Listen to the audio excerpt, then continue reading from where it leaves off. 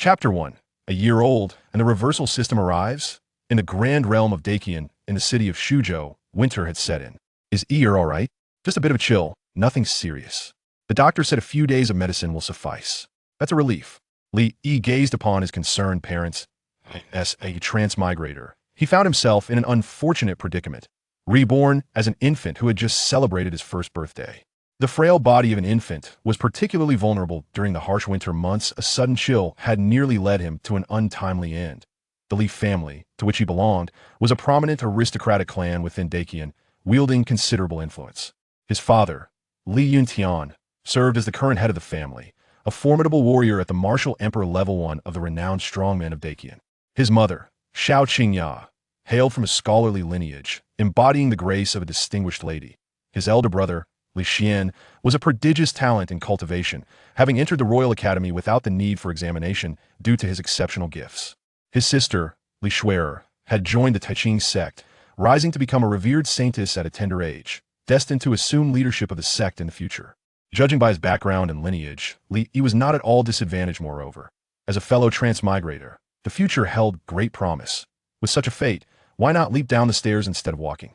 Just as Li was about to succumb to slumber, a panel suddenly materialized before him. The system has arrived? You performed exceedingly poorly at your first birthday celebration, disappointing your father immensely.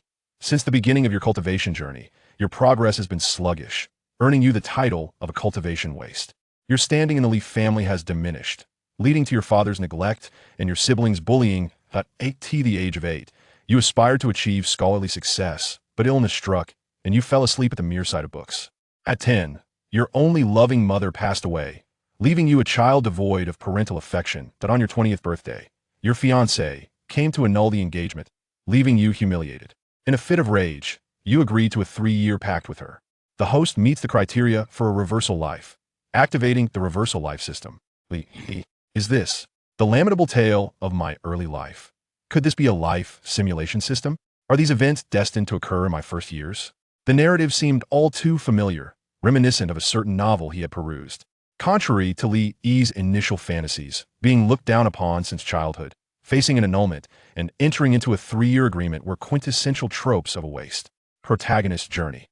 According to the system's life simulation, I must endure 19 years as a waste before the reversal life system can be activated.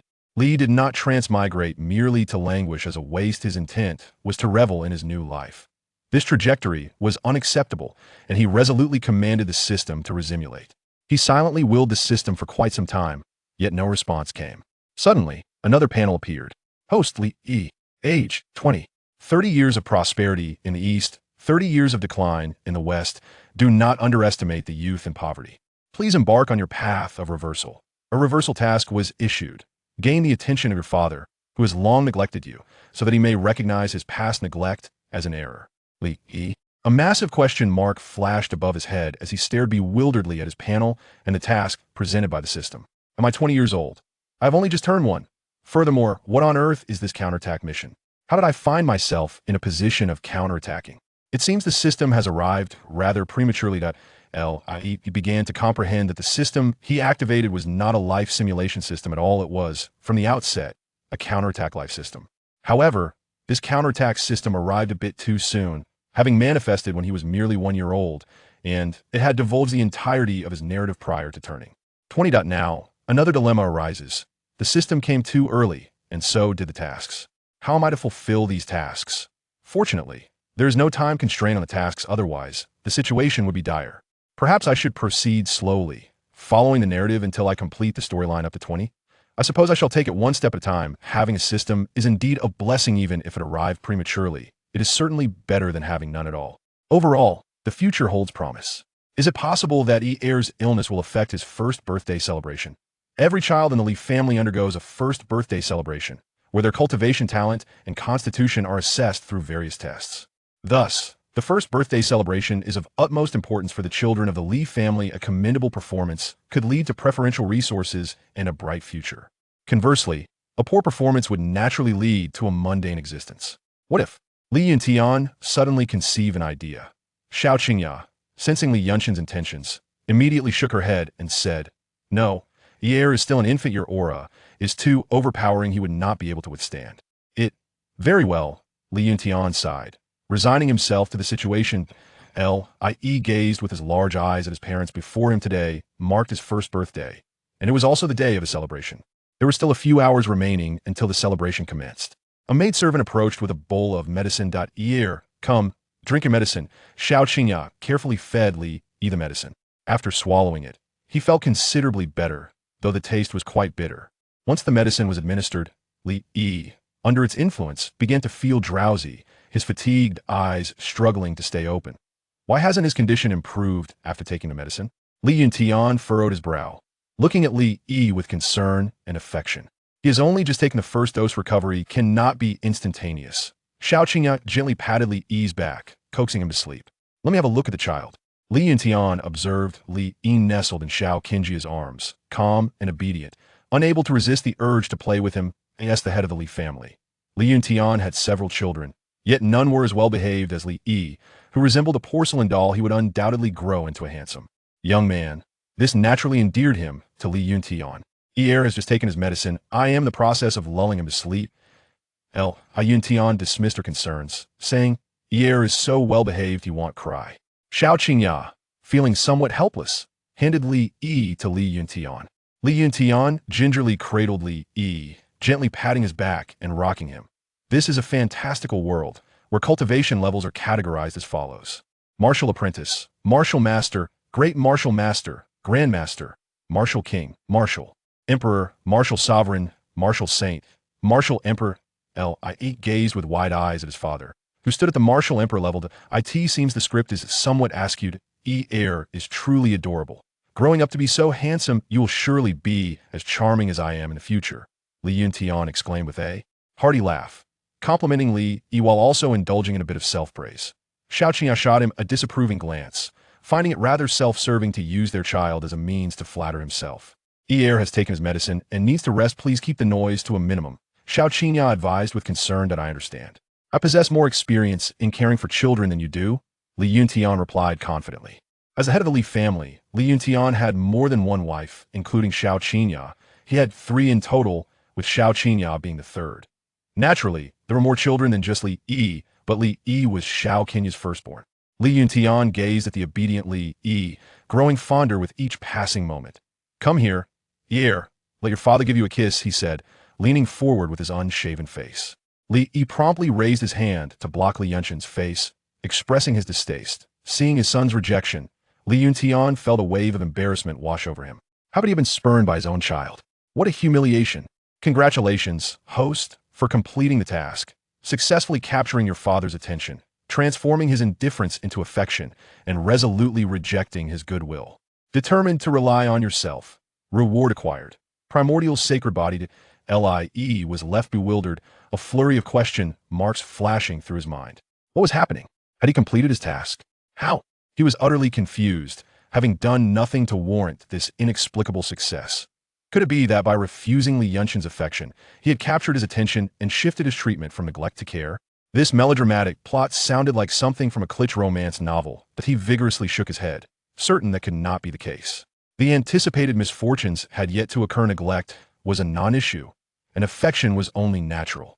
It appeared that the system had indeed malfunctioned. Primordial sacred body, an unparalleled and invincible physique, impervious to all evils, capable of countering anomalies, unmatched at the same level, physically invincible, and able to challenge even the emperors. However, one must admit, the system's rewards were indeed generous. What a delightful surprise. Having the primordial sacred body from the outset meant he was far from being a waste. There was no need for a dramatic comeback. He was at his peak from birth. After acquiring the primordial sacred body, his slight cold was no longer an issue, dissipating in an instant. The weariness that once enveloped him transformed into vibrant energy, restoring him to his former self. Li Yuntian observed the relaxed demeanor of Li Yi. Feeling perplexed, he reached out to touch Li Yi's forehead. The forehead is cool. Has Heir recovered from his fever? Not so fast, the doctor said. It would take 2 days of medication to assess his condition. Xiao Qingya replied skeptically. Feel Heir's forehead, Li Yuntian urged. Xiao Qingya stepped forward and touched Li Yi's forehead, discovering that it was indeed cool to the touch. Perhaps Heir's illness was not severe after all, hence his swift recovery, Li Yuntian suggested. Still, he must rest for a while longer, Xiao Qingya insisted. as this was her first child, and she did not wish for any mishap to occur. Head of the family, the elder has sent me to inform you that the first birthday celebration is about to commence. Please prepare to attend, a servant reported, hastily. Approaching. Good. Yuntian nodded, allowing Xiao Qingyao to hold the child as they made their way to the first birthday celebration. The child left Li Yunshin's embrace and nestled into Xiao Qinjia's gentle arms. It felt as though being cradled by two fluffy clouds, accompanied by a subtle fragrance that was immensely comforting. This what maternal love feels like. Pure bliss. Content in Xiao Qinjia's warmth. The child remained quiet and serene. This child is quite clingy, Xiao Qingyao remarked with a tender smile that radiated maternal affection. Li Yuntian glanced at Li Yi, still nestled in Xiao Qinjia's embrace, and sighed, uncertain of Li Yi's capabilities. While other children at 1 year old could run and jump, Li Yi was still attached to Xiao Qingyao, unable to walk or speak, as if he had not been born at all. This left Li Yuntian deeply concerned about Li Yi's potential in this fantastical realm. Children typically developed rapidly. It was common for a 1 year old to run, jump, and speak. Yet Li Yi lagged behind, with a weaker constitution, making it no surprise that, according to the original narrative, he would be labeled as a failure. Upon arriving at the square designated for the birthday celebration, the atmosphere was vibrant. The first birthday celebration was a significant event for the Li family, especially with the clan leader Li Yunshin's son in attendance, drawing a crowd of family members. Li Yuntian presented a medicinal pill to Li Yi. The pill was designed to enhance innate potential and stimulate growth. Its effects gentle. Each child would consume one prior to the celebration to ensure optimal condition. 5 children were set to participate in the celebration, all gathered in the square and prepared for the proceedings. An elder was addressing them, outlining the requisite instructions. The assessment consisted of 2 stages. The first stage involved the talent stone, which would evaluate their cultivation aptitude. Only those deemed sufficiently talented would advance to the second stage, the Zhuazhou, where the items they grasped would dictate their tailored cultivation paths, overseen by specialists and essential determinant of their futures. Chapter 2. Did the talent stone shatter? I believe that during this birthday celebration, Lian possesses considerable talent. I have heard he can lift a 20-pound stone, likely indicating an aptitude of at least 6 feet or more. Indeed, he is my top pick as well. This child exhibits remarkable strength and is a natural-born talent for cultivation, with limitless potential ahead. Is that not the clan leader's son? Li Yi. Members of the clan scrutinized the children on stage, engaging in discussions about each one. The elders, their faces aglow with enthusiasm, stroked their beards, exuding an air of authority as they observed the future hopes of the Li family. Yes, it is him. He has just turned 1. His presence at the celebration is a certainty. That I have heard that Li Yi still cannot speak. Indeed, he has only just learned to walk. His talent seems lacking. Clan leader's eldest son, Li Xian, is a prodigious talent, and the young lady Li Shui'er is destined to be the future leader of the Taiqing sect. With these 2 children alone, that is more than sufficient. The elders nodded in agreement, expressing their concurrence that in this world of cultivation, it was customary for children to begin speaking and walking around the age of 6 months, while Li Yi, having just learned to walk at 1 year, was still unable to articulate words. From these 2 points alone, it was reasonable to conclude that Li Yi possessed a naturally weaker constitution and average cultivation aptitude, leaving little room for high expectations. That the son of the clan leader, he paled in comparison to Li Xian and Li Shui'er, creating a stark contrast. It seems that the fortunes of the first 2 children have been exhausted, leaving little for Li Yi. However, with Li Xian and Li Shui'er, the family name is sufficiently honored. Yuntian cast a sidelong glance at the assembly of elders, who, upon noticing his gaze, ceased their discussions. His expectations for Li Yi were rather low, as the reality was evident. Li Yi's innate talents were, indeed, lacking in various aspects. Yet despite this truth, he did not wish to hear others discuss it, as it would be a source of humiliation for him. He still hoped for a commendable performance from Li Yi, at the very least, to avoid feeling shame as a father. Xiao Qingyao let out a quiet sigh. Being a woman of literary lineage, her own bloodline was not particularly remarkable, perhaps influencing Li Yi's abilities. She did not aspire for Li Yi to possess exceptional talents or achieve great success as a mother. Her only wish was for him to live a safe and peaceful life. The first birthday celebration begins. The initial test was the aptitude stone assessment. 5 children approached in turn according to their ages, with the first to step forward being Lian Tsai, a prodigy upon whom the elders had pinned high hopes. Lian Tsai walked steadily to the aptitude stone, extending his palm to place upon it. In the next moment, the stone radiated a brilliant light. The luminosity of the stone reached a height of 9 feet. An average child would measure only 3 or 4 feet.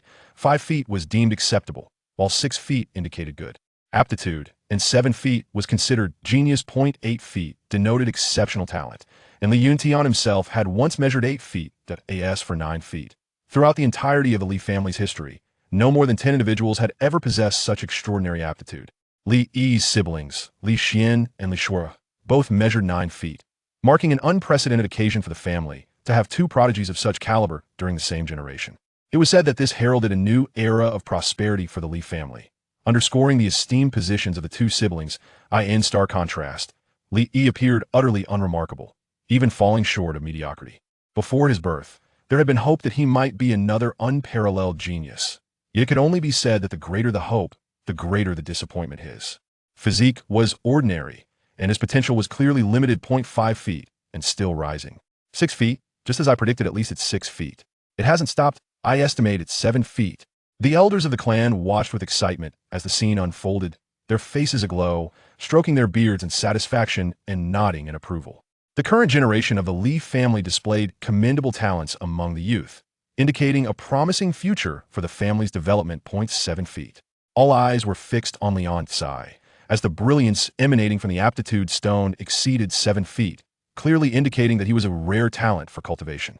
This child reaching 7 feet signifies extraordinary aptitude. Soon, our Li family will gain another master. Ha ha ha, indeed. Clan leader, with Ankai's 7 feet of talent, we must unlock the treasure vault and select a suitable cultivation technique for him. The techniques within the treasure vault are the highest level practices of the Li family, reserved exclusively for those who have made remarkable contributions or possess exceptional talents among the Li progeny. Yun Tian smiled with a facade of cheerfulness, though his smile was perfunctory as he remarked, "It ought to be so." Casting a glance at Lian Tsai and then at the unsteady Li Yi, he sighed. Well, devoid of expectations, one is spared the pangs of disappointment. With Li Xian and Li Shui as his beloved children, he found contentment. As for Li Yi, nurturing him into a good child and maintaining a calm demeanor was sufficient. The brilliance on the talent stone ultimately settled at 7 feet, eliciting a chorus of admiration from the onlookers. They applauded Lian Tsai and extended their congratulations to his parents, who had just begun planning celebratory feasts. Seated on the ground, Li Yi watched the ceremony with boredom, uncertain of how many feet he would measure. In the original narrative, Li Yi barely reached 1 foot, leaving everyone astonished and shattering their expectations. Now, possessing the ancient sacred body, he had indeed defied fate. Would a mere talent stone test reveal an extraordinary result? Noticing a gaze, I turned to look at my father, Li Yuntian, and sensed disappointment emanating from his eyes. As the remaining children ascended one by one, their performances paled in comparison to that of Lian, appearing rather unremarkable, with the tallest among them reaching merely 5 feet. The atmosphere gradually grew subdued, with fewer words of praise and more casual conversations filling the air. When it was Li Yi's turn to take the stage, as is customary for the protagonist, he was the last to make his appearance. All eyes were fixed upon Li Yi. The elders exchanged glances at Li Yuntian's expression, mentally deliberating on what kind words would be appropriate to say later, for he was the son of the clan leader, and it would be remiss not to acknowledge him, let alone to utter any disparaging remarks. Li approached the talent stone under the watchful gaze of the crowd, placing his palm upon its surface. No reaction? Could it be that his talent was so lacking that it barely measured a foot? Surely, that cannot be the case. The onlookers remained silent, the atmosphere thick with an eerie stillness. The elder, who was usually the most talkative, fell into an unexpected silence, leaving everyone at a loss for words. How could one offer praise in such a moment? It would be absurd to comment on the young master's hairstyle today. It was perhaps wiser to remain mute. Li Yuntian took a deep breath, having anticipated that Li Yi's talent might be lacking. Yet he never imagined it would be to such an extent that the talent stone did not respond at all, not even a fraction. The elder in charge of the ceremony was momentarily stunned, unsure whether to make an announcement. Li Yi remained unperturbed, his extraordinary talent allowing him to take a moment longer to react. In the next instant, the talent stone erupted in a dazzling brilliance. The onlookers instinctively raised their hands to shield their eyes, nearly blinded by the radiance. Even titanium alloy eyes could scarcely endure such light. 9 feet? Good heavens. It was indeed 9 feet. Yet something felt amiss. Why did Master Li Yi's 9 feet differ from others? They had all witnessed 9 feet before. Yet Li Yi's manifestation was far more resplendent, Far too brilliant. Just as the crowd marveled in astonishment, the light abruptly vanished. They gazed around in bewilderment, questioning what had transpired. Could it have been an illusion? The stinging in their eyes confirmed otherwise. What had just occurred? Why did the light disappear so suddenly? They appeared utterly perplexed, grasping at straws. Crack! A crisp sound resonated through the venue, drawing everyone's attention to the talent stone, which had emitted the noise. Crack! There it was again. Suddenly, the talent stone fractured, revealing a fissure that spiderwebbed across its surface. The cracks swiftly spread, enveloping the entire stone. In due course, the talent stone shattered, scattering into a multitude of fragments across the ground. The crowd gasped in disbelief. The talent stone had shattered? What had happened? How could such a pristine talent stone simply break? They stared at the debris strewn across the floor, then glanced at Li beside the stone. The elder, who had been stroking his beard, inadvertently yanked out several strands in his shock, rising from his seat, astounded, his eyes nearly bulging from their sockets. After hundreds of years, the talent stone had so easily crumbled away. This is the first occurrence of such a situation in the history of the Li family. We are left speechless in astonishment, uncertain of what to say. I glance at you, and you return the gaze. Li Yutian was equally taken aback, unable to comprehend the situation. Could it be that young Master Li possessed such extraordinary talent that he managed to shatter the talent stone? Is it truly possible to break it? Such a phenomenon is unheard of. That brilliance just now must have reached 9 feet, didn't it? Li Yutian rose to his feet, his excitement propelling him forward as he took 2 steps, his palms striking the railing with fervor, delivering 2 firm slaps. Could it be that Li is truly a prodigy? Have we consistently underestimated him all along? Perhaps he merely has yet to awaken his potential? Previously, many believed Li possessed only mediocre talent, yet his recent display has genuinely astonished everyone, leaving them at a loss for words. The elder in charge of the ceremony approached to inspect the talent stone, confirming its integrity. Could it be that Li Yi's extraordinary aptitude was so overwhelming that it shattered the talent stone? To possess the ability to obliterate the talent stone, what caliber of talent would that entail? The very notion of such talent is beyond imagination.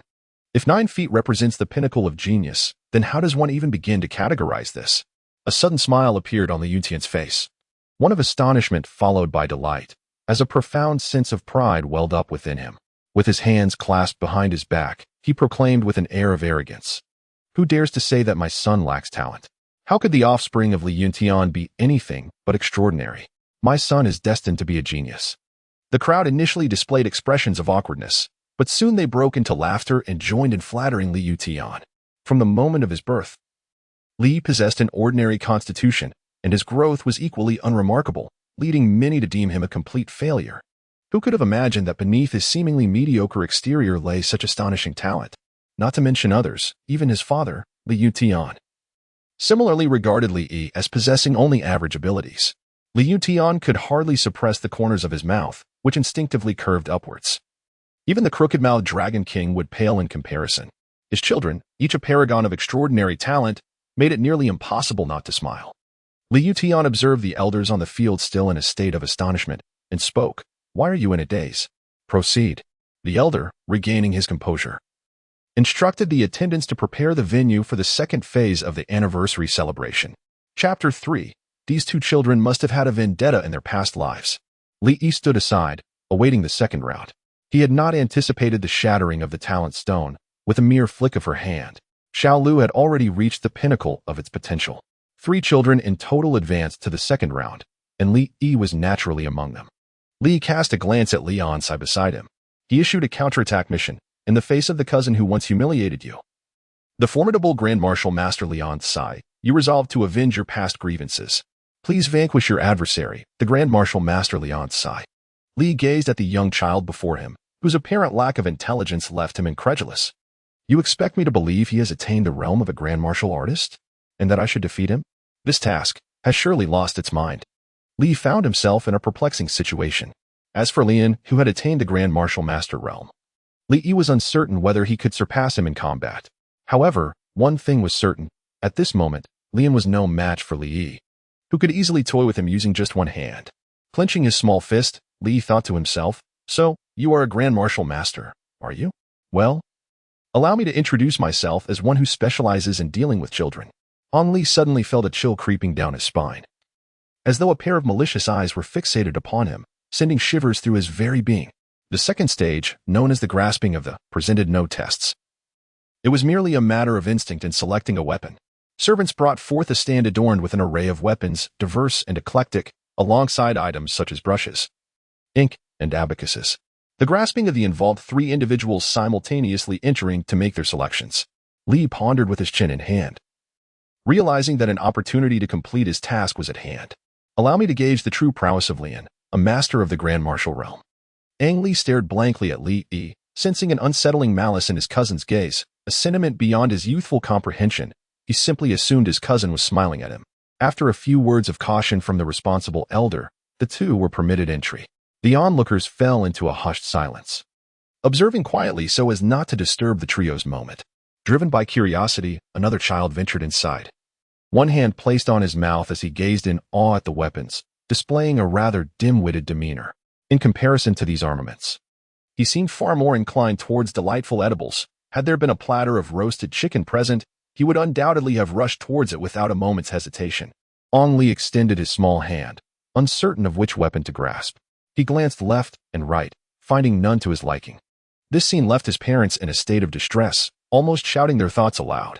Li Yi's thoughts were not occupied with these trivial matters. Rather, they were fixated on Lian Kai. He gazed intently at Lian Kai, contemplating strategies to vanquish this formidable master of martial arts. What was he up to? Li Yuntian clenched his fist. Despite having occupied the position of the family head for many years and having cultivated an unflappable demeanor, he could not help but feel a surge of anxiety upon observing Li Yi's immobility. He yearned to rush forward and assist Li Yi in making his selections, yet he found himself unable to do so. Due to Li Yi's performance in the preliminary round, all eyes in the room were now fixed upon him. Do not be anxious. Yi simply made an unfortunate choice, Xiao Qingye remarked, perceiving Li Yuntian's unease and offering words of comfort. I am not anxious at all, he retorted. Li Yuntian, wearing an air of indifference, waved his hand dismissively and confidently declared, I believe that with Yi's innate talent, he shall not disappoint me. Xiao Qingye smiled softly, remaining silent as she quietly observed Li Yi. Lian had just selected his target when he took measured steps towards a long gun position directly opposite him, reaching out his hand to grasp it. Upon seeing Lian's determination, Li Yi too sprang into action, sprinting straight towards him, his short legs propelling him forward. What was Yi up to? Li Yuntian could not comprehend Li Yi's intentions. Given the current atmosphere, it seemed as though he intended to bring back Lian's side. Was he planning to utilize his cousin as a means to an end? Li fixed his gaze upon his cousin, who had once insulted him. Although the confrontation had yet to unfold, how dare he humiliate me? He would soon learn the true meaning of cruelty. Possessing an ancient physique, Li Yi's constitution far surpassed that of his peers. He sprinted with remarkable speed and stability, effortlessly closing the distance to Lian Kai. Just as Lian Kai reached for the long spear, Li Yi raised his foot and delivered a powerful kick to his cousin's back, sending him sprawling to the ground. Go play in the mud. Being struck caused Lian Kai to lose his balance and tumble forward, rolling like a ball before righting himself and sitting on the ground. Lian Sai blinked in bewilderment, his expression one of utter confusion, as if his mind had yet to grasp the situation. Was I just kicked? After a moment of disorientation, he became aware of the pain coursing through his body and began to wail, forgetting all about the festivities.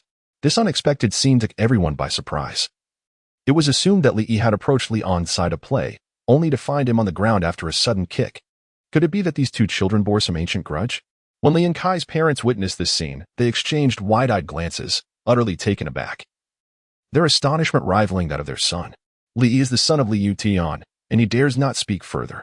Li Yuntian smiled awkwardly, reflecting on the audacity of the young rascal who had kicked the child and disrupted his ceremonial celebration. Congratulations, host, on completing the task. You have now transformed beyond recognition. The once formidable martial artist, Lian, is no match for you. With a mere kick, you have vanquished him, leaving him in tears of humiliation, regretting his past transgressions. Reward obtained. Swordsmanship inherent talent. Swordsmanship inherent talent, a natural proficiency in the art of the sword, allowing for rapid mastery and an innate understanding of sword techniques, far surpassing that of the ordinary individual.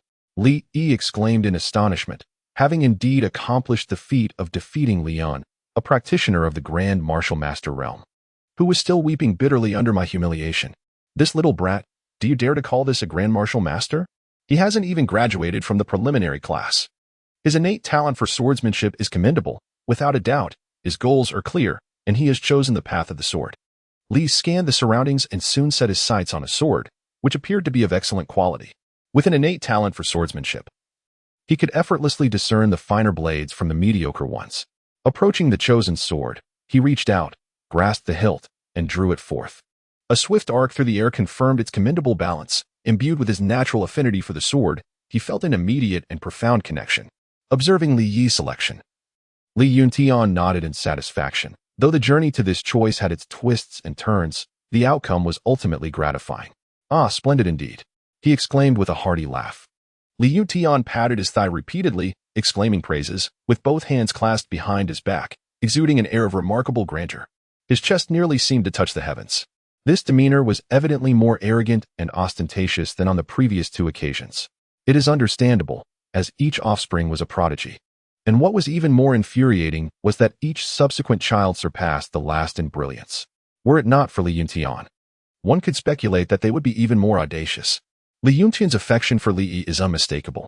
Li Yi, unlike the first two children, was born with a frail constitution, nearly succumbing in the womb. He frequently fell ill, leading many to believe he would amount to nothing. However, to everyone's astonishment, Li Yi proved to be the most surprising of them all, bringing immense pride. This time, he chose the sword, destined to become a prodigy in the art of swordsmanship. Li Yuntian, with an air of arrogance, found his previous concerns completely dissipated. If two more prodigies were to emerge in the future, it seemed that Li Yuntian would indeed become the foremost figure in history to flaunt his children's brilliance. Chapter 4. Li Yi, I am no longer pure. Young Master Li Yi, endowed with exceptional talent, is fortunate to have a master like you, who is also a skilled swordsman, capable of nurturing him into a supreme expert in the art of swordsmanship. Li Yuntian nodded. For these words were music to his ears. Now you all know how to speak well, but who was it that doubted ear just moments ago? My son is capable of anything. This moment truly allowed Li Yuntian to bask in his pride. Indeed, Li Yi's talent surpassed everyone's expectations, even those who deemed it impossible and had never considered such potential. Yet, Li achieved it, shattering the perceptions of all. The head of the family spoke wisely. We have indeed been short-sighted. Young Master Li Yi's remarkable accumulation of skill has truly opened our eyes. In the future, young Master Li Yi is destined to elevate the Li family to new heights. Li Yi's performance was commendable. He effortlessly extolled praises without needing to concoct flattery. Words flowed seamlessly from his lips, and the compliments he bestowed upon Li Yuntian elicited a radiant smile, one that seemed to stretch endlessly across his face.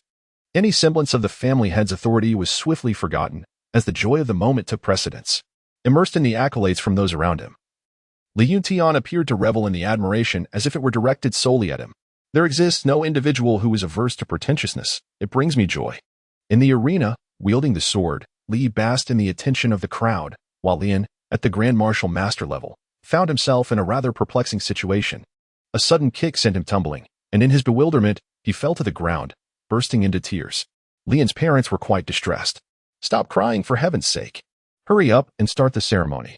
If we delay any longer, it will all be over. Li Yi dug at his ears, feeling that Lian was excessively loud. Eager to bring the ordeal to an end, he approached the long spear that Lian had previously admired, lifting the imposing weapon with a single hand. Returning to stand before Lian, who was preoccupied with his tears, he remained oblivious to the culprit standing before him. With a sudden crack, Li Yishuan struck Li Ansai's face with a resounding slap, abruptly silencing his cries, while the murmurs of bystanders filled the air. All present were astonished by the unfolding scene, confirming that these two children surely harbored deep-seated animosities from a past life. The enmity was profound and intense. Clutching the weapon that Li Ansai had intended to choose, Li Yishuan approached him to flaunt it, only to retaliate with a fierce slap across his face. Such a magnitude of grievance and resentment was palpable.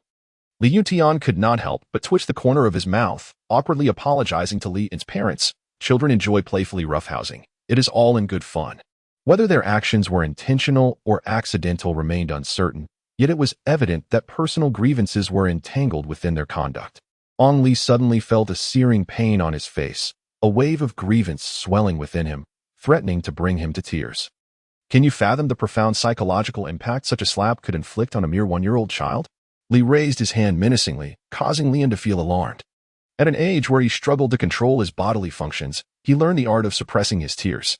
Li looked at Ong Li without shedding a tear. then tossed the long spear into his hands. Bewildered, he barely managed to catch it, nearly toppling backwards. As he attempted to rise, he discovered the spear's weight was too burdensome, constricting the very essence of his fate, imposing a weight far beyond his tender years.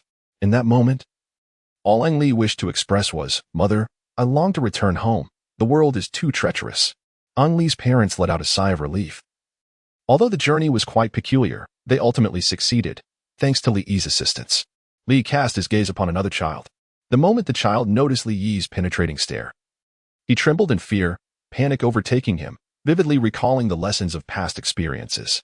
Without needing any prompting from Li Yi, he instinctively collapsed onto the ground, rolled over, and feigned death. Such perceptiveness at such a tender age surely foretells a promising future.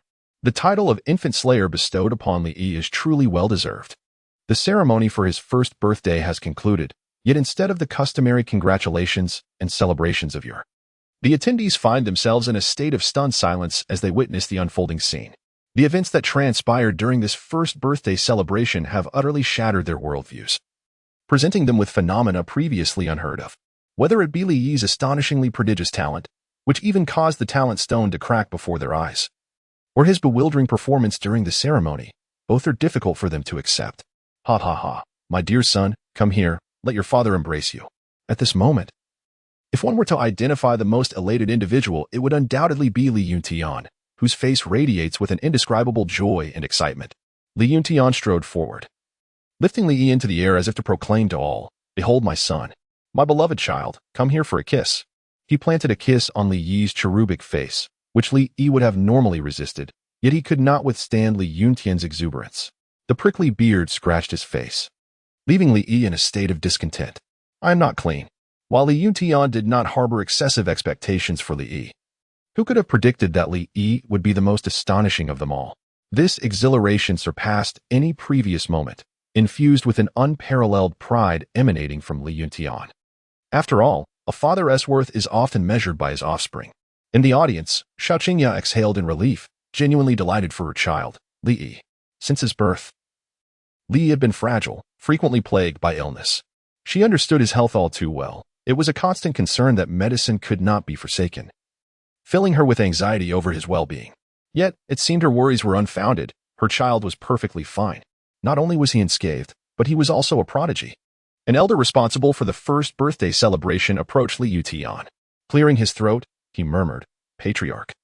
Both young Master Li Yi and Lian possess talents that exceed 7 qi. You have yet to make the announcement. Li Yuntian suddenly recalled, in his overwhelming excitement. He had forgotten about this matter. He subdued his joyful expression and assumed the dignified demeanor befitting a family patriarch, though the corners of his mouth still betrayed an upward curve. Li Yi and Lian possessed talents surpassing 7 feet. And tomorrow he would unlock the treasure vault for these two, allowing the children to seek their fortunes within. Today, the first birthday celebration concluded, and he expressed gratitude to all who attended. During the celebration, Li stole the spotlight, and Li Yuntian basked in the reflected glory, momentarily enjoying boundless prestige. A new task emerged. After receiving rewards, your cultivation would advance rapidly. You must showcase your prowess and astonish your father with your progress. Here it comes again. This absurd task. How can I possibly shock my old man? Should I splash him with something? The system had arrived early. The specific details of the task were no longer significant. What mattered was the means of completion. Achieving the desired effect by any method would suffice. Li Yi, with his mouth agape, babbles incomprehensibly.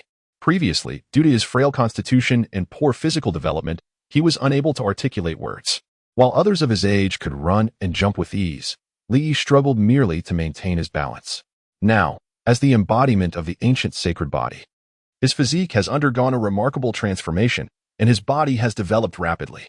Xiao Qingya cradles Li Yi in her arms, playfully teasing him by gently poking his chubby cheeks, her face radiating a tender and benevolent maternal love.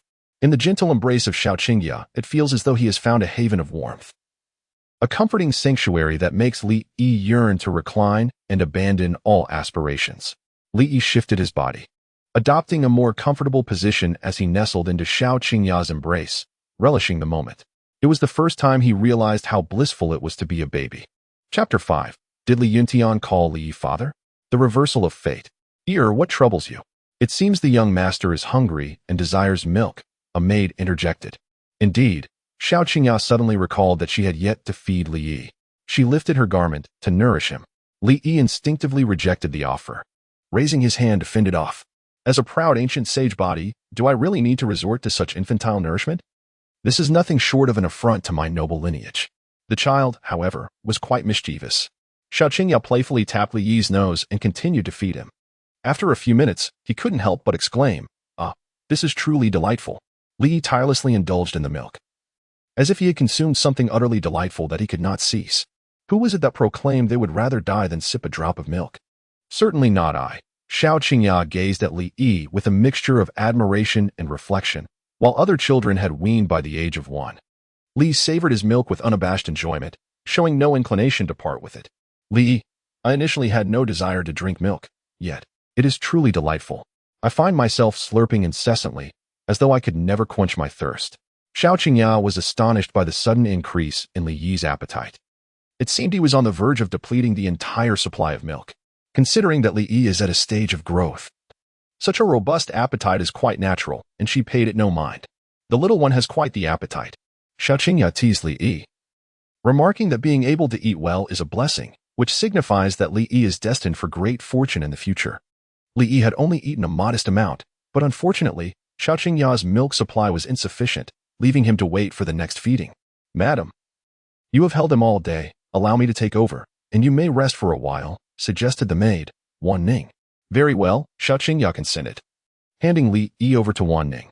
After holding him for a while, her arms grew weary. In Wan Ning's embrace, Li Yi shifted uncomfortably, acutely aware of the stark disparities between individuals. Compared to the tender warmth of Xiao Qingya, Wan Ning's barren surroundings felt somewhat jarring, akin to sleeping on a wooden plank. He couldn't help but worry about Wan Ning's future children, pondering if they might go hungry. Observing Wan Ning's meager provisions, he noted that she was only 15 or 16. When he was able to speak, he would certainly remind her to improve her diet. Having traversed life as an infant, Li grasped a profound truth. No child should endure hardship. Contemplating this, he swallowed hard, his stomach growling, yearning for milk. He cast a glance at Wan Ning's desolate environment, his expression one of disenchantment. Wan Ning inquired, "What is it?" Just then, a hearty voice resonated from outside the door. Though unseen, it was unmistakably that of his father, Li Yutian. "Let me see my dear ear," he declared, striding into the room. Since yesterday's first birthday celebration, Li Yutian had shown an extraordinary enthusiasm for Li Yi, harboring high hopes for him. Were it not for his duties as the head of the family, he would have preferred to remain by Li Yi's side all day, nurturing his growth. He lifted Li Yi into his arms, gazing intently at his beloved son, growing fonder with each passing moment.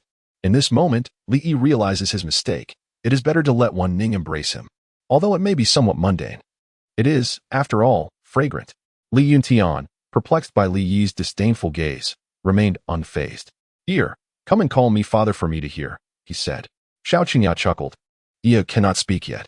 Li Yutian, with a dismissive tone, remarked, "You fail to comprehend. This phenomenon is known as the influence of a nurturing environment. Young Yi has heard it often, and when he eventually learns to speak, upon seeing me for the first time, he will instinctively know to call me father." Xiao Qingya observed the joyful interaction between the father and son, smiling gently. "Yi, come and call your father." Li Yutian playfully encouraged Li Yi. Li attempted to speak, and it seemed he was finally able to utter words. A faint sound of acknowledgement escaped his lips. "Li Yutian, did Ear just say or did I mishear? Has Ear learned to speak?" Li Yutian attempted to impart his teachings, saying, "Ear, come, recite with me, father." Li responded without hesitation, uttering a clear and crisp This sound resonated with greater clarity than the previous one, indeed signifying speech. "My goodness, Ear has spoken." Xiao Qingya gazed at Li Yi in astonishment, unable to believe her ears. Li Yutian laughed heartily and said, "What did I just say? Was I not correct?" Upon further reflection, a sense of unease crept in. Had I just called my son father? Did Li Yi respond with a mere Had I unwittingly become the subject of my son's jest? Was this a reversal of the natural order? Contemplating this, Li Yutian wondered if Li Yi could only utter that single sound. To confirm his suspicions, he called out once more, "Father."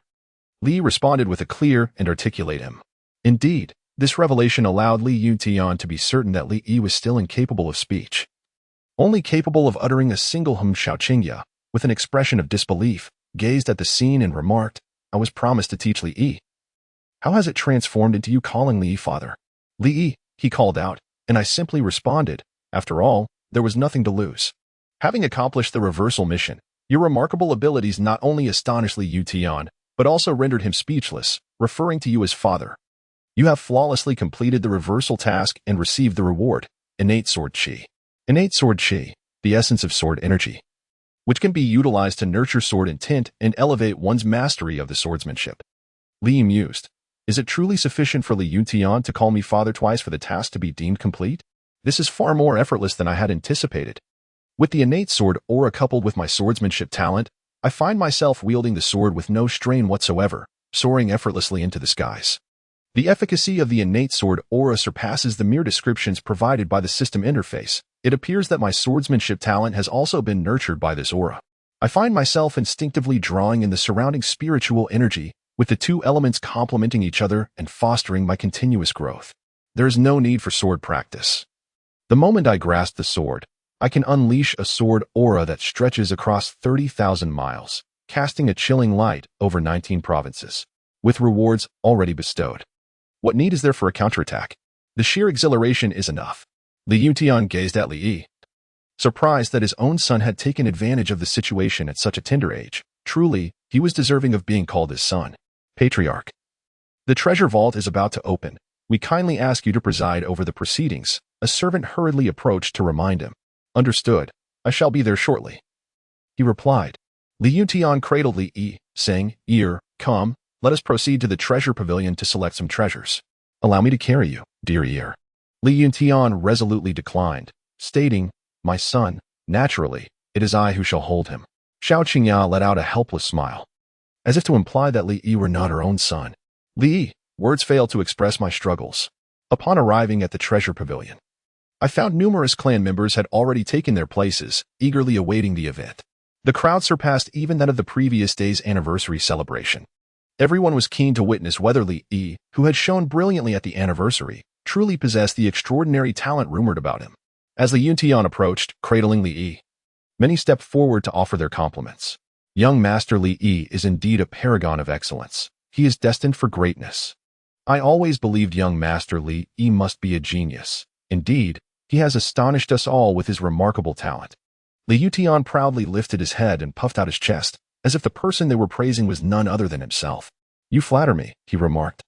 Li Yutian responded with a cheerful smile as he approached the treasure pavilion.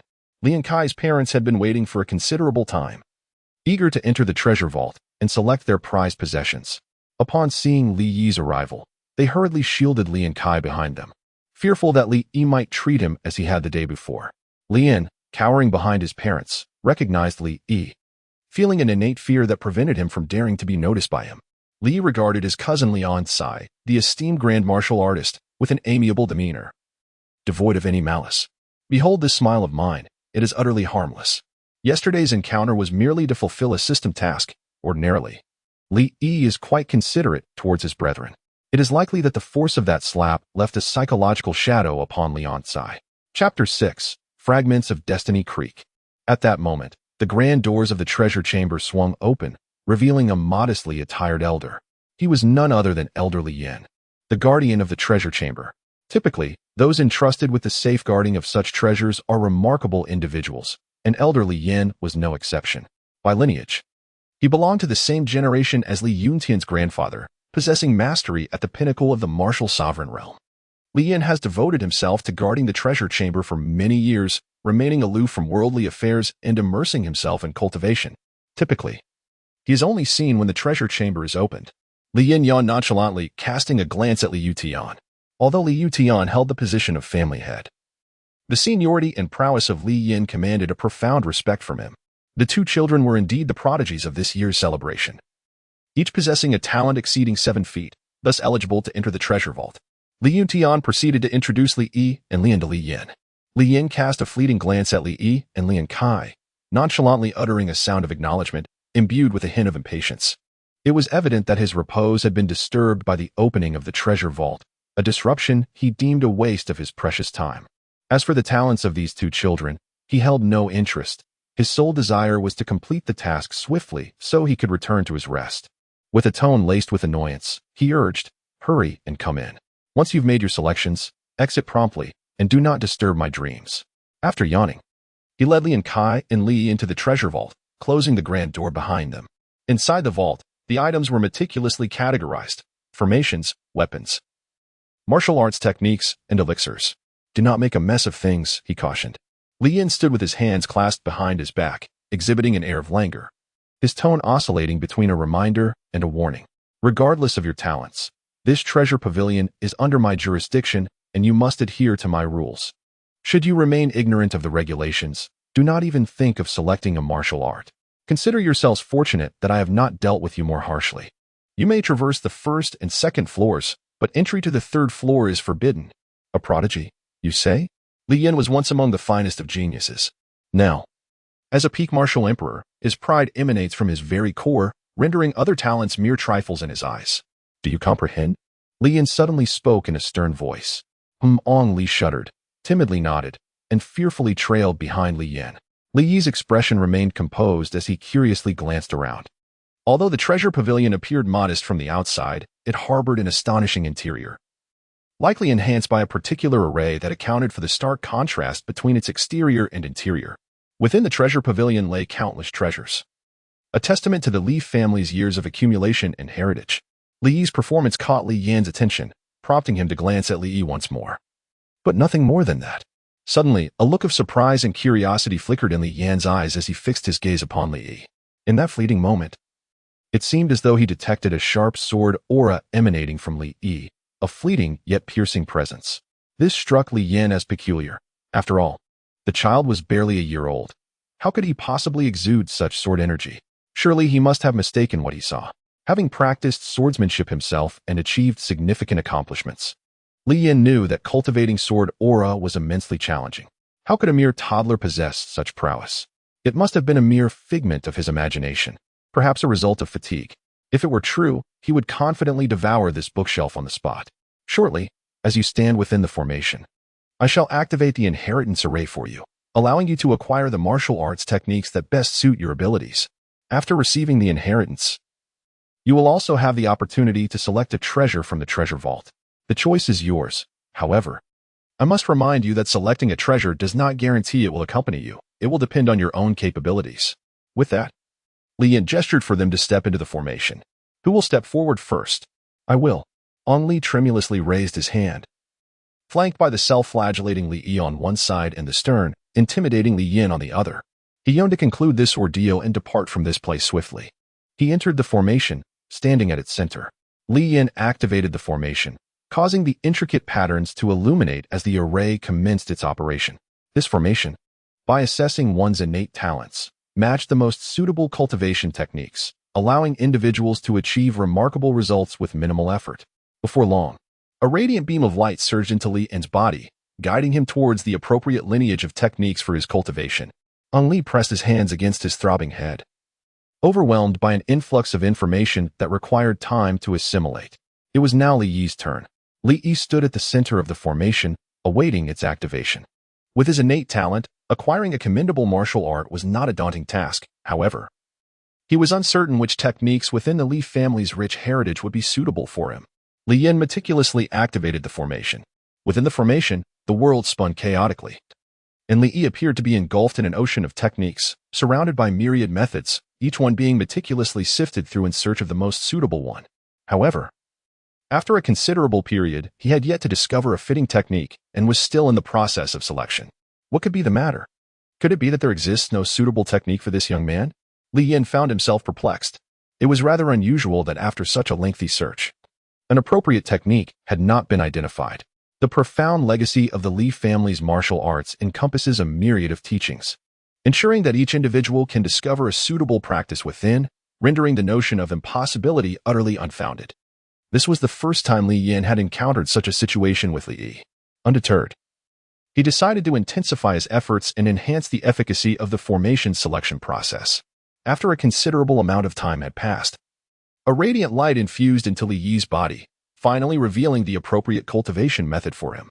Li Yi sensed the emergence of an extraordinary entity within his mind, a martial art that resonated with his essence.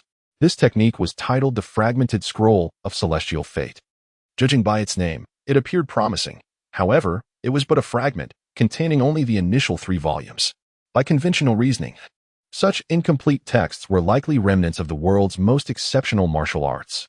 The fact that this particular method aligned perfectly with his innate talents suggested it could not possibly be inferior. Li Yin withdrew his hands, concluding the formation.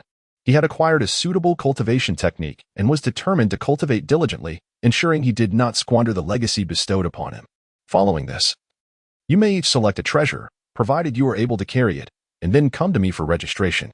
After Li Yin finished speaking, he stifled a yawn and went to the side for a brief rest, leaving only Li Yi and Lian to select treasures. Li bestowed upon Lian a seemingly harmless smile, causing Lian to shudder. Cherishing life, he distanced himself from Li Yi and scurried to a corner to select a cultivation technique, unwilling to remain in Li Yi's company. Li Yi was in the treasure pavilion, searching for the coveted artifact of his desire. After an extensive search, he found nothing suitable. Naturally, one must select only the finest. Suddenly, a piercing scream broke the silence. Li Yi turned to see Lian Kai.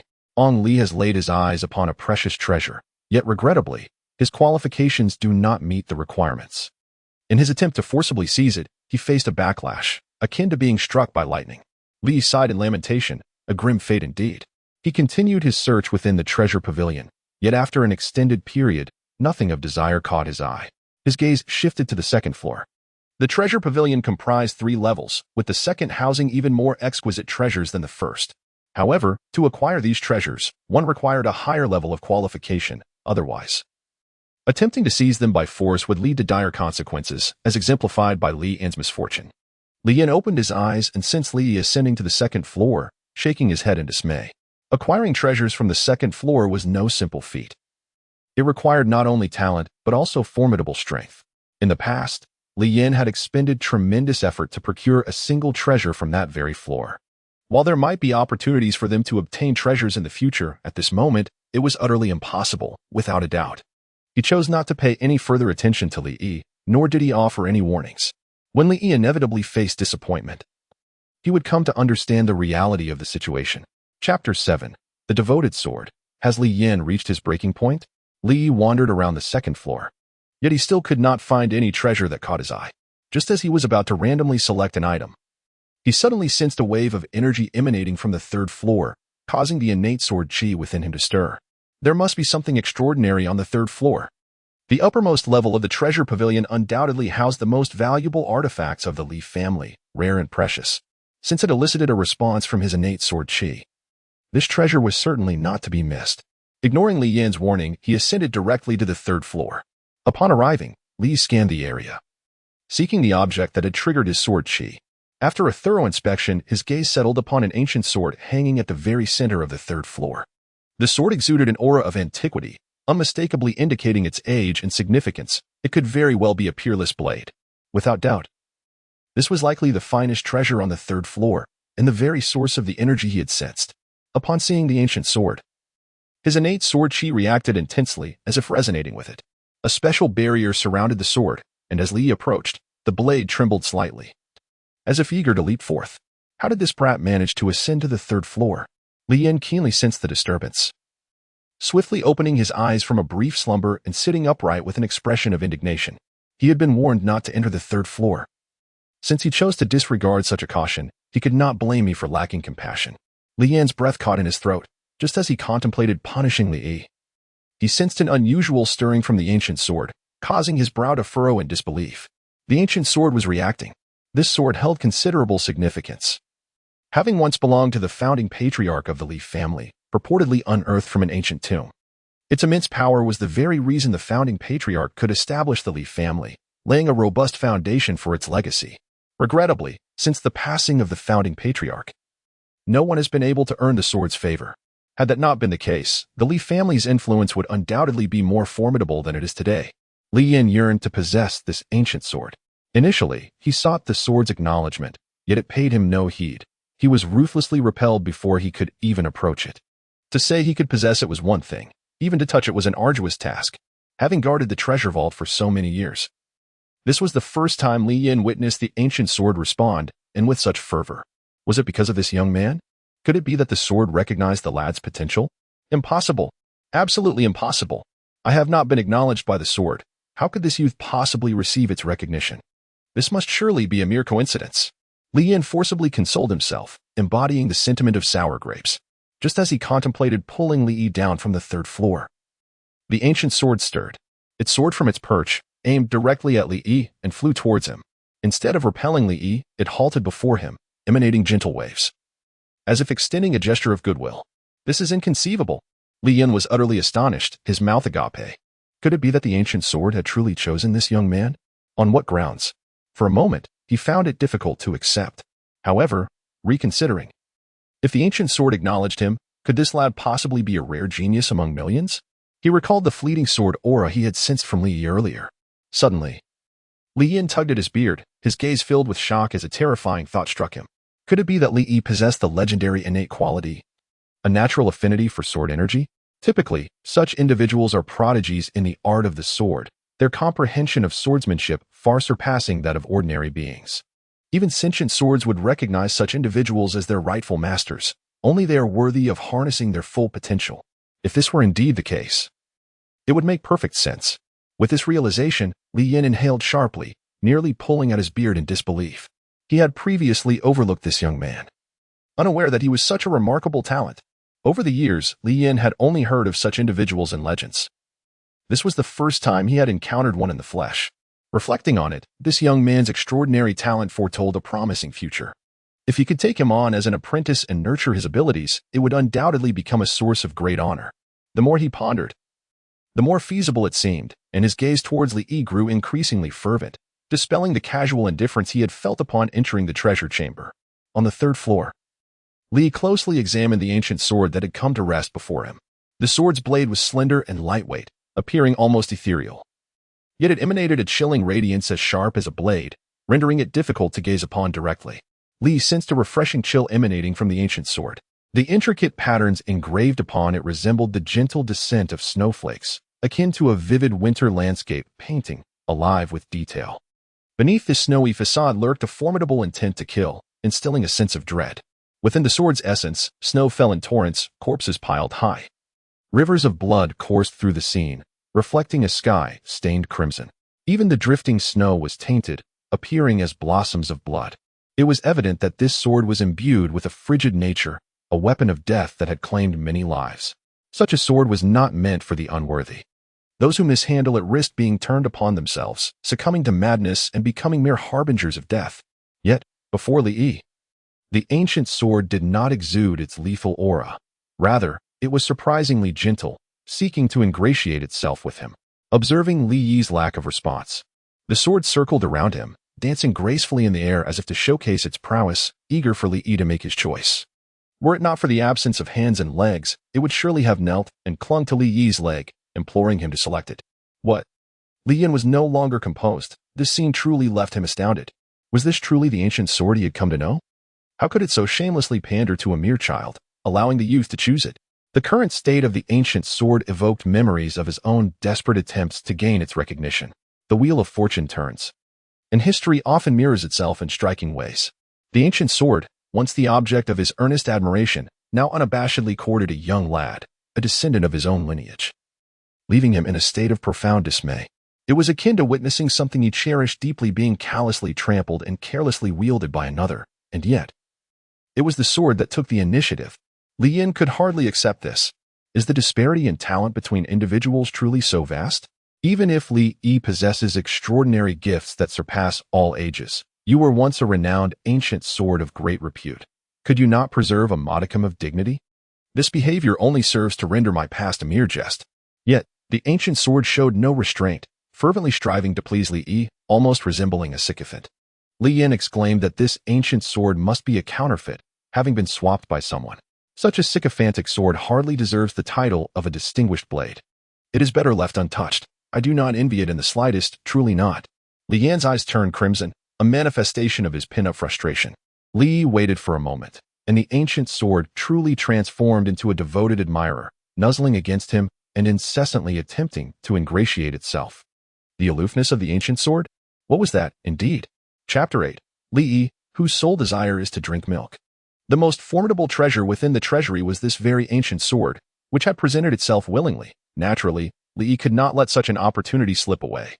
The overly enthusiastic ancient sword was quite overwhelming, yet Li Yi reluctantly accepted it. Li extended his hand, and the ancient sword soared into his grasp. Thus began the connection between Li Yi and the sword.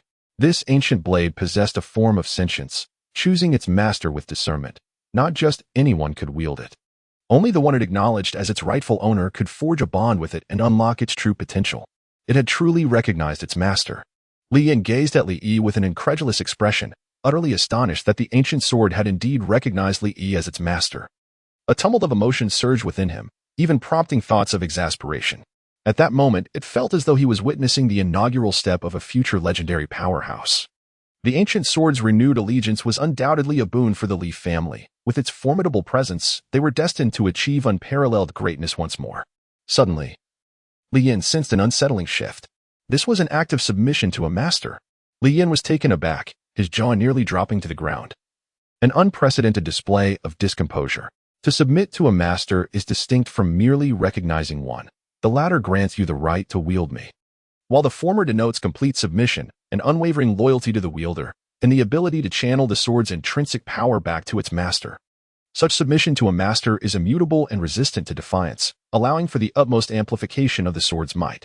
Should the wielder fall in battle, the sword itself would suffer grievous damage, potentially leading to the dissipation of its consciousness and rendering it mere scrap. Without absolute acknowledgement, a sentient weapon would never choose to submit to a master. Li Yin encountered for the first time a weapon willing to submit to its master, the ancient sword, which seemed intent on binding itself to Li Yi. Today was indeed an eye-opening experience. Not only did it expand his horizons, but it also shattered his worldview. In most circumstances, it is the wielder who earns the weapon's recognition, leading the weapon to choose to submit. However, this ancient sword appeared to be shamelessly establishing this bond. The disparity was stark, leaving Li Yin perplexed. What extraordinary talent did Li Yi possess to evoke such loyalty from the sword? This young man was destined to become an unparalleled powerhouse. While he was still in his formative years and easily influenced, it was imperative that Li Yin take him on as a disciple, for he would undoubtedly cultivate a future legend. The mere thought filled him with excitement. With the bond of submission established, Li Yin felt an extraordinary affinity for the ancient sword, as if it had become an extension of himself, deeply intertwined with his very soul. After accepting the sword's allegiance, Li sensed a notable enhancement in his physical prowess, even without wielding the sword. He could harness its sword intent. This was the boon of such submission.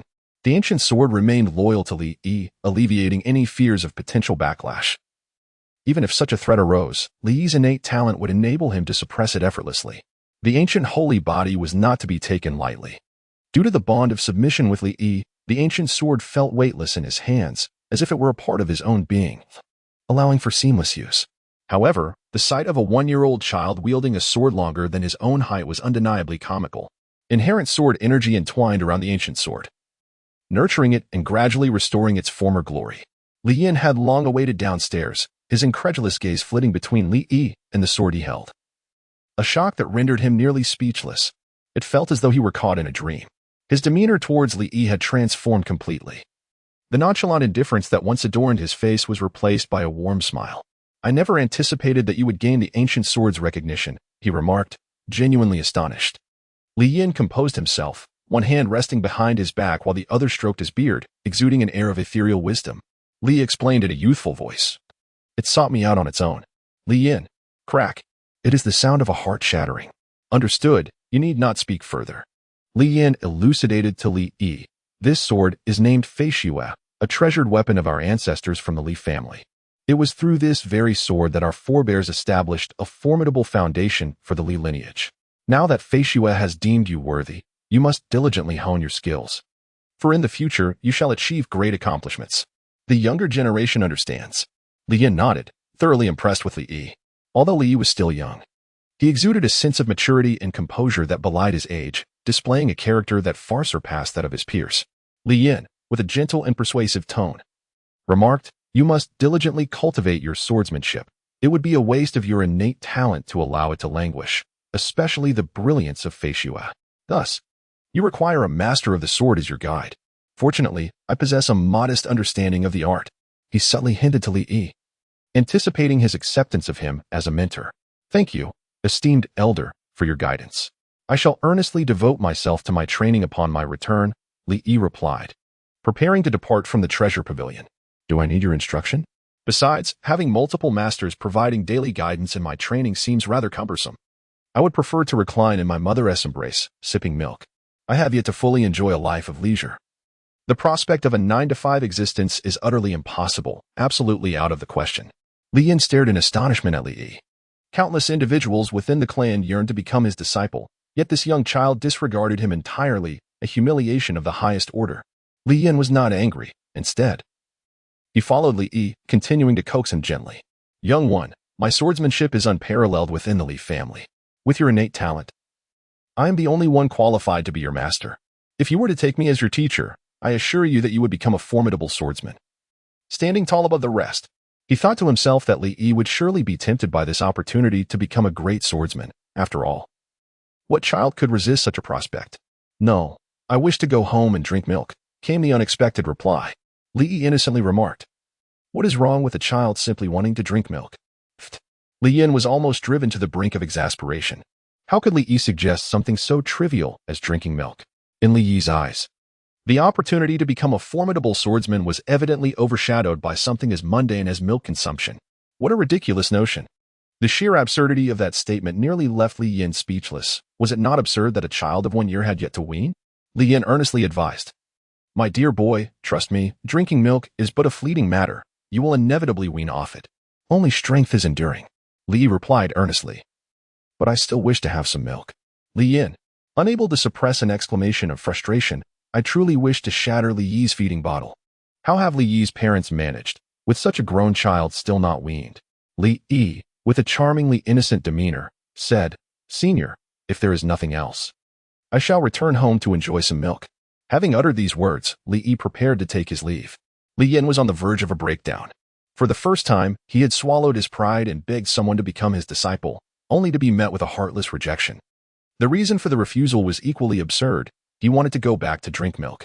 It was truly ludicrous. Li Yin wished he could transform into a woman, offer him a couple of sips, and make him willingly accept the role of his disciple. Clearly, this young man was not easily swayed. A different approach was necessary. He decided to speak with the boy's parents, convinced they would understand. With a sense of urgency, he took Li Yi outside, eager to engage in conversation with his parents. Suddenly, he felt as though he had forgotten something important, but he dismissed the thought. Nothing was more critical at that moment than accepting Li Yi as his apprentice. Meanwhile, in a forgotten corner of the first floor, Li Yin remained unnoticed. On Li, where is everyone? Li Yin escorted Li Yi out of the treasure pavilion. With a creaking sound, the doors swung open, revealing the anxious crowd outside. At last, they emerged. Curiosity buzzed among the onlookers regarding the treasures chosen and the techniques acquired. Given Master Li Yi's exceptional talent, it was certain he had obtained the most esteemed martial arts of the Li family. The spectators chattered excitedly, completely oblivious to the fact that only Li Yi and Li Yin had exited, overlooking the absence of Li Yin. It appeared that Master Li Yi was holding a sword. As the gathered elders caught sight of the ancient sword, their composure shattered. They hurriedly rubbed their eyes to confirm they were not mistaken. Their astonished gazes fixated on the sword, as nearly popping out in disbelief. This was the ancient sword, Fei Xue. My heavens, it truly is the ancient sword, Fei Xue. Never did they expect to witness it selecting a master in their lifetime, and with Master Li Yi's qualifications, it made perfect sense. Gasped. Fei Xue has chosen its master once more. Truly, the heavens favor our Li family, and we shall surely achieve greatness anew. After the initial shock, an unprecedented excitement took hold. Their bodies trembling with joy, nearly moved to tears. It seemed they were on the verge of kneeling in worship. Only they could fathom the immeasurable value of the ancient sword, Fei Xue. If they were to learn that Fei Xue had sought out Li Yi as its chosen one, their worldviews would likely shatter, just as Li Yan's had. As Li Yi's father, Li Yuntian felt an equally profound sense of disbelief. Li Yi unexpectedly obtained Fei Xue, leaving him momentarily dazed and bewildered. For many years, Fei Xue had acknowledged no one other than the founding patriarch. Even Li Yuntian had once attempted to master Fei Xue, yet it had utterly disregarded him. There had been hopes that either Li Xian or Li Xue'er might succeed in wielding Fei Xue, but it showed no response to either of them. The fact that Li Yi was able to claim it was indeed unforeseen. In that moment, Li Yuntian smiled with satisfaction. Proud of his son, having gained Fei Xue's recognition, he was destined for greatness. My husband, this sword is Shao Qingya, not being a member of the Li family, was unaware of fei xue's significance. Li Yuntian elucidated to Xiao Qingyao the significance of fei xue to the Li family. And it was then that she comprehended the extraordinary nature of Li Yi's actions. Mother. Li Yi had intended to rush into his mother's gentle embrace, only to be intercepted by Li Yutian. My dear son, allow your father to embrace you. Li Yi, this father is not worth having. Is he truly your son? It was only then that Li Yin realized that Li Yi was the offspring of Li Yuntian. A child so gifted, of course, must be my son. Li Yuntian, brimming with pride, almost looked down upon others through his nostrils, exuding an air reminiscent of a proud dragon. You certainly know how to bear children. Li Yin could not help but express his frustration. All three of his children were prodigies, particularly Li Yi, who even made the snowflakes bow in submission. Could it be that he had made a grave mistake? Perhaps he should have married and born 2 more children instead of dedicating himself solely to cultivation, resulting in his current predicament of being half a step away from the grave while remaining perpetually unmarried. Li Yuntian smiled modestly twice, saying, I must trouble you this time. Esteemed senior, having completed the selection of treasures, there seemed to be no reason to linger. Just as Li Yuntian intended to carry Li Yi away, he was halted by Li Yin. Please, wait. Might I inquire if you have any further matters, esteemed senior? Li Yuntian asked. Li Yin cleared his throat and said, Well, I believe this child possesses exceptional talent and has earned fei xue's recognition. We should not squander such a gift in the way of the sword. Instead, let him take me as his master, and I shall guide him. Li Yuntian was momentarily taken aback, as he had not anticipated that Li Yin wished to take Li Yi as his disciple. Li Yin is undoubtedly one of the foremost warriors of the Li family, attracting numerous admirers who wish to become his disciples. However, Li Yin, proud by nature, has never taken on a student, believing them unworthy.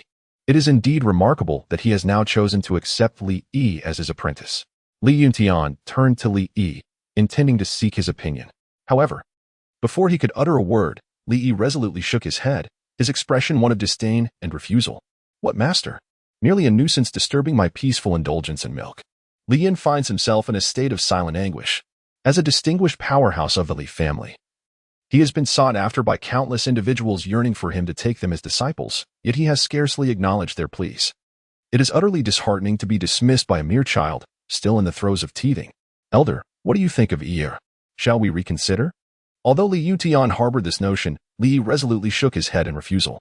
Li Yuntian contemplated waiting a little longer, allowing time for Li Yi to mature before rushing into decisions. Very well then. Li Yin sighed, realizing that there was no other choice. At his age, taking on a disciple was no simple task for him. Li let out a sigh of relief, finally able to enjoy his milk in peace. After acquiring the ancient holy body, his growth was rapid, yet this came with increased consumption, necessitating the intake of sustenance to replenish his strength. Although he had just consumed some milk, Louis now found himself hungry once more. Senior, where is my son? As Lian's parents approached, they recalled their son. Yet after a prolonged moment of waiting, he did not emerge. It was at this moment that everyone remembered that Lian had also entered. Lian suddenly struck me, and I couldn't help but exclaim inwardly, realizing that I had completely forgotten about this fellow.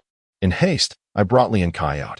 Thus, the selection of treasures at the treasure pavilion came to an end. Chapter 9, A Mother's Embrace. Li Yi climbed beside Xiao Qingyao, his wide, innocent eyes fixed intently on her. He opened his mouth, nibbling on his fingers, mimicking the act of eating. Xiao Qingyao sighed in exasperation. Was it time for milk again? It was not that she was unwilling to nurse Li Yi, but rather that her milk supply was dwindling, nearly exhausted by his ravenous appetite. His hunger was growing insatiable. With a furrowed brow and a heavy heart, Xiao Qingyao reluctantly cradled Li Yi in her arms, offering him nourishment. As she watched him eagerly suckling, she felt a profound sense of helplessness, pondering when he would finally wean.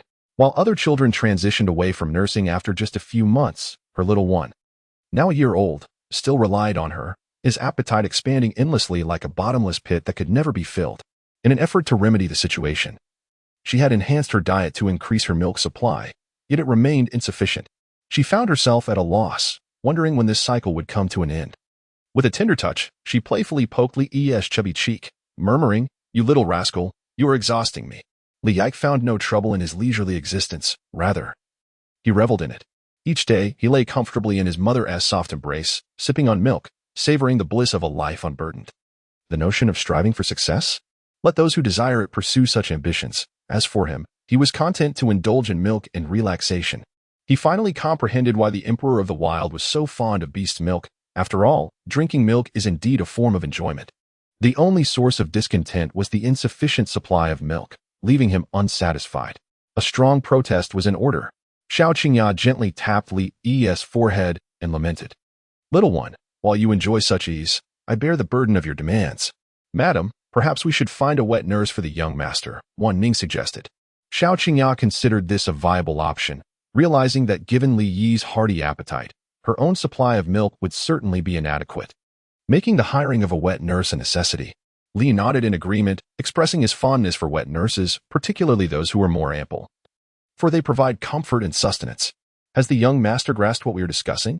Wan Ning inquired with a playful smile directed at Li Yi. Children like Li Yi, who are both well-behaved and charmingly adorable, tend to be immensely endearing, especially to young ladies. Now that he can speak, he certainly understands, she added.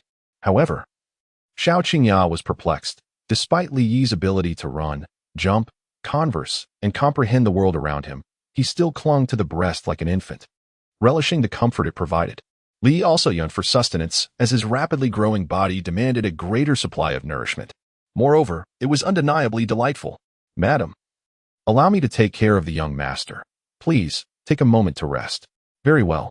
Xiao Qingya, feeling somewhat weary, entrusted Li Yi to Wan Ning. Li gazed at the majestic mountains and rivers before him, then shifted his gaze to the barren chest of Wan Ning. Realizing that nothing could compare to the comfort of a mother's embrace, his face contorted with disdain and reluctance, he lamented the absence of his mother.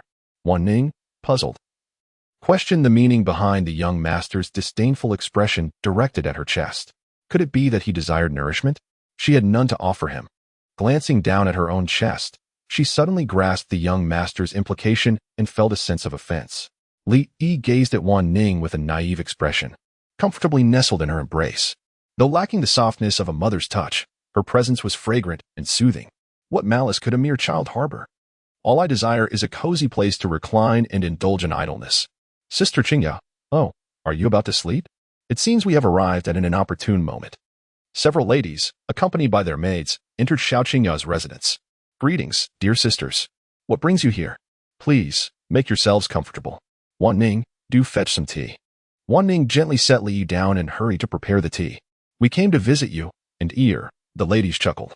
Among them were Lady Bai Lian, the first wife of Li Yuntian, and the second wife, Gong Wenyue, along with other female relatives of the Li family. Their primary purpose was to see Xiao Qingya and, more importantly, to catch a glimpse of Li Yi. Li Yi is currently the prodigious talent of the Li family, possessing an unprecedented gift and wielding the Snowfall sword. His future is undoubtedly bright. Many aspire to forge connections with him, anticipating that once he matures, they may seek his protection. Xiao Qingya, well aware of their intentions, chose to remain silent about her insights. She cradled Li Yi and placed him on her lap, introducing him. "This is your eldest aunt, and this is your second aunt, Li Yi. The names I recall are forever etched in pain, apart from addressing uncles, aunts, grandfathers, and grandmothers. I cannot summon any more intricate titles. As for the several concubines, Li Yi is unaware, yet he knows they are all strikingly beautiful and exuberant, exuding an aura that suggests they would never let their children suffer." Gulp. Li swallowed hard, enticed by the tantalizing aroma that wafted through the air. A delectable scent that stirred his appetite. His mouth watered profusely. The mission of retaliation had been set forth, having attained a significant level of mastery. He resolved to confront the cousin and aunt who had once humiliated him. No longer would he endure their scorn. He would take decisive action to repay the years of accumulated humiliation 100-fold, seeking solace for the grievances that weighed heavily upon his heart. "Li Yi, have I been humiliated again? It seems that throughout the narrative, I am either being subjected to humiliation or am on the path towards it. With everyone intent on belittling me, I cast a glance at one of the aunts, Qi Shui, who is the wife of Li Yuntian's third brother, cradling in her arms the child who is none other than my cousin, Li Mingze. Li Yi should ponder deeply on how to repay humiliation 100-fold. What means could a mere child possess to humiliate them? He is truly endearing. Let me embrace him." Aunt Billion reached out to tease Li Yi, growing fonder with each glance, for he is exceptionally charming. She opened her arms, eager to hold him close. Li Yi, displaying remarkable understanding, approached Bai Lian. "Auntie, come here for a hug. You're so sweet." Bai Lian embraced Li Yi, utterly enchanted by his charm. She found herself wishing fervently for a son just like him, imagining how delightful it would be. In Li Yi, there was no trace of the so-called prodigy. He was simply an adorable little boy. Li Yishuan gently embraced Billion, his hands sinking into her warmth like a soft cloud, a sensation of exquisite comfort enveloping him. As a mere child, my sole desire was to recline in ease. What malice could possibly reside within such innocent thoughts? The remaining ladies gathered around, playfully teasing Li Yi, and soon the room was filled with joyous laughter. "He is far more well-behaved than my son," one lady remarked, recalling her own child with a hint of exasperation. "No amount of coaxing could render him as endearing as Li Yi. Let me hold him." Having all experienced motherhood, upon witnessing the charming demeanor of Li Yi, they overflowed with maternal affection, each vying for the opportunity to embrace him. Some even planted affectionate kisses upon his cheeks, leaving traces of their rouge and powder on his youthful visage. Li Yixing felt utterly despondent, his dignity tarnished. He had become a mere plaything in their eyes, passed around and discussed as if he were an object of amusement. They deliberated on the kind of attire that would suit him, even suggesting skirts, raising questions of gender identity that he found intolerable. The torment inflicted by these women was unbearable. After hours of relentless antics, their energy only seemed to escalate, leaving him to fear that he might be utterly consumed by this relentless group. Chapter 10. Reward of Supreme Comprehension. Li Yi's stomach emitted a series of rumbling sounds, a clear indication of hunger. Having not eaten sufficiently, and after being played with for so long, her appetite intensified. As she gazed at the ants whose garments struggled to contain their ample figures, saliva unconsciously pooled in her mouth. "Is Yi hungry?" It was evident that Li Yi was indeed in need of sustenance. Xiao Qingyao lamented, "Do not mention it. Yi has quite the appetite. My milk is insufficient to satisfy her, and she has consumed it all. I was just contemplating finding a wet nurse for her. Otherwise, I truly cannot nourish her adequately." "Such a voracious eater?" "To eat well is a blessing," indicating that Yi is in robust health, came the reply. "Indeed, during this growth phase, she needs to consume more," which signifies that Yi is developing and must be well fed. With a look of deep concern, Xiao Qingyao wished to nourish Li Yi. Yet the inadequacy of her milk left her powerless. Observing Xiao Qingyao's distress, the reality of insufficient milk was unavoidable. "You must pay greater attention to your diet. No one should endure hardship, especially not the child," advised Bai Lian, drawing from her own experiences. Li Yi praised his aunt, expressing his admiration eloquently. He has been paying attention. Xiao Qingyao, burdened with unspoken grievances, knows not the extent of Li Yi's extraordinary appetite.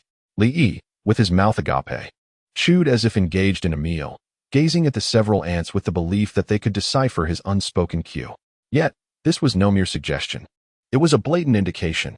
"Hand over ear to me. My child has recently been weaned, and I possess an ample supply of milk," Qi Shudi asserted. "Has Zaire been weaned?" Xiao Qingyao inquired, her gaze fixed upon Li Mingzi nestled in Qi Shudi's embrace. Li Mingzi is merely 8 months old and has already been weaned, whereas Li Yi, at 1 year old, has yet to be weaned. What accounts for such a significant disparity? Indeed, Qi Shui handed Li Mingzi to the maidservant while she expertly cradled Li Yi, skillfully nursing him. Li Yi, delightful, nestled in the gentle embrace of Qi Shudi. He savors the warmth of milk, basking in sheer comfort. Unbeknownst to him, the moment he begins to feed, one is astounded by the astonishing appetite he possesses. His tiny mouth continues to suckle, resembling an insatiable abyss, seemingly never to be filled. This child, indeed, has quite the voracious appetite, as Qi Shui affirms. Alas! Xiao Qingyao lets out a sigh. With someone to share the burden, her load has lightened considerably. It appears imperative to find a wet nurse without delay. Just as Li Yi enthusiastically indulges in his milk, he suddenly feels an unusual gaze upon him. Upon closer inspection, it turns out to be Li Mingzi, cradled in the arms of the maid. Li Mingzi gazed intently at Li Yi, swallowing hard. Recently weaned, he could hardly bear the sight before him, which stirred the cravings within his belly. With a sudden outburst, he cried out, expressing his desire for milk. "It's unfair that Li Yi can drink. Why am I denied? I want to drink too. Moreover, that is my mother's milk." Li Yi cast a glance at Li Mingzi, her petite face displaying a blend of pride and arrogance. As if she were flaunting her superiority, she embraced Qi Shudi, nestling against her, enveloped in a softness accompanied by a delightful scent of milk, and then deliberately glanced at Li Mingzi once more. "Not only do I hold your mother, but I also partake of her nourishment. What can you possibly do about it?" This moment was indeed laden with mockery. To usurp my mother and indulge in her milk, who could possibly endure such an affront? It is simply intolerable. Li Mingze immediately burst into tears. What has happened to Zaire? The crowd was bewildered, wondering why he was crying for no apparent reason. Li Yisan savored her milk. And should you dare to humiliate me again, I shall seize your milk without hesitation, initiating a direct confrontation, eager to see how you evade. Qi Shuyi was preoccupied with feeding Li Yisan, neglecting Li Mingze. Having completed the task of revenge, you ruthlessly humiliated Qi Shuyi and Li Mingze, inflicting upon them excruciating consequences. Under your scorn, Qi Shuyi's reputation was irreparably tarnished, and Li Mingze was left in tears. Reward obtained, maximum insight. Maximum insight. Your perceptiveness has experienced an extraordinary enhancement, significantly reducing the time required for comprehension, allowing you to grasp entirely new concepts. Li, what is this nonsense? How could Qi Shuyi lose her dignity under my humiliation? It's as if I had committed some unspeakable act against her. All I did was ask for milk. How does that tarnish her reputation? The system is attempting to besmirch my noble character with its vile insinuations. Upon reflection, it is indeed true. According to the system's timeline, I am merely 20 years old. At this age, seeking milk from Qi Shuyi, especially in the presence of her son, Li Mingze, is quite the scene. The very thought of it is rather disconcerting. It is undeniably humiliating and exceedingly so. The dissonance of time creates an overwhelming visual that shatters one's worldview. Rather than dwell on this issue, it would be far more abnormal to do so. After all, I have completed the task at hand. Consuming milk fulfills the objective and even yields rewards. Life is indeed comfortable. Let us indulge. Has he not had enough? After quite some time, Li Yi continues to drink milk. Qi Shuyi feels a prickling sensation at the back of her head. It seems Li Yi is exhausting her completely, leaving not a single drop. She exclaims that Li Yi has quite the appetite. The other ladies are astonished, having raised children themselves, some of them having cared for more than one. They have never encountered a child with such an insatiable hunger as Li Yi. Earlier, upon hearing Xiao Qingya's words, they were unconvinced. But now they grasp the extent of Li Yi's voraciousness. Li Yi had no intention of stopping. Having finally produced enough milk, she was determined to indulge. To eat her fill. After all, Li Mingze was weaned, and nothing should go to waste. It was essential to be a responsible steward of resources. Ear has such a hearty appetite. I fear my milk may not suffice, Qi Shuyi exclaimed in astonishment. She was so taken aback that words eluded her. And after a prolonged moment of contemplation, she could only utter, "To eat well is a blessing." "Allow me," she offered, as her reserves were depleted. Another lady took her place, eager to witness just how insatiable Li Yi truly was, still skeptical that two individuals could not satiate her hunger. Li naturally would not refuse. This was precisely what he desired. The more, the better. He welcomed it all, transforming into a merciless milk-drinking machine. After approximately half an hour, with the two ladies taking turns to feed him, Li Yi finally relished his first hearty meal in days. The sensation of being satiated was exquisite. Having indulged himself, he comfortably nestled into Xiao Qingya's embrace, drifting into a deep slumber. At last, this little fellow had been well fed. The ladies sighed in relief. Li Yi's appetite was astonishing. What child consumed milk in such quantities? They now had a palpable understanding of his voracious appetite. "Qingya, dear sister, you should consider hiring a wet nurse," one suggested. This was beyond the scope of merely improving his diet, without enlisting two wet nurses to alternate in feeding Li Yi. They would truly struggle to satisfy his hunger. Indeed, tomorrow no, Wan Ning, you must immediately seek out wet nurses, those with ample milk supply, preferably two, came the directive. Understood. My lady, Wan Ning replied, departing to find the wet nurses. She cast a glance at her own bosom, feeling disheartened. Otherwise, she would have quite liked to serve as the young master's nurse, caring for both the lady and the young master, as was her duty. As the hour grew late, they decided not to intrude any longer. After glancing at the darkening sky, they prepared to take their leave. Xiao Qingya stood to bid farewell to the ladies, saying, "We are all family. There is no need for such formalities. Your visit brings me great joy." In the ensuing days, Wan Ning successfully found two wet nurses who were not only youthful and beautiful, but also possessed ample nurturing spirit. For how else could they fulfill the role of a wet nurse? Li Yi has finally attained a life free from the worries of daily sustenance, enjoying ample meals and spending his days indulging in milk and slumber, reveling in the sheer bliss of existence. To traverse through time is to embrace the pleasures of life, rather than endure suffering. Who would choose to come back only to bear grievances? As for any notion of a comeback, it It would be more prudent for the system to willingly transition into a state of relaxation. System. Chapter 11. There will always be those who wish to harm me on this day. Xiao Qingya cradled Li Yi in the courtyard, engrossed in her reading. Li is now capable of running and jumping, eloquently articulating thoughts, and has acquired the abilities typical of a normal child, even exhibiting cognitive skills that surpass peers. Yet, Li has an inclination to nestle in his mother's embrace, relishing the comfort of drinking milk, a habit he finds hard to relinquish.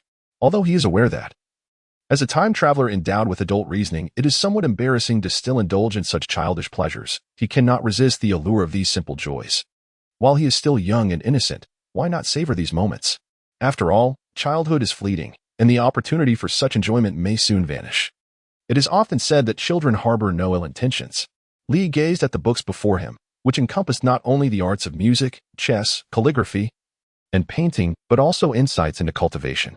The intent was for Li Yi to be nurtured from a young age, ensuring his cultivation journey would progress smoothly. Clearly, their concerns were unfounded. For someone with Li Yi's extraordinary level of comprehension, simply glancing at the texts was sufficient.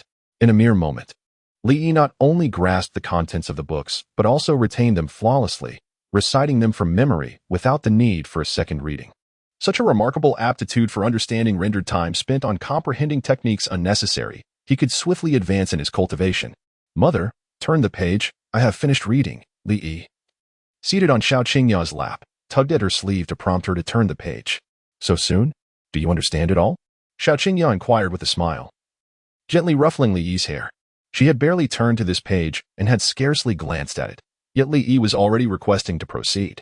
It was impressive enough to finish the first line, let alone the entire text.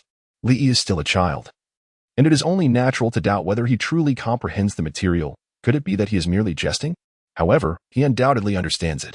Xiao Qingya does not believe Li Yi's claims, convinced that it is impossible for him to grasp the content in such a brief span of time. Especially since she herself has only just finished the first line. Reading requires a careful and thorough approach. The essence lies in grasping the meaning within, rather than merely skimming over the words. Coming from a scholarly family, Xiao Qingya naturally holds a discerning attitude toward the art of reading. Upon witnessing Li Yi's extraordinary abilities, Xiao Qingya was initially skeptical. However, he astounded her by not only reciting the content of the page but also articulating his thoughts and insights on it. Xiao Qingya was left utterly astonished, her jaw nearly dropping to the floor. Could it be that Er had genuinely read the material? Not only had he read it, but he had also comprehended it. This level of understanding and photographic memory left Xiao Qingya feeling inadequate, struggling to believe that such feats were achievable by a mere one-year-old child. It was truly beyond her comprehension, a prodigy in the realm of literature. Surely, he must be a celestial scholar descended from the heavens. Li Yi acknowledged that, had it not been for the system's bestowed peak-level comprehension talent. With his current reading ability, studying for merely a minute and then sleeping for 5 hours, he truly lives up to being my son. Xiao Qingya also felt a swell of pride, sensing the legacy of her scholarly lineage through Li Yi. In this moment, she resolved to cultivate Li Yi into a prodigy well-versed in the arts of music, chess, literature, and painting. Not only must he hone his martial skills, but his cultural education must not be neglected either. In her mind, she was already designing an intensive curriculum for Li Yi. Apart from nourishment and sleep, there would be no moment wasted. If Li Yi were aware of Xiao Qingya's arrangements, he would undoubtedly commend her as a master of time management. I regard you as a mother. Why would you seek to harm me? Elder Li Yin, please come this way. The voice of Li Yuntian echoed as he led Elder Li Yin into the courtyard. Li spotted the arrival of the Elder Li Yin and immediately sensed that no good news was forthcoming. His primary intention was likely to recruit him as a disciple. However, Li Yi held no interest in such pursuits, preferring instead to indulge in life's simple pleasures, savoring each day as the opportunities to do so dwindled. Having previously encountered Elder Li Yin, Xiao Qingya rose and, aware of Li Yan's esteemed status within the Li family, offered her respectful greeting. There is no need for such formalities. I regard them with indifference. Li Yin gazed intently at Li Yi, nestled in Xiao Qingya's embrace, a smile gracing his face, one that radiated more joy than witnessing a beautiful woman in the nude, leaving Li Yi with an unsettling sense of insecurity. Li, disinterested in engaging with Li Yin, embraced Xiao Qingya's neck, casting not even a glance in his direction. Faced with Li Yi's demeanor, Li Yin felt a sense of embarrassment. For the first time in his life, the proud man found himself at a loss against a mere child, and it was not an isolated incident. Truly, the wheel of fate turns, and no one escapes its grasp. However, this mattered little, as long as he could take Li Yi as his disciple. All else paled in comparison. Li Yin smiled at Li Yi and said, "Li Yi, do you still remember the old man?" "Li Yi, who are you?" "Lao Deng?" I decisively shake my head, indicating that I do not recognize you. Li Yin awkwardly cleared his throat, finding himself at a loss for how to handle a little child for the very first time. Li Yuntian said, "This is Elder Li Yin. According to our lineage, you should address Elder Li Yin as great-grandfather." Elder Li Yin stroked his beard, his face beaming with warmth as he smiled at Li Yi, awaiting the child's respectful address. All the joy of his life seemed to converge upon this day. After all, when coaxing a child, one cannot appear fierce and intimidating. It is not easy being an old man. After all, Li Yutian undoubtedly hoped that Li Yi could take Li Yin as his mentor. For Li Yin is the pinnacle of strength within the Li family and is undoubtedly qualified to impart his knowledge to Li Yi. For many years, Li Yin has remained at the treasure pavilion, indifferent to worldly affairs. It could be said that as long as the Li family is not extinguished, he is unlikely to take action. This time, his departure from the treasure pavilion was solely to accept Li Yi as his disciple. And his attitude towards this apprenticeship was so deferential that it nearly resembled serving tea and water, venerating him like an ancestor. Nevertheless, Li Yi remained apathetic, dismissing the situation with the remark that it was less appealing than drinking milk. Speaking of which, he felt a bit hungry and thought it was time for some milk. Li opened his mouth and pointed to it, subtly indicating to Xiao Qingya that he was hungry and in need of nourishment. Xiao Qingya let out a resigned sigh. The task of motherhood was indeed not a simple one. When would he be willing to wean? With a sense of regret, she acknowledged that her child was hungry and needed to be fed. Thus, she took Li Yi into the room to nurse him. Li Yin nonchalantly remarked, "It is of no consequence. I shall wait." On this outing, Li Yin was imbued with unwavering confidence, determined to secure Li Yi as his disciple. Wan Ning arrived at the entrance accompanied by 3 nursing attendants awaiting his presence. Li Yin was taken aback, gazing in confusion at the scene before him. What was happening here?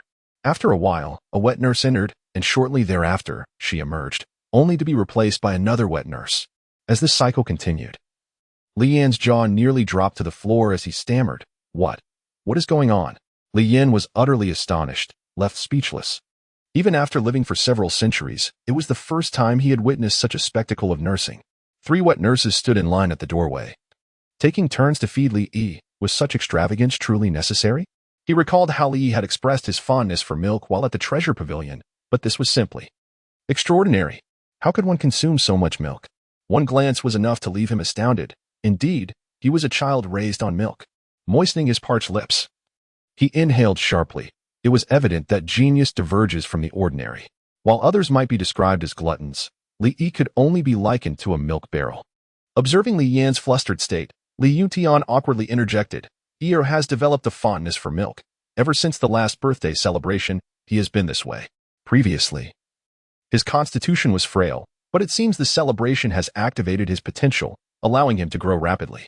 It is only natural for him to eat more during this period of growth." Li Yin was utterly perplexed, surrounded by a trio of wet nurses, and with Xiao Qingya. There were 4 individuals catering to the nourishment of the child. Was this truly a normal occurrence, attributed to the need for growth? At that moment, Xiao Qingya emerged, cradling the well-fed Li Yi. "My husband, it seems our little Yi is still not satisfied. We must procure 2 more wet nurses for future contingencies." "Very well," replied Li Yuntian, resigned to the necessity. A sharp intake of breath escaped Li Yin. It was astonishing, having never encountered such a milk-loving child. One could only speculate that if this child were to achieve great things in the future, he might rightfully earn the title of the Milk Emperor. Where were we in our previous discussion? The group resumed their discourse on the earlier topic. Li Yin declared, "I intend to take Li Yi as my sole disciple, wishing to impart all my skills to him. I believe there is no one more suitable than I within the Li family to be Li Yi's master." Elder Li Yin then inquired, "Do you wish to take Elder Li Yin as your mentor?" Li Yuntian cast a meaningful glance at Li Yi, urging him to agree promptly. Li Yi, having feasted to his heart's content, carelessly stifled a yawn and subsequently shook his head. Li Yin was not angered. Instead, he calmly retrieved toys, candies, and candied hawthorn from his sleeve. It seemed there was a hidden storage space within. In his quest to take Li Yi as his disciple, Li Yin had made ample preparations, believing that a mere child would be unable to resist such temptations. Li Yin stroked his beard, marveling at his own cleverness. Li Yi, come and take a look at these. As long as you are willing to be my disciple, I shall bestow them upon you. Li Yin picked up a pinwheel and began to spin it in front of Li Yi, exclaiming, "Look how delightful this pinwheel is." Li gazed at Li Yin with an impassive expression, as if regarding a fool. How utterly dismissive. To deceive a 3-year-old? I am but 1 year old, indeed. Observing Li Yi's disdainful demeanor, Li Yin covered his face, feeling utterly defeated in life. Li seemed to be his nemesis, a tormentor sent by the heavens to afflict him. Li Yin sighed deeply, his hands clasped behind his back, gazing skyward with an expression that conveyed a profound disillusionment with the world, as if life held no allure for him. "Elder Li Yin, are you all right?" Li Yuntian remarked, genuinely astonished by Li Yi's staunch refusal to accept Li Yin as his mentor. Despite the setback, Li Yin remained undeterred. "I shall return another time," he declared resolutely. He was determined to conquer the challenge that Li Yi presented. The young man had become a haunting specter in Li Yan's mind, and the thought of not taking him as a disciple was a torment he could not bear to endure. Li Yin pondered for a moment before departing, advising, "Li Yi possesses remarkable intelligence and is a prodigy in cultivation. Although he is still quite young, it would be prudent to lay a solid foundation for him. It would be beneficial to take him to places such as the training grounds to observe and learn the fundamentals of swordsmanship. It is concerning that at the age of 1, while other children are beginning to establish their skills, Li Yi remains preoccupied with milk. We must not squander his exceptional talent." Li Yuntian shared the same sentiment as Li Yin, recognizing that while other children commence their foundational training at 1 year old, Li Yi continues to cling to Xiao Qingya. It is high time for him to take action. "Li Yi, this old ding truly harbors a grudge against me, disrupting my life of tranquility." After Li Yin departed, Li Yuntian approached, gently ruffling Li Yi's hair before taking him from Xiao Qingya's arms. "As fortune would have it, I find myself with some leisure today. I shall take Yi to the training grounds for a brief visit, while also inspecting the fresh talent of the Li family. You have toiled diligently these past days. Now, take some time to rest well." Li Yuntian remarked that a mother is esteemed by her offspring, and indeed, Xiao Qingya had bestowed upon him a splendid son, thus receiving his utmost affection in return. Xiao Qingya herself did not perceive any hardships. Being a mother for the first time, she reveled in the experience. Observing her child's growth, she felt an indescribable joy that stemmed from the depths of maternal love. Li Yuntian cradled Li Yi as he arrived at the training grounds. A group of children was diligently practicing under the guidance of their elders. The instructors present were all professional educators. Although their martial prowess might not be particularly formidable, their expertise in teaching was undoubtedly commendable. Strength and the ability to impart knowledge are entirely distinct realms. Possessing great power does not inherently equate to being an effective mentor. Master of the house. Upon noticing Li Yuntian's arrival, the assembled individuals bowed respectfully. Recognizing Li Yi in his arms, many were familiar with the young master, having witnessed his remarkable presence during the celebration of his first birthday. "Young Master Li Yi has come as well. Has the master of the house brought him to learn the fundamentals of swordsmanship?" Li Yuntian nodded and remarked, "Indeed. I believe it is time to begin teaching Io some fundamental concepts to establish a solid foundation. You are undoubtedly more suited to instruct him than I am." The head of the family reassured him, "Rest assured, I will entrust this task to you. Young Master Li Yi is exceptionally intelligent. He will surely grasp the material with ease." "Very well," came the reply. Li Yuntian nodded and introduced to Li Yi, "This is Uncle Ding, who will be responsible for teaching you the art of swordsmanship. Make sure to learn diligently from Uncle Ding, understood?" Ding Hua, a martial arts instructor of the Li family, had dedicated over a decade to teaching and had nurtured numerous prodigies.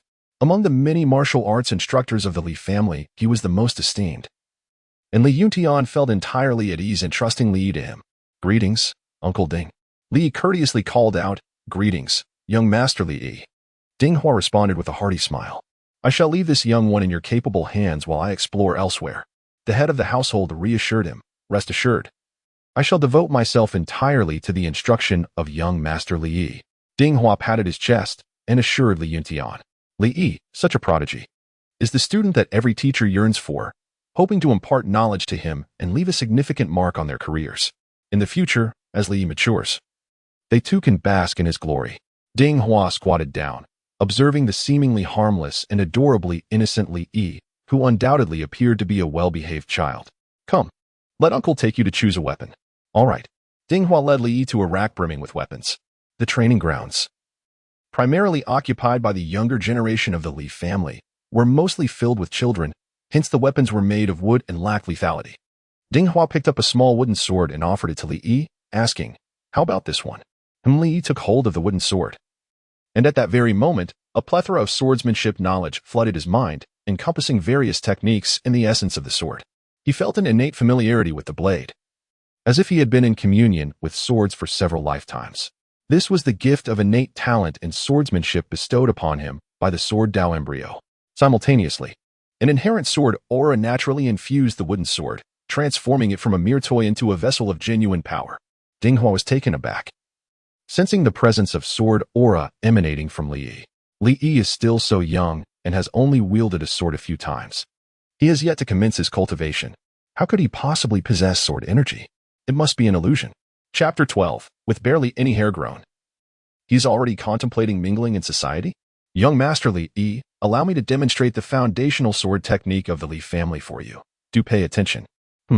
Li nodded obediently, standing by and attentively observing Ding Hua's demonstration of swordsmanship.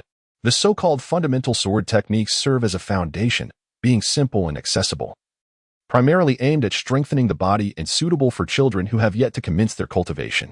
Engaging in such exercises allows for a more effortless approach when they eventually embark on their training journey. Having taught the fundamental sword techniques for many years, Ding Hua possesses a profound understanding of them, flowing like water as he demonstrated for Li Yi. Moreover, as a master of the highest caliber, Ding Hua could infuse even the simplest techniques with finesse, each swing resonating with a powerful whoosh as the wooden sword sliced through the air. Li gazed intently at Ding Hua, absorbing every movement of his swordplay. Initially, he merely intended to idly observe, to let the moment pass, yet with that single glance, Li Yi's extraordinary comprehension ignited, triggering a profound connection with the essence of swordsmanship.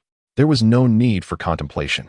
The various techniques of the fundamental sword forms unfolded in his mind like a series of slides, demonstrating themselves effortlessly. It was akin to passive training, requiring no physical effort from Li Yi, for he could accumulate vast amounts of experience simply by being present. The art of the sword operated in the same manner. Merely by observing once, under the influence of his peak talent and innate affinity for swordsmanship, the fundamental sword techniques reached their zenith without any need for Li Yi to actively practice. In a world where systems exist, who would toil away in earnest? Automatic leveling is the true path. The notion of effort is a grave insult to those who possess the advantages of transcending reality. Within his mind, his consciousness transformed into a small figure, mimicking Ding Hua's demonstration of the fundamental sword forms. Not only did Li Yi master these techniques, but he also gained a unique perspective on them. His innate affinity for swordsmanship rendered him acutely sensitive to the nuances of technique. After a single pass, he identified the shortcomings within the forms and proceeded to refine them, enhancing the fundamental sword techniques to a state of near perfection. Simultaneously, his peak comprehension endowed him with remarkable insight, allowing him to augment and refine the techniques with precision. Before long, a set of improved fundamental sword techniques, nearly devoid of flaws, materialized in Li Yi's mind. In comparison to the original forms, they had undergone a remarkable transformation. Not only did they yield superior results, but they could also serve as a legitimate method for cultivation. In the enhancements of this fundamental sword technique, all Li Yi perceived was the result of diligence and perseverance. What do you think? Would you like to learn? Ding Hua inquired as he sheathed his sword. I have already mastered it, Li Yi replied. Li spoke with utmost seriousness. Ding Hua, with a face full of silence, gazed at Li Yi, his expression conveying a single sentiment: disbelief, trusting this would be absurd. After all, Li Yi was still quite young, merely at the beginning of his journey. Even if one possessed extraordinary talent, mastery of a skill requires practice. This was swordsmanship. Could one truly learn it merely by glancing at it? The mind may grasp the concept, but what of the hands? What of my own hands? Li Yi possesses remarkable talent and may indeed perceive certain truths. However, if asked to demonstrate his skills, even under duress, Ding Hua would remain unconvinced.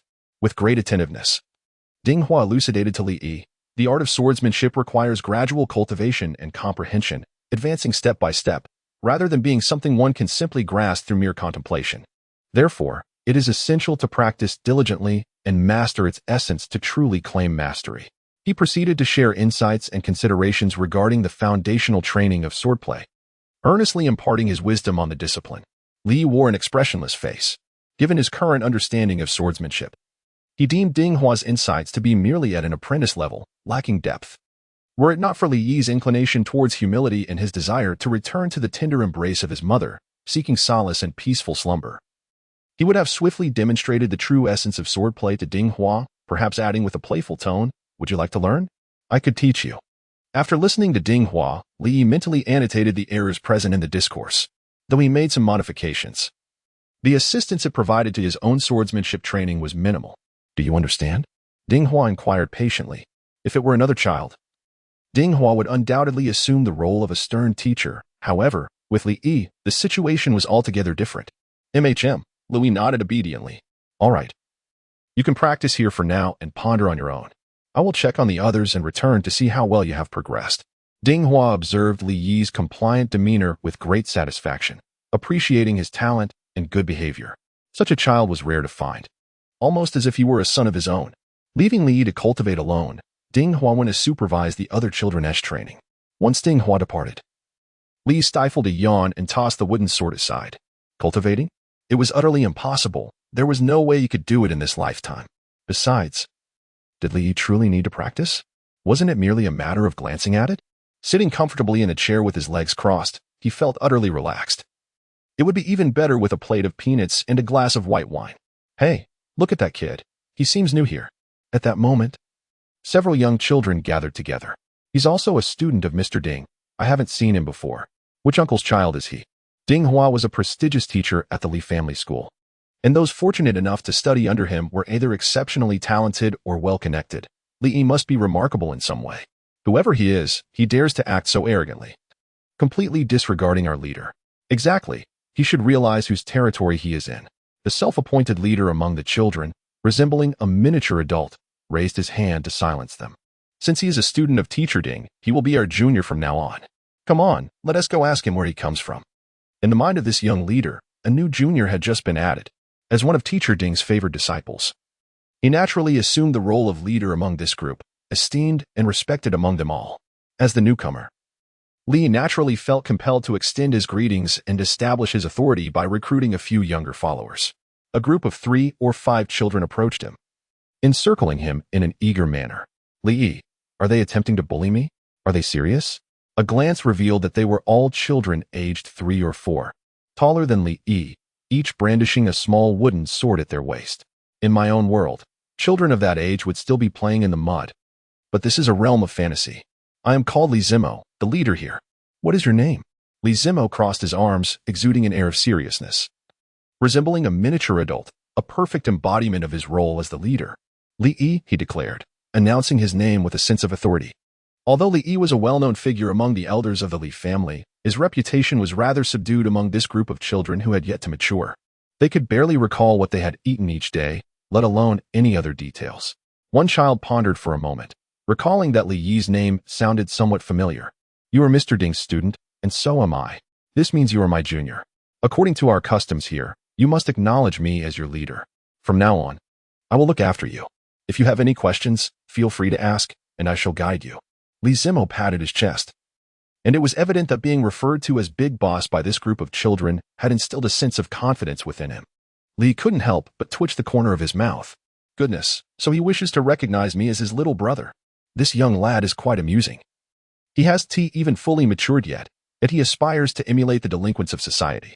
As a representative of the new generation and new ideals, Li feels it is his duty to guide them towards the righteous path. Chapter 13. Stay alert. Don't lose points. Li Zimo exuded an air of confidence. Having studied under Ding Hua for 2 to 3 years, given his innate talent and skill, it was more than sufficient for him to guide Li Yi, a novice. It was inconceivable that a child like Li Yi would have any reason to decline his assistance. Li Yi observed Li Zimo lost in his reverie. Pondering what fantasies occupied his mind, perhaps he envisioned himself as the leader of their generation. Among this group of children, Li Zimo indeed possessed considerable strength. At just over 3 years old, yet still shy of 4, he had already attained the status of a 3-star martial apprentice. He could certainly be regarded as exceptional. While he might boast before the other children, his accomplishments paled in comparison to those of Li Yi. "Are you serious?" Li raised an eyebrow slightly. "Of course. According to the rules, if you call me boss, I will acknowledge you as my little brother. Should anyone dare to bully you, they will answer to my name. Moreover, I can even teach you swordsmanship. My technique has received praise from Mr. Ding. Li Zimo patted his chest with an air of arrogance, displaying a demeanor of superiority born from his talents. However, all Li Yi could see was the absurdity of it. He attempted to feign greatness, yet his pretense fell flat. Lacking the essence of an invincible prodigy, Li shook his head, indicating that Li Zimo was inadequate. What do you mean? Li Zimo, perplexed by Li Yi's implication, inquired further. Li stifled a yawn, descended from his chair, and stood before Li Zimo. At the tender age of 1, Li Yi was not as tall as Li Zimo. Children grow rapidly, resulting in Li Zimo towering over him considerably. Li raised his head to glance at Li Zimo, then silently returned to his seat. He climbed onto the chair, standing atop it, gazing down upon Li Zimo from his elevated position. Li Zimo silently gazed at Li Yi, perplexed by the child's intentions. Are you teaching me swordsmanship? Instead, why not call me Big Brother, and I shall impart to you the authentic art of swordsmanship. You all can learn from me. What say you? Although Li Yi's voice may possess a youthful timbre, his demeanor exudes an air of authority, commanding respect with unwavering confidence. His gaze and bearing reflect the disdain of an unparalleled warrior towards mere insects, dismissing them without a second thought. The innate dominance of the ancient sacred body, with its inherently invincible essence, radiates from his very core. Such presence cannot be feigned. Who dares to proclaim themselves invincible? Who would claim to be undefeated? Merely standing there invokes a desire in Li Zimo and his companions to prostrate themselves in reverence, as if bound by an ancestral pressure that renders them speechless. Typically, Li Yi restrains the natural intimidation of his ancient sacred body, but in the presence of these young children, who are still finding their way in the world, he effortlessly reveals a glimpse of his true stature, reminding them who truly holds the reins of authority. Having never encountered such a display, the group of children perceives Li Yi as even more formidable than an enraged master. As the leader of this group of children, Li Zimo could not afford to lose face. Summoning his courage, he proclaimed, "Hey, I am the leader here. According to the rules, the position of leader can only belong to me. Furthermore, what do you, a newcomer, know about swordsmanship to teach me? You should consider your own capabilities first." Li Zimo crossed his arms, exuding an air of authority befitting a leader. However, under Li Yi's imposing presence, he appeared somewhat lacking in confidence. After a moment's contemplation, he hesitantly added a threat, asserting, "According to the rules, you must address me as boss. Otherwise, I shall not be lenient with you and will demonstrate the true power of a leader." Who established these rules? Uncle Ding? Li Zimo proudly puffed out his chest and declared, "I am the leader. Naturally, the rules are dictated by me." Li Yi nodded thoughtfully, an expression of excitement rather than fear gracing her features. "So, are you saying that the one in charge sets the rules? If you intend to be rude to me, then come on, don't waste any time." She jumped off the chair, adopting a stance as she prepared to engage in a scuffle with the group of children. "Are you certain?" Li Zimo was taken aback. Was Li Yi being serious? They were all approximately 2 years older than Li Yi, and their prowess was undeniably superior. They had begun their cultivation long before him. As a newcomer on his very first day, it was inconceivable that he could rival them. One could only speculate. Could it be that Li Yi had a penchant for seeking out defeat? The notion that Li Yi possessed strength surpassing theirs was utterly implausible, absolutely impossible. It was imperative to ascertain the truth without wasting any more time. Li flexed his wrist, stretching his muscles. "Shall I take on all of you? Or will you all confront me alone?" What fuels Li Yi's confidence? Undoubtedly, it is the sweat and effort he has invested. "You are exceedingly arrogant. In all my life, I have never encountered anyone as audacious as you." Li Yi interjected, "You have encountered me today, and here I stand." His words effectively incited their anger, prompting them to roll up their sleeves and prepare to teach Li Yi a lesson, making him understand that strength is the true currency of arrogance. If he dared to be so brazen today, he would undoubtedly feel emboldened enough to look down upon them tomorrow. They were determined to curb Li Yi's haughty demeanor. "Do not assume that your youth grants you immunity. Li Hao, you go ahead." Li Zimo commanded someone. "Do not claim that we are bullying you. This is of your own making. Li Hao, teach him a lesson. Stay sharp and do not lose face." A group of children rallied behind Li Hao, urging him to properly discipline Li Yi, ensuring that he would remember this lesson well. Li Hao exuded an air of unwavering confidence. If he could not best even a 1-year-old child, he might as well return to drinking milk for another 2 years. Drawing a small wooden sword from his waist, he directed his gaze at Li Yi and inquired, "Do you not require a sword?" Li Yi shook his head and said, Do I really need a sword to deal with you? He stepped aside, plucked a branch from a low-growing ornamental tree, and pointed it at Li Hao. This shall serve as my sword. Li Hao was amused by Li Yi's words, having never encountered such an arrogant individual. Are you certain? That will suffice to deal with you.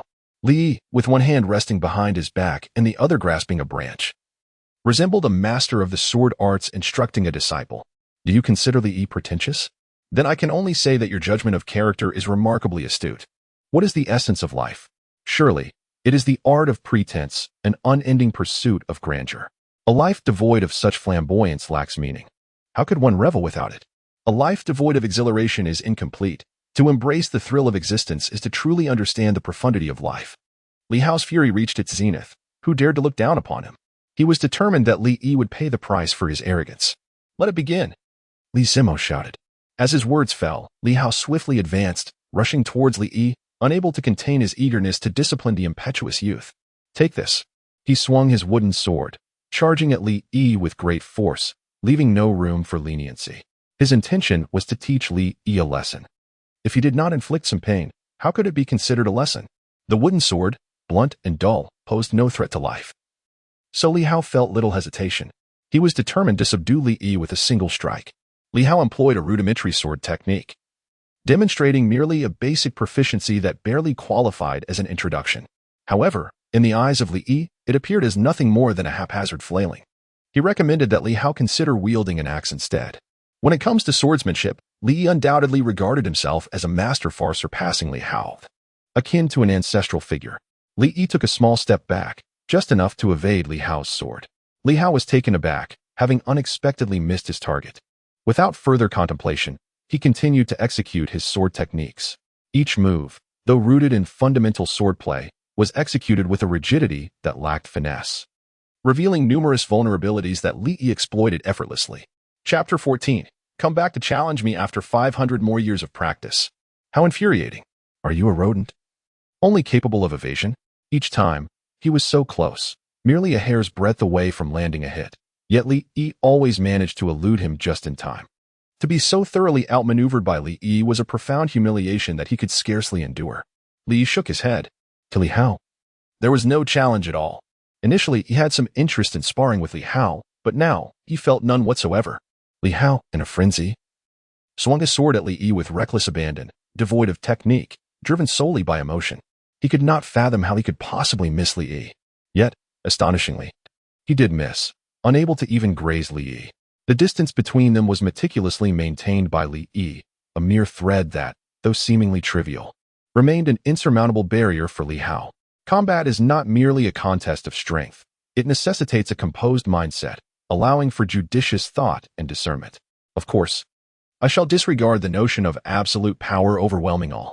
At this moment, Li Hao's composure was thoroughly unraveled by Li Yi, leaving him in disarray. Come on, Li Hao. Have you not eaten? You can't even land a hit, exclaimed a child watching the spectacle, unable to contain his impatience as he witnessed Li Hao's futile attempts. How can you miss? You have hands, don't you? Where's mine? They were but children, lacking analytical prowess, their focus solely on the prospect of victory. In their minds, Li Yi was merely an infant of 1 year, and they believed that any attempt to engage would surely result in a successful strike. Li Hao, consumed by rage, unleashed a strike with his sword, the intricacies of his technique forgotten in his fury, leaving only raw power behind. This time, Li Yi did not evade. Instead, he extended his hand, intending to receive the blow head-on. Upon witnessing Li Yi's lack of retreat, Li Hao's face broke into a triumphant grin as he channeled his full strength into his attack. As the sword descended, did it find its mark? To everyone's astonishment, Li caught the wooden sword between his 2 fingers. Unarmed, he had intercepted the blade. What a spectacle! The crowd gasped in disbelief, utterly shocked that Li Yi had managed to catch the wooden sword barehanded. Li Yi, a newcomer, a 1-year-old child, adeptly caught Li Hao's sword with just 2 fingers. Li Hao has diligently practiced fundamental swordsmanship for 2 years, achieving the rank of a 2-star martial apprentice. Among his peers, his prowess undoubtedly ranks above average. It is inconceivable that he could be subdued by Li Yi. It is certain that today, Li Hao has not partaken in any sustenance. Li Hao, summon your strength. Li Hao exerted himself with all his might, yet he found himself utterly incapable of overcoming Li Yi. His strength was entirely subdued by Li Yi, who firmly grasped the wooden sword. No matter how hard Li Hao struggled, He could not extricate the sword and escape Li Yi's grip. With merely 2 fingers pinching the blade, Li Yi had already reached a limit that Li Hao could not surpass. In this moment, the most astonished was undoubtedly Li Hao. This was his utmost strike, and only he understood the extent of his effort. To his dismay, Li effortlessly neutralized his attack, appearing as though he exerted no effort at all, dismissing Li Hao's assault with utter nonchalance. How utterly feeble! Li Yi shook his head in disappointment, uttering a remark that was both a lethal blow and a sharp mockery, completely disregarding Li Hao as a person. Although Li Hao was older than Li Yi and had begun his cultivation earlier, the nourishment Li Yi had received in recent days was not without merit. Li Hao was merely putting on a facade of strength, while Li Yi truly possessed the vigor of genuine effort. How infuriating! Li Hao bellowed in a fit of rage, his youthful visage contorted into a grotesque mask of fury. Li Hao exerted all his strength, pressing down with fervor, refusing to yield to disbelief. Yet, under Li Hao's frenzied pressure, Li Yi remained as steadfast as a mountain, unmoved. How could this be possible? Li Yi is merely a year old. Could it be possible that I would lose to him?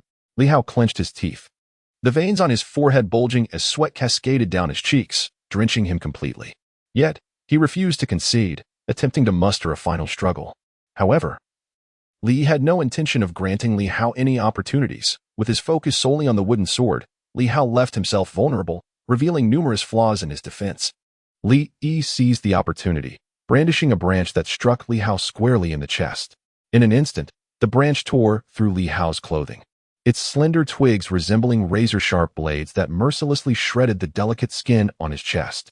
Li Hao experienced a searing pain in his chest, as though countless steel needles were simultaneously piercing through his torso. The agony compelled him to sharply inhale, gritting his teeth, his features contorted in distress. Gazing down, he beheld several wounds of varying depths upon his chest, each inflicted by branches that seemed utterly inconsequential, yet in the hands of Li Yi, they exhibited such formidable power. Li Yi was taken aback. He had tempered his strength, yet he had not anticipated that his blow would still be excessively forceful. At the moment the branch was swung, the innate sword energy within him surged uncontrollably into the branch, transforming what was once a mere twig into a formidable weapon, with each offshoot resembling a razor-sharp blade. Li Hao gazed at the wound on his chest, still oozing with blood, and could no longer suppress the terror surging within him. He opened his mouth and cried out in distress. Oh, how he wept! After all, Li Hao was merely a 3-year-old child, unaccustomed to such harrowing scenes, and was utterly frightened. Li stood with his hands clasped behind his back, exuding an air of a sage, his demeanor strikingly mature. Having won, it appears I shall begin to boast. Perhaps you should engage in another 500 years of cultivation before seeking me out again. By then, you may be worthy to receive my first strike. Li Yiqing raised his head with an air of superiority, his arrogance vividly displayed. The crowd was left seething with indignation, utterly exasperated by his ostentatious demeanor. How pretentious could one be? One might wonder if his parents were aware of his grandstanding. What was particularly intolerable was the fact that Li Yi, being younger than them, dared to put on such airs in their presence. Li Hao, what has transpired? They exclaimed, horrified to discover Li Hao's chest drenched in blood, the wound continuously oozing crimson. The shocking sight left them all frozen in disbelief, utterly at a loss for how to respond. Li Hao was gravely wounded by Li Yi's innate sword energy, his injuries far more severe than they appeared. What on earth is going on? What are you all doing? At that moment, Ding Hua approached, having heard the sound of weeping from a distance. Initially believing that a brawl was taking place, and promptly raised his voice to admonish them.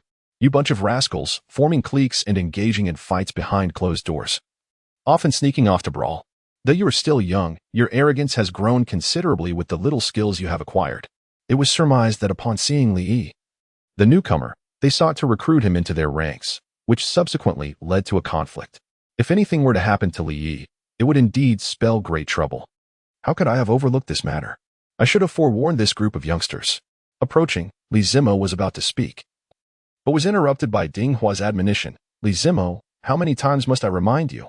You are all cousins. You must coexist harmoniously, refrain from fighting, and never bully others. Why do you persist in ignoring my words? Li Zimo was immediately subjected to a barrage of criticism, feeling unjustly wronged. Although this incident stemmed from their instigation, they did not resort to violence. Rather, they found themselves on the receiving end of an assault. Ding Hua, upon confirming that Li Yi was unharmed, breathed a sigh of relief, grateful that Li Yi was safe. Otherwise, his career would have been irrevocably compromised. However, It was not Li who was in tears. Who, then, was crying? Chapter 15. The model student, Li Dinghua, turned to observe the weeping Li Hao, his thoughts descending into silence. Why was it Li Hao who cried? He had assumed it would be Li Yi, yet it was indeed Li Hao. A notion crossed his mind. Could it be that they conspired to bully Li Hao instead of Li Yi? However, was Li Hao part of their group?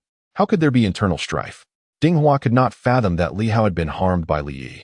How could such an innocent and docile child inflict harm, especially upon Li Hao? It seemed utterly impossible. Upon witnessing the severity of Li Hao's injury, Dinghua was astounded. Li Hao's condition was grave. He quickly crouched down, producing a healing elixir to administer to Li Hao, staunching the bleeding. With the elixir's assistance, Li Hao's wounds gradually began to mend, the blood coagulating and ceasing its flow. Dinghua was left in disbelief, pondering the means by which Li Hao had sustained such injuries. The wounds were exceptionally deep and marked by a faint aura of sword energy, suggesting a level of skill beyond their capabilities. What had transpired during his absence? Who had inflicted this harm upon Li Hao? Dinghua surveyed the crowd, his voice rising with authority as he demanded answers. While minor scuffles might be overlooked, as they could foster growth and ignite their fighting spirit, the severity of this incident could not be tolerated. It was him. Li Zimo pointed at Li Hao, reveling in the sight of Dinghua's fury. Given the intensity of Dinghua's anger, it was certain that he would mete out punishment upon Li Yi. This arrogant boy had been insufferable. Now, the tables had turned, and Zimo eagerly anticipated the unfolding drama. Dinghua initially intended to unleash his wrath on the perpetrator. Yet upon discovering it was Li Yi, his fury morphed into sheer bewilderment. A question mark hovered above his head, filled with confusion. What kind of absurdity was this? Are you telling me that the assailant is Li Yi? You mean to say a child who has only just begun to walk at the tender age of 1 could inflict serious harm on a 3-year-old, a 2-star martial apprentice, who had trained in swordsmanship for 2 years? Moreover, could such a feat truly be accomplished by a mere infant?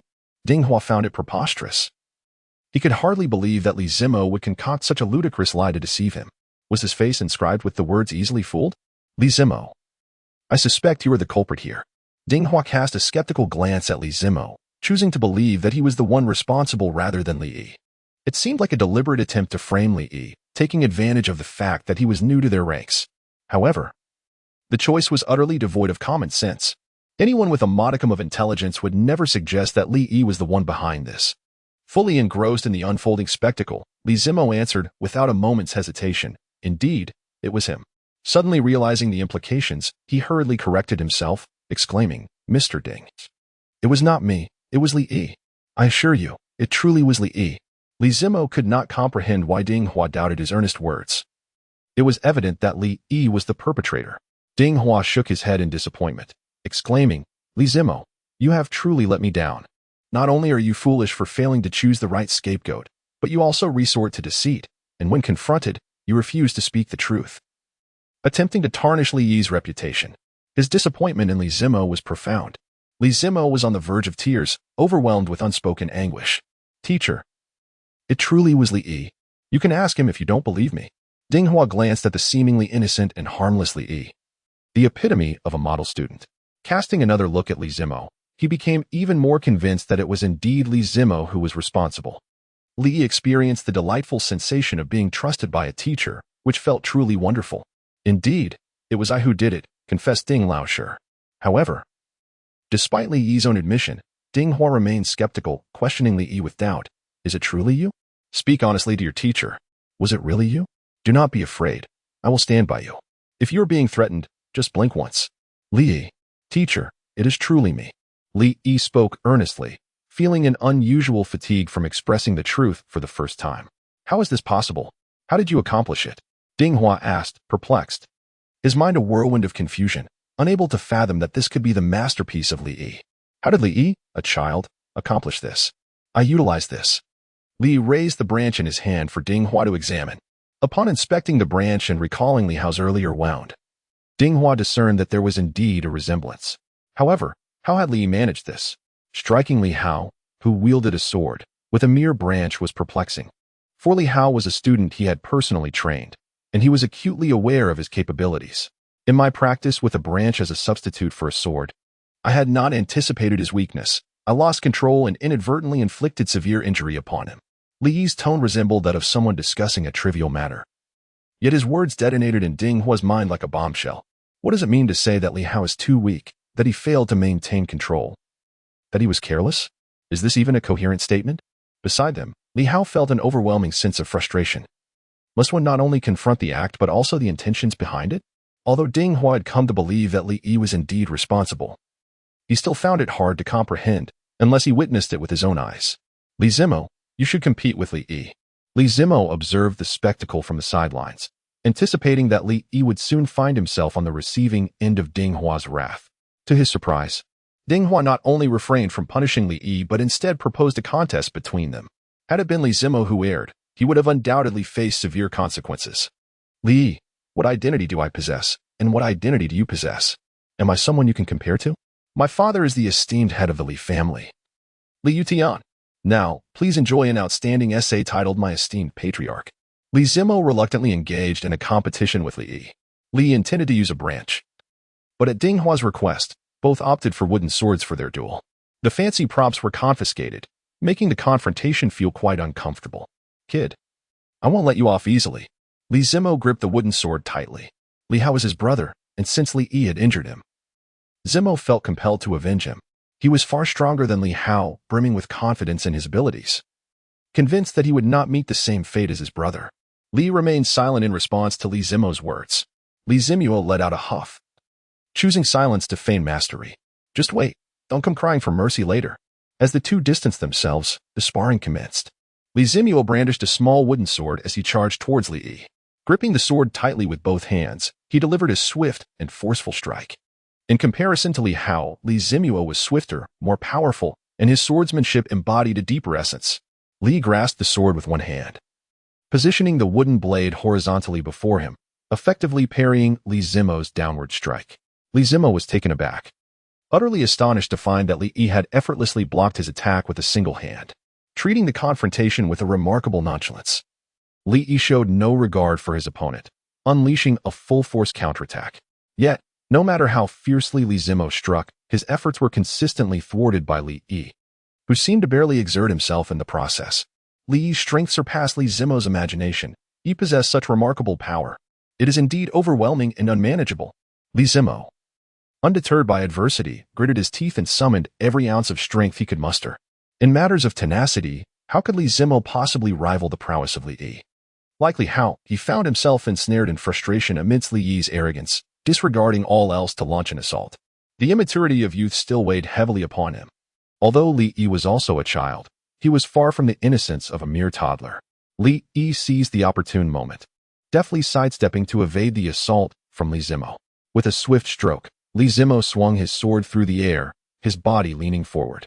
However, Li merely nudged him gently, and Li Zimo tumbled to the ground. Ouch! He exclaimed, landing in a manner reminiscent of a vicious dog pouncing. His mouth filled with dust. The fall caused him considerable pain. Just as he managed to rise, a wooden sword was poised at his throat. Turning around, he was met with the innocuous smile of Li Yi. Defeated in such a manner, Li Zimo felt a profound sense of humiliation. I refuse to accept this. I was merely careless this time. Let us try again. Li Zimo, feeling indignant, willingly accepted the challenge. If you refuse to yield, then Li Yi shall endeavor to compel your submission, for he has always believed in winning others over with virtue. Li Zimo adjusted his state and once again launched an assault on Li Yi, wielding his sword with a more earnest intent than before. Yet, the outcome remained unchanged, and he found himself defeated even more swiftly. Li stepped forward with an air of determination, wielding his sword with a precision that was both fierce and unyielding. Without the slightest hesitation, he sent Li Zimo's wooden sword flying, once again positioning his blade against Li Zimo's throat. In a gentle tone, he delivered the verdict: you have lost once more. Chapter 16. Ding Hua's astonishment. The exceptional Li Yi, I refuse to accept this. Let's go again.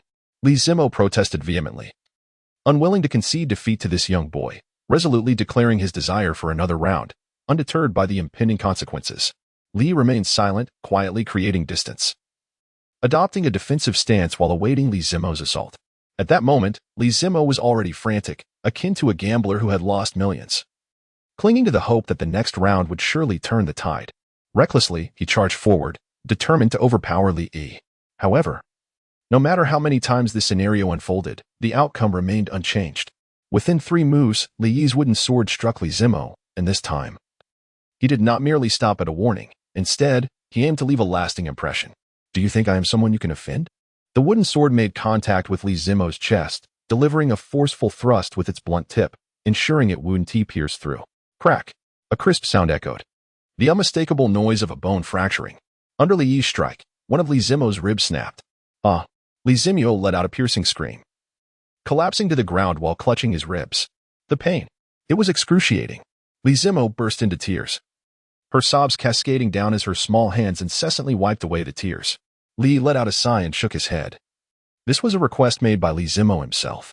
After all, who could blame him for being both inexperienced and playful? Now he must be feeling defeated. The leader was brought to tears by him. Did I see that correctly? Even the leader was no match for him. He is truly formidable. Despite being a newcomer and younger than us, he has proven his strength. Witnessing Li Zimo brought to tears by Li Yi, repeatedly vanquished, left him with neither the strength nor the will to retaliate. He was utterly overwhelmed and crushed. Li Zimo, the strongest among them, has been defeated like this? It is simply inconceivable. Li Yi yawned and said, "What are you all staring at? According to the rules, what should you call me?" With his hands clasped behind his back, he struck a pose of a victor, exuding an air of arrogance. After a triumph, one must revel in their glory. Otherwise, what is the point of winning? Boss, Li has indeed defeated Li Zimo, and according to the rules, it is only fitting to address Li Yi as boss. However, it feels rather awkward to call a child who is 2 years their junior by such a title. Yet, who can contest the fact that Li Yi's strength surpasses theirs? In this world, the one with the stronger fist commands the authority. Li nodded in satisfaction. From this day forth, my rules shall be the law. The exuberance of youth. Being young is to be bold. How can one be called a youth without a touch of recklessness? Ding Hua, caught in a moment of hesitation, drew in a sharp breath, witnessing it firsthand. He was now utterly convinced that it was indeed Li Yi who had triumphed over Li Hao. Not only had he vanquished Li Hao, but even Li Zimo fell short against Li Yi's prowess. Li Zimo is indeed a third-tier martial artist, with a profound mastery of fundamental sword techniques. Ding Hua is most acutely aware of Li Zimo's formidable prowess. Li Yi, devoid of any cultivation, had only just begun to teach him the sword technique today. This left Ding Hua utterly bewildered, standing there in a daze, lost in contemplation. "Zmo, how are you faring?" Ding Hua inquired as he examined Li Zimo's injuries. One of his ribs was fractured, causing him some pain, but fortunately, the injury was not severe. To break Li Zimo's rib with a single strike, what kind of strength was required for that? Could Li Yi truly be just a mere child? It seemed implausible.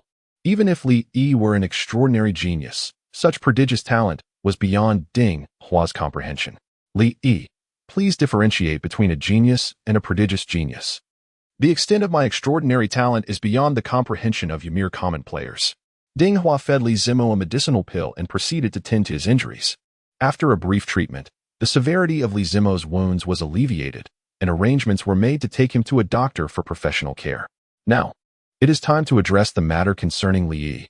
Observing Li Yi shine brilliantly before this group of children left Ding Hua at a loss for words. This prodigy existed beyond Ding Hua's understanding. As for punishing Li Yi for injuring his cousin, that was simply out of the question. To punish Li Yi today would mean expelling him from the Li family tomorrow simply for stepping out with his left foot first. Moreover, how could Ding Hua possibly impose punishment on Li Yi for such trivial matters? A genius is always afforded special privileges, and even more so for a prodigious talent like Li Yi. Ding Hua wished fervently that Li Yi were his own son, cherishing him even more than his biological child. Which teacher wouldn't desire a student of such exceptional caliber? Surely, what you just employed is not the fundamental sword technique I taught you, Ding Hua inquired, recalling that Li Yi had used only a few moves against Li Zimo. Yet, within those few moves, the shadow of the basic sword technique was evident, albeit not entirely representative of it. Yes and no, Li replied. What do you mean by yes and no? Ding Hua was left perplexed. Li explained in a calm and unhurried manner, although my uncle's fundamental sword technique is commendable, it falls short of excellence. After observing his demonstration once, I grasped it thoroughly and identified numerous flaws. Consequently, I made some modifications, and what I am employing now is the refined version of the basic sword technique. Ding Hua remained speechless, staring at Li Yi with his mouth agape, nearly causing his jaw to drop to the floor. Was this even humanly possible? To learn it in a single viewing and discover its shortcomings, then to improve upon the sword technique? Such comprehension is utterly astonishing. Ding Hua had been teaching for many years and had never encountered anything like this. This was not the feat of a mere child. Even the legendary Tian Shantong Lao could not rival such prowess. Taking a deep breath, Ding Hua settled into his chair, needing to calm his racing thoughts and organize the chaotic whirlwind in his mind. Li Yi's revelation left him in a state of confusion, teetering on the brink of a mental breakdown. Are you saying that you have improved the fundamental sword technique? Ding Hua still found it hard to believe. He understood all too well the challenges involved in refining a sword technique. It requires an intrinsic understanding of its essence, as well as extraordinary talent and insight to achieve such a feat, having taught the basic sword technique for many years.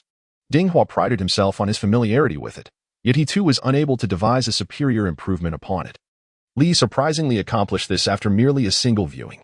This was truly difficult for Ding Hua to accept, as it constituted a negation of his previous beliefs. Li Yi nodded affirmatively. Then please demonstrate it for me, Ding Hua requested, eager to witness firsthand the improvements Li Yi had made to the foundational sword technique, and to discern the extent of the transformation in comparison to the original. A mixture of anticipation and anxiety filled his heart, as if he were about to witness a miracle. Let me see just how extraordinary this prodigy, Li Yi, truly is. Very well.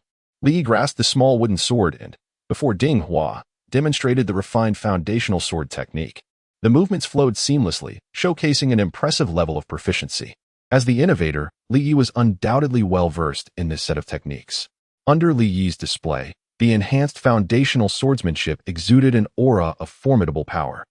Ding Hua immediately recognized that this was far more imposing than the original technique, yielding superior results. Moreover, it transcended mere physical conditioning, resembling a profound cultivation method. Ding Hua's expression grew increasingly animated, his eyes widening in astonishment. A prodigy. Chapter 17. Humility. Li Yi's motto. Ding Hua took a deep breath, pinched himself forcefully, feeling a sharp pain. He was not dreaming. Everything was indeed real. Li Yi has indeed succeeded in refining the fundamental sword techniques, enhancing them to an even greater degree. Should this set of foundational swordplay be adopted henceforth, the children's physical well-being is bound to improve, their foundations will become more solid, and their cultivation will witness significant advancement. Ding Hua gazed intently at Li Yi, profoundly curious about the means by which he achieved this. Was it purely a matter of innate talent? Li Yi, certainly not. This is undoubtedly 99% perspiration and merely 1% talent. Before long, Li concluded his demonstration of the refined basic sword technique. Ding Hua's mouth fell agape, as if it could accommodate 2 eggs, rendered speechless by astonishment. After a considerable pause, he finally managed to stammer. Did you truly derive and refine this sword technique on your own? The sword technique had undergone numerous modifications, with most aspects altered, rendering it more exquisite and addressing many of the original technique's deficiencies. In fact, some shortcomings that Ding Hua had been oblivious to during his extensive teaching became glaringly apparent only after witnessing Li Yi's enhancements. Indeed, without comparison, there can be no discernment of flaws. At times, the disparity between individuals can be quite pronounced. Li made Ding Hua feel that all her previous teachings were in vain. After such a long time, she found herself outdone by a mere 1-year-old. It was a profound disappointment. The emergence of Li Yi only serves to make him feel that his existence is a mere squandering of air.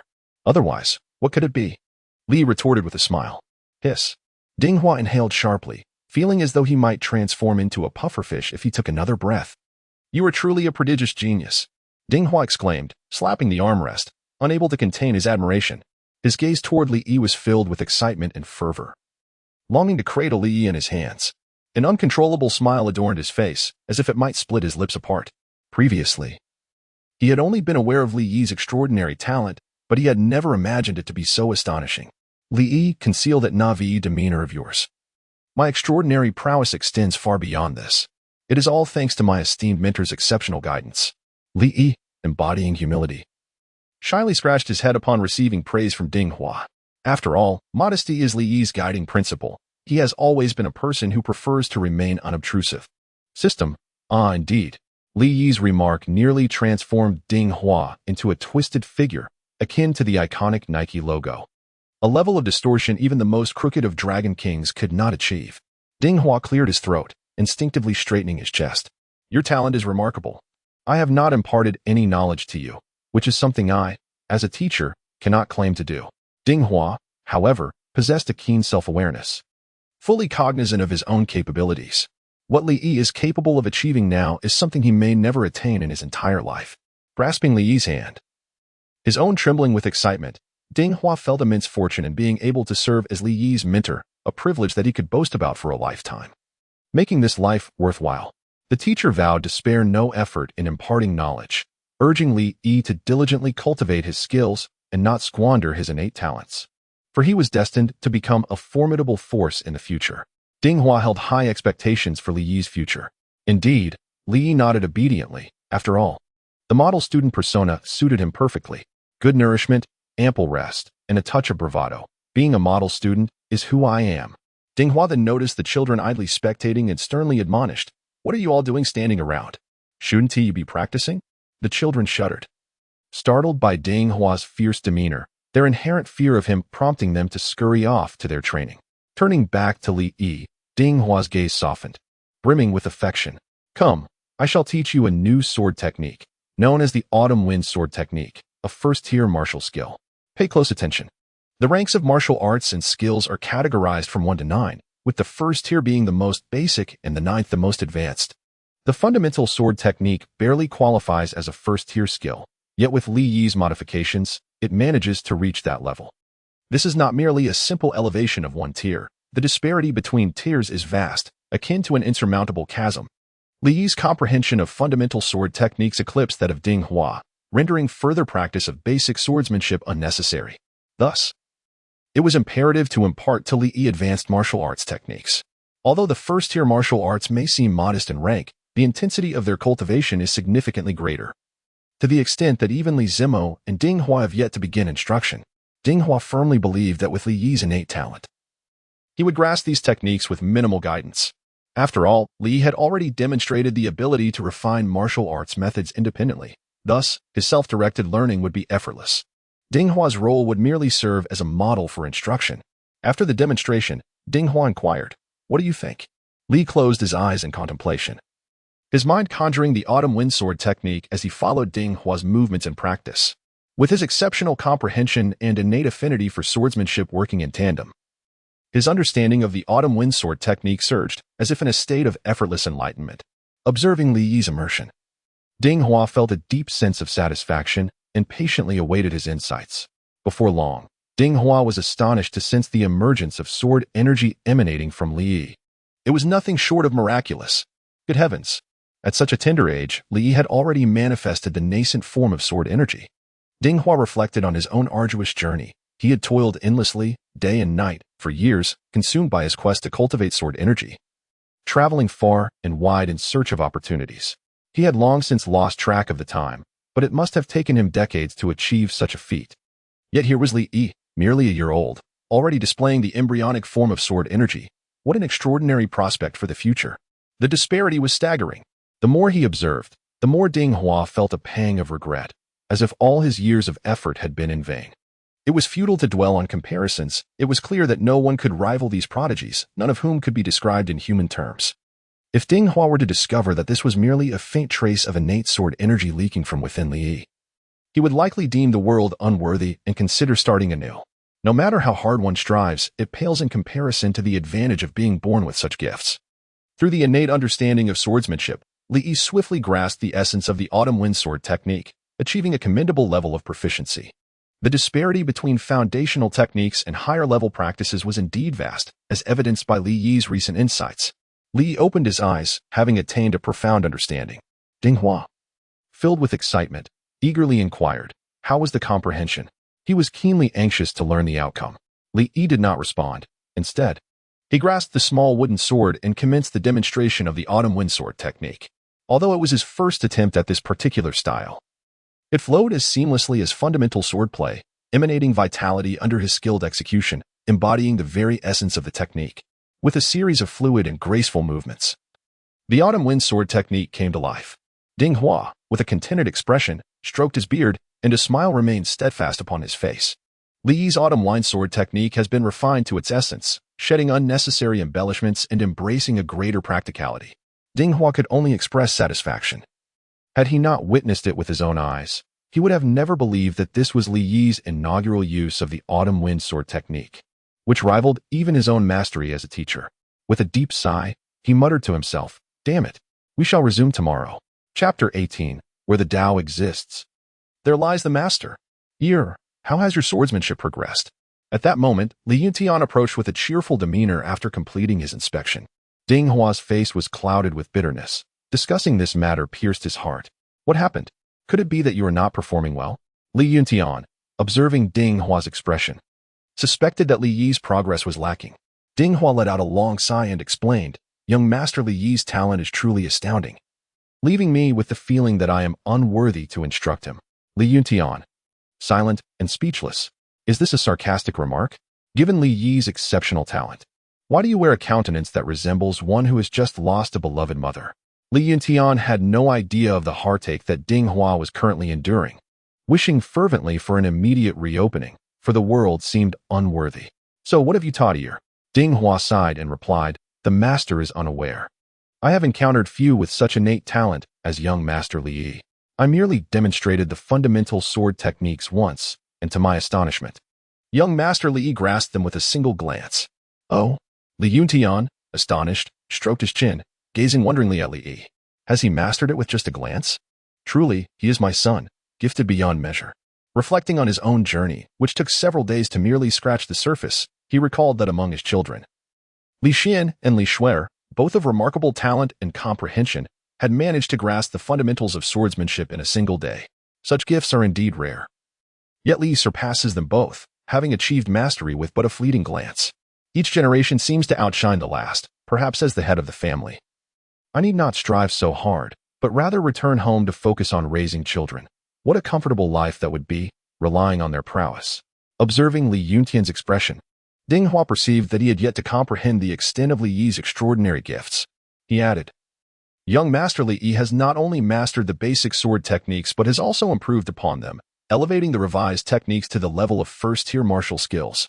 Li Yuntian nodded in satisfaction, a broad smile gracing his face as he remarked, "Indeed, you are truly my son, gifted beyond compare." "Wait, what did you just say?" The instinctive praise suddenly registered in his mind, and he recalled what Ding Hua had just mentioned. Li Yi has refined the fundamental swordsmanship?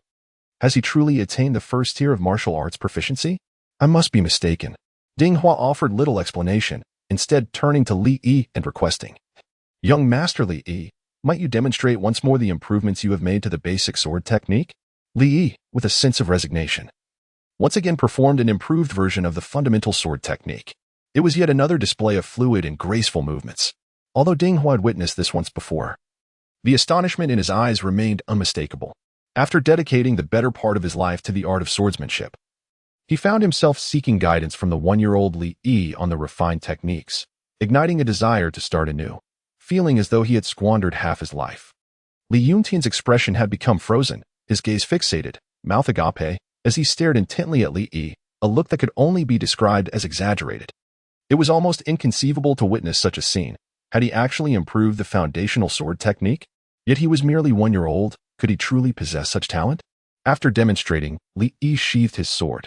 Suddenly, he felt a surge of energy within him break through a certain barrier, reaching an entirely new realm. His body infused with a profound sense of lightness. Have I truly made a breakthrough? Li Yi pondered, astonished that he had indeed transcended. At that moment, his cultivation level had ascended to a 1-star martial apprentice, officially stepping into the realm of cultivation. Did you truly modify this sword technique on your own? Li Yuntian was incredulous. Ding Hua was quite pleased with Li Yuntian's performance. The expression of astonishment mirrored his own moments ago. Louis nodded obediently. Ha ha ha ha. Li Yuntian gazed skyward, erupting into wild laughter that reverberated throughout the training grounds, capturing the attention of all present. Those unaware might have thought him mad. Pointing at Li Yi, his hand trembled uncontrollably, overwhelmed with excitement. "Truly, my splendid son, my offspring possesses unrivaled talent." Li Yuntian boasted flamboyantly, wearing a proud expression. With such a son, what harm is there in being a bit audacious? One might speculate that had Li Yuntian possessed such extraordinary abilities himself, the corners of his mouth would have long since soared to the heavens. Yet, even if it were not his own prowess, it did not diminish his right to revel in pride. "My dear son, come, let your father embrace you." Li Yuntian approached with excitement, extending his arms to embrace Li Yi. Upon sensing the aura emanating from Li Yi, he exclaimed in astonishment, "Have you made a breakthrough?" To his surprise, he discovered that Li Yi had achieved the rank of a 1-star martial apprentice. This revelation indicated that Li Yi had undergone this transformation only moments prior. as he had not possessed such power when they had arrived.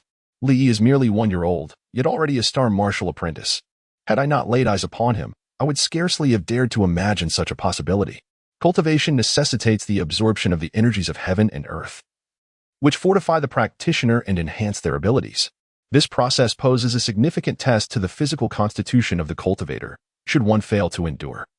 An overabundance of these energies could lead to catastrophic consequences. Thus, the importance of strengthening the body and laying a solid foundation in the early stages cannot be overstated.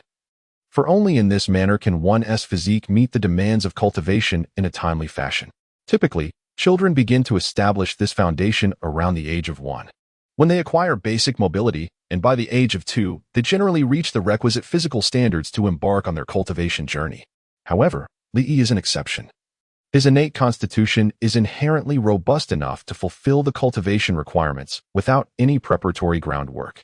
He steps into the realm of cultivation far earlier than his peers, and moreover, his aptitude and enlightenment in this practice far surpass that of others, leading to an ever-widening chasm in proficiency that allows one to envision a magnificent future for him. Excellent! Excellent! Li Yuntian exclaimed with delight. Reflecting upon Li Yi's frail constitution at birth, it is now evident that my previous insights were limited. Li Yi is indeed a case of latent potential bursting forth. My affection for him has reached its zenith, and I cannot help but pinch his cherubic little face, filled with pride for his accomplishments. Mr. Ding, how effective is the revised foundational sword technique? It yields superior training results. If the children cultivate according to this enhanced foundational sword technique, their physical capabilities will improve significantly, enabling them to reach the cultivation standards more swiftly. Li Yuntian nodded in satisfaction. The emergence of Li Yi was undoubtedly a blessing bestowed upon the Li family by the heavens. With this foundational swordsmanship, the younger generation of the Li clan would undoubtedly elevate their prowess, becoming the very pillars of the family's future. Mr. Ding, how well do you grasp the improved foundational sword technique? Upon mentioning this, Ding Hua cleared his throat, revealing a hint of embarrassment. Young Master Li Yi's enhancements render it far more exquisite than before. I must diligently study and cultivate it to fully comprehend its essence. How long do you estimate this will take? Ding Hua could not provide a definitive answer, acknowledging that not everyone possessed the innate talent of Li Yi. Perhaps 3 to 5 days, but I cannot make any promises. Very well. I shall bring Io to you daily. You will study diligently with him. And once you have mastered the essence, you may then impart it to the other children. Li Yuntian was eager to implement this new foundational sword technique, which would undoubtedly benefit the entire Li family. Ding Hua wore a bitter expression. He had always been the one teaching children. Yet now he found himself seeking guidance from a child. Indeed, where there is knowledge, there is a teacher. Although Ding Hua felt a sense of wonder, he did not perceive it as shameful. In Li Yi, he recognized the essence of a prodigy.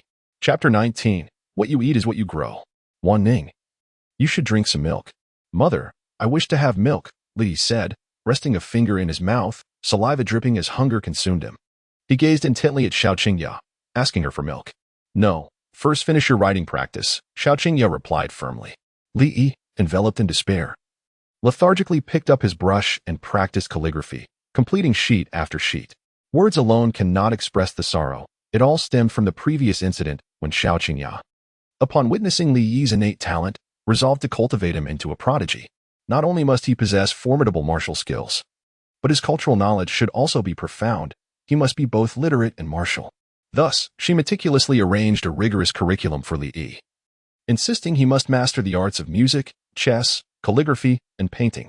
In everyday life, Xiao Qingya was a benevolent mother, but when it came to education, she transformed into a fierce maternal figure, unwavering in her demands.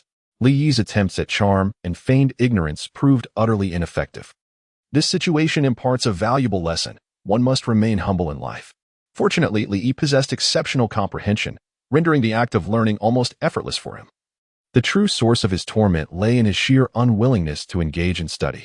Learning was more agonizing than imprisonment, compounded by a peculiar ailment that rendered him drowsy at the mere thought of studying, causing him to succumb to slumber in mere moments, akin to a lifeless pig. His condition dire and seemingly incurable. After enduring this arduous academic regimen, Li Yi finally fulfilled his obligations and was rewarded with milk. No one understands a child better than their mother. Xiao Qingya cleverly wielded milk as leverage over Li Yi, ensuring his compliance and learning. Why are you so fond of milk, my child? She mused, poking his nose playfully, noting his undeniable addiction to it. What shall we do if you still crave milk in adulthood? At that moment, Wan Ning entered from outside. Madam, the master has asked me to take the young master to the training grounds. He cannot attend personally. Very well. Young master, let me carry you, Wan Ning said, extending her arms to lift Li Yi. Children walk slowly, so carrying him would expedite their journey. As she lifted Li Yi, she felt his weight had increased, once effortless. The task now required significant effort, and she realized she could not sustain it for long. The young master is growing so rapidly. Before long, I may not be able to carry him at all. Under the blessing of the ancient sacred body, Li Yi had experienced rapid physical development over the past few days, far surpassing the growth typical for his age. Wan Ning, why not carry me on your back instead? Li Yi suggested, observing her struggle. For him, being carried or carried on the back felt the same. There was no distinction between chest and back. All right. Wan Ning hoisted Li Yi onto her back, finding it much easier, and swiftly made her way to the training grounds. Meanwhile, Ding Hua continued to refine the improved foundational sword technique. He had learned it, but he had yet to grasp its essence. Thus, he was not yet ready to teach his students effectively. During this period, Li Yi took on the role of instructor, guiding the other children in their training. At the training grounds, he stood before a group of older children, hands clasped behind his back, exuding the demeanor of a seasoned master, full of confidence as he instructed them. What are you all dawdling for? Follow my lead and practice. After a few years of training, you will surely reach my current level. The crowd gazed at Li Yi with blank expressions, their lips twitching involuntarily. Li Yi Dao, I understand your discontent. You question why I possess the authority to instruct you. You find it incredulous that a mere child, barely a year old, can teach those who are several years my senior. Yet, despite your objections, what can you do? I am indeed superior. I possess the requisite qualifications. Nearby, Wan Ning chuckled, finding no trace of arrogance in Li Yi, but rather an endearing charm. The audacity of a mere child, still untouched by the trials of life. Uttering such words struck her as comically delightful. The young master was simply too adorable. In the eyes of the other children, however, adorability was the least of their concerns. They felt compelled to retaliate, deeming him excessively brazen. Yet, regrettably, they found themselves unable to overpower him, forced to endure their indignation in silence. Li Yi cast a glance at Wan Ning and chided, What are you laughing at? Do you not see I am conducting a lesson? Be serious. Yes, sir. Wan Ning replied, her face adorned with a warm, affectionate smile as she observed Li Yi instructing the students. Li continued to converse with the group of children, asking, So, do you think I am quite arrogant and would like to confront me? Several children could not help but nod in agreement. Let me see how many of you wish to challenge me. Almost all the children present nodded, expressing their desire to confront Li Yi. Li nodded in satisfaction. Excellent. He turned to Li Zimo and the others. Stand in front of me and protect me. Following their previous encounter, Li Yi had ascended to the position of leader among Li Zimo and the others, while Li Zimo had transitioned from the role of leader to that of a subordinate. Li Zimo's lips involuntarily twitched. I truly wish to strike you. Remember the anger you currently harbor towards me. Transform that sorrow into strength. Cultivate diligently. And when you possess the power, challenge me once more, compelling me to fall silent. Only then may you revel in arrogance akin to mine. However, should you fail to overcome me, endure and continue your training until you grow stronger. Li stifled a yawn and gestured for them to commence practicing the refined version of the fundamental swordsmanship. Boss, beast milk. Li Hao rushed over with a bottle of beast milk and handed it to Li Yi. Return to the team. The errand running Li Hao rejoined the group for training. Li picked up the bottle of animal milk and began to drink. Typically, animal milk refers to cow's milk. Although it is filling and widely available in the market, its taste leaves much to be desired, serving only as a mere substitute. Young master, drinking milk again? Wan Ning was at a loss for words. Li glanced at Wan Ning's chest, pondered for a moment, and then offered her the bottle, saying, Wan Ning, why not have some milk as well? Why should I drink it? Wan Ning replied. A look of confusion etched on her face. At 16, the thought of drinking milk seemed rather laughable to her. Moreover, Wan Ning had no particular fondness for milk. Li stated with utmost seriousness, You are what you eat. Give it a try. Wan Ning, taken aback, glanced down at her chest and suddenly comprehended the implications of Li Yi's words, a blush creeping onto her face. What an audacious remark. To think that a mere child of 1 year would criticize her for her modest bosom sent waves of insecurity through her. Is it not enough to harm one's spirit in addition to the body?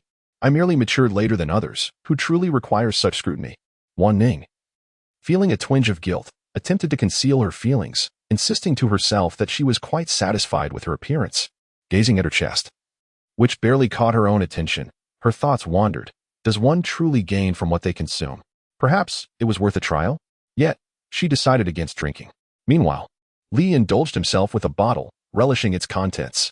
Wan Ning found herself perplexed. Was milk truly that delightful? Li sipped milk while guiding the others in their training. Observing Li still indulging in his drink, the other children found it increasingly difficult to maintain their composure. The injuries were minor, yet the humiliation was profound. "Ha! I have succeeded." Laughter echoed as Ding Hua dashed onto the training ground.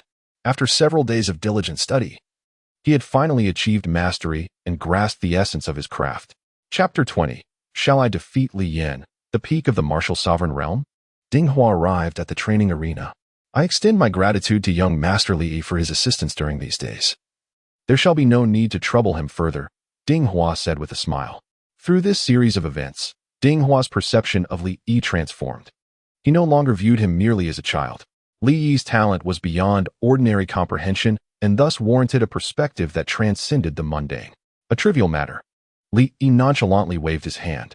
Ding Hua took out several sets of martial arts techniques from his sleeve and handed them to Li Yi, saying, "These are all profound-level martial arts. Given your aptitude, the yellow-level techniques will offer little assistance to you. You may wish to attempt cultivating the profound-level martial arts." Very well. Li Yi harbored a similar intention. The yellow-rank martial arts could be grasped with merely a glance, presenting no significant challenge. He aspired to master more profound techniques. Mr. Ding Hua, displaying his understanding, proactively presented Li Yi with the Xian rank martial arts. The disparity between the Xian rank and yellow rank represents a chasm in terms of cultivation difficulty, and the potency of the martial techniques is equally vast. Although the Xian rank martial arts entail considerable challenges and demands on the practitioner, for Li Yi, endowed with the ancient sacred body, it is but a trifling matter. He commenced his training with a small wooden sword, primarily focusing on various swordplay techniques. In addition to the Xian rank martial arts, the material also contained some of Ding Hua's insights and cultivation experiences. After Li Yi meticulously perused the material, he extracted its essence while discarding the dross, integrating it into his cultivation, yielding remarkable progress. While the profound tier martial techniques wield immense power, they also demand significant physical stamina. Given Li Yi's current prowess, he is yet unable to unleash the full potential of these techniques, as he is merely a one-star martial apprentice. It appears imperative for him to swiftly seek out a suitable cultivation method to complement his training. The distinction between martial techniques and cultivation methods can be likened to the difference between a singular maneuver and a comprehensive system. Most martial techniques can be regarded as individual skills, whereas cultivation methods represent a holistic framework that aids practitioners in enhancing their cultivation and advancing their proficiency. The finest martial arts of the Li family are said to reside within the treasure vault. A casual mention to my father should suffice to procure access for cultivation. Although Li Yi recently acquired the fragment of the Heavenly Fate scripture, which appeared quite formidable, it remains merely a fragment, rendering the cultivation process significantly more laborious than that of a complete text. As I embark on this journey, I shall take my time to delve deeper into it when circumstances permit. Just as Li Yi immersed himself in his training, an elder materialized before him, none other than Li Yan. Yet again, this old rogue has appeared. His intentions are likely far from benign. Great-grandfather Li Yan, Li Yi greeted respectfully. For he is indeed a formidable figure within the Li family, deserving of due deference. Moreover, he has shown kindness towards me. Well done, my dearie.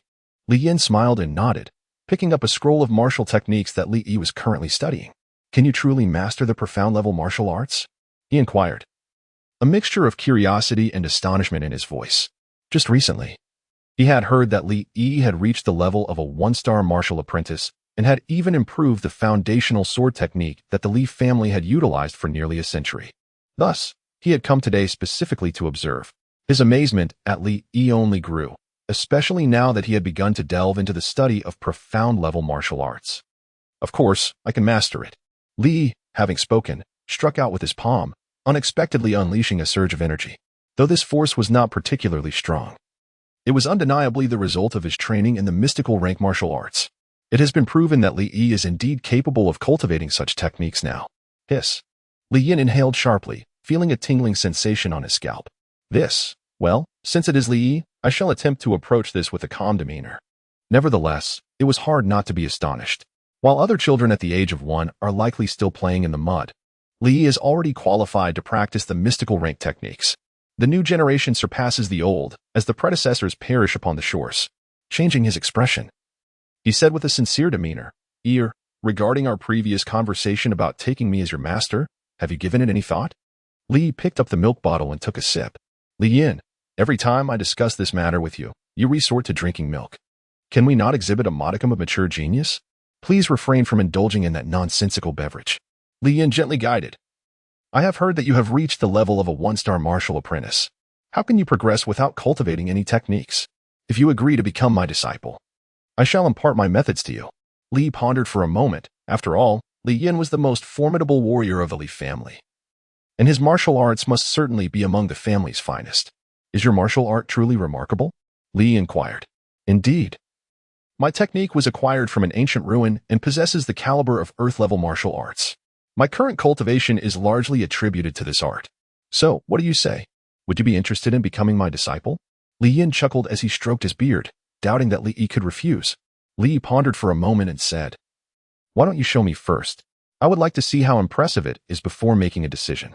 Li Yin, goodness, is he trying to swindle my cultivation techniques? Although these techniques are the foundation and lifeblood of a practitioner, in the face of Li Yi, Li Yin did not hesitate and generously imparted his knowledge. As for formally accepting Li Yi as his disciple, there is no rush. One cannot hasten the cooking of hot tofu. Li Yan's finger gently pressed against Li Yi's forehead, and a surge of immense information flooded into Li Yi's mind. It was none other than Li Yan's unique cultivation technique, the Zishu method. The very name suggested its extraordinary nature. After a moment of contemplation, Li Yi realized that mastering the Zishu method was indeed no trivial matter. If cultivated diligently, it could accelerate his progress severalfold, making it a highly commendable technique. So, do you have any interest in becoming my disciple? I can impart this technique to you, Li Yin confidently proposed. Great-grandfather, do you truly wish to be my master? Li inquired. With your remarkable talent, I dare say not many would pass up the opportunity to be your mentor, Li Yin replied with a smile. Li Yi, with a hint of disdain, remarked, You are my great-grandfather. Why would you still concern yourself with the titles of master or disciple? Li Yin contemplated this matter carefully, and it appeared that what Li stated held some validity. Indeed, Li Yin smiled as he affectionately ruffled Li Yi's hair. This young lad was indeed to his liking talented, capable, and audacious, reminiscent of his own youth.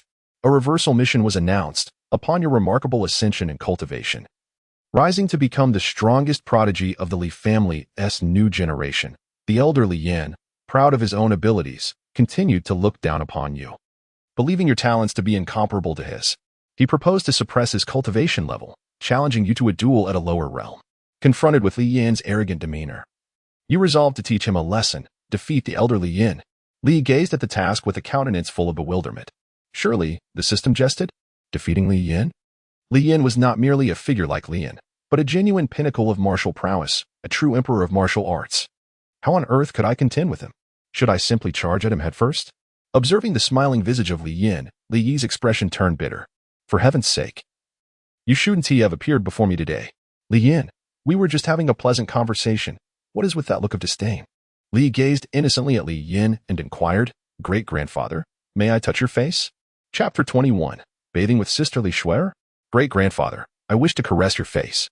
Li lifted his chubby little face, fair and tender, exuding an adorable charm that elicited a gentle smile from Li Yin. As Li reached out to touch his own face, it was a gesture of seeking closeness. Li Yin, embracing this endearing moment, willingly allowed Li to caress his face, thereby fostering a deeper bond between them. Li Yin squatted before Li, drawing his face close, inviting Li to touch at his leisure. Li's lips curled into a subtle smile as the opportunity presented itself, revealing a wicked grin deep within.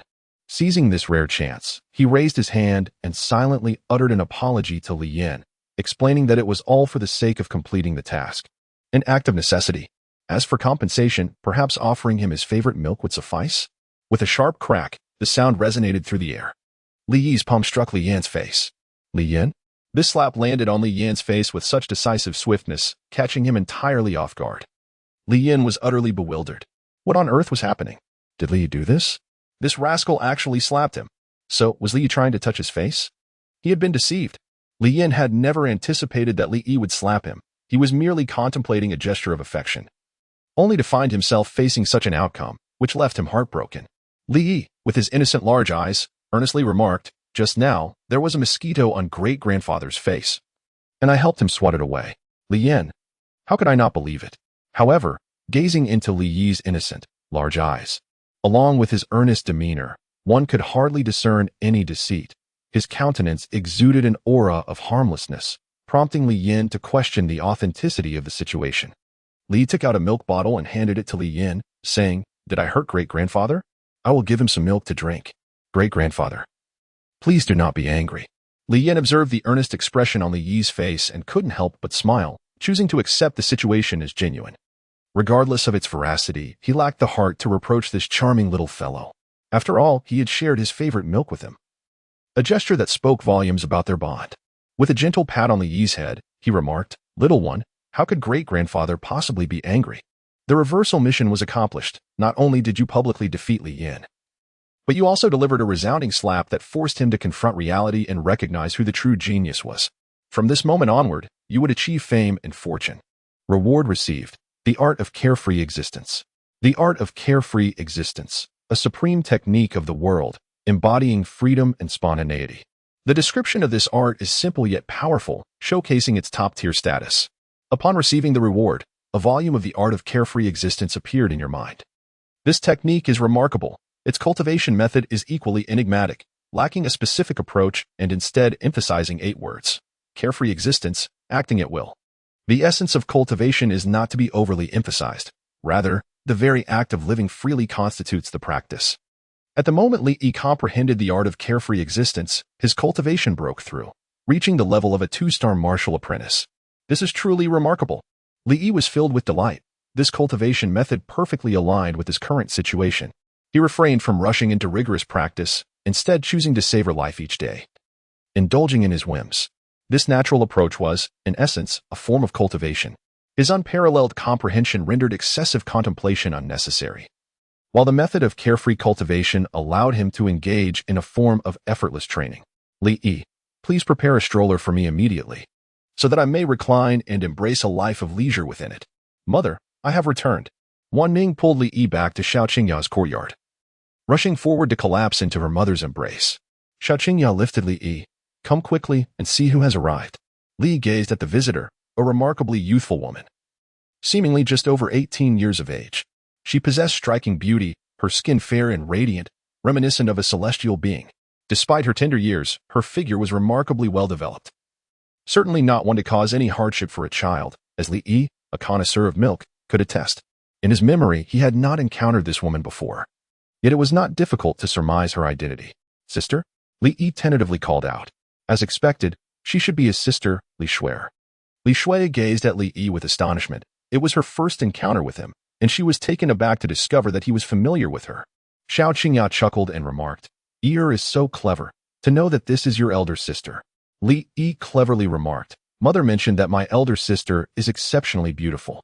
I believe, given her stunning looks, she must indeed be my sister."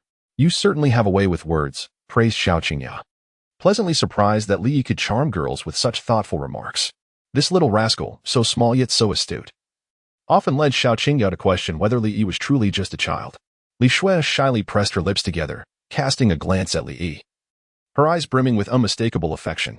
There is no better way to win her sister's heart than with a single heartfelt phrase. Li Shui gazed at Li Yipeng's chubby little face and couldn't help but reach out to tease him.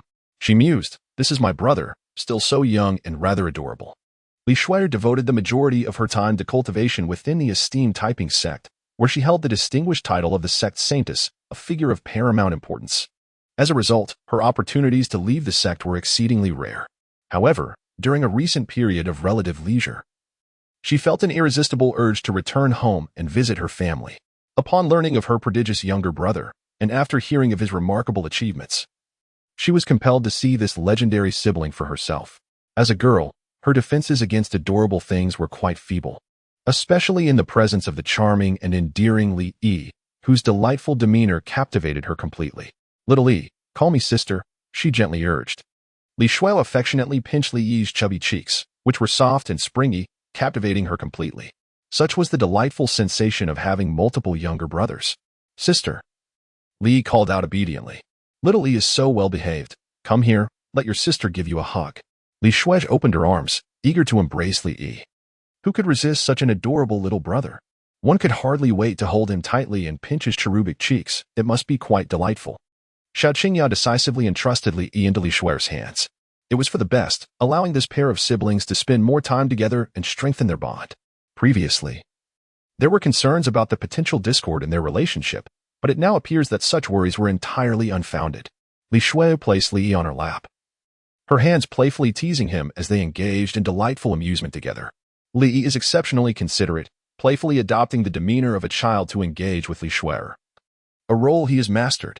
She pinches his chubby cheeks, which are delightfully plump and easy to grasp. Li detected a unique and fragrant aroma, undoubtedly. It was the distinct scent of Li Shuo. Shuo, how long do you intend to stay this time? Xiao Qingya inquired. I'm not sure. It depends on when Master summons me back. This rare opportunity for leisure is something I truly wish to savor for a while longer. Unless I am called. I have no intention of returning. Li Shuo, feeling weary, remarked that there was no place more enjoyable than at home, playing with such an adorable younger brother. Rather than returning to the Tai Ching sect, Li Shuo gently rubbed Li Yi's cheek with her fingers and asked, What does my little one want to eat? Sister will take you to buy it. The mention of food immediately piqued Li Yi's interest. He opened his mouth wide, making incoherent sounds, drool trickling from the corner of his mouth, while he inserted a finger into his mouth. His gaze was fixed intently on Li Shuo, leaving her bewildered and questioning. Why are you looking at me like that? Do I resemble something edible? Xiao Qingya nearly burst into laughter, feeling both exasperated and amused with Li Yi. As his mother, she was well aware of his intentions. She explained to Li Shuo, You see, Io absolutely adores drinking milk. Drinking milk? Li Shuo was taken aback, then lowered her gaze to her chest, noticing her prominent bosom. Turning her attention to the drooling Li Yi, she suddenly comprehended his intentions. Hastily, she covered her chest, her face blooming with a flush of embarrassment. No way. This. With a bashful smile, she playfully tapped Li Yi on the nose and chided. You mischievous little brother, how dare you wish to partake from your sister? I have nothing to offer you. We are not yet married. And I have not borne any children. How could I possibly nourish you? Besides, I am your sister. Even if I did have, looking at your adorable face. If you were my brother, it wouldn't be entirely out of the question. Xiao Qingya interjected. Yer has been practicing all day and has yet to bathe. I shall take him to wash up first, and then you two siblings can play together. Li Shuo held on to Li Yi, unwilling to let go, her affection evident. Just as I have returned, I shall take little Yi for a bath. Seeing how fond Li Shuo was of Li Yi, Xiao Qingya was pleasantly surprised and naturally did not decline. All right, then I shall trouble you. Xiao Qingya replied with a smile. Not at all, it's no trouble, Li Shuo responded, her joy palpable at the prospect of bathing with such an adorable little brother. She had already envisioned dressing Li Yi in a lovely outfit after their bath, certain it would look delightful. Li Yi, there are always women who wish to see me in women's attire. Xiao Qingya cautioned Li Yi, saying, You must heed your sister's words and refrain from mischief. Do you understand? I understand. Li Yi spoke in a soft and elongated tone. Little Yi is so well behaved. She will certainly not cause any trouble. And Xiao, you can rest assured. Li Shuo reassured Xiao Qingya. Then you may proceed. Li Shuo lifted Li Yi high into the air, twirling him around twice as she exclaimed, Little Yi, come, let's go take a bath with your sister. Are you happy? Happy. Li responded eagerly, as if he were a child being indulged. Li Shuo playfully poked her finger repeatedly on Li Yi's chubby face, inquiring, Do you like your sister? Yes, I do, he replied. Li Shuo was thoroughly pleased with Li Yi's response and contentedly led him to take a bath. Li let out a deep sigh, pondering the complexities of the modern world, where it is indeed challenging to please a woman. In the original narrative of Reversal, Li Shuo held Li Yi in disdain, viewing him as a worthless individual unworthy of being her brother, even feeling embarrassed to have such a feckless sibling. However, the current reality stands in stark contrast to the storyline. When asked for his assessment, Li could only remark, As astute as I am. Are you still troubled by your sister's fierce demeanor? Come, learn from me, and effortlessly transform her into a gentle soul. Li Shuo possesses a beauty that is truly remarkable, surpassing that of her mother and several aunts, making her the most exquisite woman Li Yi has ever encountered. The mere thought of sharing a bath with such a stunning sister, revealing their true selves to one another, fills him with excitement. This bathing scene seems reminiscent of a certain action film he has seen before. One might wonder if Li Yi harbors any immature thoughts. Li Yi cast a glance downwards. Even if there were something below, there was little he could do about it. What could he possibly accomplish? Though bathing with his sister was a privilege that came with his youthful innocence, children often pose their own challenges. Women only serve to impede my swiftness in drawing my blade. As a representative of the new generation, I hold a vehement disdain for gambling and drugs. Chapter 22. Do you wish to go out and play? A counterattack mission is issued. Your sister, Li Shuer, has returned to the Li family. In her haughty gaze, you remain the same useless younger brother from before, subjected to her scornful remarks. Out of respect for her being your sister, you wish to avoid conflict. However, Li Shuer relentlessly presses on. Take it upon yourself to teach her a lesson, making her confront the harsh truths of reality. Li exclaimed in astonishment. In this original story of a triumphant reversal, it seemed that everyone would mock him at least twice. Even the protagonist, long admired, would have to show his respect. Raising his head, he gazed at the gentle sister before him, leaning comfortably in Li Shuer's embrace. Life is but this. Little one, shall we go take a bath? Li Shuer reached out and playfully tugged at Li Yi's chin. As he was washing, suddenly, the voice of the system echoed in his ear. To his surprise, at such a young age, he had already attained the rank of a 2-star martial apprentice, surpassing even his sister's prowess at the same age. This little fellow is quite remarkable. Li Shuer was astonished to discover that Li Yi had attained the rank of a 2-star martial apprentice at such a tender age.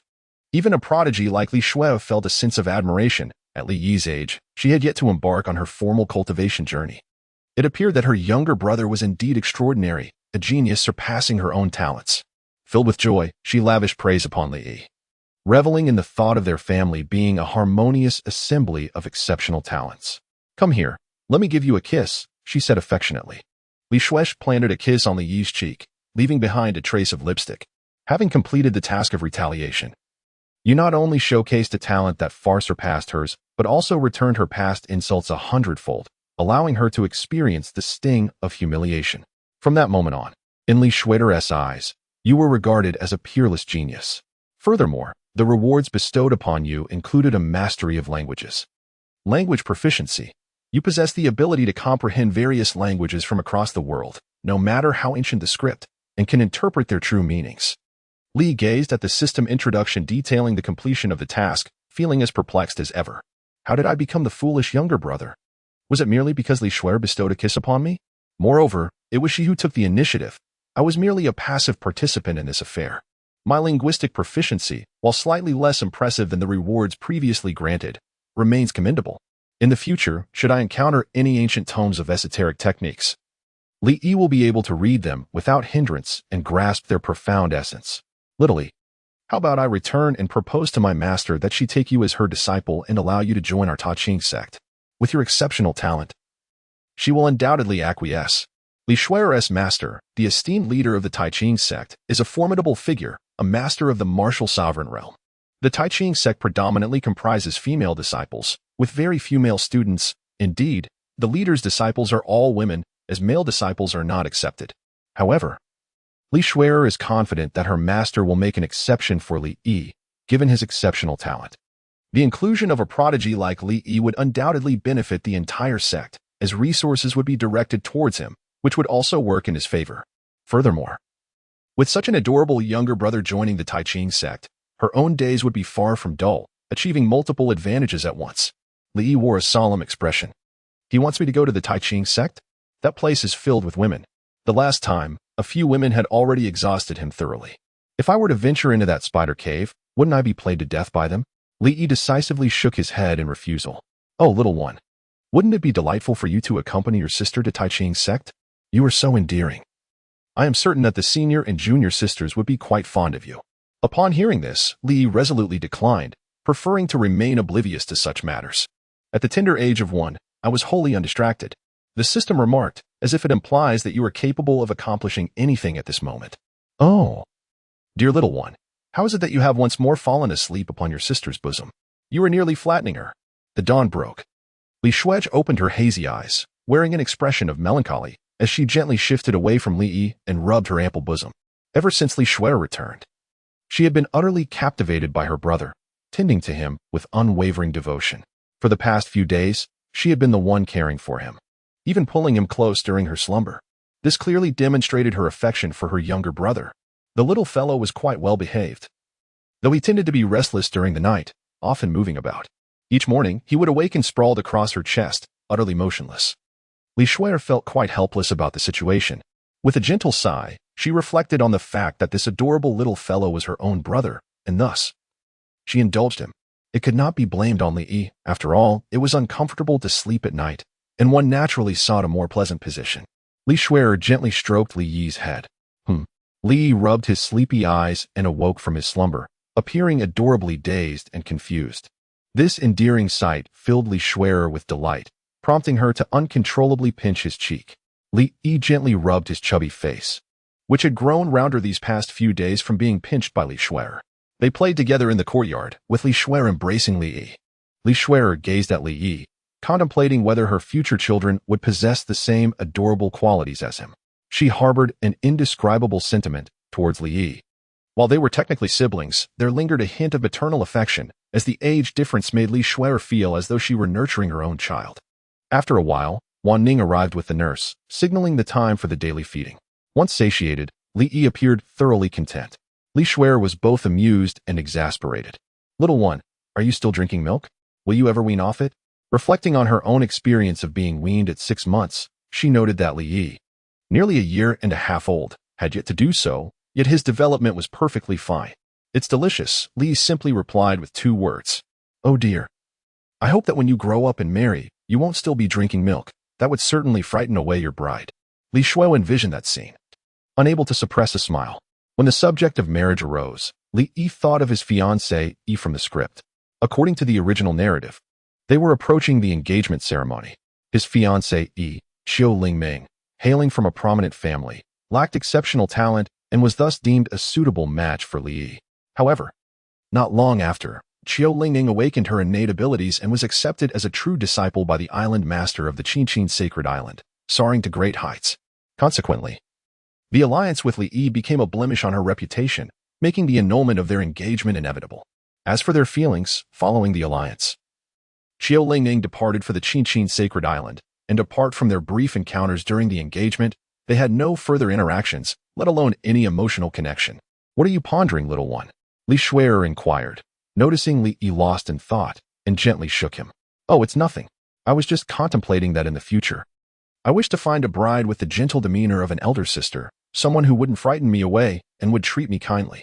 Li chuckled in a sweet, childlike manner. Upon hearing these words, Li Shuer felt a surge of joy in her heart, her lips involuntarily curving into a smile. "Your idea is splendid. However, a girl as exceptional as I am is not easily found. Yet, no matter how remarkable a girl may be, little one, you are deserving of her." Li Yi nodded slightly. "Miss, your letter." A servant hurried over, holding an envelope in hand. It was sent from the Taiqing Palace. Upon hearing the name of the palace, Li Shuer let out a weary sigh, fearing it might be a summons urging her to return. She still had not had enough fun. She opened the letter to take a look. Li Shuer let out a sigh of relief, not out of a sense of urgency to return. She glanced at Li Yi and suddenly conceived a mischievous idea, a sly smile spreading across her face. Li Yi noticed the smile of Li Shuer, and a sudden pang of unease gripped his heart. With his innocent and adorable eyes wide open, he inquired, "Sister, what is it? Xiao Yi, would you like to go out and play?" Li Shuer raised an eyebrow at him. This demeanor of hers made him wonder if she intended to take him out for some dubious purpose. Going out to play? Indeed. There will be many older brothers and sisters, along with delicious food. What do you say? Are you interested in accompanying your sister for an outing? Li Shuer, with her gentle persuasion, resembled a child trafficker, her nefarious intentions almost inscribed upon her countenance. Li remained silent, lost in contemplation about whether to accompany Li Shuer. Having spent all this time within the confines of the estate, venturing outside seemed quite appealing. Indeed, Li nodded in agreement. "I went to find Aunt Xiao to inform her. I carried Li Yi and sought out Xiao Qingya to report my intentions." "Are you taking the air out for a while? What is the matter?" Xiao Qingya inquired, puzzled. Li Shuer explained to Xiao Qingya that Baiyun Temple had acquired an ancient scripture scroll, which they had studied for many years. However, they had not only failed to comprehend it but also struggled to recognize the majority of the characters inscribed upon it. Given their inability to decipher the text, further study seemed futile. Consequently, Bayun Temple resolved to unveil the scroll to the public, inviting talented individuals from across the land to seek enlightenment. Upon hearing of the ancient scripture scroll, various sects, including nobility and royal families, expressed keen interest. The scroll, rumored to contain profound and extraordinary revelations, sparked a desire among many to grasp its wisdom. Adhering to the principle of seizing such an opportunity, they flocked to Bayun Temple to witness the unveiling. This endeavor undoubtedly attracted considerable attention, and although the ancient scripture scroll was made public, Bayun Temple garnered significant fame and acclaim, orchestrating a grand event. The resulting notoriety proved advantageous for the temple's development. An inscrutable scripture scroll had yielded unforeseen benefits. Reflecting on this, Xiao Qingya considered that Li Shui was accompanied by members of the Tai Ching sect, one of the foremost sects, which should pose no safety concerns. Thus, she nodded in agreement. You may proceed, but do take care. Rest assured, and Xiao, with me here, there will be no unforeseen incidents. Li Shui smiled and, after speaking, led Li Yi away. Xiaoyi, come, let us go watch a play. Li Shui carried Li Yi along the road. Such a scene primarily serves to entertain and foster friendships. The Bayun Temple's study of ancient scriptures is a specialized endeavor. After years of research, they have yielded little, illustrating the profound complexity of the texts. It is evident that others cannot possibly glean insights in such a brief span of time. Li Shui accompanied Li Yi to Lingohang, where they boarded a spirit boat destined for Bayun Temple. The temple was quite distant, and traveling by land would undoubtedly take too long. Thus, the spirit boat proved to be a swifter and more convenient option. Saintess, this way, called out two female disciples of the Tai Ching sect, greeting Li Shui. What brings you here? She inquired. The disciples explained. The sect master sent a message, and fearing that you might be delayed, he dispatched us to escort you. It seems my actions have caused concern for my master, she replied. Li Shui dismissed the notion with indifference. The two female disciples exchanged glances, remaining silent as they recalled an incident during the Tianjiao conference. On that occasion, Li Shui had ventured off midway to engage in acts of chivalry, only to arrive after the conference had concluded several days prior. That time, she nearly caused the sect leader to faint from exasperation. Li Shui, this saintess, is deeply devoted to everything except her role as a saintess. Chapter 23. The leader of the Tai Ching sect, Xiao Hanan. Senior sister, who is this? The female disciple inquired, observing Li Shui cradling Li Yi in her arms. Why is senior sister holding a child? Could it be this is senior sister's illegitimate child? He is already so grown up. The saintess is not permitted to engage in romantic relationships. She must maintain her purity. What are you thinking? This is my younger brother. Upon observing their expressions, Li Shui discerned their misguided thoughts. Oh, the female disciple breathed a sigh of relief, given the age difference. Their initial assumption was that Li Shui had an illegitimate child, rather than a younger brother. Let us proceed, so master can see. I have always been punctual. The female disciple regarded Li Shui with a gaze tinged with skepticism. Li Shui awkwardly cleared her throat and said, of course. Just pretend I didn't say anything about being punctual. Li Yi, this sister gives me an impression of being rather unreliable. I hope she doesn't lead me astray, as my new account cannot withstand any turmoil. Li Shui continued, this time, I will take my younger brother to broaden his horizons. And I shall be punctual.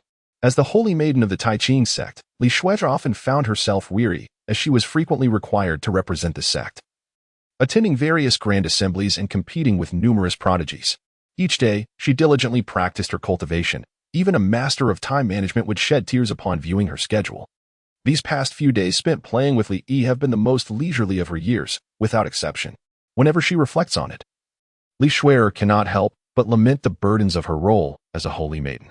It is likely that her master has also sent her to uphold the sect's reputation at the Bayun Temple, for such occasions necessitate the presence of the holy maiden. Let us depart. She boarded the Tai Ching sect's exclusive spiritual vessel, setting off at maximum speed toward the Bayun Temple. Li wandered around the spirit boat, observing everything with the curiosity of a child.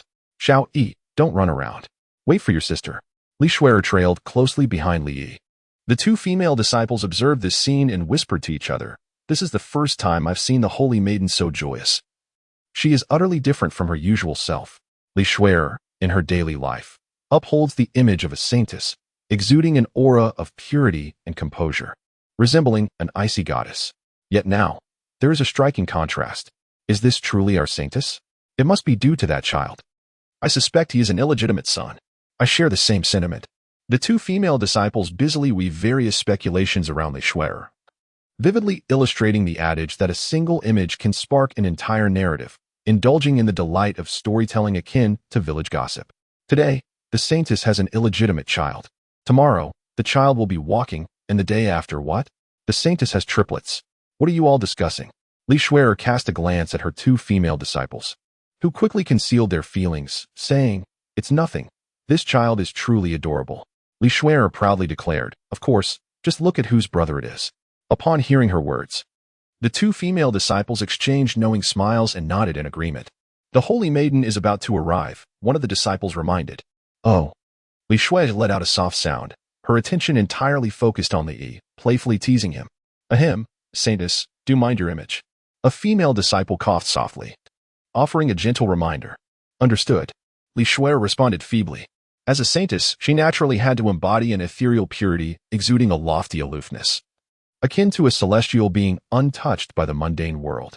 Li Shuer made a slight adjustment and instantly transitioned into a poised demeanor, her aura transforming into one of icy detachment, reminiscent of an imposing glacier, truly embodying the essence of an ice goddess. Coupled with her statuesque and commanding physique, she exuded an undeniable presence of a regal queen. Li, one moment she is the gentle sister, the next she transforms into my queen sister. I can't help but give a thumbs up to Li Shuer. Her ability to shift between these states is truly effortless. Li Shuer sighed inwardly. Having portrayed the aloof and ethereal maiden for so many years, it came as second nature. Xiaoyi, you must listen to your sister later and refrain from causing any trouble, do you understand? As her character transformed, her voice followed suit, ethereal and elusive, evoking the image of a proud and independent fairy, one that could be admired from afar but never trifled with. A palpable sense of distance ensued. Though she maintained an air of coldness, the tenderness in Li Shuer's gaze towards Li Yi was unmistakable and could not be concealed. Li Shuer retrieved a white veil, draping it over half of her face, which added an air of mystery to her persona, sparking curiosity about the unparalleled beauty that lay beneath. With the veil adorning her, Li Shuer embodied the epitome of a saintly figure. Upon arriving at the White Cloud Temple, a group of female disciples from the Taiching sect had been waiting patiently below, eagerly anticipating her arrival. Li Shuer grasped Li Yi's hand as they descended from the celestial vessel. "We welcome the Holy Maiden," the female disciples of the Taiching sect proclaimed in unison, exuding an air of grandeur. "Who is this? Such a remarkable presence," one bystander exclaimed. "My brother. Did you come from the countryside? This is the Holy Maiden of the Taiching sect. How could you not know her? Are you even a man?" In response to the inquiry, the young man retorted defiantly, "Why should I know her?" The other shook his head, insisting, "Just take a glance, and you'll understand." Unconvinced, the young man fixed his gaze upon the celestial vessel, where a woman clad in white, adorned with a delicate white veil, gracefully descended. At the mere sight of her, his eyes seemed to be glued to Li Shuer, unable to look away. "How beautiful! Is she a celestial being?" The crowd, regardless of gender, was entranced by Li Shuer, captivated by her enigmatic allure, unable to divert their gaze. Indeed, she lives up to her title as the Holy Maiden, as stunning as the rumors suggest. I yearn to see the exquisite visage behind that veil. The Holy Maiden has shown her face before, and her portrait is even available in the market, someone interjected. "Where can I purchase it?" "I want one." "If you inquire, you'll find out. I heard the price has soared to 100,000 gold coins for a single piece. Likely genuine, is rumored by those from the Taiching sect. The influence of Li Shuer transcends mere beauty and grace. It is also deeply rooted in her esteemed status. It is akin to the distinction between a courtesan and an empress. Can one truly equate the two? The prospect of a fallen empress is even more tantalizing. Suddenly, a child is noticed by her side, sparking an uproar. The sight of the saintess with a child is indeed sensational news, igniting fervent discussions and a multitude of speculations. Some believe the child to be Li Shuer's own, while others assert alternative connections, leading to near altercations. How could such a divine figure be tarnished by mere goblins? Li Shuer remained unaffected by the discussions, calmly holding onto Li Yi's hand. "Saintess." The members of the Taiching sect collectively bowed and spoke in unison. Indeed, Li Shuer nodded slightly. The one leading the group was her senior sister, Yuzhu.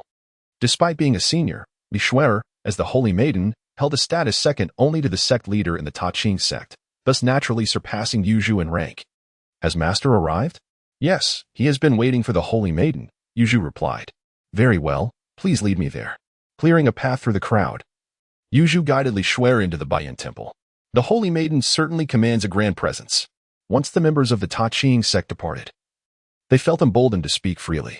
Have you considered the strength of the Ta Ching sect? Among the top sects of Taqian, only the Royal Academy can rival them. When the Holy Maiden makes her appearance, it is only fitting that she receives due respect. They entered the Baiyun Temple. Wherever Li Shuer goes, she undoubtedly becomes a stunning sight, one of the focal points of the entire gathering. Numerous prodigies from various sects yearned to engage in conversation with Li Shuer, yet all were met with rejection. Li Yi, held by Li Shuer, naturally became the center of attention. Everyone wondered who this child was and why he had the privilege of being led by the saintess. They even thought how they wished to be in his place, even if it meant being treated like a mere pet. Upon arriving at the designated territory of the Ta Ching sect at Baiyun Temple, Yuzhu finally spoke up to inquire. Saintess, who is this child? Li Shuer responded coolly, this is my younger brother, Li Yi, also known as Xiao Yi. This is my senior sister. You should address her as Sister Yuzhu. Hello, Sister Yuzhu. Li cheerfully called out, hello, little brother. Upon seeing Li Yi's adorable demeanor, Yuzhu couldn't help but smile, feeling an irresistible urge to ruffle his hair. I brought Xiao Yi to experience the world. Please arrange for him to accompany me, said Li Shuer. This. Yuzhu pondered, having a child constantly by the side of the saintess might not be appropriate, as it could easily lead to misunderstandings and tarnish her image. Li Shuer remained silent as she took Li Yi to meet their master. Her words were not open for discussion. Upon arriving at the chamber of the Grand Master of the Tai Ching sect, she announced, Master, Shuer has arrived. Li Shuer clasped her hands and cast a glance at Li Yi. Li Yi imitated Li Shuer, clasping his hands together in a gesture of respect. Li Shuer's eyes shimmered with satisfaction. The little one was indeed perceptive. Come in. A calm voice emanated from within the door. Li Shuer led Li Yi into the room, and upon entering, they beheld a resplendent young woman seated in the place of honor. Her attire, dignified and elegant, exuded an air of superiority. The luxurious robe she wore was embroidered with phoenixes, and atop her head rested a phoenix crown, reminiscent of a majestic phoenix soaring through the skies. She was none other than the leader of the Tai Ching sect, Xiao Hanyan. Though Xiao Hanyan also wore a veil that obscured her features, the impression she left on Li Yi was one of sophistication and maturity, distinct from that of Li Shuer, who possessed a youthful radiance. Despite Xiao Hanyan's appearance, resembling that of a girl in her 20s, she was, in truth, at least several centuries old. Li Yi had previously assumed that the esteemed Qingxin sect emphasized simplicity and modesty in attire. However, upon encountering Xiao Hanyan, he realized his misconceptions. Perhaps this is the grandeur associated with a prestigious sect. With her hand resting on the table, propping her head, Xiao Hanyan appeared to be in a state of gentle repose. After Li Shuer entered the room, she slowly opened her eyes. I have met the master. You have arrived. Xiao Hanyan gracefully lifted her teacup and took a measured sip. Li Shuer responded with an air of aloofness. Li shivered, as if a sudden chill had swept over him. The conversation between the master and disciple felt extraordinarily frosty. Xiao Hanyan raised her gaze and noticed Li Yi, who was standing beside Li Shuer. Their eyes met briefly, and Li Shuer introduced him to Xiao Hanyan. This is my younger brother, Li Yi. Xiao Hanyan maintained an impassive expression, scrutinizing Li Yi with a keen gaze, as if attempting to penetrate the depths of his being. Although she could discern Li Yi's cultivation level and recognized his physique to be more formidable than that of his peers, she could perceive little else. Unbeknownst to Xiao Hanyan, Li Yi possessed the ancient sacred body, a truth that eluded her insight. Though slightly astonished within, her countenance remained devoid of any expression, calm and unperturbed, as if nothing could rouse her emotional state. Li Yi, with an endearing and obedient demeanor, called out, Greetings, esteemed senior. I am Li Yi, and it is a pleasure to meet you. The sweet, childlike tone of his voice melted Xiao Hanyan's heart, and gazing upon Li Yi's innocent face, she felt an inexplicable fondness towards him. He was truly an adorable child, evoking an impulse within her to embrace him and pinch his cherubic cheeks. However, as the leader of the Tai Ching sect, she knew she must remain composed and aloof, suppressing any emotions that stirred within her, maintaining her icy countenance. She slightly nodded in acknowledgement of Li Yi's words. Chapter 24. The influence of Saintess Li Shuer. On this occasion, the Baiyun Temple would release a selection of ancient scriptures, a portion that had been translated by the practitioners of Baiyun Temple. Li Shui nodded thoughtfully, initially believing that Baiyun Temple would grant unrestricted access to their texts. However, it appears that Baiyun Temple is not as magnanimous as one might have imagined. Upon reflection, it is understandable. For the ancient scriptures were acquired through considerable effort by Baiyun Temple, and it is unlikely they would allow others to view them without due cause. Master, what is it that you require of me? Xiao Hanyan explained. According to the regulations of Baiyun Temple, those who can translate the scriptures they release, meeting their standards of approval, will be invited to view the entirety of the texts. Translating ancient scriptures? That is not within my realm of expertise, Li Shui replied. Shaking her head, Xiao Hanyan continued, I am aware that others are responsible for the translations. What you must do is represent our Ta Ching sect in the martial arts exchange 3 days hence. Those who place in the top 10 will also be granted access to the complete ancient scriptures. Xiao Hanyan added, I hope you can attain the position of champion and memorize all the ancient texts. Li Shui, after a brief silence, she said, I understand, Master. Xiao Hanyan gazed at Li Shui with eyes full of expectation and hope. Li Shui's physique aligns with the Ta Ching sect's methods to a degree that surpasses her peers, and if no unforeseen circumstances arise, her future achievements are destined to far exceed those of Xiao Hanyan. Having addressed matters concerning Li Shui, Xiao Hanyan turned her gaze towards Li Yi, who was equally intrigued by her. As their eyes met, Xiao Hanyan found herself quite curious about Li Yi at such a tender age. His cultivation and physique evidently surpassed that of his contemporaries, suggesting that he too was a prodigy. The Li family boasts an impressive lineage. Observing Li Yi's adorable demeanor, a peculiar sensation stirred within Xiao Hanyan's heart, yet she did not dwell on it. With nothing pressing at the moment, she suggested, why not explore the ancient scriptures? You may uncover something of value. With that, Xiao Hanyan gently closed her eyes, seeking tranquility. The disciple understood and vowed not to disappoint his master's expectations.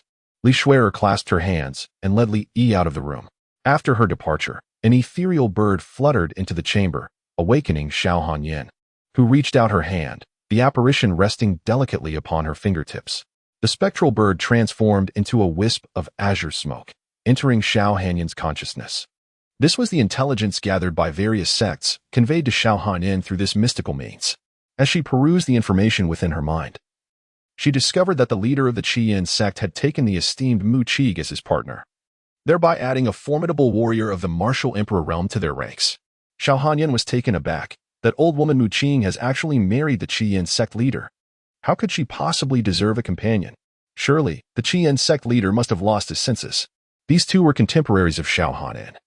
Mu Qing had once been defeated by her, and the current leader of Qian had previously pursued Xiao Hanyan, only to be callously rejected. It was utterly unexpected that they had united now.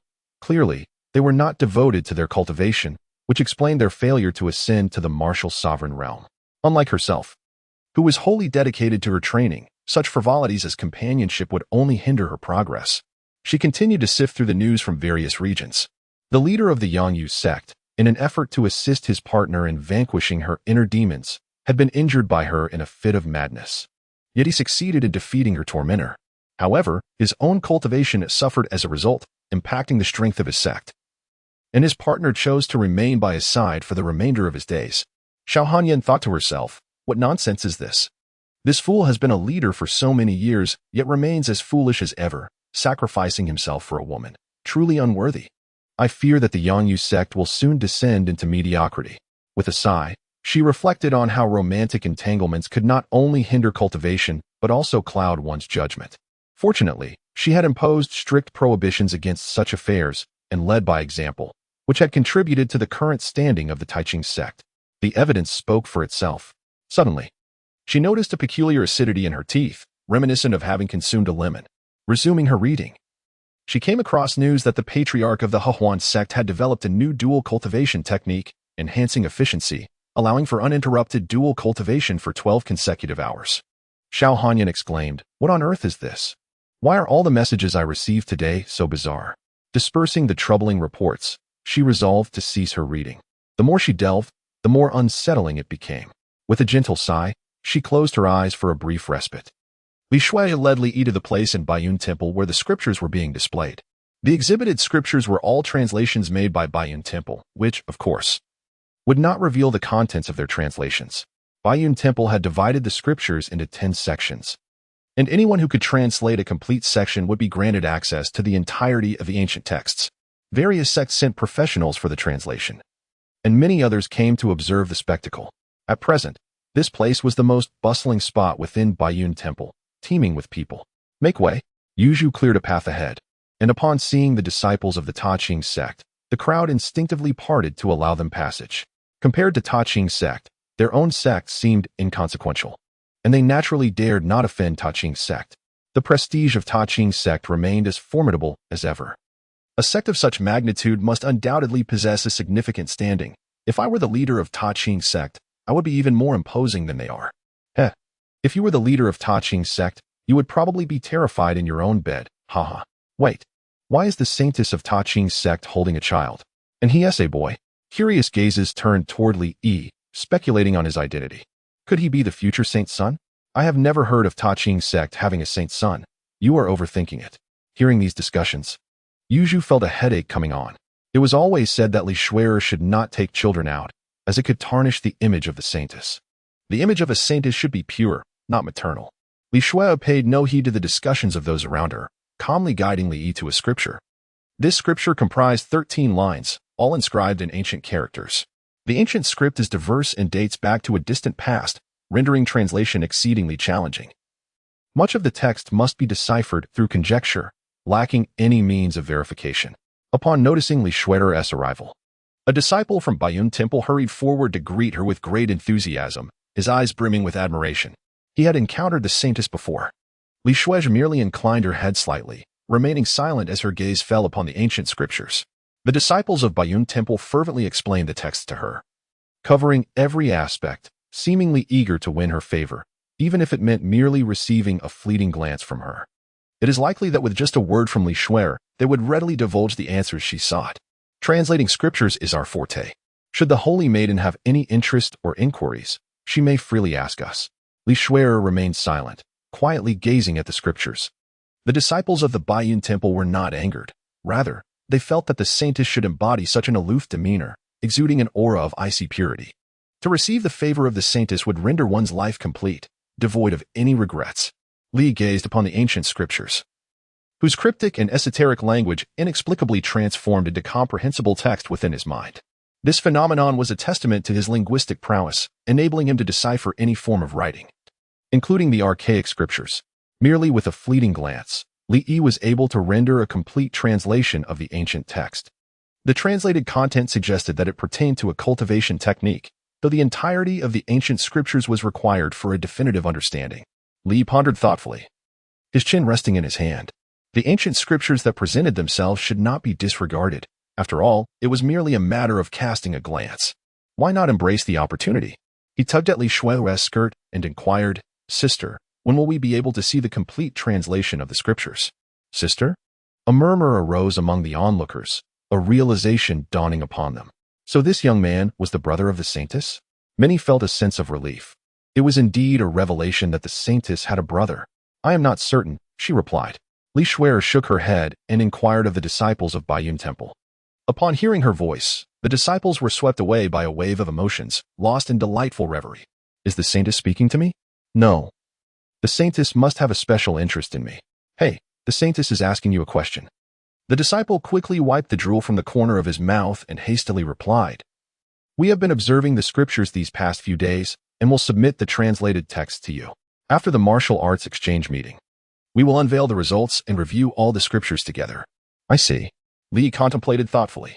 Li Shui'er observed Li Yi with a glimmer of curiosity. "Little Li, could it be that you have deciphered it?" Her inquiry was, of course, laced with playful jest, for how could a child like Li Yi possibly comprehend ancient scriptures? Such understanding is not merely a matter of talent. It demands extensive study and a profound knowledge of archaic characters, a realm in which Li Yi has no expertise. Nevertheless, Li nodded affirmatively, his cherubic face brimming with confidence. Li Shui'er was naturally skeptical, regarding it merely as a child's whim. However, since Li Yi was interested, she would not refuse. "If little Yi is keen, once you have written it well, I will assist you in submitting it," she said affectionately. Li nodded obediently, pointing towards the other scriptures. "Sister, let us explore the others. I have already mastered this passage, so there is no need to linger." "All right," she replied. Li Shuo affectionately ruffled Li Yi's hair and led him to examine other scriptures. This scene filled onlookers with envy. They couldn't help but wish that the saintess was holding their hand instead. Was this the privilege of youth? They longed to turn back the clock by several decades to be led by Li Shuo themselves. Li Shuo guided Li Yi through each passage of scripture, but Li Yi merely glanced at them before hastily moving on to the next. He was so swift that Li Shuo scarcely had the opportunity to examine them thoroughly before Li Yi had already finished. Li Shuo concluded that Li Yi was merely a child driven by curiosity, a fleeting enthusiasm. However, noticing his interest, and since she had no need to translate the scriptures, she decided to take Li Yi on a leisurely stroll. Li Yi was content. After a short while, he finished reading 10 passages of scriptures, synthesizing the translated content, and confirmed that this was indeed the cultivation method from ancient times. Mastering the complete cultivation technique would undoubtedly provide immense assistance in his future practices. Li Yi was determined to obtain the complete scriptures. Shuo, I did not expect to see you here. It truly is fate. A gentle male voice resonated as a handsome man dressed in an opulent robe approached. The robe, embroidered with a dragon, unmistakably signified his royal lineage. He was undoubtedly a prince. His gaze, filled with ardor, was fixed upon Li Shuo, revealing him as her admirer. Chapter 25. The envy surrounding Li Yi. Why does this child deserve such regard? He was the 14th prince, Jiang Haoming of the Dacian dynasty. The crowd bowed respectfully to Jiang Haoming, who was recognized as one of the more scholarly princes, possessing a certain level of renown.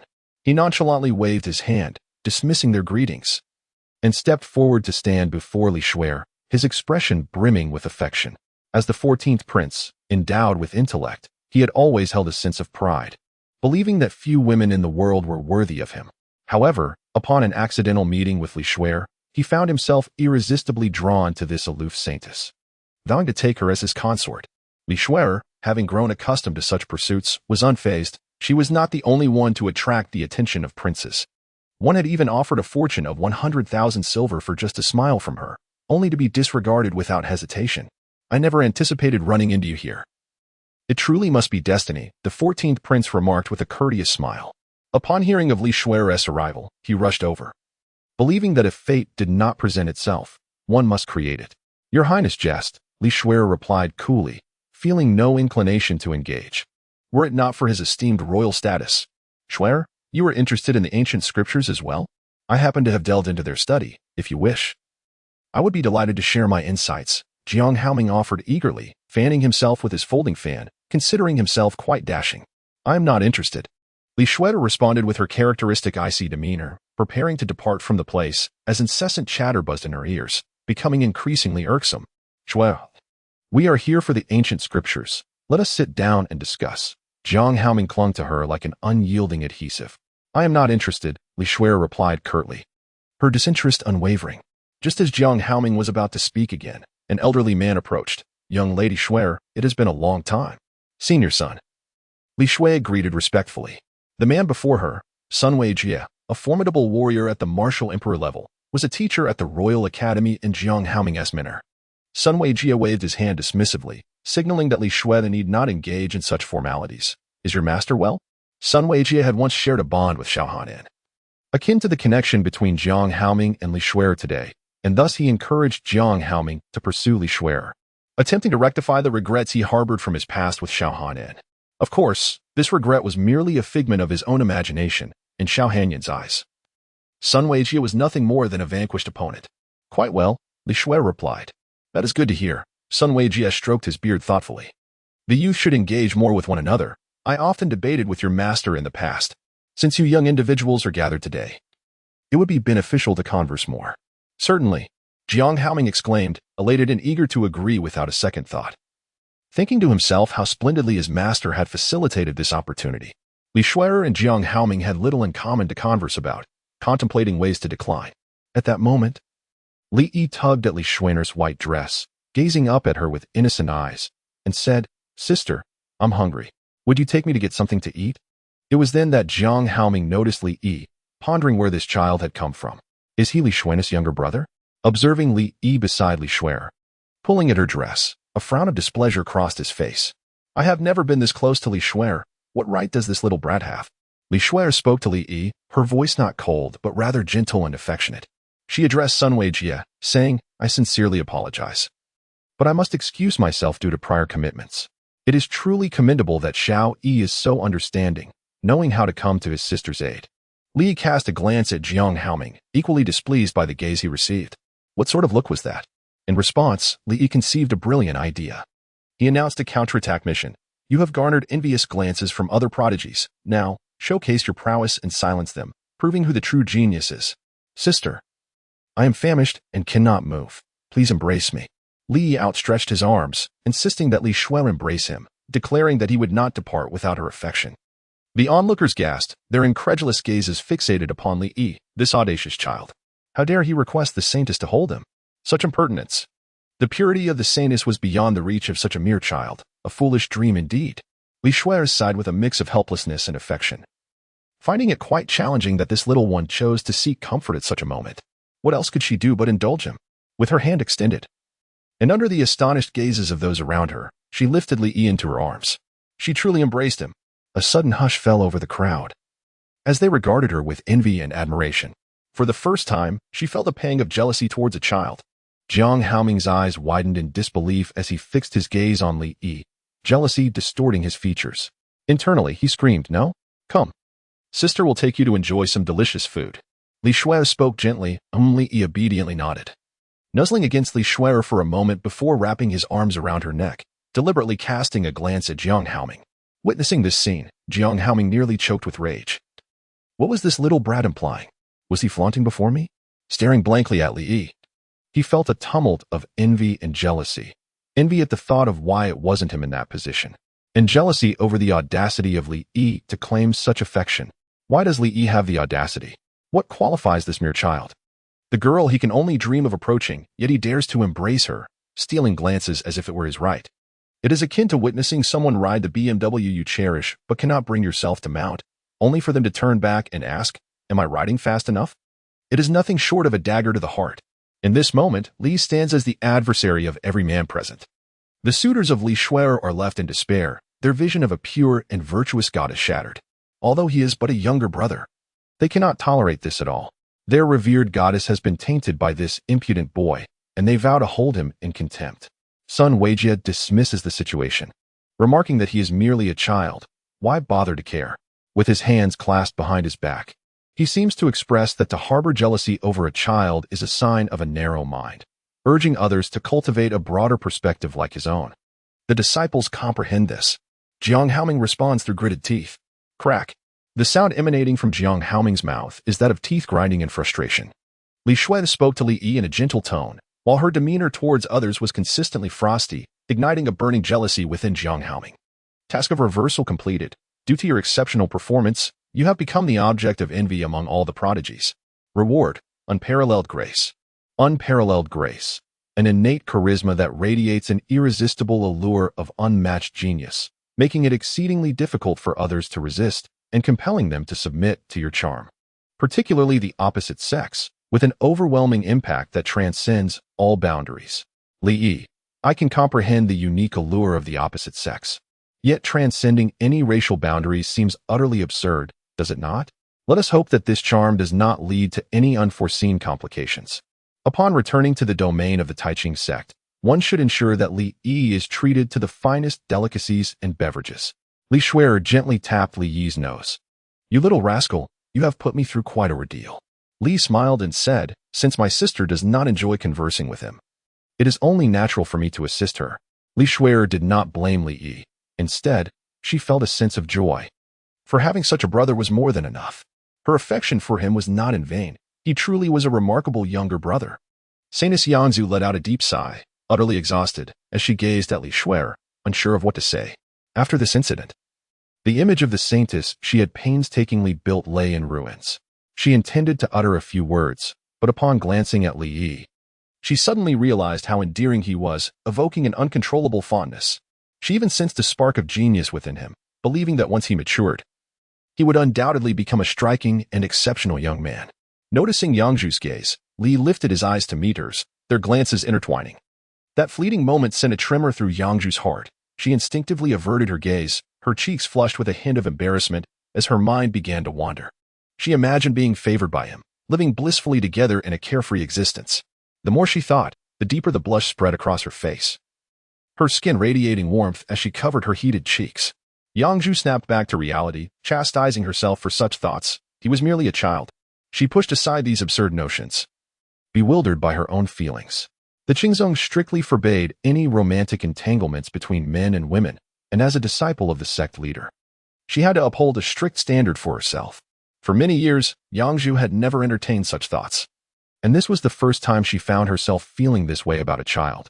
It felt sinful, yet the memory of that sensation lingered, tantalizing and enticing her to taste the forbidden fruit.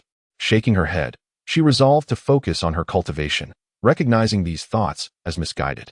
She had intended to speak a few words with Li Shuer, but upon seeing Li Yi, all intentions were forgotten. Her gaze toward Li Yi now carried a tinge of complex emotion. She yearned to embrace him, to kiss his chubby cheeks. Li Shuer said to Yuzu, senior sister, "What do you think? My younger brother is quite adorable, isn't he?" The saintess replied, "Be mindful. I understand, there are no outsiders here. Yet you maintain such a stern expression all the time that I feel as though I'm on the verge of a facial paralysis." Li Shuo expressed her grievances. Yuzu glanced around the courtyard, relieved to find it empty. Being by Li Shuer's side required her to maintain a stern demeanor, which was quite exhausting. Sitting on the stone bench beside Li Yi, she couldn't help but smile, her lips curling into an affectionate grin. Li Yi, who was happily indulging in snacks, sensed the two gazes upon him, igniting a foreboding feeling within. Boys must learn to protect themselves out there. Such a good boy. May I pinch you? Yuzu asked eagerly. Of course, he replied. Yuzu excitedly began to pinch Li Yi's skin, which was creamy and smooth, delightfully bouncy to the touch, making it utterly irresistible. Li Yi, here we go again, Li Shuo exclaimed with excitement. How about we take Xiaoyi for a bath and then dress her in a lovely new dress? Xiaoyi looks even more adorable in a skirt. Li Yi, speechless. Must I wear a dress again? Why are there always beautiful women wanting me to don a skirt? Just because I am handsome does not mean I must dress like a woman. I have no such inclination. My brother, I am not appealing in that way. I hastily replied, Sister, I need ink, paper, and a writing brush. What do you need that for? To translate scriptures, Li said with utmost seriousness. Ha! Li Shuer couldn't help but chuckle, saying, You really know how to tease. Just wait, Sister will fetch it for you. She did not believe that Li Yi could actually do it, considering it all a jest. Chapter 26, Xiao Hanyan, the kindling of centuries ignited by fierce flames. Li Yi picked up the brush and began to write on the paper. After undergoing Xiao Qingya's rigorous training, Li Yi's calligraphy flowed effortlessly, and his characters were exceptionally beautiful. Oh, Xiao Yi, your handwriting is truly remarkable. Li Shuer was astonished. Li Yi's handwriting was even more exquisite than her own. Could this truly be the handwriting of a child? Li Yi harbored an undeniable pride, a sentiment entirely justified. With his exceptional comprehension, grasping the essence of calligraphy came effortlessly to him, and his proficiency in the art rivaled that of Xiao Qingya, perhaps even surpassing it by a slight margin. What have you written? Allow me to see, she inquired, picking up Li Yi's work and scrutinizing it closely. Initially, she had assumed that he merely indulged in whimsical scribbles. Yet to her astonishment, he possessed a genuine talent for writing. After perusing his creations, Li Shuer's brows furrowed slightly, although each piece was but a brief fragment. The quality of the content was extraordinary. A chilling thought crept into her mind. Could it be that these were indeed translations of ancient scriptures? My heavens! Li has truly accomplished this, and he is but a mere year old. This is utterly unfathomable. The magnitude of his talent left Li Shuesh in disbelief, casting doubt upon her own senses as if she were caught in a dream. Her younger brother's genius had transcended the boundaries of what she could comprehend. Is this truly your translation of ancient scriptures? Li Shuo inquired in astonishment, while Yuzu, puzzled, picked up the scripture translated by Li Yi to examine it. After a moment, she too displayed a look of sheer disbelief, mirroring Li Shuer's expression. This, despite the urge to suspect that Li Yi had fabricated it. The content before them appeared far too coherent to be mere nonsense. Naturally, Li raised his head with an air of pride, as if to proclaim his own brilliance. Hiss. The two gasped in unison, exchanging glances, before regarding Li Yi with an expression akin to that reserved for a supernatural being. How could you have translated this? A mere 1-year-old, having learned nothing, how could he possibly achieve such a feat? This left them utterly confounded. Li Yi shook his finger and said, I took a glance, and my mind naturally comprehended.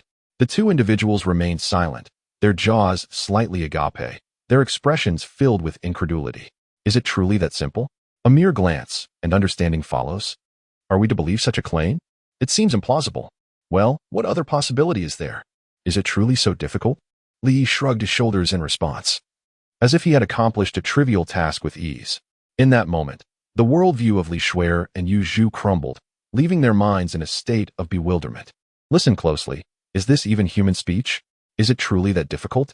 Do you have any idea how many predecessors have toiled for decades, even centuries, to master ancient scripts, laboring day and night to produce so little? Yet you decipher it at a glance and question its difficulty? Should that group of scholars hear this, they would likely be driven to apoplexy. What is even more astonishing is that Li Yi is merely a one-year-old child. Is the disparity between individuals truly this vast? Little Li, you are an unparalleled genius. Allow me to bestow a kiss upon you. Li Shuer cradled Li Yi in her arms and, through the veil, placed a tender kiss upon his plump cheeks. Saintess, translate the ancient scriptures. Present them to our master in the name of the Ta Ching sect, and observe the reaction of those fellows at Baiyun Temple.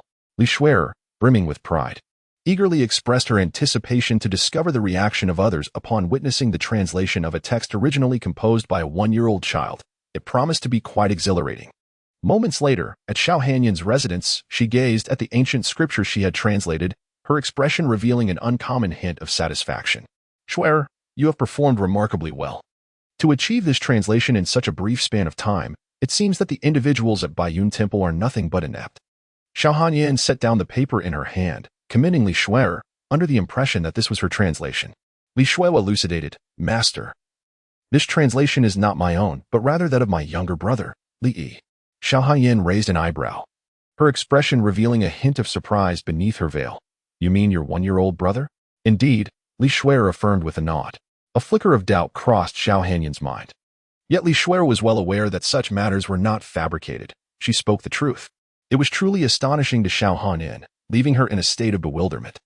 Her gaze shifted to the clever Li Yi beside Li Shuer, recognizing the boy as a prodigy, yet she had not anticipated such remarkable capabilities from him.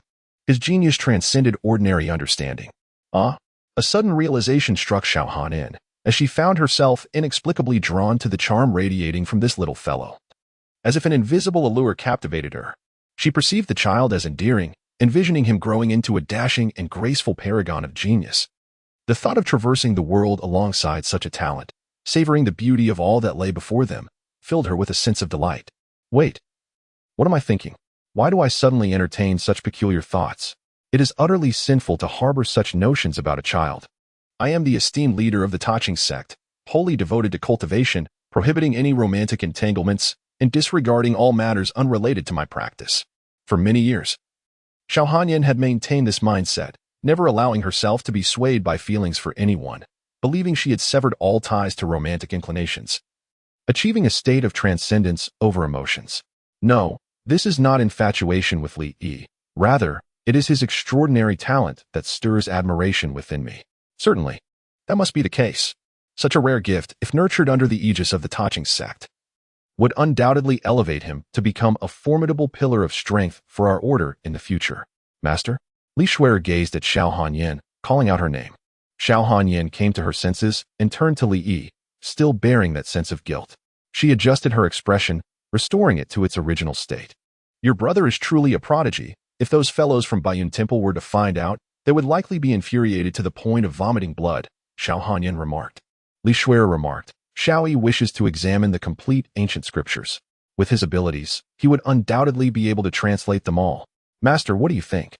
Xiao Hanyan understood Li Shuer's implication. Has your brother ever joined a sect? No. Yu Zhu, please submit this translation to Baiyun Guan, stating it was translated by my disciple Li Yi of Tai Ching sect. Yu Zhu paused momentarily and inquired, Master, do you intend to accept Li Yi as a disciple? Since Li Yi has not joined a sect and is indeed Shuer's brother, I shall initially submit it in the name of Tai Ching sect. The disciple comprehends. Yu Zhu promptly set off to carry out the task. Xiao Hanyan cast a glance at Li Yi. Such talent indeed stirred her heart, inciting a desire to take him as her disciple and keep him by her side.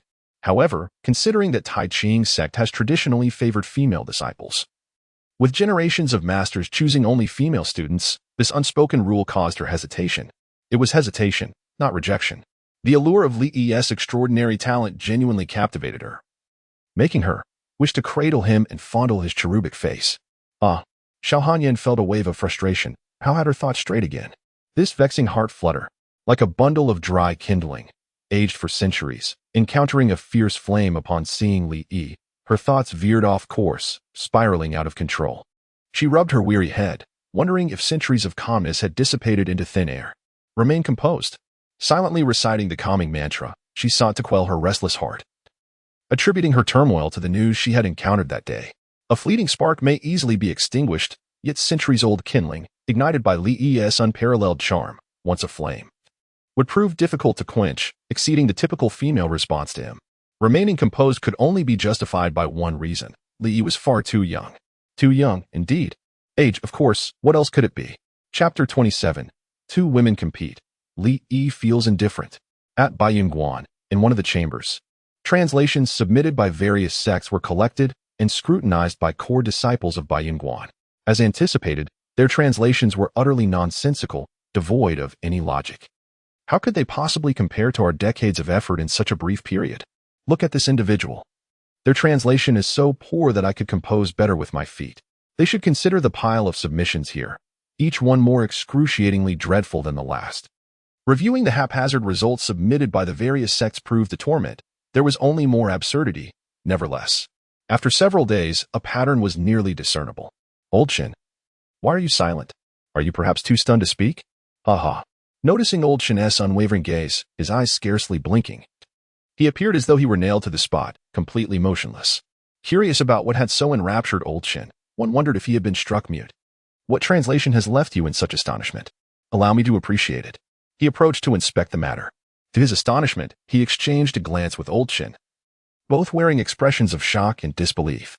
Their profound gazes were fixed on the translation, as if they had been rendered speechless. What could possibly be within this translation that could leave them both so utterly bewildered? Curiosity got the better of him, and he leaned in to take a look. Unsurprisingly, the three of them fell into a deep silence, their faces reflecting surprise and contemplation. Quickly, summoned the master. Before long, the master of Baiyun Temple, Zhang Ziyuan, arrived in a state of urgency. What has transpired? He inquired, his brow furrowing in concern. You must see this translation. With a puzzled expression, Zhang Ziyuan picked it up for examination. Moments later, his brow knitted tightly, his demeanor turning grave. His eyes scrutinized the text meticulously, leaving no detail overlooked. His hands trembled with barely concealed excitement, his lips parched. He studied each page with utmost seriousness, flipping through the 10 sheets repeatedly, lost in thought, before finally retracting his gaze. How could this be possible? He exclaimed, filled with astonishment. Could it be that someone has leaked our translation? One disciple speculated. Zhang Ziyuan shook his head. This translation surpasses ours. In comparison, our work is riddled with flaws and hardly merits mention. Initially believing their translation to be impeccable, Zhang Ziyuan now recognized the disparity before him. This was a translation of near perfection. Curiously, he inquired, which sect's disciple produced this work? It is from a disciple of Tai Ching sect, named Li Yi. Zhang Ziyuan let out a long sigh. The Tai Ching sect has truly been a cradle of talent in recent years to produce such a prodigy. Li Yi, why have I not heard of him? Is he among the elite of Tai Ching sect? I do not recall such a name. It sounds masculine. Perhaps his abilities are modest or he simply prefers to remain low-key. The individual with such remarkable capabilities was undoubtedly extraordinary, potentially even capable of translating the complete ancient scriptures. Alas, he was not a disciple of Baiyun Temple. Zhang Ziyuan's brow furrowed further. While it would be advantageous if someone could translate the ancient scriptures, the troubling aspect was that it was not one of their own. Would that not mean gifting another with a piece of ancient scripture? This would constitute a significant loss. Who could have anticipated the emergence of such a genius? After some contemplation, Zhang Ziyuan considered it might not be entirely unfavorable. As the custodians of the ancient scriptures, perhaps they could still benefit in some manner. Holding on to this thought, Zhang Ziyuan donned a scheming smile. I shall pay a visit to the Tai Ching sect and witness this prodigy for myself. At the Tai Ching sect's residence, Yu Zhu and Li Shui were in the courtyard entertaining Li Yi, although it was said they were keeping him company. In truth, it was Li Yi who was entertaining the two of them. Poor Li Yi, these days, taking care of adults is quite a challenge. Fortunately, he had ample experience in pretending to be a child. Amidst their playful antics, Li Yi experienced a breakthrough in his cultivation, ascending to the rank of a 3-star martial apprentice. Li Yi, what more is there to say? Let us get started.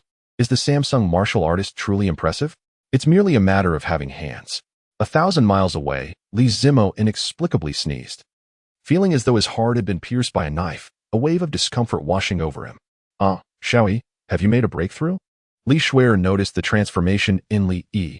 The commotion of his breakthrough was quite significant. To her astonishment, she realized that Li Yi had already attained the rank of a 3rd-star martial disciple. What? Yongzhu was taken aback. They had been playing together. So how had he managed to break through? Can one achieve breakthroughs while merely having fun? This defied all logic.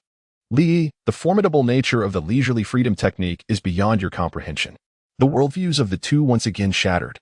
Li Yi was clearly playing, not cultivating.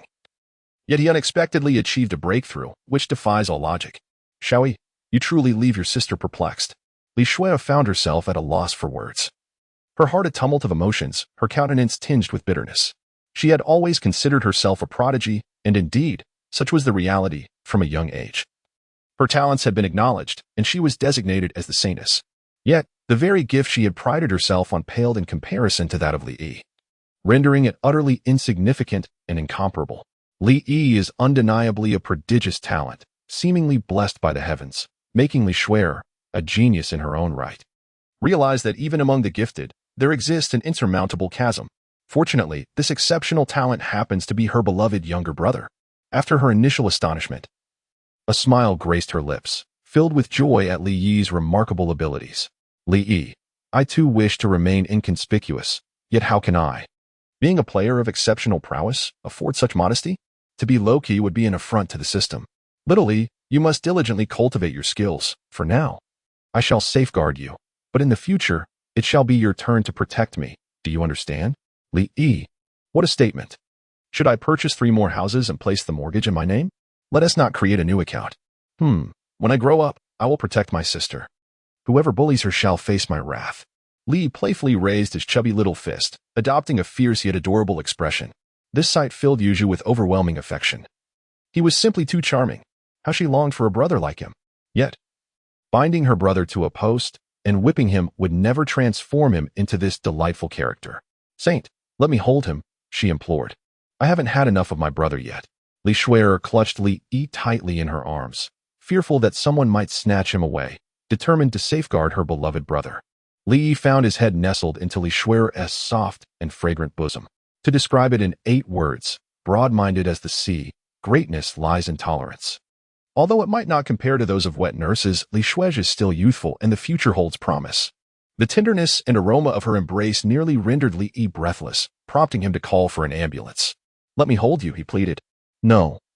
Don't snatch her away. She is my sister. Just one hug, I promise, just one. Your behavior is nothing short of banditry. Return Xiaoyi to me. Do not kiss my brother. The 2 women quarreled fiercely in the courtyard, weapons drawn, with Li Yi caught in the middle, nearly torn asunder. His body was covered in fragrant powders and oils, especially his face, adorned with bright red lip prints and traces of saliva. Li Yi felt utterly disillusioned. The abundance of female ruffians in this era was overwhelming. Sometimes, being too popular can indeed be a curse. Chapter 28. Women are terrifying. Even the ancient sacred body cannot withstand. 3 days later, at the martial arts exchange event, disciples from various sects gathered in unison. The grand venue was situated at the Baiyun Temple, which had generously invested in expanding the arena to accommodate the multitude of talented disciples from the various sections. However, Baiyun Temple had underestimated the allure of ancient scriptures. Despite the enlargement of the venue, it was still overflowing with attendees. Dozens of sects, amounting to thousands of individuals, were present, with many disciples relegated to the sidelines to observe. As the host, Baiyun Temple occupied the main seats, while other sects arranged themselves in accordance with their influence on either side. The Royal Academy and Taiching sect naturally found themselves flanking Baiyun Temple, the distinction between left and right being of little consequence. Han Yan, it has been a long time. Please, allow me, Sun Weijie said, his face beaming with courtesy as he guided Xiao Hanyan. In the Royal Academy, he was revered by thousands as a teacher, yet before Xiao Hanyan, he was merely a devoted admirer. His eyes, filled with affection, could scarcely tear away from her after so many years. Although Xiao Hanyan veiled her face, her beauty remained unchanged, radiating the same haughty, frosty aura as before. Indeed, it was unmistakably her. We are not so familiar. Please address me as the master of Tai Ching sect. Xiao Hanyan's countenance was frigid, her tone even more so, emanating a chilling aura that sent shivers down the spines of those around her. There was no hint of warmth, only disdain. Despite her age, she still exhibited erratic behavior. Once, Xiao Hanyan had been the illustrious saintess of Tai Ching sect, renowned for her beauty and grace, with countless admirers, including Sun Weijie.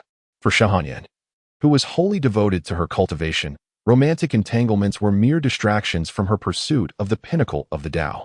In her eyes, these suitors were nothing more than tenacious leeches, defeated foes on her path to enlightenment, mere stepping stones in her ascent. Sun Weijie approached her, calling her name, as if they shared a close relationship, but she could hardly be bothered to acknowledge him, nearly forgetting that he existed. Were it not for his status, she would have dismissed him with a mere slap. Yet, Sun Weijie remained unfazed, a wistful expression gracing his features. She was still the same Xiao Hanyan, unchanged. As if time had reverted to the past when she had struck him off the stage. That strike had not only vanquished him, but had also insidiously carved a place for her in his heart, leading him to fall irretrievably in love with her. Resolved to marry no one else, he harbored a hope that one day his sincere affections might touch Xiao Hanyan's heart, leading him to embrace the beauty he adored. Clearly, this was merely a one-sided yearning on Sun Weijie's part. Xiao Hanyan, disinterested, settled into her designated position within the Tai Ching sect. Meanwhile, Sun Weijie, as the representative of the Royal Academy, took his place at the Royal Academy's designated area. Jiang Haoming fixated intently on Li Yi, who was being led by Li Shui, recalling vividly the look in Li Yi's eyes from that day, his jealousy boiling over. His recently restored teeth ached, seemingly damaged by the very thought of it. Sun Weijie remarked with irritation, "You are a prince. You must uphold your image and demeanor. Must I teach you this as well?" Jiang Haoming suppressed his jealousy, striving to maintain the regal composure befitting a prince. He is merely a child, he thought, and merely the saintess's brother at that. I see a good rapport between the saintess and her brother. If you wish to be with the saintess, you must cultivate a good relationship with her little brother, Sun Weijie analyzed. The students understood. Jiang Haoming replied in a low voice, "The logic is sound. Yet I cannot help but feel jealousy. After pursuing Li Shui for so long, he had yet to even be within a meter of her, let alone hold her hand." Sun Weijie gazed at Xiao Hanyan while Jiang Haoming's eyes were fixed on Li Shui. The two were mirror images of one another. Zhang Ziyuan quietly inquired of his nearby disciple, "Have you learned who Li Yi is? During my last visit with Xiao Hanyan, we reached a preliminary agreement. Should Li Yi indeed succeed in translating the entire text, both sects would share the secrets, albeit with Baiyun Temple incurring some costs. In comparison to the ancient scriptures, this price is trivial." I had intended to meet this prodigy, Li Yi, but Xiao Hanyan declined, stating that he would naturally make an appearance at the Martial Arts Exchange Conference. Zhang Ziyuan could hardly contain his eagerness to uncover Li Yi's identity. Such a talent is of considerable significance to Baiyun Temple. I inquired and found that there is no disciple by the name of Li Yi within the Tai Ching sect. However, the younger brother of the saintess is indeed named Li Yi. A child? Zhang Ziyuan glanced at the young Li Yi, who was being led by Li Shui. Are you suggesting that this child translated the scriptures? I find that hard to believe. The record from the Tai Ching sect stated otherwise, leading me to suspect that they might be using the child as a decoy to obscure the truth. One might question, however, whether it is truly wise to employ a child as a smokescreen, as it seems rather dismissive of Baiyun Temple. Stroking his beard, Zhang Ziyuan nodded in agreement, pondering Xiao Hanyan's true intentions. He mused that perhaps Xiao Hanyan harbored ulterior motives, wishing to hoard the ancient scriptures without any intention of sharing. With uncertainty surrounding Xiao Hanyan's plans, we could only proceed one step at a time. Li Shui held Li Yi's hand as they took their seats beside Xiao Hanyan. Li appeared utterly exhausted, his spirit depleted, bearing the unmistakable signs of fatigue beneath his eyes. It is difficult to fathom the tribulations he has endured. For 3 days, can you comprehend how I have survived these 3 days? The female disciples of the Tai Ching sect, seemingly untouched by the presence of men, displayed an insatiable thirst for attention. Like starved creatures, they clamored around Li Yi, playfully tugging at him, showering him with affection and playful nibbles. Alone, Li Yi found himself overwhelmed by the sheer number of female disciples vying for his attention, resulting in a frenzied queue where each one ensured their turn with him. There were several instances of chaotic tussles, leaving Li Yi oblivious to how many times he had been touched, feeling as though a layer of his skin had been worn away, with no semblance of privacy or security amidst them. The ferocity of women was indeed daunting. At that moment, Li Yi attained enlightenment, realizing that form is emptiness and emptiness is form. He resolved to renounce the worldly life and embrace monasticism, seeking refuge from women. The extent of their insatiable desire was so terrifying that even his ancient sacred body could scarcely withstand it, resulting in his current panda-like eyes. Fortunately, today marked the Martial Arts Exchange Conference, where the Tai Chi sect maintained an image of aloofness and grandeur, making it impossible for anyone to openly toy with Li Yi. Such thoughts had to be suppressed. During these rare moments of tranquility, Li Yi's condition gradually improved, with his ancient sacred body proving resilient. After restoring his mental state, Li Yi sat upright, adorably positioned beside Li Shuer. Li Shuer initially desired to embrace Li Yi, but upon considering the potential repercussions, she ultimately refrained. Yuzhu exclaimed, "Let me hold him. I long to kiss him. This infernal martial arts exchange event is hindering my time with the child." Li Yi has come to comprehend the essence of childhood privilege. One by one, they truly take advantage of his youth, indulging in their whims at his expense. "Just wait until I mature. I shall see who dares to refer to me as merely a child." Humph. Chapter 29. Beautiful Senior, may I embrace you? The Martial Arts Exchange Conference commenced officially under the auspices of Zhang Ziyuan. Talented individuals from various sects eagerly elucidated their interpretations of martial arts, engaging in demonstrations of prowess on the stage. The primary focus of the conference was on exchange, featuring numerous techniques performed with precision, leaning towards the exhibition of martial arts skills.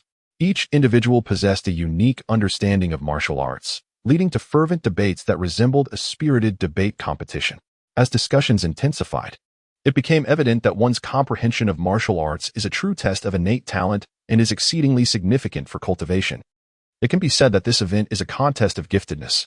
Exceptional talents from major sects took to the stage, some introducing the techniques and philosophies of their respective schools, extolling their merits, while competing against the martial arts of other sections. Li Shuai gazed at the obediently seated Li Yi beside her, a gentle smile gracing her lips beneath her veil. She recognized that his well-behaved demeanor was an effort to support her, to spare her any added trouble. Indeed, he was remarkably considerate. The martial arts exchange had reached a fervent climax, with the minor participants having concluded their displays. Now, the true spectacle was about to unfold with the arrival of genuine prodigies. Xiao Hanyan cast a glance at Li Shuer, signaling her to be prepared. "When I take the stage, you must remain as well-behaved as you are now," Li Shuer said tenderly. "Yes, I will be good. Rest assured, sister." Li nodded obediently. "Rest assured, Sanus, I shall take good care of Xiaoyi," Yuzhu interjected at that moment. Li Shuer regarded Yuzhu with a watchful eye, apprehensive of his excessive enthusiasm towards Xiaoyi, fearing that he might whisk her away. She turned to Xiao Hanyan, requesting, "I kindly ask you, master, to keep a close watch on Xiaoyi." Reflecting on the past few days, she felt uneasy entrusting him to the group of senior and junior sisters. It was far better to rely on her master. Xiao Hanyan initially intended to decline, thinking it beneath her dignity as the esteemed leader of Tai Chi sect to supervise a mere child. However, upon beholding Li Yi's large, innocent eyes and his adorably plump face, she found herself irresistibly charmed. The icy facade of her heart began to thaw, and she mused, "This little one is utterly delightful." That damned sensation returned once more, just a fleeting glance at him, and she wondered if he possessed some kind of enchantment. The veil she wore effectively concealed her, and with a cool nod, she chose to remain silent. As the martial arts exchange progressed into an intense fervor, all eyes turned towards Li Shuer, Jiang Haoming, and others. These individuals were the Cr. de la Army of geniuses, undoubtedly the focal point of the event. Among them was the saintess of Tai Chi sect, who, despite her veil, radiated an allure that suggested she was breathtakingly beautiful. Then there was the leader of Tai Chi sect, who surely matched her in beauty. Could it be that only extraordinary beauties were fit to lead the sect? Was there even a need for a wager? They were not entirely concealed from view. One couldn't help but wonder if there would be an opportunity to savor such beauty up close this time. Dream on. Dreams encompass everything, and by the way, keep your hands to yourself. Who was that child? A boy? Li a boy amidst the numerous female disciples of the Tai Ching sect, stands out remarkably. It is rumored that he is the brother of the saintess, which likely indicates his prodigious talents. I cannot shake the impression that this lad is quite handsome. Am I merely imagining things when I find a child so strikingly attractive? Given the saintess's beauty, how could her brother possibly fall short? But why am I even paying attention to the saintess's brother? The exchanges in the arena are fervent, and discussions offstage are equally intense. Various gossip and rumors spread like a plague throughout the venue, each whisper morphing as it passes from one person to another, resulting in a myriad of distorted versions of the truth. Li Shuer, sensing that the moment was ripe, gracefully rose and stepped onto the stage. With a gentle touch of her toes, she floated into the arena, captivating the audience as if a celestial fairy had descended from the heavens. The arena fell into a profound silence, conversations abruptly ceasing in a show of respect for Li Shuer. Upon witnessing her entrance, Jiang Haoming could no longer contain himself and joined her on stage. Li held little interest in these exchange meetings. To one possessing a peak level of enlightenment, such interactions resembled the frivolous play of children. In terms of martial arts prowess, they could hardly compare to the results he could achieve with a mere glance in his enlightened state. Bored, he stifled a yawn, only to suddenly notice the predatory gazes directed at him. Turning around, he found a group of female disciples, who, after Li Shuer's departure, were fixated on him with intense stares as if they wished to devour him whole. This gaze startled young Li Yi, still a child at heart. He cautiously inched closer to Xiao Hanyan, fearing that only she could intimidate these ravenous disciples. I am but a child, ill-prepared for such turbulent storms. Xiao Hanyan, puzzled, glanced at the group of female disciples, raising an eyebrow slightly. Upon noticing her gaze, the disciples were taken aback, shivering as they promptly adjusted their postures, sitting and standing with decorum. Engaging in a serious discourse on martial arts, they executed a flurry of movements within a second, their performances rivaling those of seasoned actors. Li let out a sigh of relief. It was indeed the imposing presence of Xiao Hanyan that provided him with a profound sense of security. Xiao Hanyan found herself perplexed by the group of female disciples who were so captivated by a mere child. Was this child truly so enchanting? Casting a glance at Li Yi, she swiftly averted her gaze, resolving to dismiss her earlier thoughts. Noticing Li Yi drawing closer, Xiao Hanyan was uncertain of his intentions and chose not to elaborate further. Yet, within her heart, there flickered a hint of excitement and anticipation, which struck her as peculiar. Xiao Hanyan felt a pang of frustration, pondering what had come over her lately. Her demeanor had become quite strange. Shaking off such thoughts, she reminded herself that she had maintained a tranquil and ascetic life for centuries. Her state of mind was not so easily disturbed. Remain composed. Li still felt an insatiable gaze upon him, as if hungry eyes were watching from behind. Proximity to Xiao Hanyan did not fundamentally resolve his dilemma. Casting a glance toward her embrace, he devised a clever scheme, contemplating who would dare to harbor thoughts of him now. Crucially, as the leader of the Tai Ching sect, Xiao Hanyan possessed an unparalleled composure, utterly unaffected by his extraordinary charm. After all this time, had Xiao Hanyan exhibited any behavior akin to that of other girls? The answer was a resolute no. She remained unresponsive, maintaining her aloof and haughty demeanor, just as on their first encounter. It was evident that she was indeed a top-tier powerhouse. Her state of mind impervious even to the extraordinary allure bestowed by the system, this was the essence of a true warrior. In such a formidable embrace, he felt utterly secure. Even as the frenzied female disciples surrounded him, akin to a nut being cracked, gradually yielding to their enthusiasm. With a childlike innocence, Li displayed his endearing charm. Senior, you are so beautiful. Will my sister also be as beautiful as you in the future? Given Xiao Hanyan's typically aloof character, she would not ordinarily entertain such inquiries from a child. Yet, gazing at Li Yi, a long-buried tenderness surged within her, a forgotten warmth that softened her icy heart. Yes, Xiao Hanyan replied, her voice barely above a whisper. Though she appeared unchanged, internally she had undergone a profound transformation. Yet, no matter how much she evolved, this essence was undeniably Xiao Hanyan. Beautiful senior, may I hug you? Li Yi's request caught her off guard, as she had not anticipated such a sentiment from him. Initially, her instinct was to refuse, but the reasons did not stem from disinterest or dislike for Li Yi, nor from her character's constraints. Rather, she hesitated due to the presence of so many onlookers. However, upon seeing Li Yi's enchanting, starry-eyed gaze, her resolve softened unexpectedly, leading her to utter a single word, okay. After pronouncing that word, Xiao Hanyan was taken aback by her own agreement. Did I truly consent? The word had slipped from her lips instinctively, a subconscious affirmation. Yet in that moment, as she gazed into Li Yi's adorable, sparkling eyes, arms outstretched for a hug, she found herself unable to resist, finding it difficult to refuse. It was merely a child's embrace, after all. She extended her arms, lifting Li Yi and settling him upon her lap. A wave of tenderness surged within her as she beheld the cherubic figure of Li Yi, so small and obedient, unable to contain her affection any longer. She reached out and gently pinched his plump little cheek. Li Yi, there are always unruly subjects seeking to mock my authority. Let me state this. You are the esteemed leader of the Tai Ching sect, a paragon of elegance. You must maintain your composure and not descend to the level of those female disciples, terrifying as they may be. Raising my gaze, I could not see Xiao Hanyan's face. Only her magnificent headdress, while her visage was obscured by two towering peaks. Indeed, each of those peaks surpassed the size of Li Yi's head, from a distance. It was not apparent, but seated upon Xiao Hanyan's lap, one could truly appreciate her grandeur. A sense of majestic splendor enveloped her. Xiao Hanyan clearly exemplifies the virtue of frugality, an admirable leader who leads by example. Why frugality, you ask? With such a figure, one need not fret about food falling to the ground during meals. Is that not the essence of resourcefulness? Pray tell. Which young man could resist a virtuous girl who embodies such thriftiness? The toil of cultivating rice under the midday sun is indeed strenuous. The sweat that drips into the soil reflects the hardship of every grain.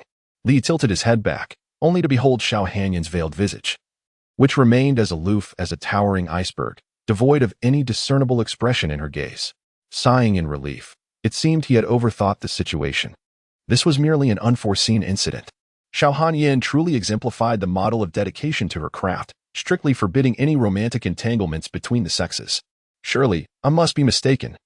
The sect leader is actually teasing little E. I must be imagining things or perhaps lost in a dream. Little E is so well behaved. The sect leader must surely harbor affection for him. Yet, I long to embrace him. As Li Yi found himself in the warm embrace of the sect leader, the female disciples were left in a frenzy, filled with envy as they could only watch in admiration. Li Yi observed the furious expressions of the female disciples and let out a sigh of relief, grateful for his cleverness in seeking refuge in Xiao Hanyan's embrace. Otherwise, he would have faced dire consequences. Xiao Hanyan, with her aloof demeanor, playfully pinched Li Yi's cherubic face, finding the texture as delightful as she had anticipated, rendering her unable to resist. A vague, yet profound sentiment towards Li Yi blossomed within her, warming her heart and bringing her joy at witnessing his happiness. For centuries, her heart had remained encased in ice, but for the first time, it experienced such a transformation. It was unfathomable to consider what events had transpired over the past few days. She had known this child for merely 3 days, yet had never before felt such emotions. She longed to accompany Li Yi, silently watching him run and grow, cherishing the experience of witnessing his development, a truly wondrous feeling. Could this be maternal love? A terrifying thought crept into Xiao Hanyan's mind as she gazed at Li Yi in her arms. Nurturing such a child would undoubtedly be an intriguing endeavor. Setting aside these troubling musings, she sought to calm her restless heart and quietly tend to the child. She adjusted Li Yi's position, allowing him to lean against her, resting her head on her hand, exuding a languid demeanor as she quietly observed the exchange meeting. Meanwhile, on the other side, at the Royal Academy's base, Sun Weijie seethed with indignation. What gives that little brat the right? He nearly shouted, his eyes wide with disbelief as he stared at Li nestled in Xiao Hanyan's arms. Rising to his feet, he slammed his hands against the railing, his agitation palpable. At that moment, he could not maintain his composure. All notions of being a role model and royal etiquette vanished from his mind. All he could think about was how Li Yi dared to occupy Xiao Hanyan's embrace. She was Xiao Hanyan, the goddess he had longed for, the mere sight of whom from a distance had once sufficed to satisfy him. Now, to his utter shock, that little brat was sitting in her arms. To him, Xiao Hanyan was sacred and untouchable. No one was worthy of approaching her, not even himself, let alone any man, not even a child. Such was her perfection. Yet, this child had shattered that illusion. The goddess he revered was sullied by a mere boy. No, Sun Weijie's heart screamed in protest, and he let out a howl of despair, feeling the sting of defeat against a child. What right did he have? What right? At this moment, he seemed to recall a familiar tune. The snowflakes danced, and the north wind howled. Noticing the commotion at the Royal Academy, many curious gazes turned in that direction, perplexed and questioning what had transpired. Had Sun Weijie's composure finally cracked? On the field, Jiang Haoming glanced back at Sun Weijie, pondering what was amiss with his mentor, whose current state of mind bore an uncanny resemblance to his own from days past. Could it be? He cast a speculative gaze towards the audience of Tai Ching's sect, and, upon witnessing Li seated upon Xiao Hanyan's lap, nestled against her embrace, everything became clear to him. It appeared that Sun Weijie was undergoing a similar experience to his own, and instantaneously, Jiang Haoming comprehended Sun Weijie's emotions, feeling a profound resonance with them. However, who was it that had previously remarked on the importance of etiquette?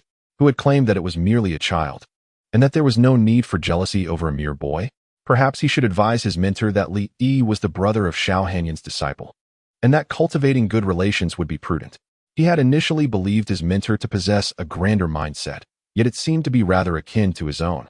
Nevertheless, Li Yi was indeed insufferable. Recalling the day when Li Yi had deliberately gazed at him, it was unmistakably an act of flaunting. Jiang Haoming found it perplexing to discern what allure Li Yi possessed. While he could understand why Li Shuer might be enamored, after all, he was her brother and they shared a close bond. Xiao Hanyan's infatuation was utterly baffling and inconsistent with her established persona. Had the collective admiration of the goddesses truly succumbed to such folly? What was the origin of this little brat? In that moment, Li became the object of envy among all the men present. If each were to stab him once, he would be reduced to mere pulp. In the hearts of all the men, this one-year-old child was now a common adversary. The world could come to ruin, but Li Yi must perish. As he noticed the malevolent gazes directed at him, Li fearfully clutched Xiao Hanyan, seeking refuge within her embrace. He could not fathom why they regarded him with such hostility. What malice could a mere child possess? Xiao Hanyan pondered. Was this child cold? She must ensure he does not catch a chill. With utmost care, she held Li closer, allowing him to feel her warmth and the faint aroma that enveloped her.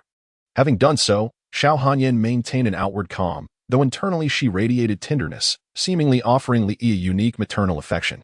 Witnessing her actions, a considerable stir erupted among the onlookers, particularly Sun Weijie, whose eyes reddened with emotion, making one wonder if he was afflicted by a case of conjunctivitis. I cannot coexist with this child. Chapter 31. 1-year-old, still unweaned at the exchange conference.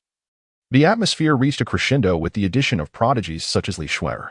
The speaker at this moment was a genius of the sword, Yu Yangchen, the young master of the Yu Mountain Sword sect. Although the Yu Mountain Sword sect does not rival the Tai Ching sect within the Deqian dynasty, it remains a prestigious sect with profound heritage. Yu Yangchen embodies the hope of the current generation of the Yu Mountain Sword sect.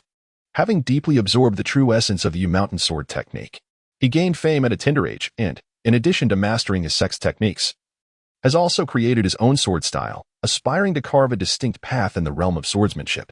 Though he is still young and has a long journey ahead, his current achievements already place him among the elite of his generation, with few peers capable of standing alongside him. In this exchange conference, he is the only one who poses a genuine challenge to Li Shuer's position as the foremost champion. Yu Yangchen eagerly anticipates a duel with Li Shuer, believing that only through the clash of equals can he achieve new breakthroughs. Saintus, it has been a long time. I have been looking forward to this confrontation. Today, I finally have the opportunity, Yu Yangchen said, bowing respectfully. I too am eager to engage in a duel with the young master of the Yu Mountain sect.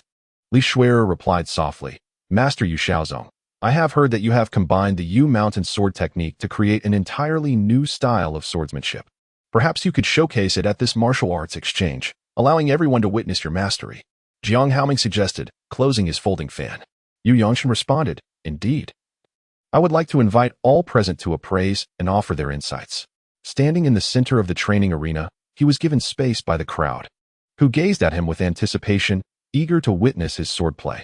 The lively discussions from the audience gradually subsided as they quietly observed Yu Yangchen, expecting to see the unique sword technique of this prodigy.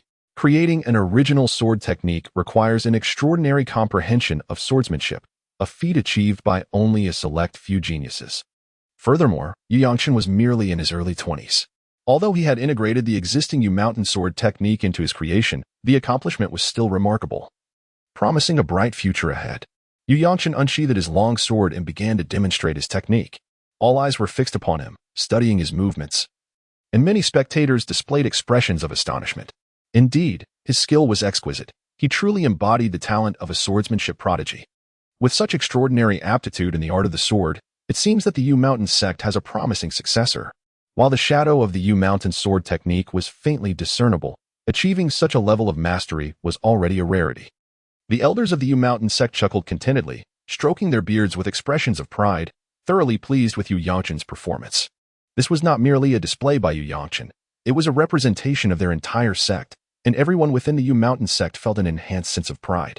After completing his swordplay, Yu Yangchen sheathed his sword and bowed to the audience. "I kindly request your guidance." Though he spoke of seeking advice, a proud expression adorned his face, confident that no one could unravel the intricacies of his technique, at least not among his peers. This was the confidence of a swordsmanship genius. Among his contemporaries, while he did not dare to claim supremacy in overall strength, he possessed absolute confidence in his swordsmanship. With his head held high, he surveyed the assembly of talented individuals, eagerly seeking their insights. Li Shuier was not well versed in the art of swordsmanship, as she did not wield a sword herself. Contemplating how to counter Yu Yangchen's sword technique, she acknowledged that her strength surpassed his. However, the martial arts exchange was not merely a contest of brute force. Rather, it was a matter of understanding the essence of martial arts and responding aptly to each move. Faced with an unfamiliar sword technique, she opted for caution, refraining from making any rash moves. Jiang Haoming also chose not to intervene. Both were prominent figures, and a loss would bring shame. It seemed prudent to allow others to test the waters first. "I shall engage with you." A talented swordsman stepped forward to compare his skills with Yu Yangchen. "Please," Yu Yangchen gestured graciously, and the two stood at the center of the training ground. Commencing their duel, the clash of their blades produced fierce sparks, as Yu Yangchen immediately displayed overwhelming dominance. Although his opponent exhibited commendable skill, he was unacquainted with Yu Yangchen's unique style and suffered greatly as a result. Furthermore, his innate talent paled in comparison to Yu Yangchen's, leading to an unrelenting suppression. Within 10 exchanges, he was defeated. Wow! Who would have thought that Yu Yangchen's self-created sword technique was so formidable? His talent is simply beyond our reach, the spectators marveled. Having witnessed the practical application of Yu Yangchen's swordsmanship, the younger generation felt a sense of inadequacy in comparison. However, for seasoned experts like Xiao Hanin, Yu Yangchen still appeared quite inexperienced, and they could discern the critical flaws in his self-developed technique.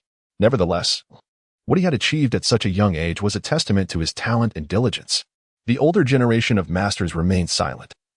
Participating in a martial arts exchange among the youth would seem inappropriate, akin to bullying children, unless they wished to forfeit their dignity. A hush fell over the arena, as no one dared to challenge Yu Yangchen further, the earlier defeat serving as a cautionary tale. Li gazed wide-eyed at Xiao Hanin and, in a childlike voice, inquired, "Senior, is this sword technique truly formidable?" The atmosphere fell into a hushed silence, the sound of a pin dropping palpable, making Li Yi's voice all the more pronounced.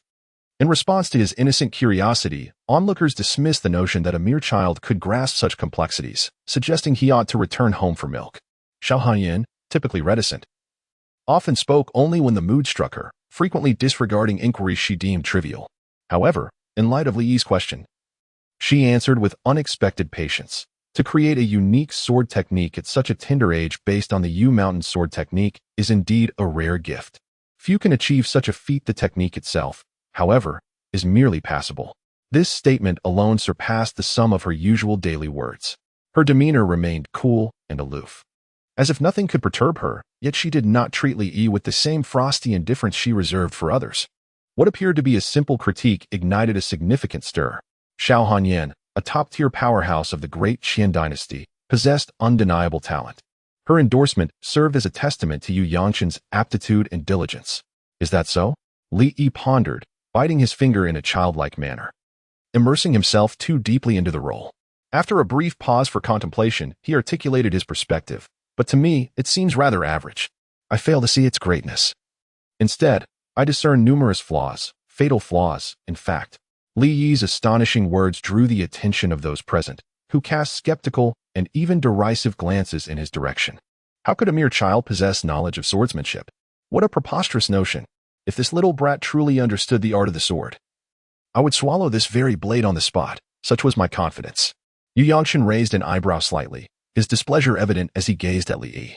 The sword techniques he had painstakingly developed after countless sleepless nights were rendered worthless by Li Yi's dismissive remarks, causing him considerable irritation. Despite his inner turmoil, Yu Yangchen maintained his decorum and inquired of Li Yi, "Oh, So you claim to possess a profound understanding of swordsmanship? May I ask how old you were this year? Have all your teeth grown in? Li let out a snort, puffed out his chest, and with a childlike voice declared, Do you really think I'm a 3-year-old who knows nothing? I am but 1 year old, still not weaned, and my teeth are certainly not fully grown. Chapter 32, Xiao Hanyan. Allow me to take over. At that moment, many could not suppress their laughter, finding it utterly irresistible. Indeed, he was like a child, unabashedly articulating such sentiments, which rendered them momentarily insecure, as though Li Yi were a young sage of the Tianshan Mountains. This little fellow, not only lacking a complete set of teeth, was still reliant on nursing at such an age. What should have been a source of embarrassment, he proclaimed with such confidence. In his youthful ignorance, brimming with bravado, one could hardly blame him. What do you, a mere child, know of swordsmanship? Perhaps you should return home to the comforting embrace of your mother and your milk. Indeed, matters of adulthood are best left untouched by children. Li Yi, this is what you have stated yourselves, so do not blame me for being heartless. He turned to Xiao Hanyan. Xiao Hanyan? Confused. She could not comprehend Li Yi's intentions. Senior, I am hungry and wish to drink milk. Xiao Hanyan? What do you mean? Are you asking me for milk? Xiao Hanyan's mind was momentarily blank, a question mark hovering over her head. Li Yi's erratic thoughts left Xiao Hanyan utterly bewildered. How could he ask for milk from her? Did she appear to possess such maternal qualities? Though her bosom was indeed ample, she had never been a mother and had no milk to offer Li Yi. Moreover, was it not rather abrupt of him? She had previously entertained the notion that her feelings for Li Yi resembled maternal affection, yet she never contemplated engaging in actual maternal duties. In that moment, Xiao Hanyan found herself at a loss. Meanwhile, the gathered crowd erupted in laughter, questioning why he sought milk from Xiao Hanyan, as if she could be his mother. Such a notion was, of course, preposterous. The young lad had audaciously declared he wanted milk from the head of the Taiching sect. How naive he was. Everyone eagerly anticipated the unfolding drama, wondering how he would be reprimanded for his insolence. Speaking of the Taiching sect leader, her grand and noble spirit would surely ensure her child was never left wanting.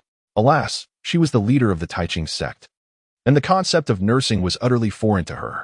Just as Xiao Hanyan stood dumbfounded, Yuzhu interjected, Master, please allow me to take little Yi. I will provide him with milk. Xiao Hanyan responded with a look of incredulity. How do you intend to do that? Yuzhu quickly clarified, not me personally. As she produced a bottle filled with beast milk, Xiao Hanyan's expression shifted to one of realization. It all made sense now. She had nearly misinterpreted Li Yi's request in an entirely different light. Li observed that the group of female disciples regarded him with a demonic intensity. And should he fall into their clutches, he was certain to awaken the next day with dark circles under his eyes, overwhelmed by their relentless antics. I want the beautiful senior to feed me, he declared. Xiaoyi, come here to your sister. Don't trouble the master, said Yozu, startled by his audacity. This boy truly dared to utter such words, suggesting the master should nurse him. Had it been any of them, they would have been swiftly silenced with a sharp slap. She had expected the master to refuse without uttering a word. Yet, to her astonishment, Xiao Hanyan extended her hand and said, Give it to me, I will do it. Yozu, everyone.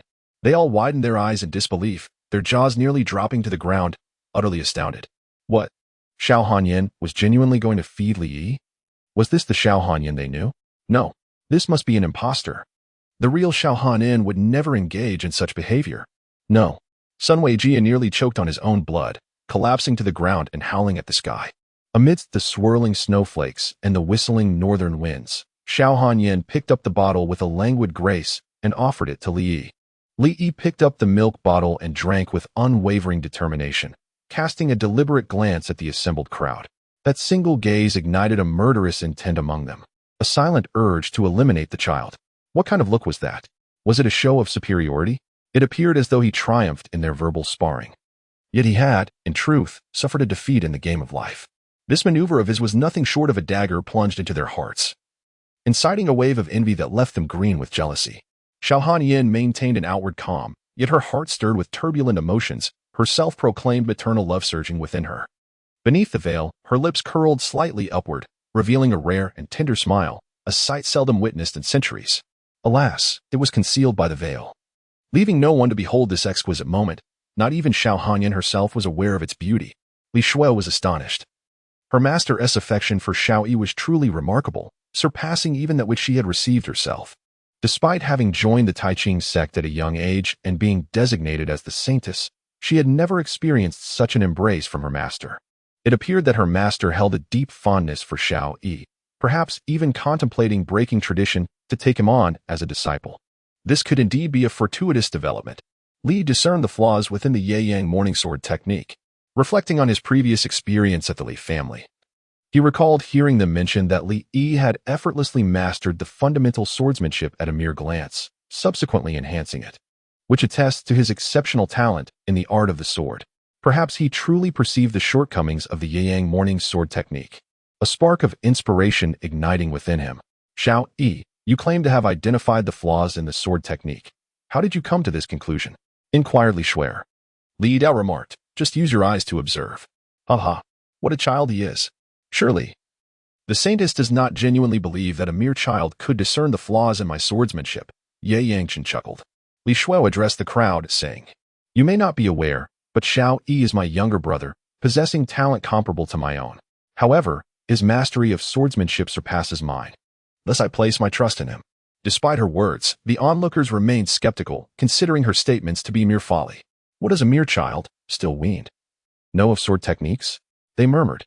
Xiao Yi, since you claim to perceive flaws in the swordplay, it stands to reason that you must be well acquainted with this particular style. Upon hearing Li Shuer's words, Li comprehended her meaning, grasping it intuitively. Naturally, such a simple sword technique was easily learned with just a glance.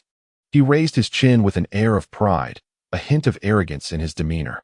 Li Shuer continued, however, they remain unconvinced. Why not come up and demonstrate for them, allowing them to witness what a true swordsmanship genius embodies? Since my sister has suggested it, I shall reluctantly oblige and showcase my skills. Li Yi and Li Shuer harmonized beautifully, their sibling synergy leaving no room for others to interject. After their duet, Li Shuer soared into the audience. Master, I shall take Xiaoyi down. I appreciate your assistance. Xiao Haiyan said nothing, merely nodding slightly. She understood Li Shuer and refrained from undertaking anything without certainty. Although it seemed rather absurd, Xiao Haiyan had faith in Li Shuer, and even more so in Li Yi. This trust stemmed from the depths of her heart, independent of any external judgments. Li Shuer carried Li Yi to the training ground.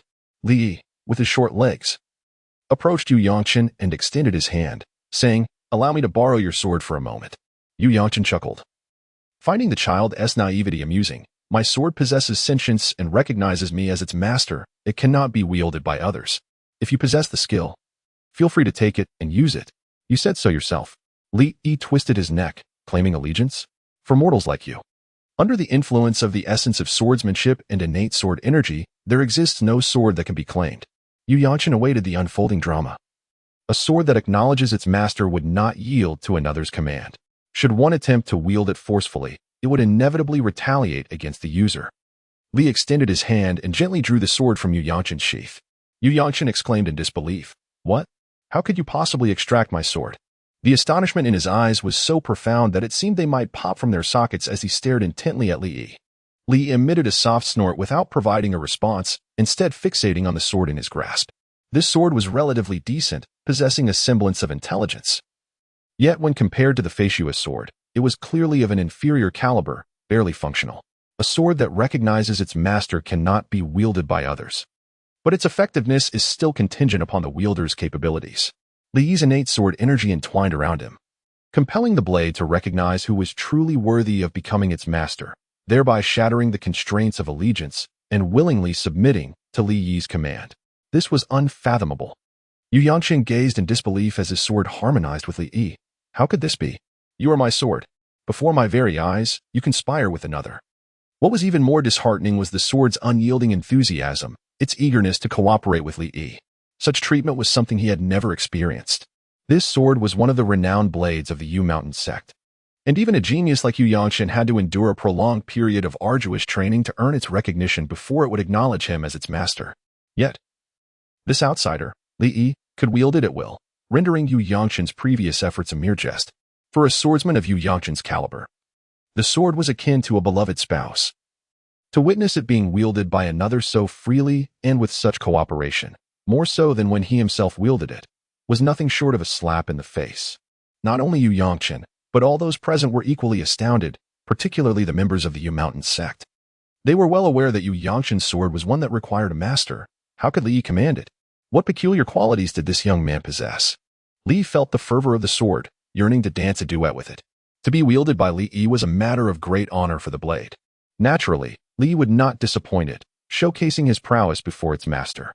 The only issue was that the sword appeared somewhat disproportionate to young Li Yi's stature, rendering the sight rather comical. Yet, this did not impede Li Yi's demonstration of swordsmanship. Gripping the sword firmly, he began to wield it with fluidity. Thanks to the sword's sentience, there was no need for Li Yi to exert effort in lifting it. The sword resonated with his intent, executing techniques in accordance with his will. In the next moment, Li effortlessly employed the unique swordplay of Yu Yangchen, embodying both form and spirit. His movements as seamless as flowing water, exhibiting remarkable proficiency. In fact, his execution surpassed that of Yu Yangchen himself, showcasing an exquisite finesse, accompanied by subtle modifications that rendered the technique even more flawless. Although he initially intended to perform the technique as it was taught, Li Yi's innate affinity for the sword arts compelled him to rectify any perceived imperfections, unable to tolerate such rudimentary errors. As onlookers witnessed Li Yi's fluid performance, their jaws dropped in disbelief, staring at him as if entranced. Upon concluding his display, Li Yi sheathed the sword, which quivered slightly, seemingly elated by the performance. In that moment, they genuinely believed in Li Yi's capabilities. However, the enigma lay in the fact that Li Yi had merely glanced at the techniques, possessing no understanding of the swordplay's incantations or cultivation methods. Logically, even if endowed with extraordinary talent, grasping the techniques at a glance should only yield basic sword strikes. Yet, he embodied both form and spirit. More alarmingly, his execution was not only superior to Yu Yangchen's, but also more refined, complete with enhancements. He was merely a one-year-old child. Could one truly categorize him as such? It was preposterous. At that moment, the most disconcerted individual was undoubtedly Yu Yangchen, who had dedicated years to mastering his swordplay, only to have a mere child absorb it in an instant. Utilizing his own sword, Li Yi performed better than he ever could, leaving Yu Yangchen in a state of disbelief and despair. Taking a step back, as if struck by fear, he lost his balance and fell to the ground. What manner of monster are you? Yu Yangchen demanded, astonished. Humph. Li let out a haughty snort, unwilling to entertain the question posed by Yu Yangchen. The prowess I possess is beyond the comprehension of you mere common players. Now you recognize my might, do you not? With an air of superiority, Li lifted his chin and returned the sword to Yu Yangchen, saying, "Devote yourself to your training. Do not squander the potential of this fine blade. Pay no mind to me. In the realm of swordsmanship, you shall never match my stride." With his hands clasped behind his back, he struck a pose reminiscent of a sage. The onlookers, once astonished, now regarded this young man with disdain, thinking him arrogant and deserving of a lesson, a master of pretense. Li Yi, if one possesses a system yet refrains from flaunting it, what purpose does the system serve? The act of ostentation brings me joy. A day without it leaves me uneasy. The essence of life lies in the ceaseless pursuit of self-aggrandizement.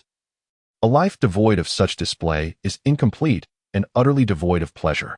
Li Schweder observed Li Yi with his hands clasped behind his back, exuding an air of charming superiority, which elicited a smile from her. My younger brother is truly adorable. However, the saintess's laughter went unnoticed, as all attention was fixated on Li Yi. Xiao Hanyan rarely wore such a serious expression, shedding her usual anger. It was no wonder that Li Shui was so confident. Li Yi's extraordinary talent was indeed astonishing, even beyond Xiao Hanyan's expectations, rendering her unable to fathom it. What Li Yi has accomplished is something that even the formidable Xiao Hanyan, at the peak of the martial sovereign realm, cannot replicate. This child is destined to become an unparalleled genius who will surpass his peers. How extraordinarily gifted he is! There exists a disparity even among geniuses. I have come to understand this. In stark contrast to their previous intent to eliminate Li Yi, they now realize that this young lad is the true prodigy. Such an unprecedented and extraordinary talent, who would not cherish him? If Li Yi were a disciple of their sect, even the most beautiful maiden would be relegated to the role of caregiver, no matter the indignity, even allowing the child to playfully relieve himself upon their head. Should Li Yi aspire to lead the sect, there would be no need to wait until tomorrow. They would gladly cede their position immediately. The Taiching sect is indeed a grand sect, blessed with tremendous fortune, first with Li Shui, and now with Li Yi. How can other sects possibly compete? Li Yi, with his short legs, dashed over to Li Shui and exclaimed, "Sister, am I impressive?" Li Shui smiled as she gently patted Li Yi's head, praising him tenderly. "Little Li is truly remarkable." She then lifted him into her arms and addressed Yu Yangchen. "Now, Do you believe my brother is a prodigy in the way of the sword? Her words were not only directed at Yu Yangchen, but were also meant for all those present, silencing the voices of doubt that had previously questioned Li Yi's abilities. Li Yi is not merely a genius in the art of swordsmanship. He is an extraordinary prodigy, surpassing even the bounds of the supernatural. I believe it. Ye Yangchen, feeling despondent, picked up his beloved sword. Upon touching it, he sensed its disdain, as if it were saying, "Observe how others wield me, and learn from them." In that moment, Ye Yangchen's resolve shattered, and Li Yi became the haunting specter of his mind. Li Shuer inquired, "Is there still anyone engaging in the exchange of martial arts?" Upon the emergence of Li Yi, who would dare to show their face?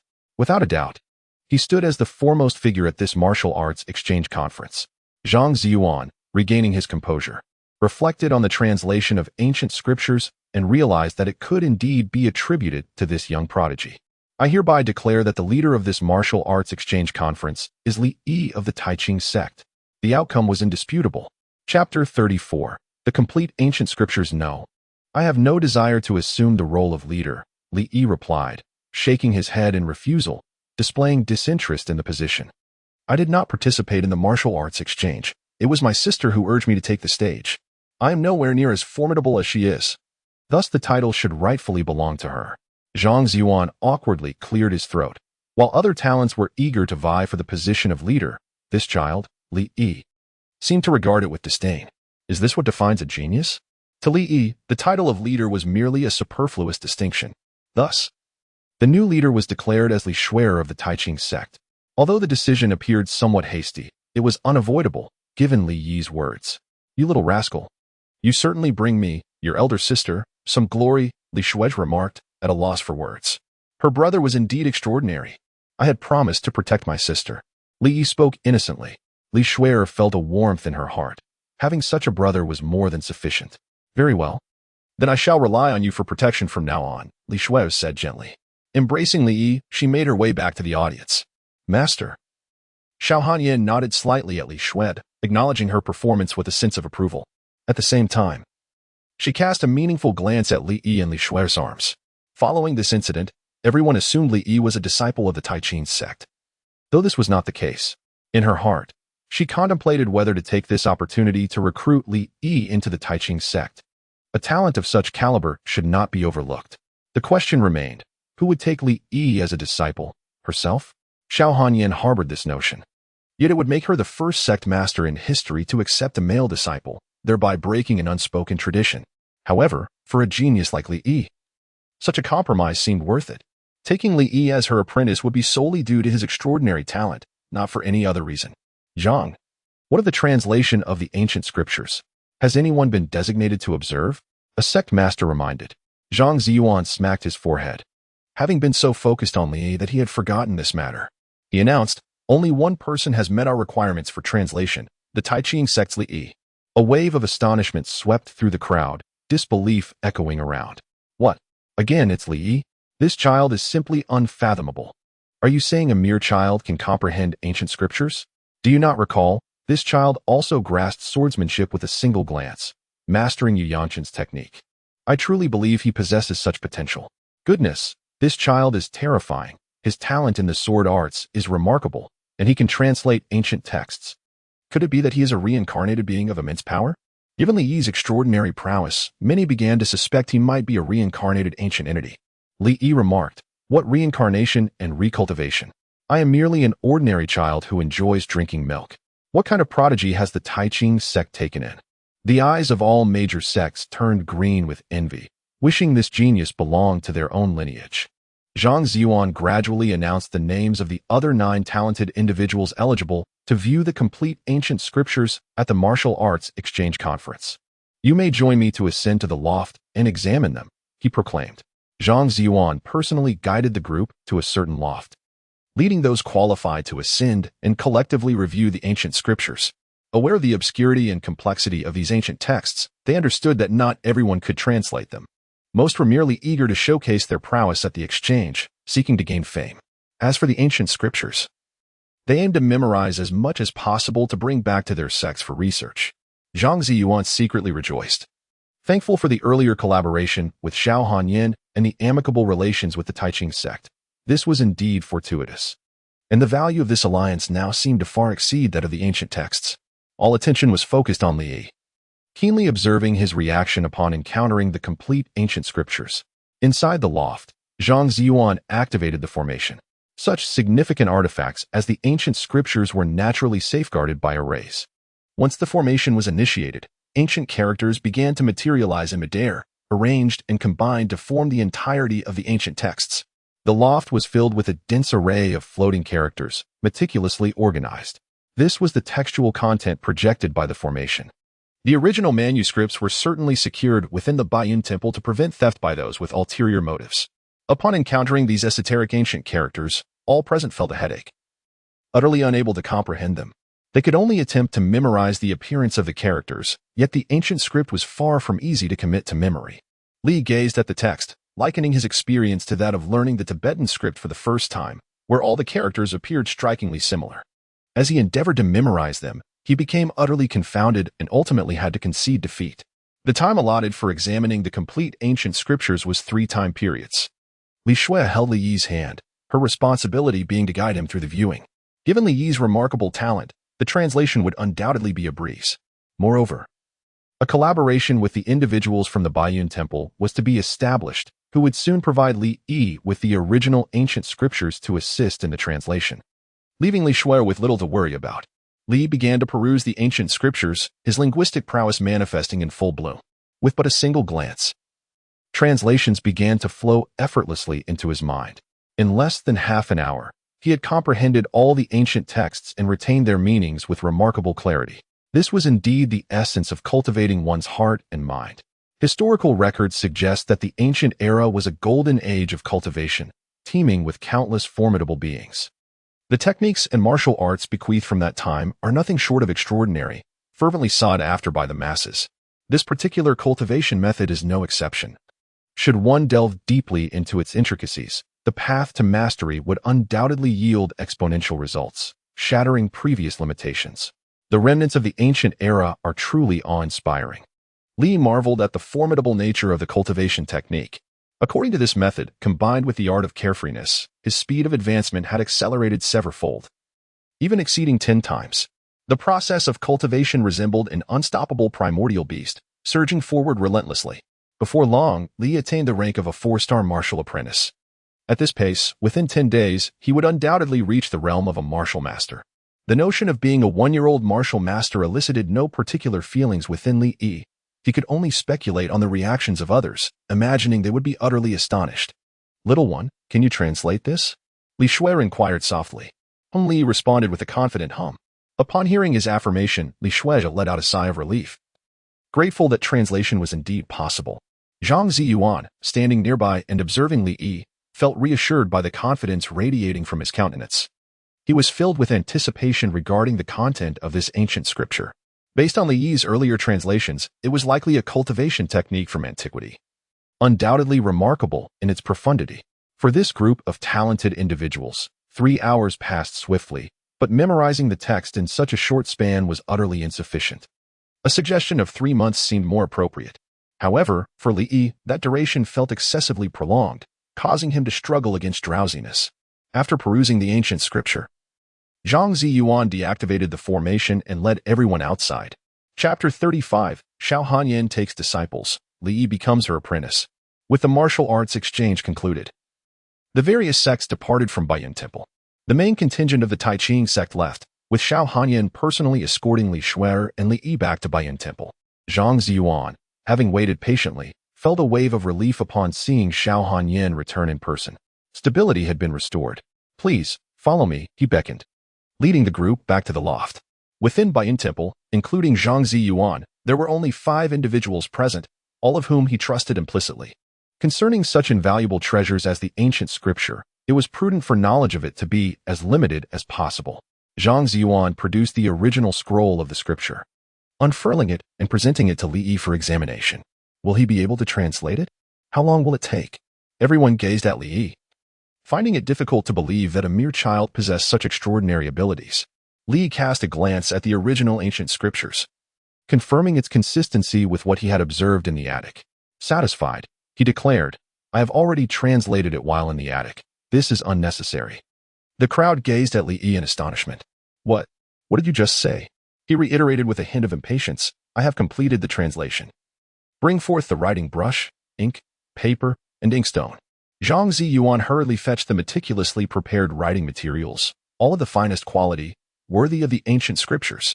Li picked up the brush, dipped it in ink, and began to inscribe the translation. The gaze of the crowd was fixated on the tip of his brush, attentively observing each character as he wrote. Their eyes brimmed with anticipation, eager to behold the entirety of the content.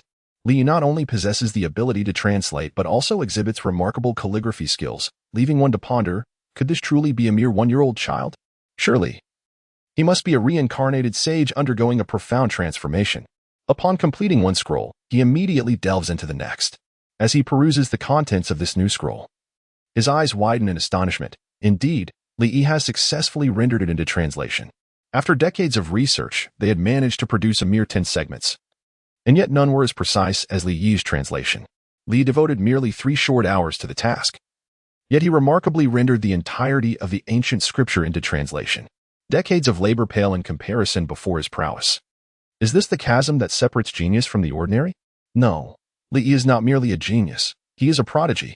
After several hours of relentless effort, he finally completed the entire translation, stretching his aching joints, his hands nearly exhausted from the endeavor. Li Shuer gently clasped Li Yi's hand, soothing him as she acknowledged the struggles he had endured. Zhang Ziyuan trembled as he held the ancient scriptures translated by Li Yi, treating it as if it were a sacred text, fearful that a mere slip would tarnish its sanctity. His heart raced with excitement. After decades of diligent study, the fruits of his labor had finally materialized. In this moment, he could finally savor the rewards of his efforts. With this ancient cultivation method, Baiyun Temple was destined to flourish. At that moment, Xiao Hanyan, who had remained silent until now, spoke. This belongs to us. You may transcribe a copy. Her frigid tone was not a suggestion for negotiation with Zhang Ziyuan, but a resolute decree, one that brooked no dissent. Understood. Zhang Ziyuan, standing before Xiao Hanyan, dared not voice any demands for the original. Merely obtaining a copy felt like a triumph. The content was of paramount importance. He personally began to transcribe a copy for preservation. Xiao Hanyan's gaze swept over the cultivation method, and upon a single reading, her profound comprehension yielded significant insights. After entering the martial sovereign realm, Xiao Hanyan's progress had been sluggish, and she had encountered a formidable bottleneck. She had thought this to be the limit of her innate talent, yet after studying the cultivation method, she sensed an elusive urge to break through her constraints. Should she devote herself wholeheartedly to this ancient technique, she would undoubtedly surmount her current limitations and achieve even greater heights. The unexpected boon she had received was fundamentally due to Li Yi, further solidifying her resolve to take him as her disciple. Once Zhang Ziyuan completed his transcription, Xiao Hanyan waved her hand, and the copy penned by Li Yi was placed into her possession. Xiao Hanyan remarked, "Remember the promise you made to me. Rest assured. Sect Master Xiao, we will honor our commitment. Our word is our bond." Zhang Ziyuan replied with a respectful bow. Xiao Hanyan chose not to utter another word as she departed with Li Yi and Li Shuer. Upon returning to the spirit vessel, they were greeted by Yuzhu, who had been awaiting their return. The vessel set its course toward Taiqing sect, carrying only 4 individuals aboard, with Yuzhu at the helm. Xiao Hanyan turned to Li Yi. Producing the ancient scriptures he had translated. "Li Yi, do you wish to take this back to the Li family? May I transcribe a copy for Taiqing sect? After all, it is your work, and I wish to fully respect your intellectual property. Li Do, if the beautiful senior requires it, I shall present it to you. For I have already memorized it and have no further need." Xiao Hanyan accepted the offer, and after a moment of contemplation, she added, "During the recent martial arts exchange, I informed others that you are affiliated with my Taiqing sect. Now, everyone believes you to be one of us. What are your thoughts on this? Li Yi, how shall we perceive it? Is using our eyes a valid method?" Li Shuer was filled with joy, knowing that her esteemed master would undoubtedly take notice of a talent like Li Yi and break tradition to accept him as a disciple. Extraordinary individuals are often afforded special privileges. With this, her beloved younger brother would also be at Taiqing sect, making it all the more intriguing. She eagerly echoed Xiao Hanyan's words. "Little Yi, our master is one of the most formidable figures in the great Qin dynasty. With your exceptional gifts, if you could become his disciple, you would surely achieve remarkable growth. Furthermore, with your sister in Taiqing sect and our master's intention to accept you as a disciple, why not hasten to pay your respects? To become a disciple? Li Yi contemplated for a moment. In comparison to Li Yan, taking the enchanting master Xiao Hanyan as his mentor was utterly incomparable. The answer was evidently clear. Moreover, Xiao Hanyan's aloof demeanor, undoubtedly a form of laissez-faire towards him, was far more suitable for Li Yi. The sole concern lay in the overwhelming number of female disciples at the Taiching sect. He had already witnessed firsthand how voracious they could be, showing no mercy even to someone as young as himself. Should he find himself ensnared in this web of alluring beauties, he feared he might falter. Though being surrounded by such captivating women brought a sense of bliss, a privilege of childhood, excessive fervor was not necessarily a boon. Li Yiling's mind sparked with a brilliant idea. "Might I take the beautiful senior as my master?" she inquired, her large eyes brimming with anticipation. Indeed, Xiao Hanyan responded with a nod of agreement. Li Yi, filled with joy, said, "Disciple Li Yi pays homage to the beautiful master." He performed a respectful gesture towards Xiao Hanyan. Xiao Hanyan nodded slightly, acknowledging Li Yi and successfully accepting this prodigious disciple. "Simply call me master. There is no need to add the word beautiful. Li Do. It is because my master possesses an extraordinary beauty, a beauty that transcends the ordinary, thus she is the beautiful master." His voice, tender and innocent, perfectly captures the essence of a child's naive charm as he fully immerses himself in the role. One must live in the present and adapt to their role. Xiao Hanyan silently acknowledged Li Yi's words. No woman dislikes being recognized for her beauty, and she is no exception. "Master, may I wait until I grow a bit older before I visit the Taiching sect?" Li Yi gazed with his large, expressive eyes at Xiao Hanyan. Xiao Hanyan, perplexed, inquired, "Why?" Chapter 36. To master this skill, one must first undergo castration. Li Yi, faced with Xiao Hanyan's inquiry, earnestly explained, "Because I am still but a 1-year-old child, yet to be weaned. There are several wet nurses at home awaiting my needs." Upon hearing this, even the aloof Xiao Hanyan could not maintain her composure. What an absurd justification. Still unweaned? Several wet nurses at home waiting for you? Could the reasoning be any more ludicrous? Li Shuer was amused by Li Yi's words, thinking how childish he was. Such a rationale could only come from him. In the grand scheme of things, one might say that milk reigns supreme. Indeed, given Li Yi's voracious appetite, it would be better for him to wean off before joining the Taiching sect, unless he intended to bring a wet nurse along. Xiao Hanyan was curious about the implication of having several wet nurses. Xiao Hanyan nodded in agreement. Regarding her disciples, she had no stringent requirements, adhering to a philosophy of free-range education akin to Li Yi's thoughts. "Thank you, beautiful master," Li said with a smile. As Xiao Hanyan gazed at this child, a surge of affection filled her heart as she anticipated Li Yi's growth. With his innate talent, he would undoubtedly catch up to her. Standing one day on the pinnacle of the great path, just like herself, Yaozhu adjusted her course toward the Li family, pinching her waist. It hurt. Confirming she was not dreaming, Yaozhu could hardly believe that Xiao Hanyan had broken the rules for Li Yi, making an exception to accept him as her disciple. Li Yi has become the sole male disciple of the Taiching sect throughout its illustrious history. Upon reflection, having such an adorable junior brother like Li Yi in a place as serene as the Taiching sect must bring immense joy, making life far more intriguing than usual. Considering this, Yaozhu expressed her support for Xiao Hanyan's actions. Although Li Yi has yet to arrive at the Taiching sect, the affection shown by the junior sisters towards him over the past few days is indicative of the warm welcome he will surely receive upon his arrival. However, one cannot help but ponder, if Li Yi is surrounded by those senior and junior sisters, how seldom will she get to enjoy his company? With this thought, Xiao Hanyan opened the ancient cultivation manual and delved into its study with utmost seriousness. The ancient cultivation techniques differ significantly from most contemporary methods, given the variance in eras. The practices also diverge.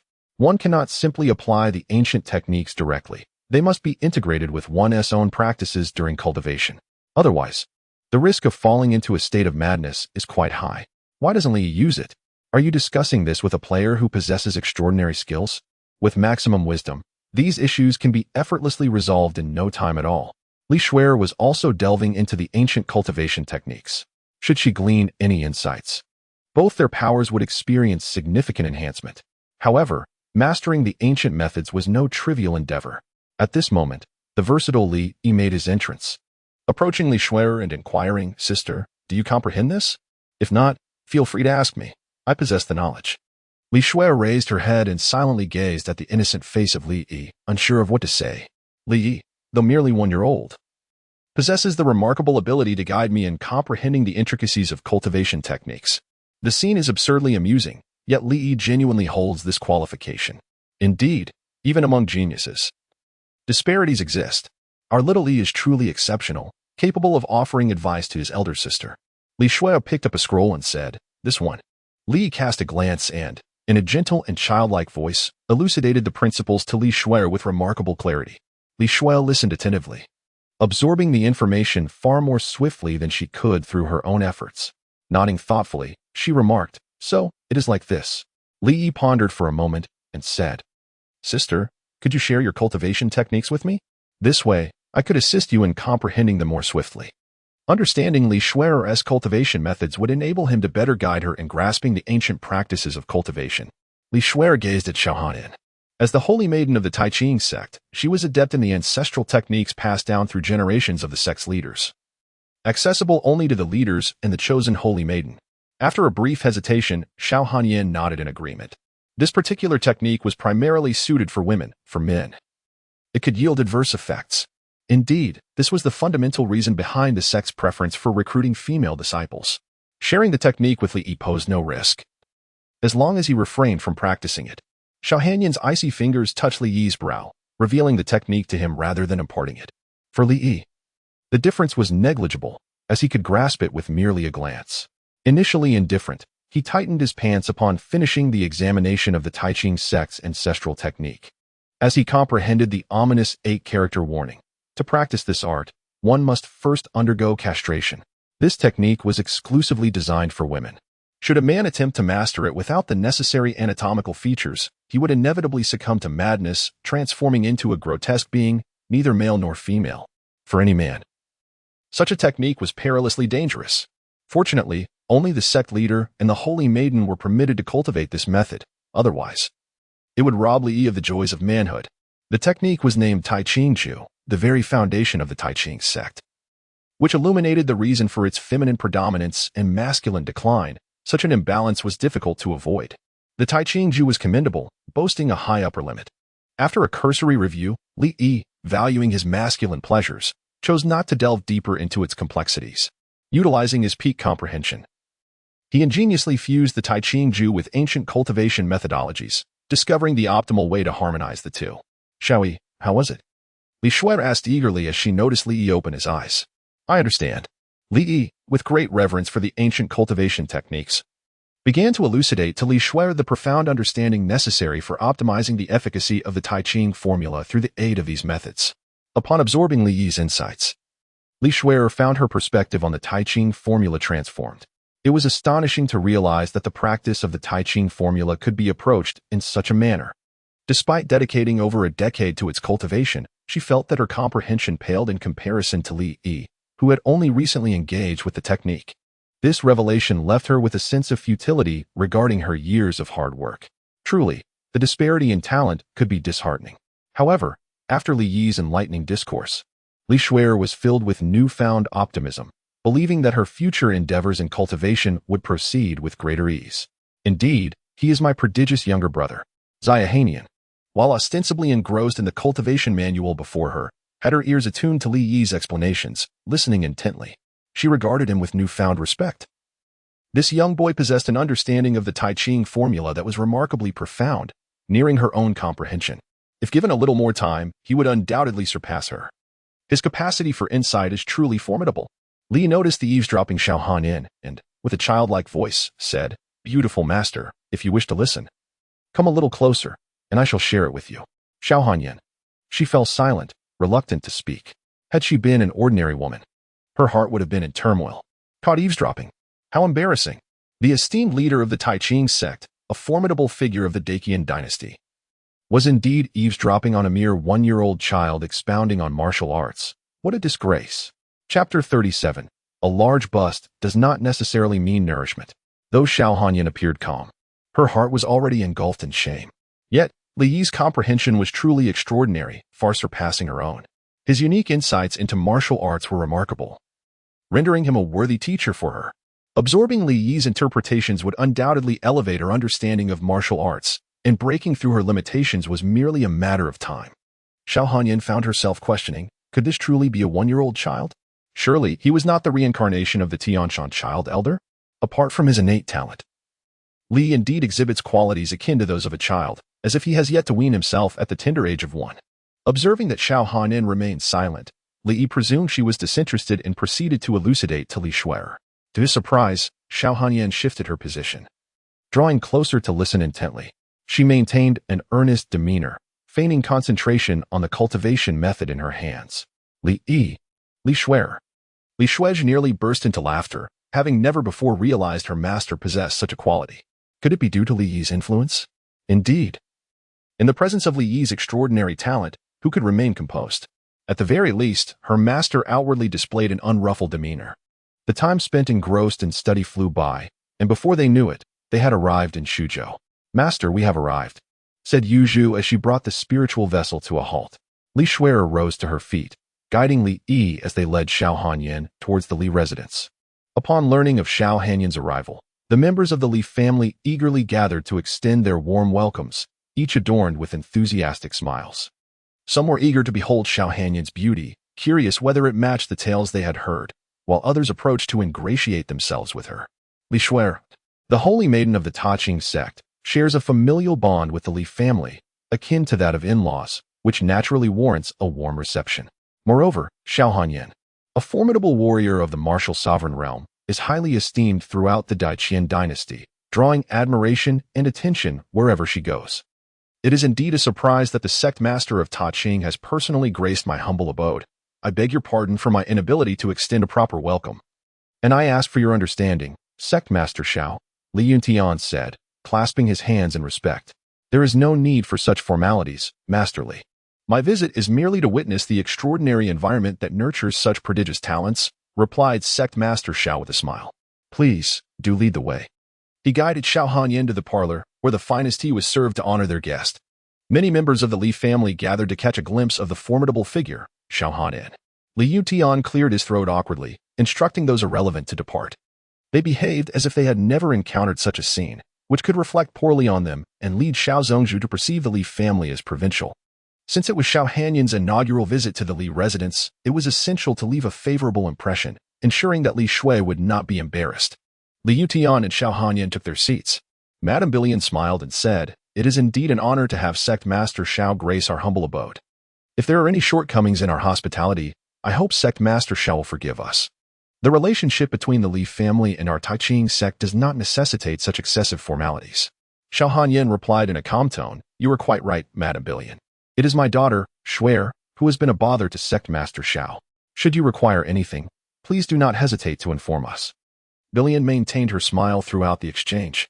In terms of small talk, Xiao Hanyin was evidently not adept, and coupled with her naturally reticent disposition, it was primarily Billion who engaged in conversation. The prospect of silence between them would undoubtedly create an awkward atmosphere. "Sect Master Xiao, I trust you have been well." A familiar voice broke the tension. It was Li Yin. Xiao Hanyin turned to him, rising to greet him. "Seniorly, it has been a long time. It has been 2 or 3 centuries, hasn't it? I hardly deserve such a title as senior from you. Time really does fly. You have become the sect master of Taiqing." Li Yin expressed with a nostalgic demeanor. He was considerably older than Xiao Hanyin, yet she had ascended to the realm of martial sovereign. While he remained stuck at the pinnacle of martial emperor, seemingly unable to break through, perhaps destined to remain there for the rest of his life. They had only met a few times before, their relationship merely acquaintances. Reflecting on the past and observing the present, the passage of time was a cruel blade. Starkly evident in Li Yin, yet scarcely noticeable in Xiao Hanyin. A senior is always a senior. I vividly remember when you faced the genius of the great Yin dynasty, taking on 3 opponents at once. Li Yin waved his hand and said, "I have grown old and am no longer of use, not comparable to you young ones, especially not to you." Returning to the main topic, Li Yin inquired, "I wonder what brings you here, Master Xiao?" Xiao Hanyin replied, "Shuej is my direct disciple. I should have visited the Li family long ago. Moreover, I wish to see what kind of remarkable place can nurture such an abundance of talent." Li Yutian and the others exchanged knowing smiles, fully aware that Xiao Hanyin was not merely referring to Li Shuej alone, but rather to both Li Shuer and Li Yi. It was evident that Xiao Hanyin had also recognized Li Yi's remarkable talent. Li Yuntian, with a humble expression, remarked, "Master Xiao is jesting. How could my son possibly compare to your distinguished demeanor?" Xiao Hanyin shook her head and, without any pretense, stated, "My talent pales in comparison to that of Li Yi." Li Yin rubbed his brow, reflecting on how, after all these years, Xiao Hanyin's style had remained utterly unchanged. At times, her straightforwardness rendered one speechless. A touch of subtlety would certainly facilitate conversation. "I had another purpose for this journey. I wished to take Li Yi as my disciple." What? Li Yutian abruptly expelled the tea he had just sipped, his astonished gaze fixed upon Xiao Hanyin. Surely, this must be a jest. It was true that Xiao Hanyin was a top-tier powerhouse, and to be her disciple was indeed a privilege. However, she was the leader of the Taiqing sect. How could she possibly accept a male disciple? Furthermore, a crucial point lay in the strict regulations of the Taiqing sect, which forbade any romantic entanglements between men and women. Accepting Li Yi as a disciple would imply that Li Yi could never marry, thereby extinguishing the prospect of passing on his exceptional lineage. This would spell disaster for the future of the Li family. Xiao Hanyin reassured him, "Rest assured. The head of the Li family, I shall only take Li Yi as my disciple to impart my skills. I shall not interfere in any other matters of this."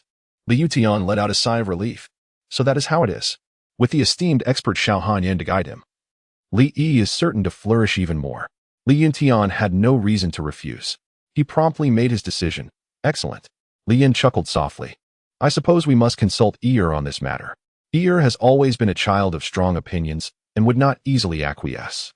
Reflecting on the allure he had wielded in his attempts to recruit Li Yi as a disciple, he could not help but feel frustrated. Xiao Hanyin maintained an impassive expression and spoke plainly. Li Yi had already agreed before his arrival. What? Now it was Li Yin's turn to splutter tea everywhere. Unwilling to accept, he questioned why Xiao Hanyin's approval held more weight than his own. Was it merely because she was an attractive woman? As he recalled Li Yi's reasons for declining his offer, something about milk. Suddenly, a realization dawned upon him as he cast a glance at Xiao Hanyin's bosom. Could it be? No, that could not possibly be the case. Li, this child, while Xiao Hanyin possesses considerable allure, may not necessarily provide you with sustenance. This child should exercise a bit more prudence. Chapter 38. Organizing a wife selection conference for Li Yi? After visiting the Li residence, Xiao Hanyin departed, accompanied by Li Shuai. Although Li Shuai was reluctant to return, circumstances dictated otherwise. With the ancient cultivation techniques now at her disposal and the guidance from Li Yi, she must seize the moment and diligently pursue her training. Li Shuai reluctantly bid farewell to her family and followed Xiao Hanyin back to the Taiqing sect. As for Li Yi, due to his tender age and his own suggestion, he would remain at the Li residence for the time being, awaiting a more opportune moment to join the Taiqing sect. "Little Yi, your sister has departed. Do you remember her fondly?" Li Shuai playfully teased Li Yi, cherishing this moment before their return to the Taiqing sect. Knowing it would be a long time before she could see him again and feel the softness of his chubby little face. For Li Yi, this was a kind of liberation, although his sister was exceptionally beautiful and treated him well. Being constantly pinched and toyed with by a multitude of lovely girls made him feel like a mere child, unable to assert himself amidst their playful antics. What child could withstand such trials? "I will surely miss you, sister," Li said in a tender, childlike voice, his big, expressive eyes following Li Shuai as she moved away. The sight melted Li Shuai's heart, prompting her to kneel before him and take his small hand in hers. To the outside world, Li Shuai was an exalted saintess, but in Li Yi's presence, she was simply a sister, one who indulged him with affection. "Now, give your sister a kiss. You've always received kisses from me, but this time it's your turn. If you don't kiss me, I won't take you out to play next time," she said, cupping his cheeks with both hands, playfully demanding a kiss from him. "Li, silence. Sister, you are a saint. Could you please exhibit a modicum of restraint? How can a saint ask a young man for a kiss? Indeed, where there is no distance, there is no disparity." In public, Li Shuai presents herself as the aloof and frigid saint, revered and admired. A paragon of unattainable beauty that one can only gaze upon from afar. Yet, in the presence of Li Yi, she transforms into a gentle sister. Devoid of pride and coldness, overflowing with tender affection, even playfully indulging in childish antics. One must ponder, who exactly is the child here? Shall I pour you some milk? The saint and the sister are but two facets of the same person, yet the contrast is strikingly profound. Li Yi, with a sense of helplessness akin to that of soothing a child, planted a gentle kiss on Li Shuai's cheek.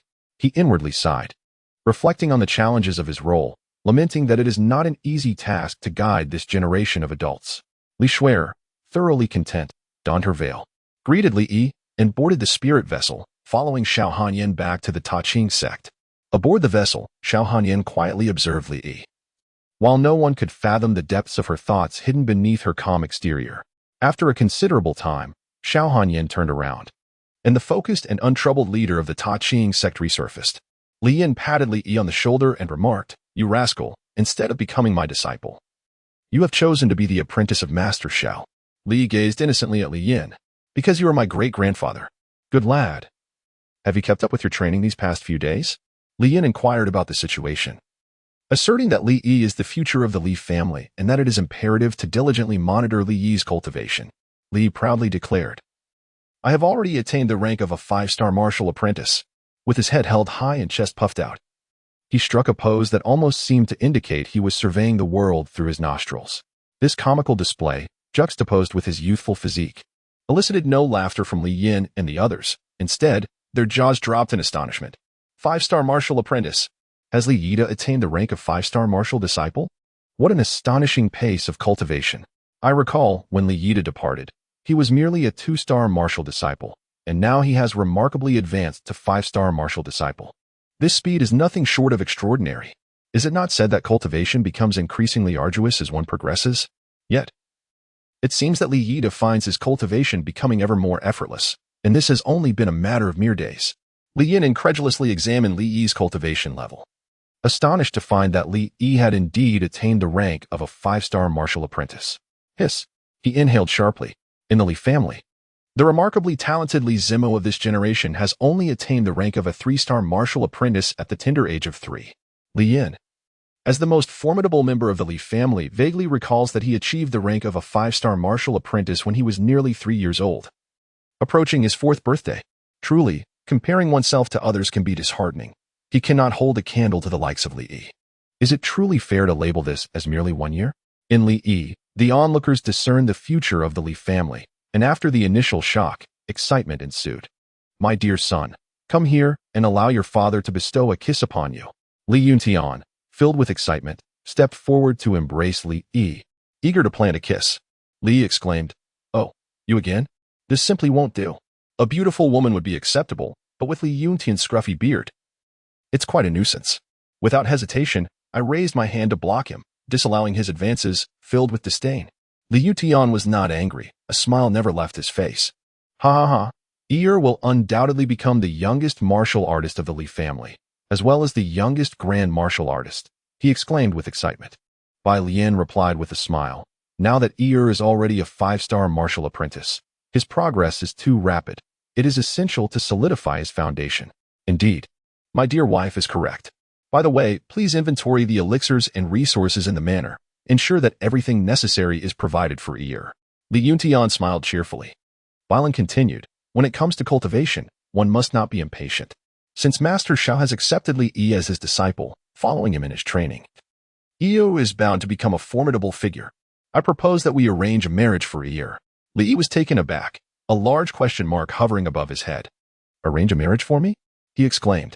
"I am but 1 year old. Is this what you call impatience? Perhaps I should bear you a grandchild right now, so you can occupy yourselves with that instead of bothering me." He glanced down at his younger brother, who was attempting to shoulder a heavy burden, displaying earnest effort yet lacking the strength to manage it. If only the system could receive an upgrade in the future, he mused. The system replied. To what extent should it be enhanced? To the point of playing the violin with once, you know? Li, speaking of which, why is it a betrothal once again? Initially, in the reversal plot, he had already been engaged to Qiu Lingming, only to be heartlessly jilted, which activated the counterattack system. Now that the counterattack system has been triggered prematurely, given Li Yi's current state, this new engagement will undoubtedly not lead to another cancellation. He will mature and marry in earnest. Li Yuntian pondered this issue.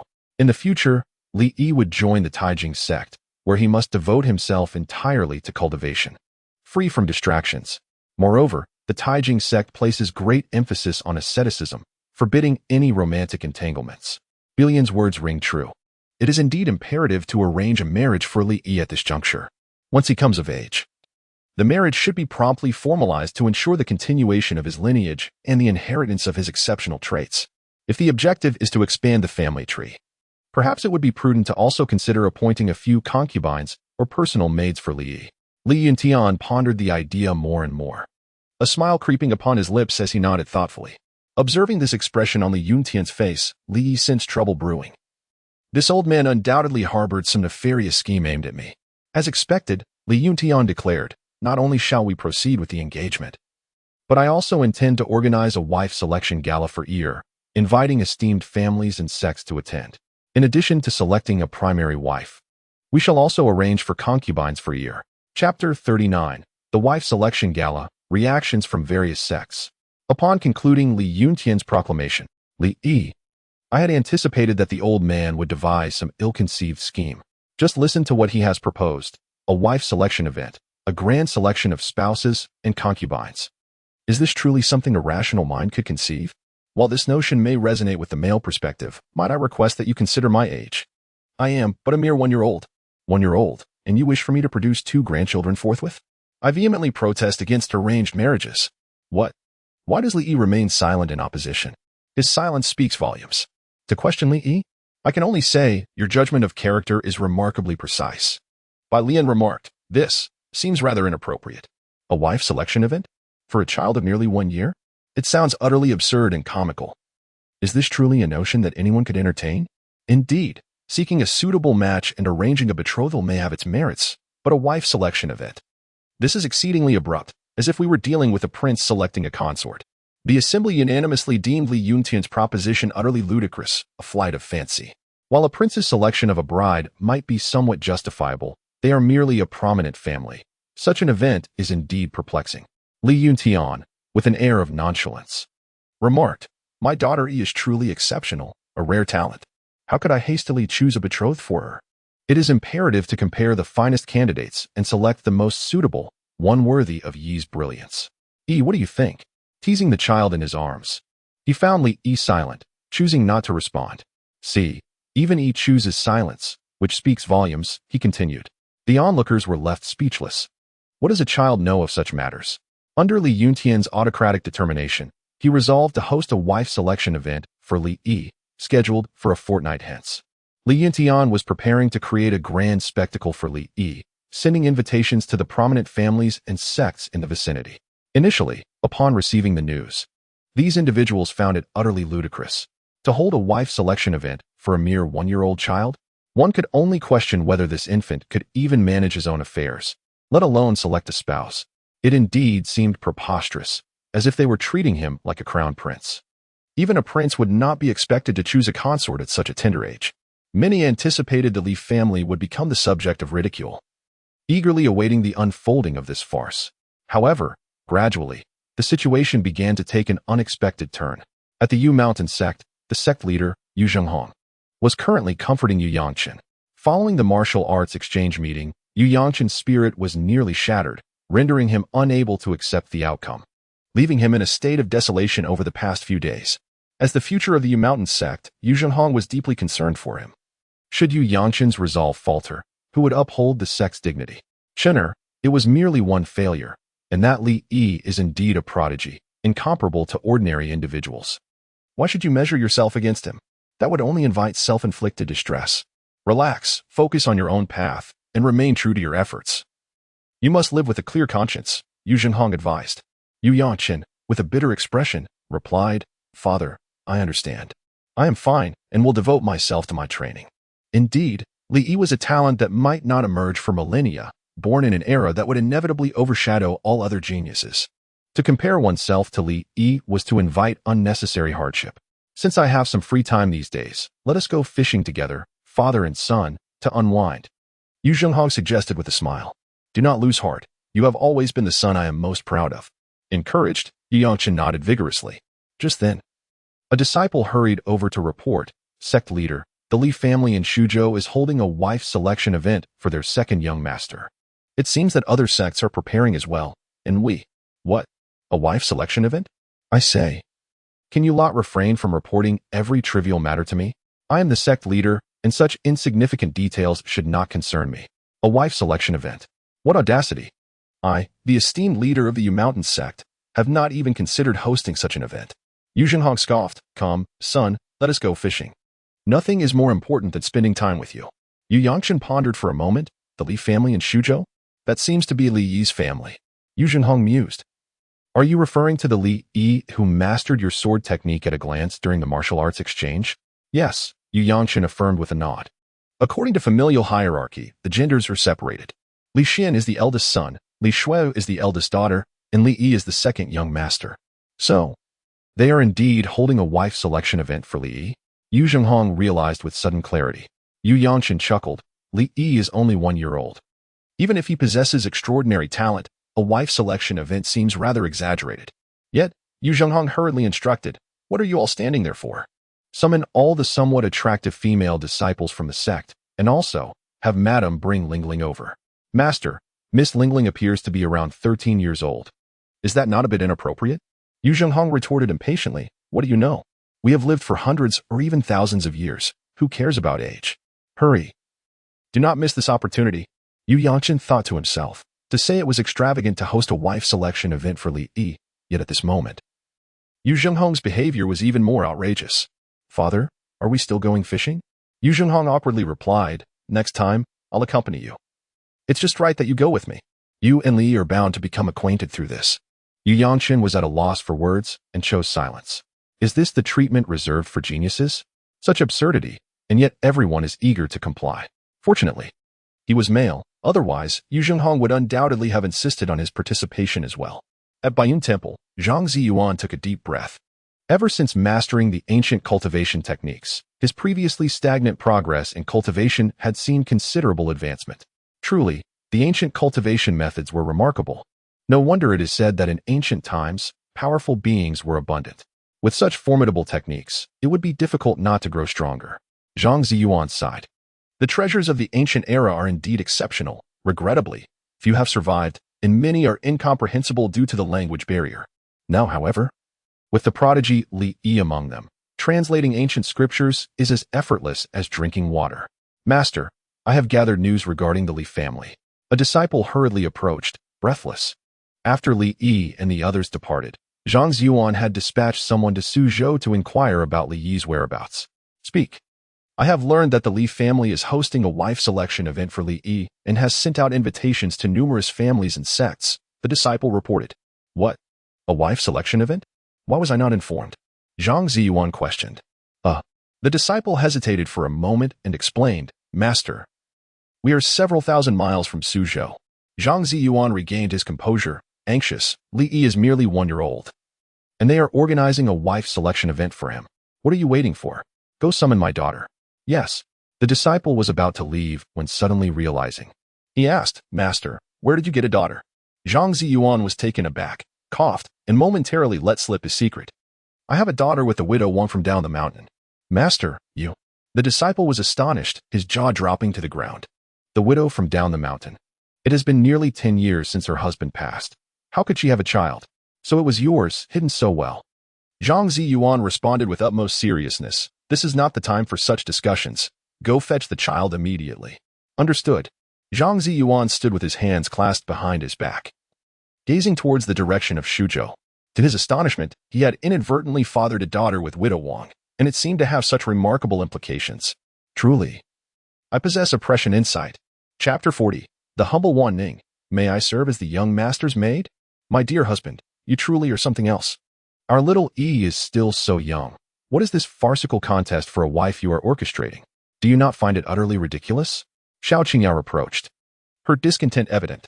As a learned individual and a lady of distinction, she found such behavior unbecoming and believed Li Yutian was acting most recklessly. Li Yutian dismissed her remarks, saying, What do you, as a woman, understand about men's affairs?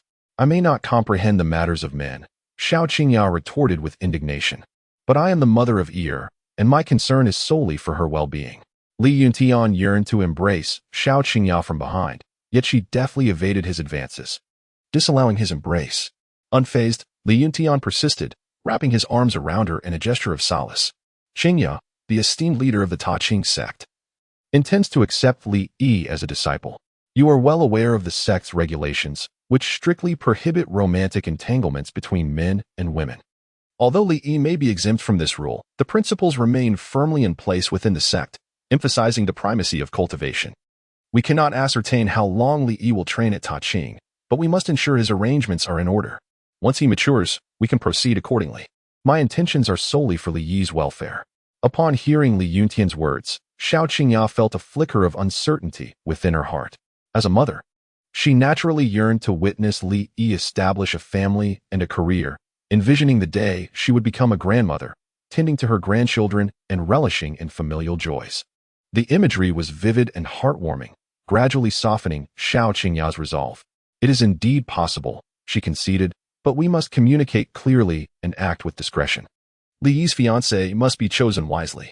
Li Yutian declared, "Indeed, Yu is the future of our Li family. His fiancé Yi must be worthy of him, and they should be well-matched in social standing."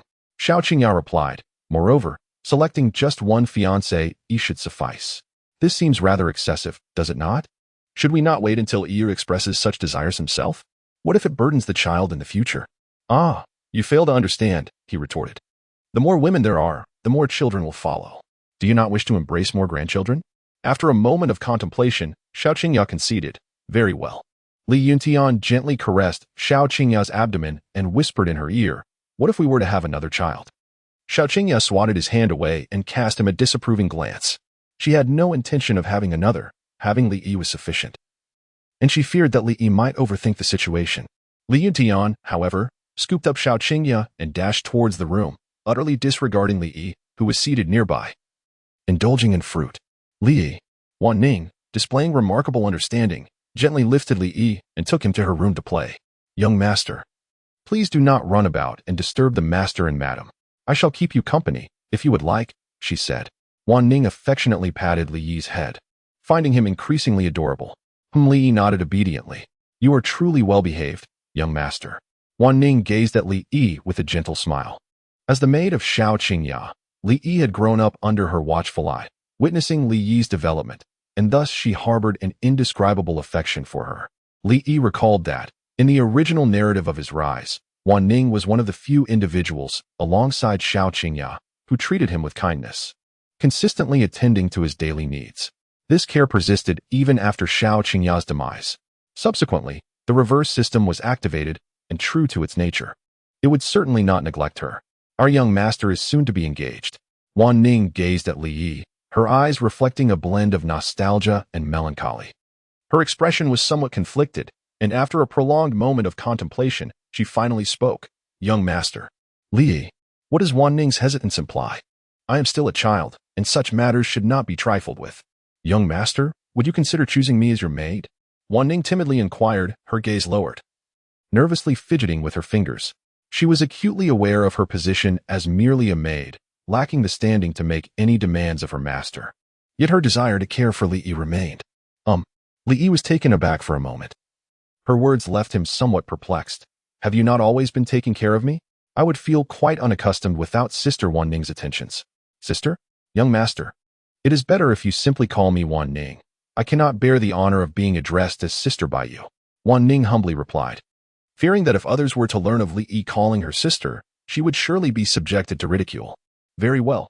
Li sat comfortably on Wan Ning's lap, indulging in the fruits she had skillfully peeled and offered to him. In recent days, the Li family had lavished upon him an abundance of rare treasures, even transforming his usual fare into ethereal fruits and meals of spiritual rice, while his water was replaced with divine milk. Every possible avenue to aid Li Yi's cultivation was thoroughly explored, providing him with an unparalleled environment for growth. In just a few days, his cultivation had soared to the rank of an 8-star martial apprentice. The resources bestowed upon him were already substantial, and coupled with his remarkable ability to rapidly assimilate these gifts, his efficiency surpassed that of the average individual, yielding extraordinary results and accelerating his progress. This pace exceeded even Li Yi's own expectations. Presently, the Li family would go to any lengths, even sacrificing their own comforts, to ensure that Li Yi's needs were met. Of course, this was a figurative expression. Given the Li family's circumstances, this amount of resources was but a trifling matter. Nestled in Wan Ning's embrace, he finally began to sense a semblance of warmth, no longer feeling like a mere blank slate as he had before. Li Yi suddenly felt a surge of curiosity, pondering whether his fiancée Yi, Qiu Lingming, would make an appearance this time. If she did, would their encounter perhaps trigger some sort of reverse mission? For instance, the previously agreed 3-year pact. The unparalleled prodigy confronting a mere girl, the the moniker of child assassin proving undeniably fitting. Qiu Lingming's family was decent enough, though it paled in comparison to the Li family. Moreover, her constitution had yet to awaken, and her cultivation aptitude was rather lacking, evidently not meeting Li Yuntian's stringent requirements. It seemed unlikely that their paths would cross. He resolved to let go of such thoughts, taking each step as it came. After all, the notion of a reversal had ceased to exist. According to the standard timeline, the 3-year agreement simply entailed finding Qiu Lingming and defeating her. "Young master, shall we take a bath?"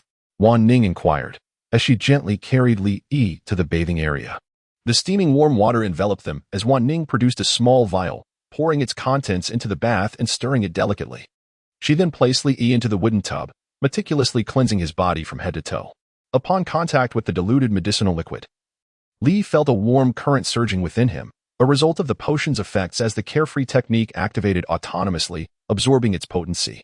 In no time, he broke through barriers, achieving the rank of a 9-star martial apprentice. Cultivation, after all, required relentless effort, 99% diligence, and but 1% talent. System, indeed. Once the bath was completed to their mutual satisfaction, Wan Ning laid Li Yi upon a dry towel, gently drying his skin. "I can manage this myself," he asserted. Such a trivial matter, he thought, was well within his capability. "Nay, this is my duty. It is not fitting for the young master to do such things himself." Wan Ning insisted. This was the very purpose of her existence as a maid. If her master were to perform tasks meant for her, what then would be her role? Suddenly, an explosive sound erupted from outside. Chapter 41. Is it time to wean Li Yi? Ha ha ha. I have finally broken through. Li Yin traversed the void, walking gracefully through the air, his hands clasped behind him, before gently descending to the ground. The entire building trembled and crumbled into ruins as Li Yan's breakthrough reverberated through its structure. Previously, Li Yi had imparted ancient cultivation techniques to Li Yan, and under Li Yi's guidance, Li Yan experienced profound insights, prompting him to enter seclusion. At long last, today marked the moment he shattered his limitations and ascended to the martial sovereign realm, a level he had long yearned for, one he believed he would never attain in this lifetime. To his astonishment, such an opportunity arose, thanks to Li Yi. This child is indeed a fortunate star for the Li family, consistently bringing forth surprises, and he himself has benefited from it. Who could have imagined that a mere child would present him with such a chance for advancement? Congratulations to the ancestor on this remarkable breakthrough. Members of the Li family gathered around, each offering their congratulations to Li Yin with a respectful clasp of their hands. Li Yan's breakthrough is indeed a fortuitous event for the entire Li family, as it endows them with formidable strength and a more robust support. The presence of a martial arts master in the realm of martial sovereign is exceedingly rare throughout the vast lands of Deqian, thus elevating the Li family's status to unprecedented heights. Li Yin, confronted by the congratulations of those around him, threw his head back and laughed wildly, unable to contain his mirth. The magnitude of this breakthrough was not insignificant, and the news spread rapidly, with virtually everyone in Shuzhou becoming aware of it. The impact brought forth by a formidable warrior at the martial sovereign level was profound. Not only the small city of Shuzhou, but even the entirety of the great Qin dynasty had to take heed. Before long, various factions arrived to extend their felicitations. Local officials of Shuzhou also presented gifts of congratulations. Previously, they might have hesitated to curry favor with the Li family, but now such considerations were rendered moot. It was imperative to seek their goodwill. Even those who had harbored grudges against the Li family hastened to offer gifts, eager to mend ties, fearful of retribution. Who could have imagined that such a significant upheaval would stem from a mere child of 1 year? Li Yin stood with his hands clasped behind his back, gazing at the well-wishers who had come to offer their congratulations. He smiled haughtily in response and said, "Thank you all for your kind wishes. In 7 days, I hope to see each of you at my grandson's bride selection event." Li Yin has ascended to the martial sovereign realm, and the first announcement he made was regarding Li Yi's matrimonial assembly, which speaks volumes. He dismissed those who had come bearing gifts, as the arrival of presents sufficed. Whether or not they attended was of little significance to him. Without delay, he sought out Li Yi, eager to express his gratitude toward the young lad. "Yeah, what are you up to?" he inquired, only to find Li Yi reclining on the bed in the nude, while Wan Ning was diligently bathing the chubby boy. The reason for this ongoing cleansing was due to the earlier commotion, which startled Wan Ning and caused Li Yi to tumble to the floor, necessitating yet another wash. "Ancestor." Wan Ning promptly greeted Li Yin with utmost respect. Li Yin disregarded Wan Ning and approached the bedside to converse with Li Yi. After greeting, Wan Ning went to fetch joyful garments for Li Yi. My dear child, thanks to the cultivation techniques you provided, I have now achieved the formidable rank of martial sovereign. Li Yin remarked with a smile, stroking his beard. Grandfather is truly remarkable. Li praised in a manner that flattered Li Yin's vanity. You, my little one, are destined to surpass me one day. Li Yin expressed his unwavering confidence in Li Yi's future.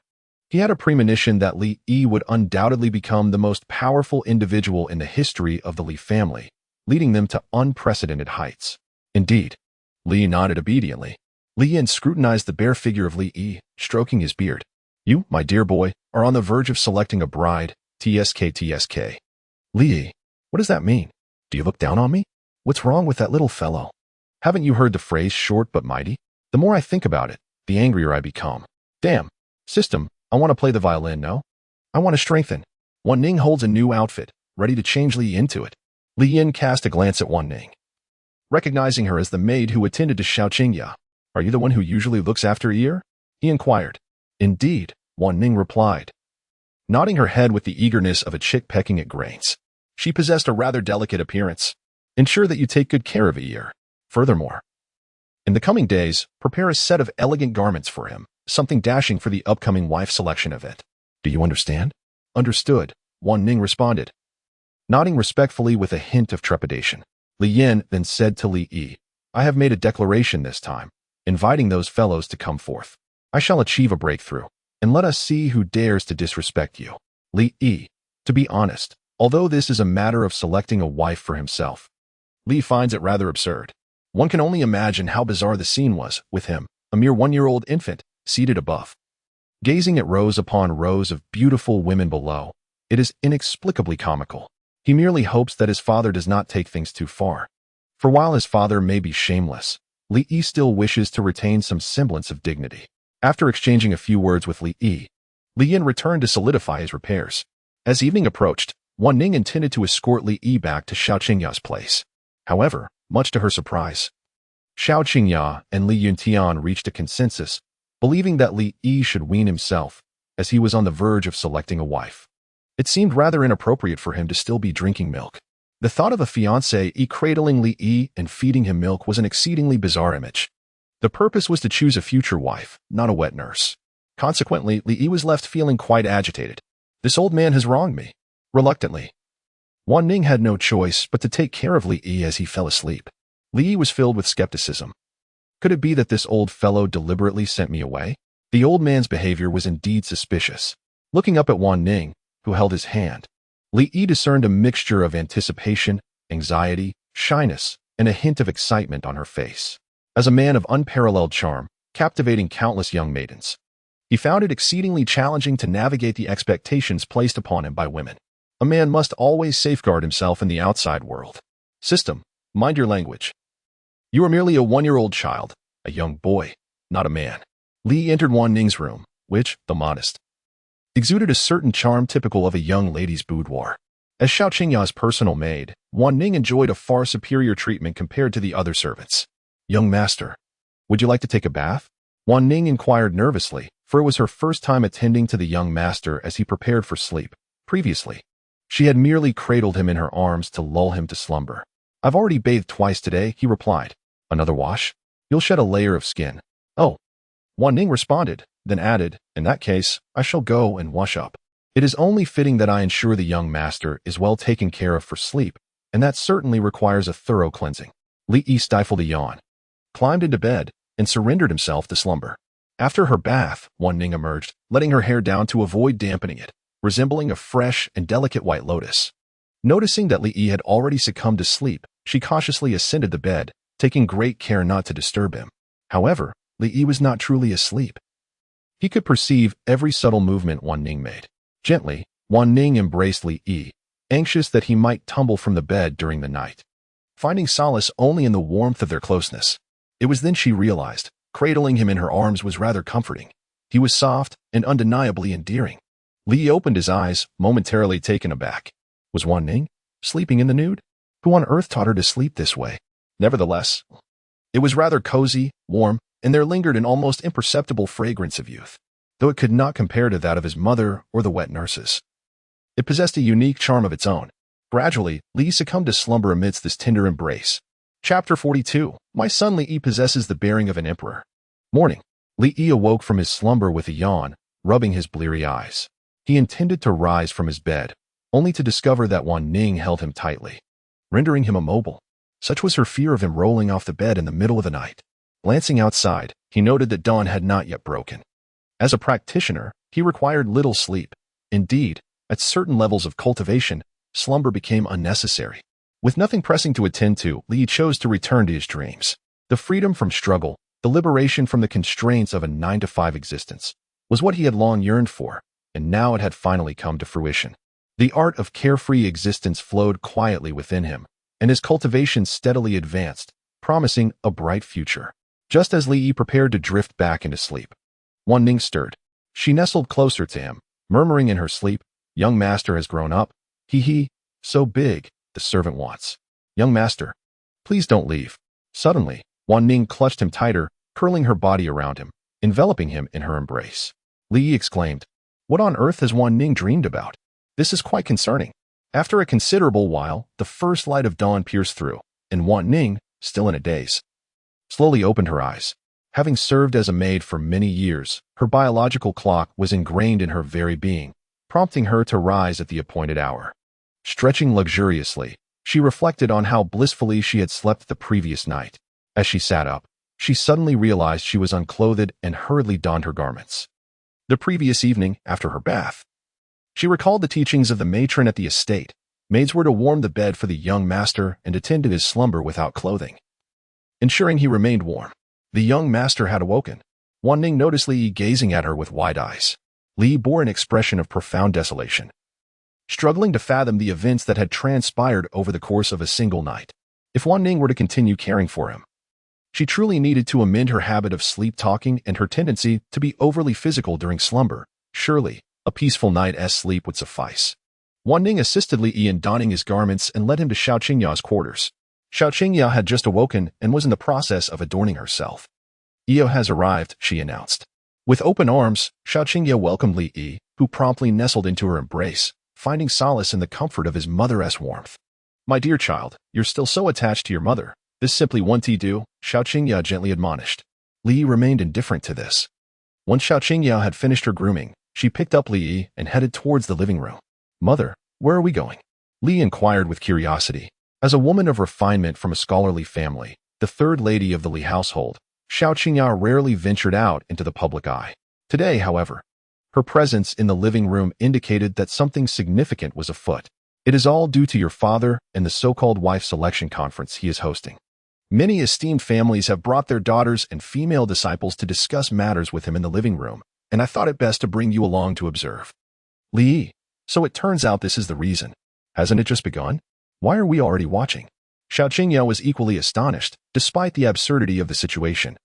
So many people rushed here in eager anticipation. She never imagined her son would be so popular. With a playful poke, she teased Li. Since the last martial arts exchange, Li's reputation had spread far and wide. There was a mere 1-year-old child, endowed with extraordinary talent, achieving unprecedented feats.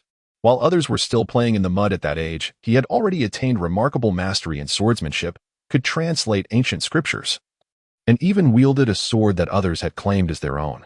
The combination of these remarkable achievements, witnessed firsthand by various sects at the martial arts exchange, led to the rapid dissemination of legends surrounding Li, the prodigy of unparalleled genius at merely 1 year old. Those who had seen him were utterly convinced, while those who had not expressed skepticism, deeming the whole affair too outrageous and absurd. Many, intrigued by the rumors, came to discern the truth for themselves. Upon entering the living room, Li Yuntian was engaged in lively conversation with guests. "Qingya, my dear sister, you've arrived. Please, take a seat," Bai Lian welcomed, her gaze drifting to the child in Xiao Qingya's arms. She reached out to playfully tease Li, saying, "My dear, have you forgotten your aunt?" "Auntie." Li replied in a sweet, childlike voice. "What a good boy. Come and greet your uncles and aunts," Bai Lian encouraged, introducing Li to the guests. Faced with so many people, Li furrowed his brow, took a deep breath, and called out uncle and aunt from beginning to end. The guests watched Li with curiosity, eager to see if he matched the extraordinary tales they had heard. At first glance, he appeared quite adorable, but upon closer inspection, there was an indescribable charm about him. Although still a child, it was certain that Li Yi would grow into a handsome young man and a genius. The allure of Li Yi was palpable, prompting numerous praises. Young Master Li Yi is indeed a paragon of talent. Despite his youth, his demeanor puts us to shame. Indeed, young Master Li Yi possesses extraordinary grace. He will surely be strikingly handsome when he matures. One look at young Master Li Yi reveals his remarkable talent. He is destined to become an unparalleled powerhouse. Listening to their accolades, Li Yi felt indifferent, even somewhat repulsed by their sycophantic praise. Why did they all behave like eager flatterers? A horde of admirers showering him with compliments was nauseating, yet it was rather pleasant to hear. Well said. Although I suspect some flattery, please continue. I appreciate your candor. The one most delighted by the guest's compliments was not Li Yi, but his father, Li Yuntian. From the beginning, a smile had never left his face. His lips seemed ready to split from grinning so widely. Stroking his beard, he proudly declared, "My son Li Yi possesses the demeanor of an emperor." Ha! Li Yi, the demeanor of an emperor? Such words should not be uttered lightly. Li Yuntian extended his hand, and Xiao Qingya gently pushed Li Yi into Li Yuntian's embrace. Although Li Yi was reluctant, he willingly embraced his father's vanity and was lifted into his father's arms. His scruffy father planted a kiss on Li Yi's cheek. At that moment, two groups of visitors entered from outside. The master of Baiyun Temple has come to pay a visit. The master of Yuanshan has also arrived. Zhang Ziyuan and Yu Zhahong strode in side by side, their shoulders jostling against each other. While they wore cheerful smiles on the surface, they were secretly competing, both eager to outmaneuver the other. They had encountered one another when disembarking from the spiritual boat, and it was evident that they shared the same objective, which naturally led to conflict. Yu Zhahong gritted his teeth and exclaimed, "What business do you have meddling in this matter, you old fool? Is this something you can involve yourself in?" Zhang Ziyuan retorted defiantly, "Why shouldn't I be involved?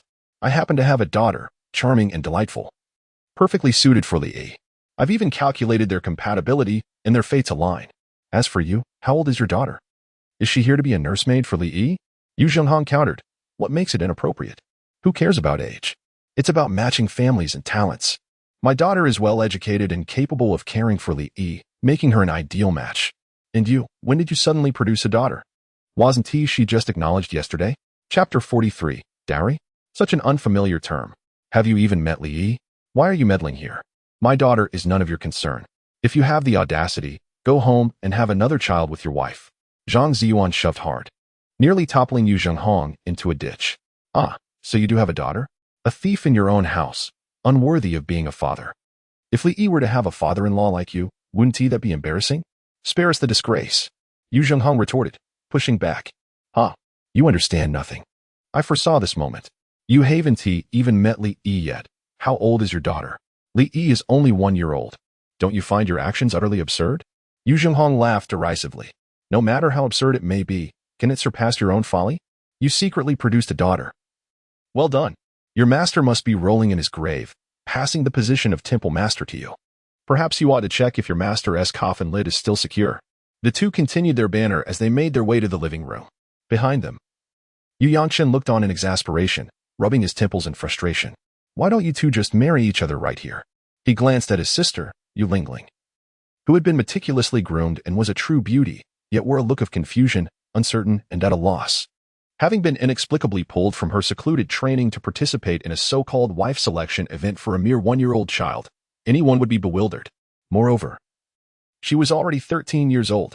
Did it not seem utterly ridiculous to partake in a selection event for a 1-year-old? After much persuasion from Yu Zhonghong, Yu Lingling reluctantly agreed to come and take a look. As the daughter of the leader of the Yu Mountain sect, she understood that eventually, for the sake of the sect's interests, she would have to enter into a marriage alliance with someone. However, she never imagined it would come to this. A child of merely 1 year old. In Yu Lingling's heart, her fiancé must be a paragon of virtue and a prodigious talent. The kind of figure that every girl dreams of. The Yu Mountain sect is, after all, a prestigious sect. It seems inconceivable that they would resort to such opportunism. Even in the case of a royal selection for a consort, it should not descend to this level. I am Yu Zhonghong, the leader of the Yu Mountain sect, here to pay my respects to the head of the Li family. I am Zhang Ziyuan, the head of Baiyun Temple, here to pay my respects to the head of the Li family. The two spoke in unison. Li Yuntian was momentarily taken aback, then awkwardly smiled and welcomed. You two have traveled from afar. Please, take a seat. Allow me to serve you some tea. He turned and quietly inquired of Billion beside him. Did we extend an invitation to them? Billion, equally bewildered, replied, not at all. Given the distance and our lack of familiarity, it seems improbable that we would have invited them. They must have come upon hearing the news. Li Yutian chuckled as he stroked his beard, the corners of his mouth curving upwards with an undeniable delight. It seems, my dear, he has quite the charm, reminiscent of my own youthful allure. Bai Lian shot him a silent glare, retorting in her mind, you think you can compare to Li Yi? You are light years away. And what charm can a mere 1-year-old possess? A glance at Li Yi, however, revealed an undeniable charisma, even making her momentarily waver. She hastily shook her head, chastising herself for such sinful thoughts. Yu Lingling cast her gaze towards Zhang Ziyuan's illegitimate daughter, a well-behaved little girl of only 5 or 6 years, who appeared to be a budding beauty. She pondered, could a 1-year-old truly wield such significant allure? When her eyes met Li Yi's large, captivating eyes, a sudden thought surged within her. How adorable. I wish to hold her. Indeed, this child seemed to possess an extraordinary charm that nearly melted Yu Lingling's heart. Yu Yangchen noticed Yu Lingling's unwavering gaze fixed on Li Yi, her cheeks tinged with a hint of crimson, and he mused to himself. Has my sister adjusted to the atmosphere so swiftly? Upon seeing Li Yi once more, he felt a wave of reflection wash over him. The seemingly harmless Li Yi bore no resemblance to the audacious figure he had encountered at the martial arts exchange conference. May I inquire what brings you both here? Li Yuntian feigned ignorance, aware of their purpose. Upon learning that the Li family intended to host a matchmaking event for young Master Li Yi, he promptly brought his daughter, whose age was perfectly suited for the occasion. Yu Zhenghong gestured for Yu Lingling to step forward and pay her respects to Li Yutian. She complied, gracefully bending her knee in greeting. Greetings to the head of the Li family and madam. Please, rise. Li Yuntian extended his hand to assist Yu Lingling. Gazing upon her delicate features, which radiated both beauty and intelligence, clearly marking her as a remarkably considerate child, Yu Zhenghong continued, Master Li, you may not be aware, but our Yu Mountain sect's swordsmanship was effortlessly grasped by your young master at a mere glance. Thus, it seems he is destined to be connected with her sect. Oh? Zhang Ziyuan scoffed. That is merely a reflection of your Yu Mountain swordsmanship being subpar. Huh? Why not demonstrate it for me? Ignoring Yu Zhenghong, Zhang Ziyuan remarked. What you may not realize, Master Li, is that young Master Li Yi possesses an inherent aptitude for ancient scriptures, making him exceptionally suited for our White Cloud Monastery. We must not squander young Master Li Yi's prodigious talent. You certainly have a flair for self-promotion, Yu Zhenghong responded with a chuckle, as neither party was willing to yield. Li Yutian remained silent, gazing at Li Yi in his arms, seemingly captivated by her charm, which far exceeded his expectations as a father. Two prestigious sects vied to present their daughters to him. At that moment, a resonant voice broke the silence. It was Li Yan. What are you discussing? Allow this old man to join in. With Li Yan's arrival, all eyes turned towards him, and he did not repress the formidable aura of a martial sovereign, ensuring that everyone was acutely aware of his presence.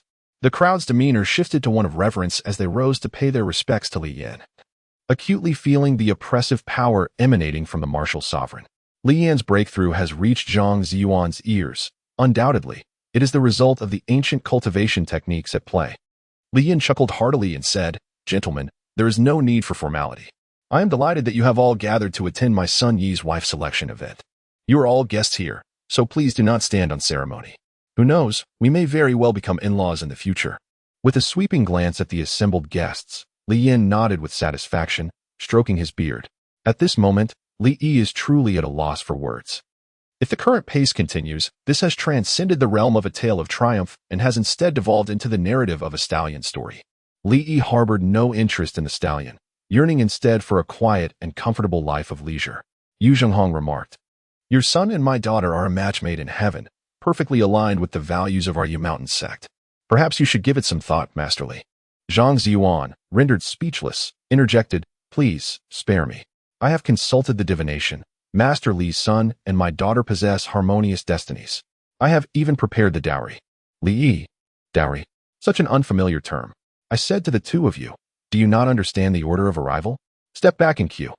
Upon witnessing the two cutting in line, the others who had arrived earlier were indignant, leading to a heated argument among the guests in the living room. Li Yutian stepped forward to preside over the situation, stating, I am aware that many of you wish to unite with the Li family through marriage, which is indeed an honor for us. However, my intention is to host a selection event for my son E, to find him a suitable wife. Since we cannot reach a consensus now, perhaps it would be best for you to await the selection event to showcase your merits. Chapter 44, the selection event for brides and the schemes of the other families on the day of the selection event. Li Yuntian's father exclaimed, "Father, have you lost your mind? Organizing a bride selection for little E, who is still just a child. Do you not find this utterly ridiculous?" Li Shui'er confronted Li Yuntian, taken aback when she received news of his intention to host a wife selection event for Li Yi.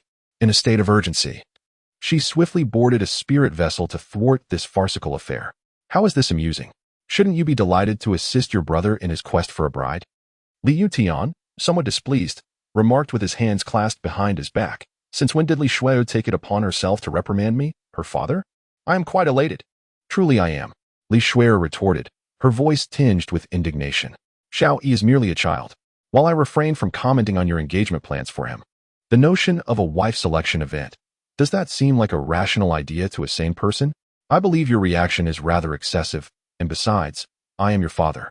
Shouldn't you speak to me with more respect?" Li Yuntian expressed his bewilderment at Li Shui's vehement response. He continued, "What do you, a young girl, understand about such matters? Focus on your cultivation at the Taiqing sect and leave these concerns aside.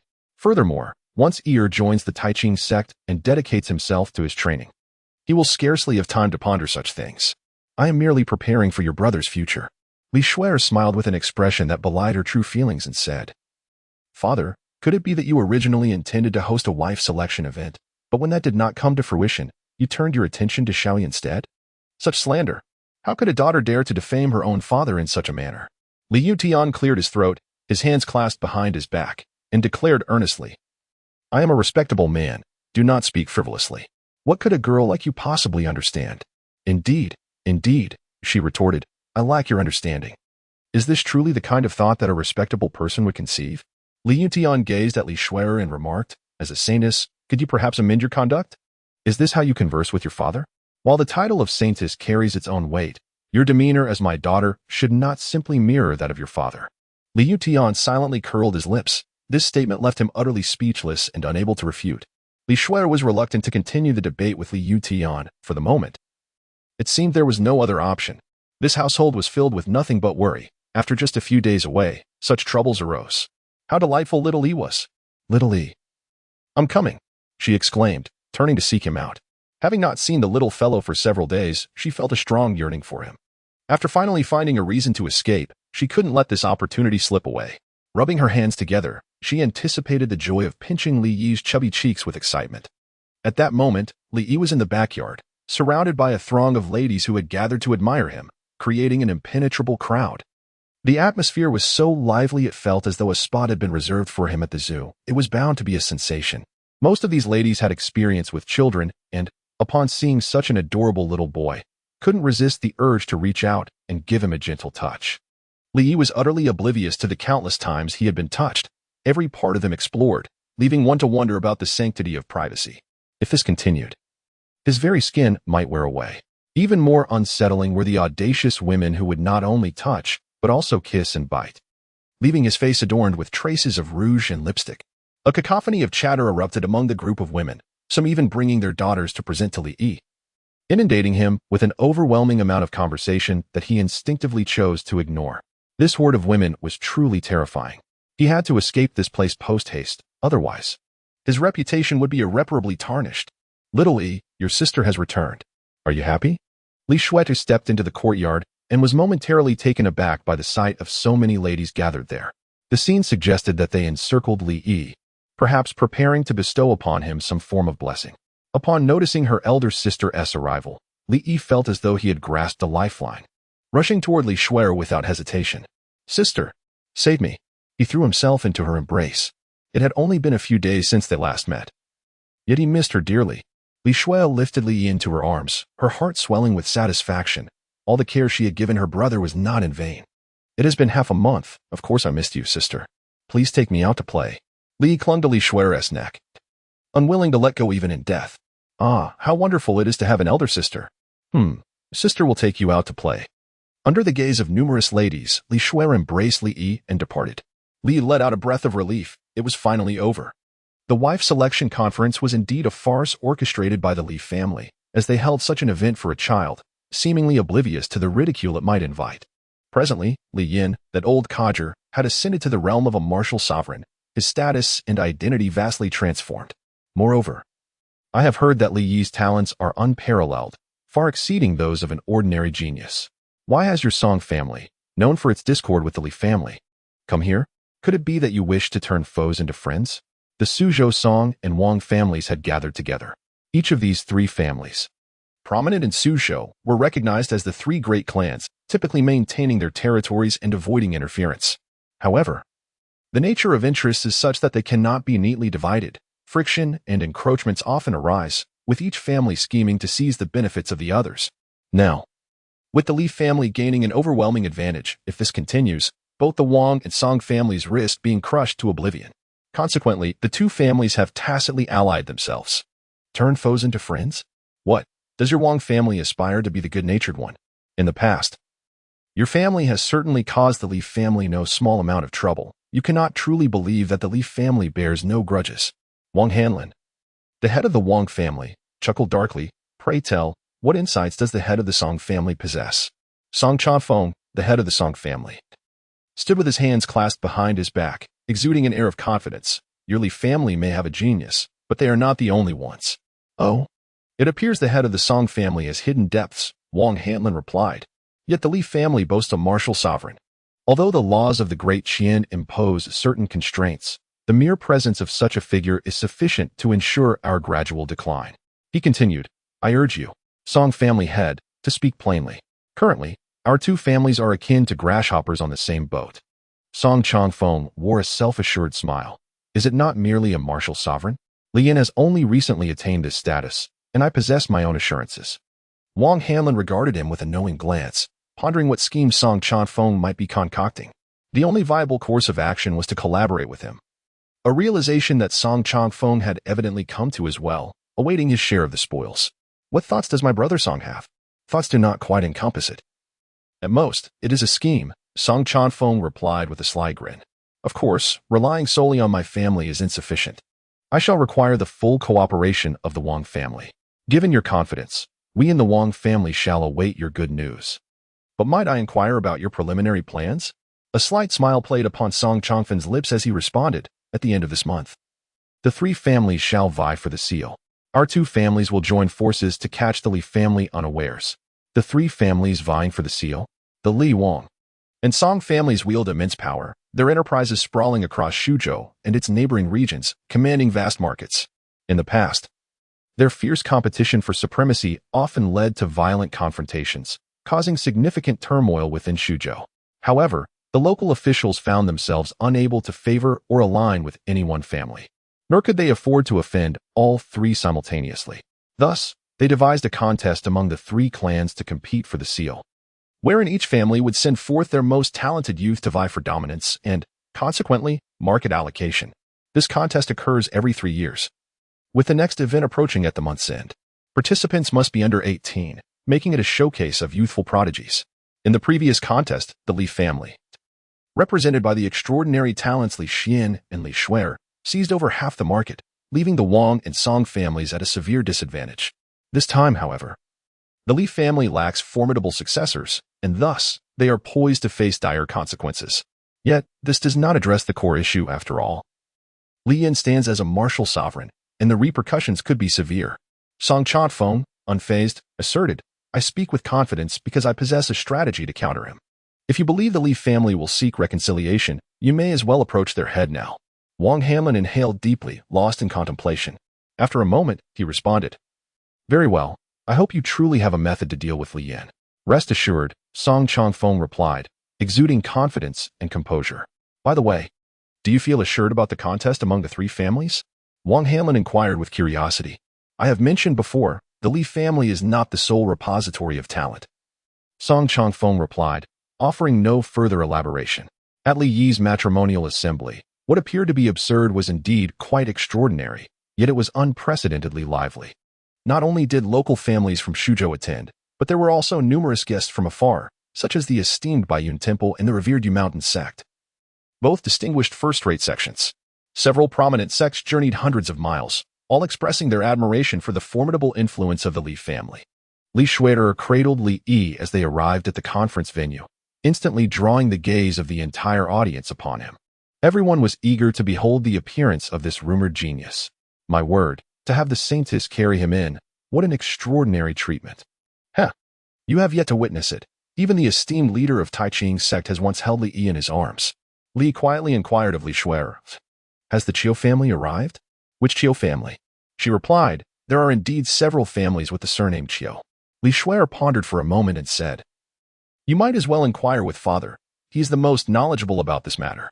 Observing Li Yuntian, who was grinning from ear to ear in the main seat, Li Shui'er shook her head in exasperation. "The Qiu family? Which Qiu family?" Li Yuntian inquired, as there are several branches of the Qiu family he could be referring to. He was curious about why Li Yi suddenly mentioned the Qiu family. Could it be that he has already set his sights on a particular target? The young man is quite impressive, possessing his own ideas and aspirations for the future, just like our business partnership with the Qiu family. Li Yuntian pondered for a moment and suddenly realized, "Oh, I remember now. They must have arrived. I had completely forgotten." The Qiu family, as mentioned by Li Yi, could be regarded as a moderately esteemed clan in Shuzhou, with whom they have engaged in some business collaborations, though their acquaintance remains rather superficial. Such a family, of course, is not worthy of Li Yi, and Li Yutian has long since dismissed them from his mind. "Do you have a goal, young man? You haven't even weaned yet. And you already know how to seek a wife?" Li Yutian jested. Li Yi inquired of the Qiu family, purely driven by curiosity about what might transpire upon encountering Qiu Lingming. "Father, what are you speaking of?" Li Shui'er retorted, rendered speechless. "Why are you not returning to Tai Ching's sect and meddling in matters here?" Li Yutian scoffed, "Fearing that you may act recklessly in selecting a spouse for Xiaoyi. I must, of course, pass through the scrutiny of his elder sister," Li Shui'er declared resolutely. Li Yuntian smiled faintly. "Did you not oppose this? You have already acted without consultation. What recourse do I have?" Li Yuntian and Bai Lian were entrusted with the task of presiding over the wife selection assembly, collaborating with the second madam, Gong Wenyue, and Xiao Qingya to find a suitable match for Li Yi. Li Yi could never have imagined that one day an event akin to the selection of a consort would befall him. As I indulged in instant noodles, I was filled with utter disdain. As the protagonist, I felt rather indifferent, merely average, nothing more. Essentially, Li Yuntian and his 3 wives held the reins, prioritizing appearance and character, followed by various talents and the ability to care for others. In these regards, they were all experts, possessing considerable authority. As for Li Yi, he was relegated to the role of a good luck charm, cradled in the arms of Li Shui'er, both serving as the face of the Li family. Upon a cursory glance, Li Yi observed a plethora of candidates, ranging from freshly born infants to mature women in their 30s, each embodying a unique style. Am I not still but a child? Subjecting children to such a trial, which young soul could endure such an ordeal? The younger ones vie for sustenance, while the older ones appear to be shouldering burdens far beyond their capacity. The atmosphere of this matrimonial selection event grows increasingly absurd and boisterous, making it difficult to fathom that this is an occasion arranged for a mere 1-year-old child. "Pierre, what are your thoughts on the Lady Lingling?" Li Yutian quietly sought Li Yi's opinion, among whom he held a particular fondness for Yu Lingling. She possessed a pleasing appearance, was well-mannered and considerate, exemplifying the qualities of a refined lady. Their families were well-matched, and her age was also suitable. She seemed to be the unequivocal choice. Li Yi, to reject outright would be impolite, yet to agree is even worse. Thus, Li chose silence, biting his finger while gazing at Xiao Qingya. Xiao Qingya seemed to discern Li Yi's intentions. Did he wish for milk at this moment? Hadn't he just been fed? Surely, this little one was not attempting to concoct an excuse to avoid the situation. "Well, I believe he is rather fatigued. Perhaps you could take him downstairs for now," Xiao Qingya suggested. "All right," replied Li Shui'er, who was disinterested in the gathering. Upon arriving in the backyard, they were met with a throng of womenfolk, each one a visitor from the familial sects of the Li clan. The number of attendees at this matrimonial selection event for Li Yi exceeded all expectations, creating an unprecedented spectacle. Many of the ladies were engaged in lively conversation and playful banter in the backyard, opting to forego the commotion in the front yard. "What an adorable little one. Come here, let Annie hold you. This child must be Li Yi, how utterly charming. If only my son were as delightful, I would carry him without complaint. He will surely grow into quite the handsome young man." Li. Damn. I almost forgot about this matter. After a visit to the backyard, Li felt as though he had shed a layer of skin. If this continues, I will truly be worn down. Besides this group of ladies, there are numerous women preparing for the wife selection event in the backyard, while the front yard is overflowing with people, forcing everyone to queue in the back. Ling Ming, later you and your cousin must perform admirably. I do not expect you to be chosen, but at least leave a good impression for the Li family, as it concerns the future of the Chiu family. Do you understand? Understood, mother. Ling Ming? Chiu family? Li's ears perked up, curiosity drawing his gaze in that direction. A reverse challenge was issued. Venture forth to hone your skills after causing trouble. Reinvent yourself. Assume a new name, and serendipitously encounter Chiu Ling Ming, who finds herself in distress due to a broken engagement. An insidious thought arises within you, compelling a desire for Chiu Ling Ming to regret her decision for a lifetime. Thus, you resolve to adopt an alternative identity, aiming to win Chiu Ling Ming's affection. And when the 3-year promise comes to fruition, reveal your true self, allowing her to experience the agony of heartbreak. Please establish a connection with Chiu Ling Ming, fostering her fondness for you. Chapter 46. The 3 Great Illusions of Life. He is interested in me. Li Yi gazed at the reverse mission issued by the system, enveloped in silence. One might wonder if the system's description could be any more absurd. What does it mean that an evil thought has emerged within me? To assume another identity in order to make Chiu Ling Ming fall in love with me, only to reveal the truth at the time of our 3-year agreement? This notion stems purely from the psychological turmoil following my rejection. How could a paragon of virtue such as myself harbor such twisted thoughts? The system is nothing short of slanderous. System, please confront your distorted psyche following the annulment of your engagement. Li Yi contemplated. It is better to abandon this system altogether. Let it be buried. His gaze drifted toward Chiu Ling Ming in the distance. She was of the same age as Li Yi, yet petite in stature due to his early development as an ancient sacred body. Her appearance was quite endearing, hinting at her future as a stunning beauty indeed. She would blossom into one. Standing amidst the crowd with her cousin, Chiu Ling Ming did not stand out remarkably, perhaps due to her tender age. At just 1.5 years, in his own world, one would hardly recall memories, possibly still drooling. Yet, in this realm, she not only held memories, but also possessed a certain understanding. At present, Chiu Ling Ming's innate constitution had yet to awaken. She appeared ordinary and devoid of talent until her encounter with the master of the Qinsane Island, who recognized her unique constitution at a glance. Consequently, he took Chiu Ling Ming as his disciple, expending rare treasures to aid her in activating her innate abilities, and from that moment forth, her brilliance became apparent.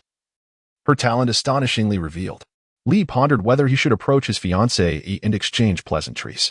Given the current circumstances, accomplishing this reversal task seemed rather straightforward. According to the original narrative, both Li Yi and Chiu Ling Ming were deemed inept, mere pawns in a familial alliance. However, witnessing Chiu Ling Ming positioned at the tail end of the selection for brides presented a stark contrast.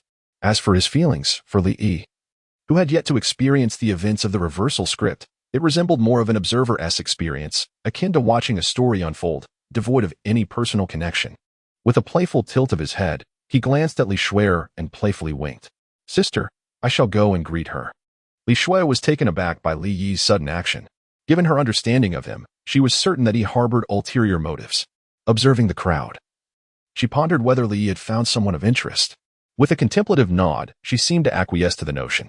Li Yi, with his short legs, made his way towards Chiu Ling Ming, while Li Shui followed closely behind, eager to witness the unfolding scene.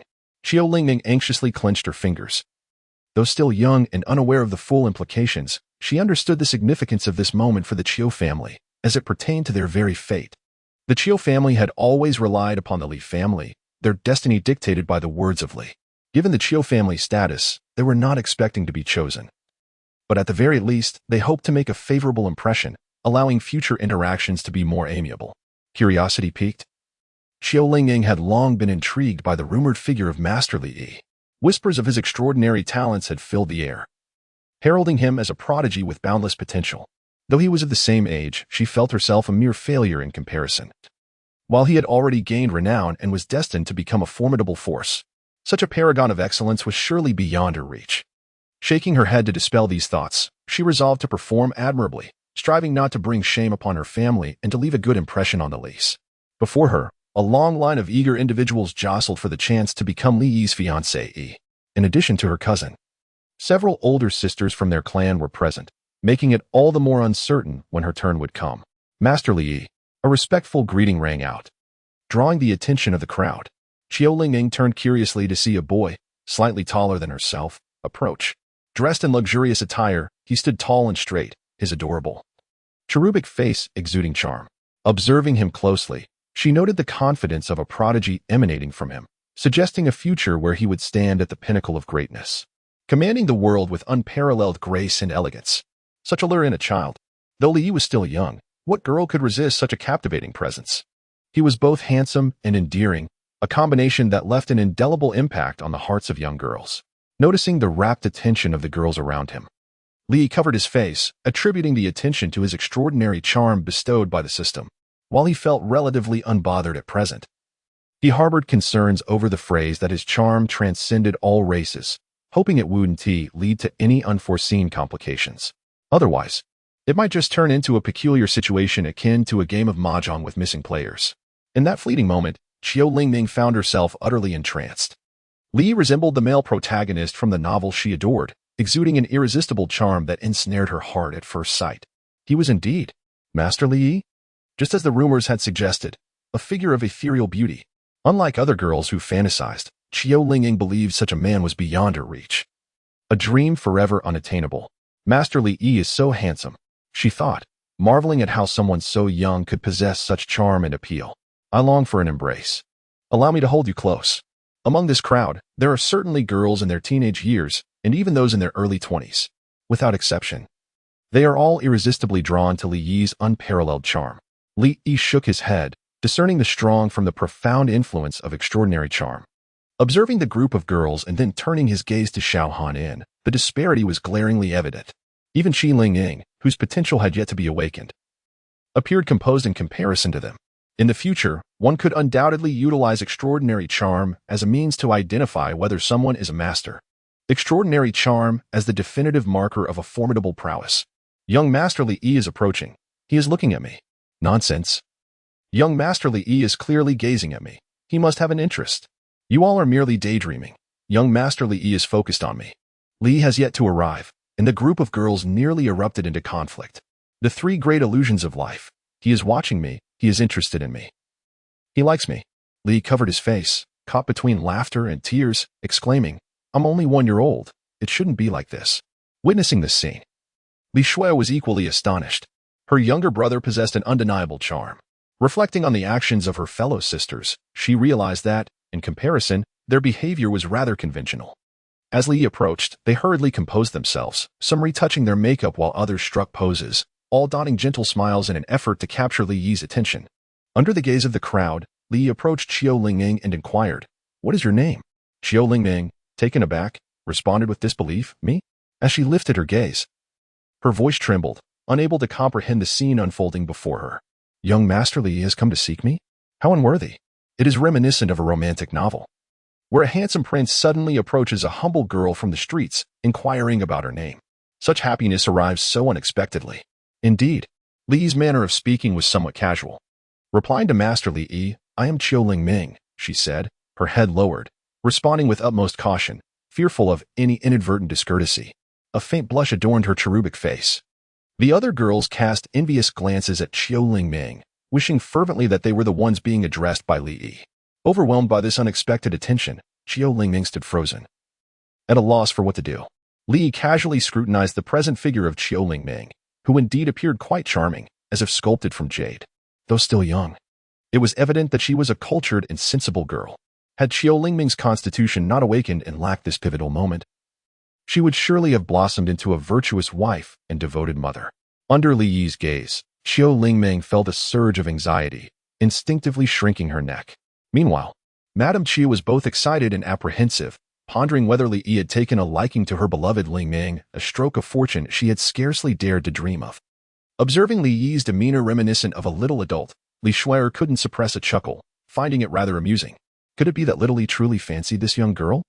Yet, while she was indeed adorable and possessed a pleasing visage, her talents were rather average, and her background was unremarkable, making her ill-suited for Li Yi. Many young ladies of noble birth were equally attractive and far more fitting for him. Qiu Lingming? The Qiu family? Li Shui recalled that Li Yi had previously inquired about the Chiu family, and suddenly she realized that Li Yi had been plotting this all along. If little Li genuinely harbored feelings, it was not entirely unfeasible. After all, with his prodigious talent, such matters would merely serve as embellishments when he matured. The little fellow. Has he gazed long enough, leaving the young lady feeling bashful? Li Shui said with a smile. Li Yi, rendered speechless, remarked, Sister, when it comes to matters concerning children, adults should refrain from intervening. Indeed, Li Shui chuckled, her laughter ringing like silver bells, as she observed the scene with an affectionate smile. You don't seem too bad. So I shall choose you to be my fiancée. Li Yi's words appeared to be casual, a seemingly arbitrary decision rather than a request for opinions. Me?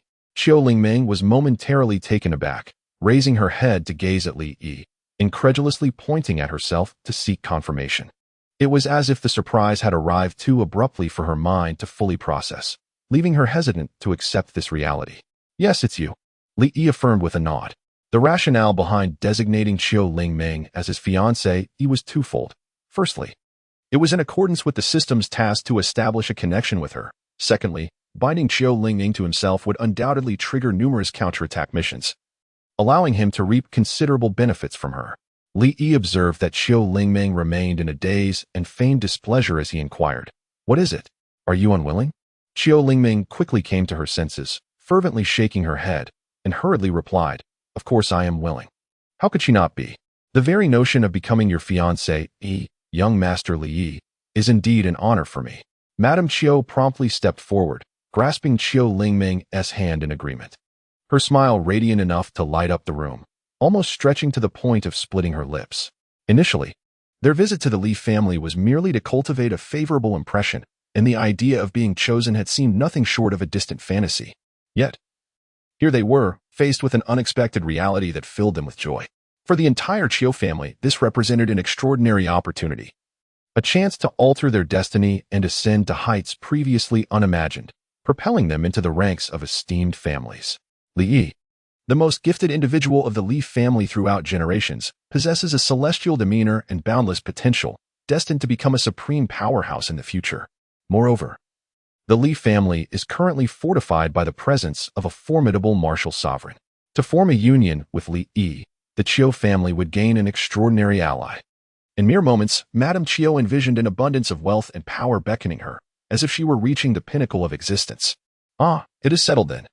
Li Yi has chosen Qiu Lingming as his fiancée. Thank you, young Master Li. Madame Qiu expressed her gratitude, grasping Qiu Lingming's hand. Though Qiu Lingming's talent was modest and she had been overlooked, Madame Qiu had initially intended merely to educate her daughter, nurturing her into an elegant lady of refinement, and then consider suitable matrimonial prospects. Little did she expect that, by chance, Li would take notice of her, bestowing upon the Qiu family such unparalleled fortune. Truly, the birth of Qiu Lingming has not been in vain. Come with me, she beckoned. Li extended his hand, guiding Qiu Lingming towards the front hall in search of his father, assuring him that there was no need for him to be preoccupied, as he had already made his selection. It was indeed better for him to choose himself. Otherwise, with the Yuntian's erratic thought process, it would likely involve a fiancée and a concubine, an unsettling notion. As Li departed with Qiu Lingming, a heartbreaking sound echoed in the air. Crack. The hearts of the other candidates shattered, lamenting, Why was it not me? Meanwhile, Lady Li spoke incessantly beside them. Rest assured, young Master Li, our Lingming is the most understanding. She will certainly take good care of you and bear you several chubby, healthy children. Li Yi, before you speak, could you perhaps consider my current age? Am I merely a chubby little boy? Madame Qiu incessantly urged Qiu Lingming to be polite and understanding, almost wishing to do it herself. Qiu Lingming nodded earnestly, like a chick pecking at grains, committing each of her mother's admonitions to memory. For these were the principles she must uphold in the future. What brings you here, Yi? And who is this? In the main hall, Li Yutian, who was joyfully selecting items, noticed Li Yi's arrival. He intended to let Li Yi catch a glimpse of his father's gaze, but was momentarily taken aback upon seeing Li Yi holding a little girl. What is the situation? Madame Qiu quickly interjected. This is my daughter, Qiu Lingming. Oh, Li Yuntian furrowed his brow, deep in thought. Qiu Lingming, from the Qiu family? Just a moment ago, Yu inquired about the Qiu family. Could it be? Realizing the implication, Li Yuntian's expression turned to one of astonishment. What is this? Li Yidao declared, I have made my decision. Zhou Ming shall be my fiancée. You need not select one for me. As these words echoed through the room, an eerie silence enveloped the crowd, the stillness so profound that the faintest sound of a falling needle could be heard. All gazes were fixated upon Li Yi and Zhou Ming. After a brief pause, murmurs arose, questioning the origins of the Qi family. Why had they not heard of such a prominent lineage? Had their ignorance rendered them unaware? It was infuriating to think that after such a lengthy deliberation, a mere young girl had usurped their choice. It was unjust. Why should this Qi family dictate the terms? As the clamor of dissent grew louder, calling for Li Yi to reconsider his selection, Li Yuntian was taken aback. He could not fathom that Li Yi had made such a unilateral decision without any prior consultation. Li approached with a smile and said, I am aware that each of you has traveled great distances to attend my marriage selection event, which signifies your recognition and respect for me. As a junior, I wish to express my gratitude to all esteemed guests present. I am deeply ashamed that I may disappoint your goodwill today, but I have my own thoughts regarding matrimony, and I kindly ask for your understanding. I sincerely appreciate your kind intentions, and I will forever remember those who have graced this occasion. Should there come a time in the future when I can be of service, I will certainly do my utmost within my capabilities. Chapter 48. Punishment? This is clearly a reward. As Li Yi spoke with poise and confidence, the entire assembly fell into a profound silence, their astonished gazes fixed upon him. At such a tender age, he articulated his thoughts with resounding clarity and unwavering conviction. He had transcended the expected courage and demeanor for one of his years, revealing a glimpse of youthful chivalry that made them ponder. This young man is destined to become a hero. Master Li Yi truly embodies the rumored celestial grace, exuding an extraordinary presence. Following this commendation, the attendees began to lavish praise upon him, not out of anger at his words, but rather in admiration. Feeling increasingly inclined to cultivate a connection with such a remarkable individual, Li observed their reactions and let out a sigh of relief. This was the allure of unparalleled charm. In Master Li Yi, I discerned the shadows of a youthful hero, which filled me with a sense of inferiority. And you? Can you compare to Master Li Yi? At his age, you were likely still in diapers. As the saying goes, heroes are best paired with beauties. Although Master Li Yi's fiancée has her own aspirations, the second lady might still consider my daughter. How absurd. Do you think you are worthy? With that disheveled appearance, how could your daughter possibly compare? Master Li Yi would find my daughter far more suitable. Suddenly, the atmosphere grew lively again. Even more so than before. Everyone aspired to board the Li family ship. Those who missed the opportunity now would find it impossible to share in the bounty later. After Master Li Yi spoke, they became acutely aware of this reality. They were eager to forge connections with the Li family, even if it meant offering their daughters as concubines to Li Yi. Such is the world where the strong reign supreme, a realm defined by the privileges afforded to geniuses. Let it unfold gradually, one by one. There is no need to rush. Li Yutian wore the same smile as before, his lips curling upward. More difficult to suppress than an AK, prompting even the crooked-mouthed Dragon King to consider apprenticeship. Witnessing this spectacle, Li Yi was left speechless. His intention was to halt the situation, yet it only intensified. Never mind, I shall refrain from intervening. If it has come to this, I shall embrace it. Little one, your charm is indeed formidable. Li Shweder exclaimed, Sister, if you were to choose a husband, your allure would undoubtedly surpass mine. Li Yi jested, boom. Li Shweder playfully tapped Li Yi's head and exclaimed, You little rascal, have you actually learned to tease your sister? Who did you learn this from? Since you haven't studied well, your punishment shall be to endure me pinching your face for an entire hour. Is this a punishment? It clearly feels like a reward. He protested. An hour? My face would surely end up looking like a dumpling. I firmly refuse. No. How dare you talk back to your sister? Don't you dare run away. Li Shui seized Li Yi, transforming into an unyielding face-pinching machine. The reversal mission was accomplished. Under your unparalleled charm, Zhou Lingming swiftly succumbed. In her heart, you are an exalted and inviolable existence. Being with you is her greatest fortune in this life. Reward obtained. Affinity with flora, essence of alchemy. Affinity with flora, possessing an innate connection with all plants, there is no repulsion, allowing for an enhanced mastery over their utilization. One comprehends the essence of flora and absorbs resources without wasting a single ounce of medicinal potency. Essence of alchemy. Mastering the quintessence of alchemy ensures that any elixir concocted reaches its utmost efficacy. Furthermore, the time required for potion making is significantly reduced, and the process becomes remarkably easier.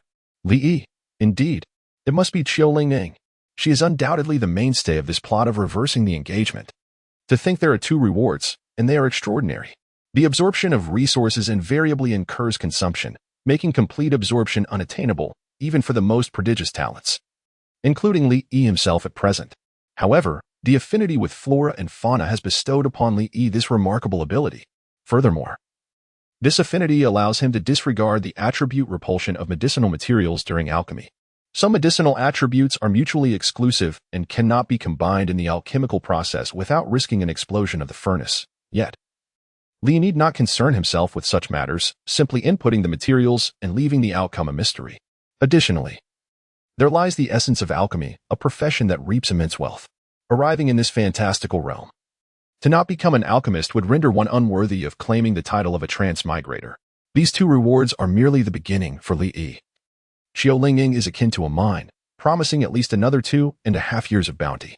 Standing timidly beside him, the petite Qiulingning dared not move, fearful of making a mistake upon noticing Li Yi's malicious gaze, causing her to shrink her neck in trepidation. At the selection of brides, the audience was rife with excitement. Those who participated cheered for their daughters or disciples, while the onlookers were visibly awestruck, their brows furrowed and eyes reflecting two words: envy, genuine envy. Having lived for most of their lives, they found themselves outshone by a mere child.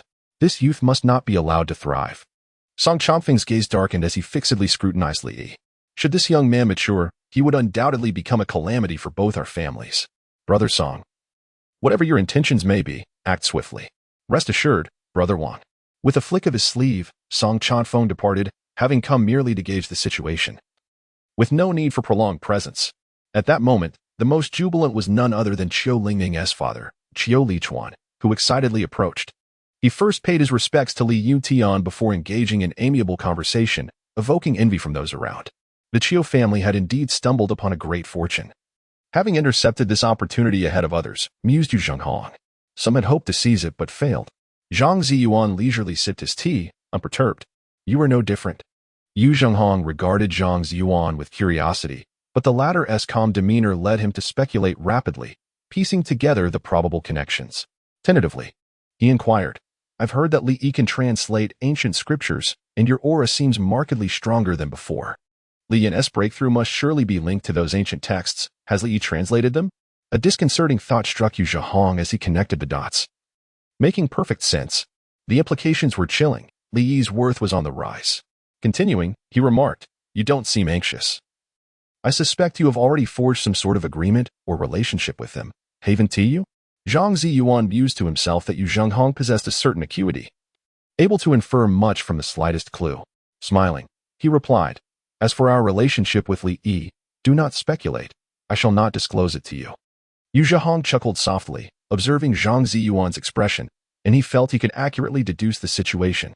They had already lost the initiative in this matter. If Li Yi were to indeed translate the ancient scriptures in their entirety, it would enable Li Yin to ascend to the rank of martial sovereign.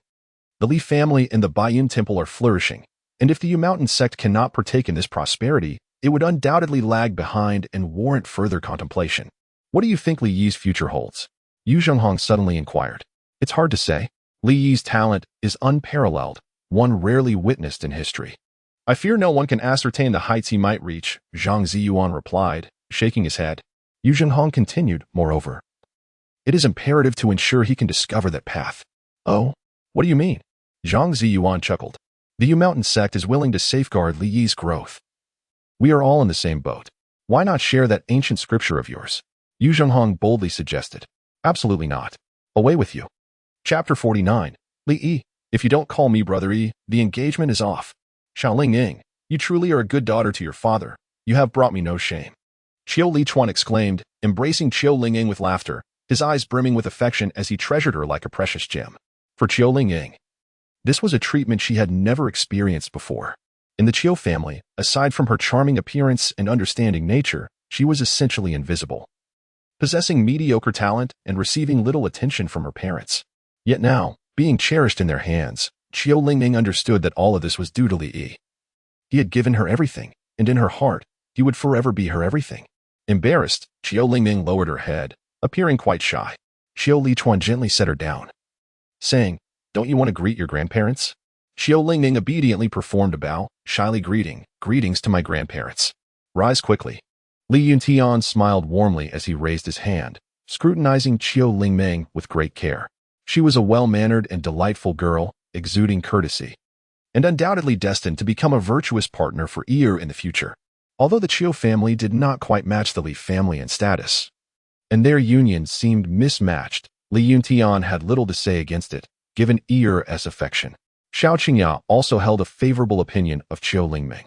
As a member of a cultured family, she valued the girl's character above all. What a fine child. Come here. Xiao Qingya beckoned to Qiu Lingming, inviting her closer. With light and delicate steps, Qiu Lingming approached Xiao Qingya, who found herself increasingly fond of the girl. Rest assured, Madam Xiao, I have been teaching Lingming since she was old enough to understand. She is well versed in literature and the arts, excelling in music, chess, calligraphy, and painting, particularly in music. Though she is still young, she has already mastered several pieces. Oh, Xiao Qingya exclaimed in surprise, examining Qiu Lingming's fingers, which indeed bore the marks of her skill. Yi, come here. Li approached, and Xiao Qingya held the hands of both individuals, bringing them together. Yi, this is your chosen fiancée. You must treat Lingming with the utmost care and not let her down. Do you understand? Xiao Qingya said earnestly. I understand. I did not make this choice lightly. Li replied. Well, if there's nothing else, I shall take my leave to enjoy myself. Having settled the matter, he seized the opportunity to slip away. You little rascal. All you do is play all day. Now that you have a fiancée, take Lingming along with you for some fun. Xiao Qingya remarked as she allowed Li Yi and Qiu Lingming to depart. I will keep an eye on the two of them. Li Shuai has also slipped away. It is of no concern to her. It is certainly preferable to languish in inactivity. Li Yuntian said to Qiu Lichuan, once the wife selection conference concludes. Shall we formalize our marriage contract? Qiu Lichuan dared not voice any demands and readily acquiesced. His heart was already brimming with joy, never having imagined that such fortune would befall him. Under the envious gazes of the crowd, he exited to confer with his future wife regarding preparations. Under Li Yuntian's guidance, the wife selection conference continued. Li Yi expressed profound helplessness regarding this situation. Li Yuntian not only intended to choose Li Yi's wife for this lifetime, but also sought to select her for the next, and even the one after that. A long-term reversal plot task has been issued. At this moment, you have already garnered favorable feelings from Qiu Lingming. Next, please nurture your relationship with Qiu Lingming, allowing her to fall deeply in love with you, laying the groundwork for the malevolent scheme of the 3-year agreement. Li. The system must have consumed the essence of the Soul Hall's guardian. The malevolent notions are merely reflections of the system's distorted thoughts, entirely unrelated to the pure-hearted host. According to the narrative of the system, such thoughts are indeed wicked, compelling Qiu Lingming to be unable to resist, ultimately revealing its true nature to her during the 3-year agreement. Were this a conventional storyline, one could easily envision Qiu Lingming's emotions at this moment, murderous and vengeful. A fleeting moment of delight in tormenting one's wife, yet an everlasting satisfaction in such cruelty. In the courtyard, Qiu Lingming's feeble voice echoed, Young Master Li Yi. Wait for me. I cannot keep up with you. Exhausted and breathless, she truly could not match Li Yi's pace. Li is now a 9-star martial disciple. While Qiu Lingming is not even a martial disciple, how could she possibly keep pace with Li Yi? Do not address me as Young Master Li Yi, simply call me Brother Yi instead. It feels rather peculiar to be called Young Master Li Yi by Qiu Lingming. Brother Yi sounds much more pleasant. All right, Young Master Li Yi. Qiu Lingming replied softly. Li Yi, if you don't call me Brother Yi, then I shall call off the engagement. Please don't cancel the engagement, Brother Yi. Qiu Lingming exclaimed, startled and on the verge of tears, hastily pleading. That's more like it. Li nodded, effortlessly managing his fiancée. A reversal of the engagement? Apologies. But I shall turn the tides entirely. Observing the almost tearful expression on Qiu Lingming's face, Li found himself both amused and bewildered. Was she truly frightened to the point of tears over a mere broken engagement?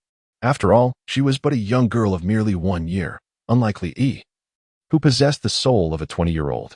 The storyline of reversal had reached a new milestone.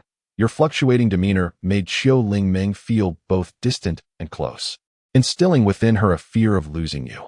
Your indifference did not dissuade her. Rather, it deepened her affection for you.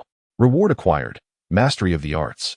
Mastery of the arts. You possess an unparalleled dexterity, enhancing your alchemical skills, allowing you to shape elixirs by hand. Under your deft touch, antiques and artworks come to life, and the instruments resonate with profound emotion under your performance. Li Yi, indeed, a remarkable talent in the arts, with immense utility and a vast scope, ranging from alchemy to the fine arts of music, chess, calligraphy, and painting. He gazed at Xiaolingming, feeling fortunate to have stumbled upon a treasure. With this task at hand, Li could continuously mine for benefits from Xiaolingming. In a word, exhilarating. He rejoiced in the correctness of his decision. The next consideration was to consistently refresh milestones and nurture the relationship with Xiaolingming, thereby continually reaping rewards.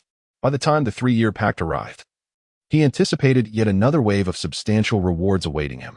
This was no mere tale of an underdog's resurgence. It was clearly a journey of cultivation and harvest. Li glanced around, and with the finesse of a master painter combined with the essence of alchemy, he found himself able to concoct elixirs without the aid of a traditional alchemical furnace, crafting pills directly with his hands.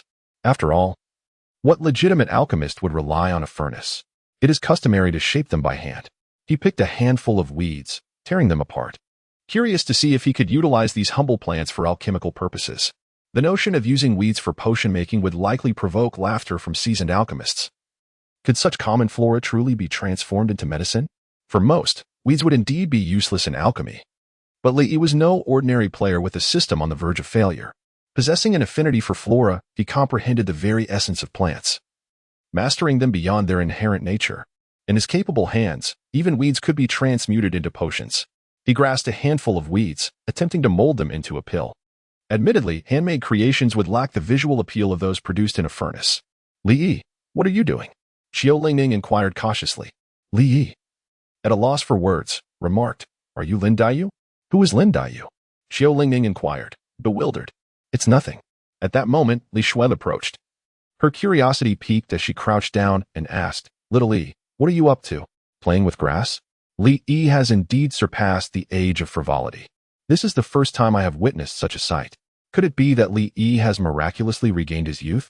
Li declared earnestly, I am refining elixirs. Chapter 50. Handcrafted elixirs, success. Refining elixirs?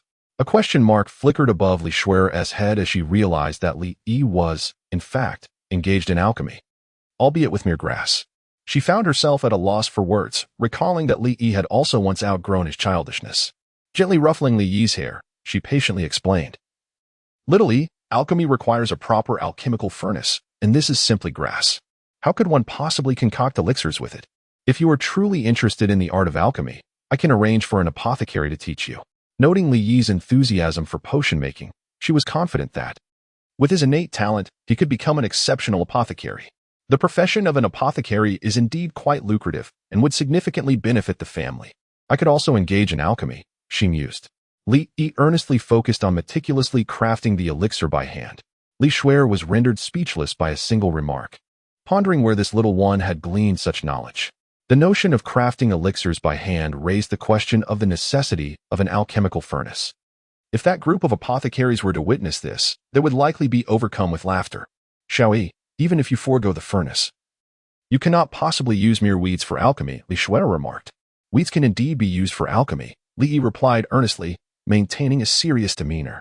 Li Shuai found herself in a state of bemusement, never having anticipated that the extraordinary prodigy before her, typically so astute, could exhibit such naivety today. How could mere weeds possibly be used for alchemy? They inherently lack medicinal properties. Without being spirit herbs, how could they yield elixirs? Moreover, the notion of crafting them by hand was utterly absurd. If Li were to succeed in this endeavor, she would promptly consume all these herbs on the spot. Given Li's keen interest in alchemy, it might be worthwhile to propose teaching him some foundational aspects of potion making to assess his innate talent in this field. Considering Li's potential, it was likely he would excel. As a sister, Li Shuai remained unaware of the full extent of his gifts. From cultivation to swordsmanship, ancient scriptures, and even the arts of music, chess, calligraphy, and painting, there seemed to be no limit to what Li could achieve. Little Li, please stop playing with the weeds. Let your sister pinch your chubby little cheeks. Li Shuai rubbed her hands together, her fingers tingling with anticipation. Success, Li suddenly exclaimed, a surge of excitement illuminating his face. He spread his hands, revealing a clump of rough-hewn weeds, meticulously shaped into a small pill. Though somewhat coarse due to the manual crafting, it was undeniably a genuine elixir. Remarkably, the weeds had transformed into a medicinal concoction. Such a talent is indeed commendable. Li Shuai gazed at the ball of grass in Li's hand, her expression a mixture of confusion and curiosity, her brows slightly furrowing. What has happened? Is it not merely rolled into a ball?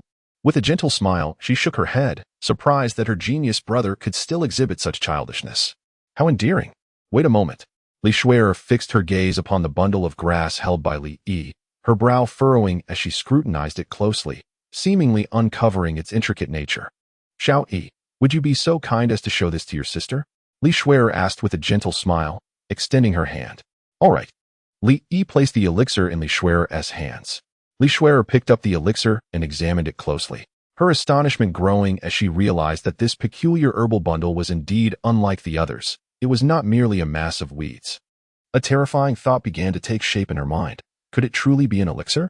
Due to its roughness, she found herself unable to discern its true nature and decided to seek the expertise of the alchemist in the residence. Shall we? Let us proceed to the alchemy chamber so that we may have your elixir identified. With that, Li Shuel lifted Li Yi in her arms, preparing to take him to the alchemy room.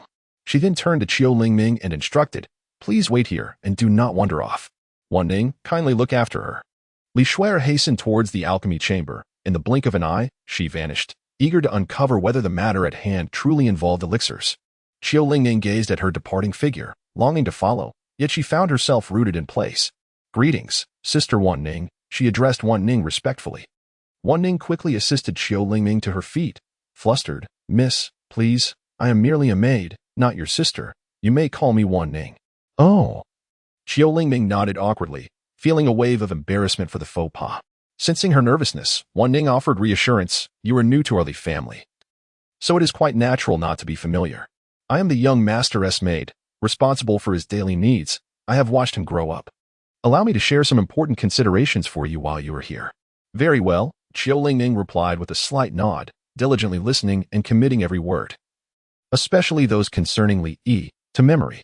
In the alchemy chamber, she pondered about the young master's upcoming wife selection event. Having heard that many beautiful women from various sects and families would attend, I am the young master Li Yi. At such a tender age, he is already choosing a wife. When might we hold a wife selection event ourselves?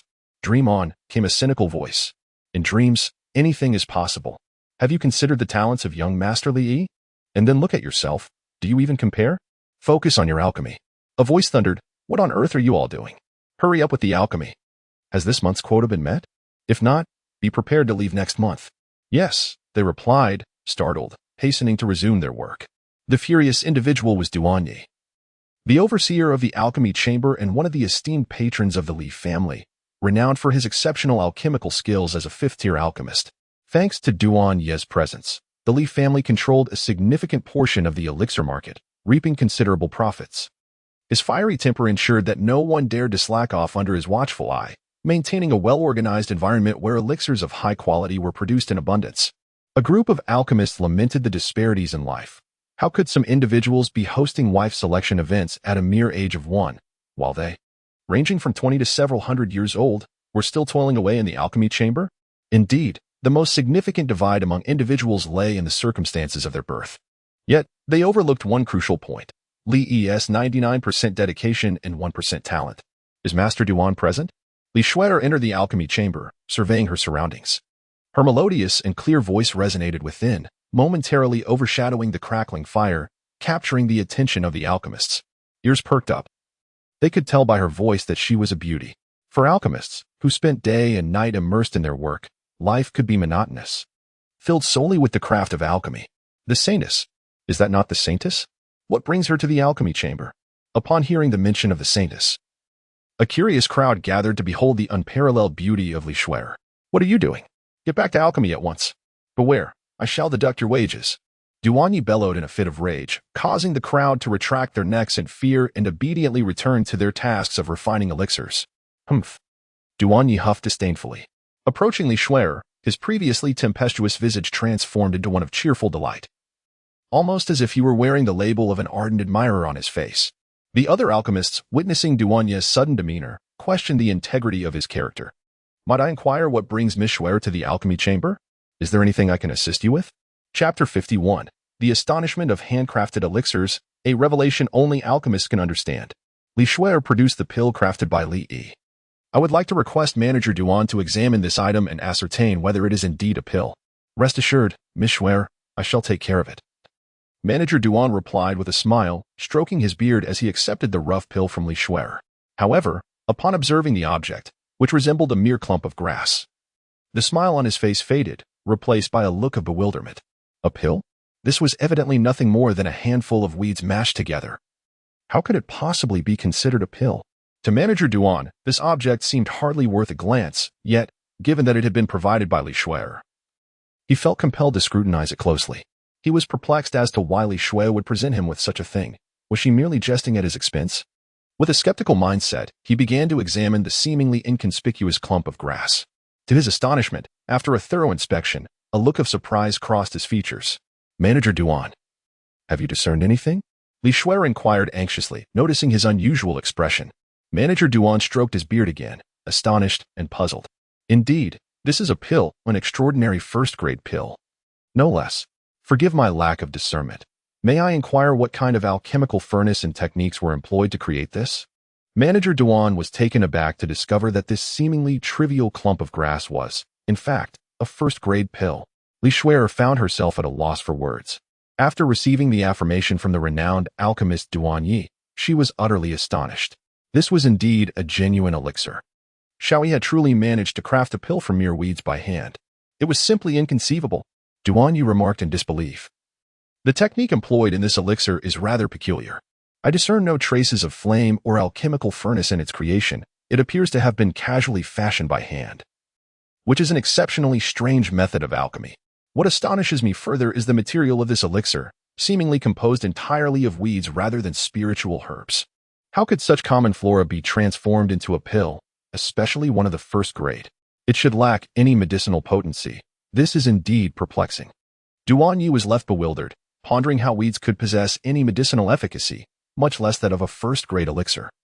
It defied all logic and shattered his prior understanding of alchemy. Upon beholding this elixir, he felt that his previous perspectives on medicinal pills had been woefully superficial. Miss Schwer, how did you come by this elixir? Who was the alchemist behind its creation? After a brief silence, Li Schwer reflected. To produce a first-grade elixir through such means, the individual must possess extraordinary alchemical skills and a transcendent comprehension of elixirs.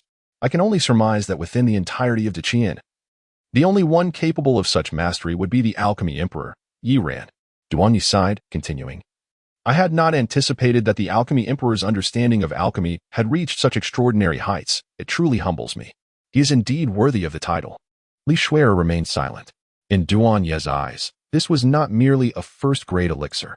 It represented an exceptional level of alchemical prowess and comprehension, far beyond what an ordinary alchemist could achieve.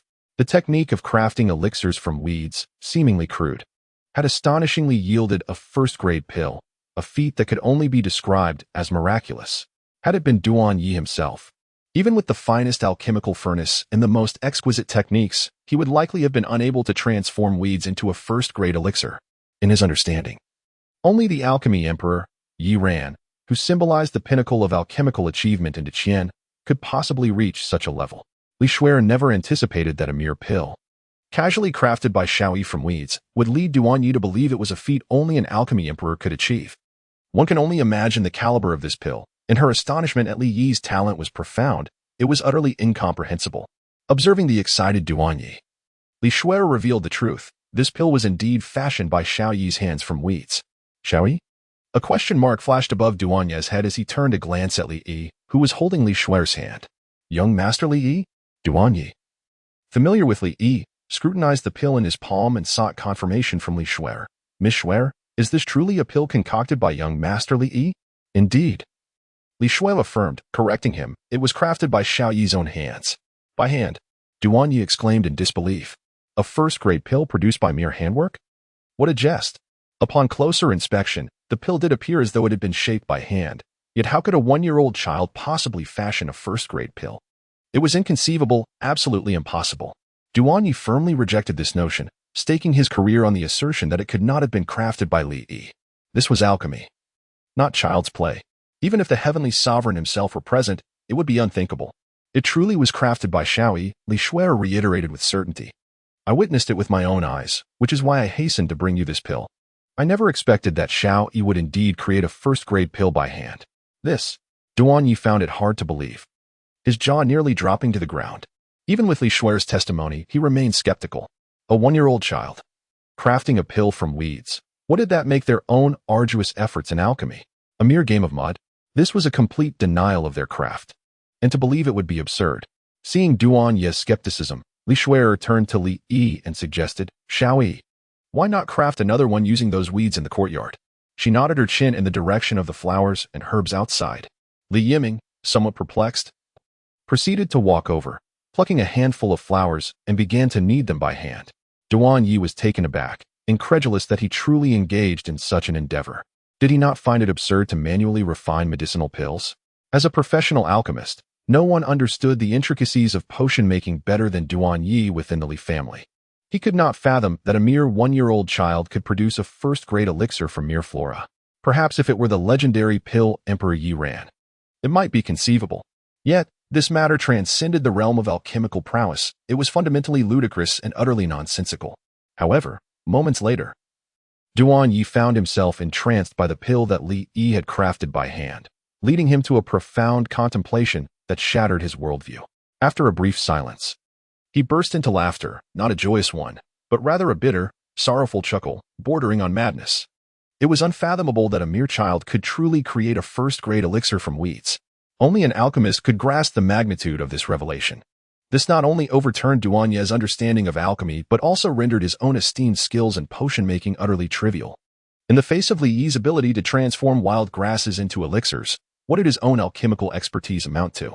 Within the alchemy chamber, all the alchemists gathered around, gazing at the pill crafted by Li Yi, each one more astonished and incredulous than the last. It must be a fabrication, surely. I am still dreaming, yet to awaken. Duan Yi looked at Li Yi, inhaled sharply, and shook his head in awe, exclaiming, "What a prodigy, no, a monstrous talent." Chapter 52. How much more talent does Li Yi conceal? What a marvel, Duan Guanshi. Li Shui was thoroughly pleased with the astonished expression on Duan Yi's face, as he grappled with the disbelief that his brother was indeed a prodigy. Now, he must be truly shocked. Initially, Li Shui had her own doubts. After all, such an outrageous claim would leave anyone incredulous. Skepticism is only natural. Remarkable, truly remarkable. Young Master Li Yi is indeed a genius in alchemy.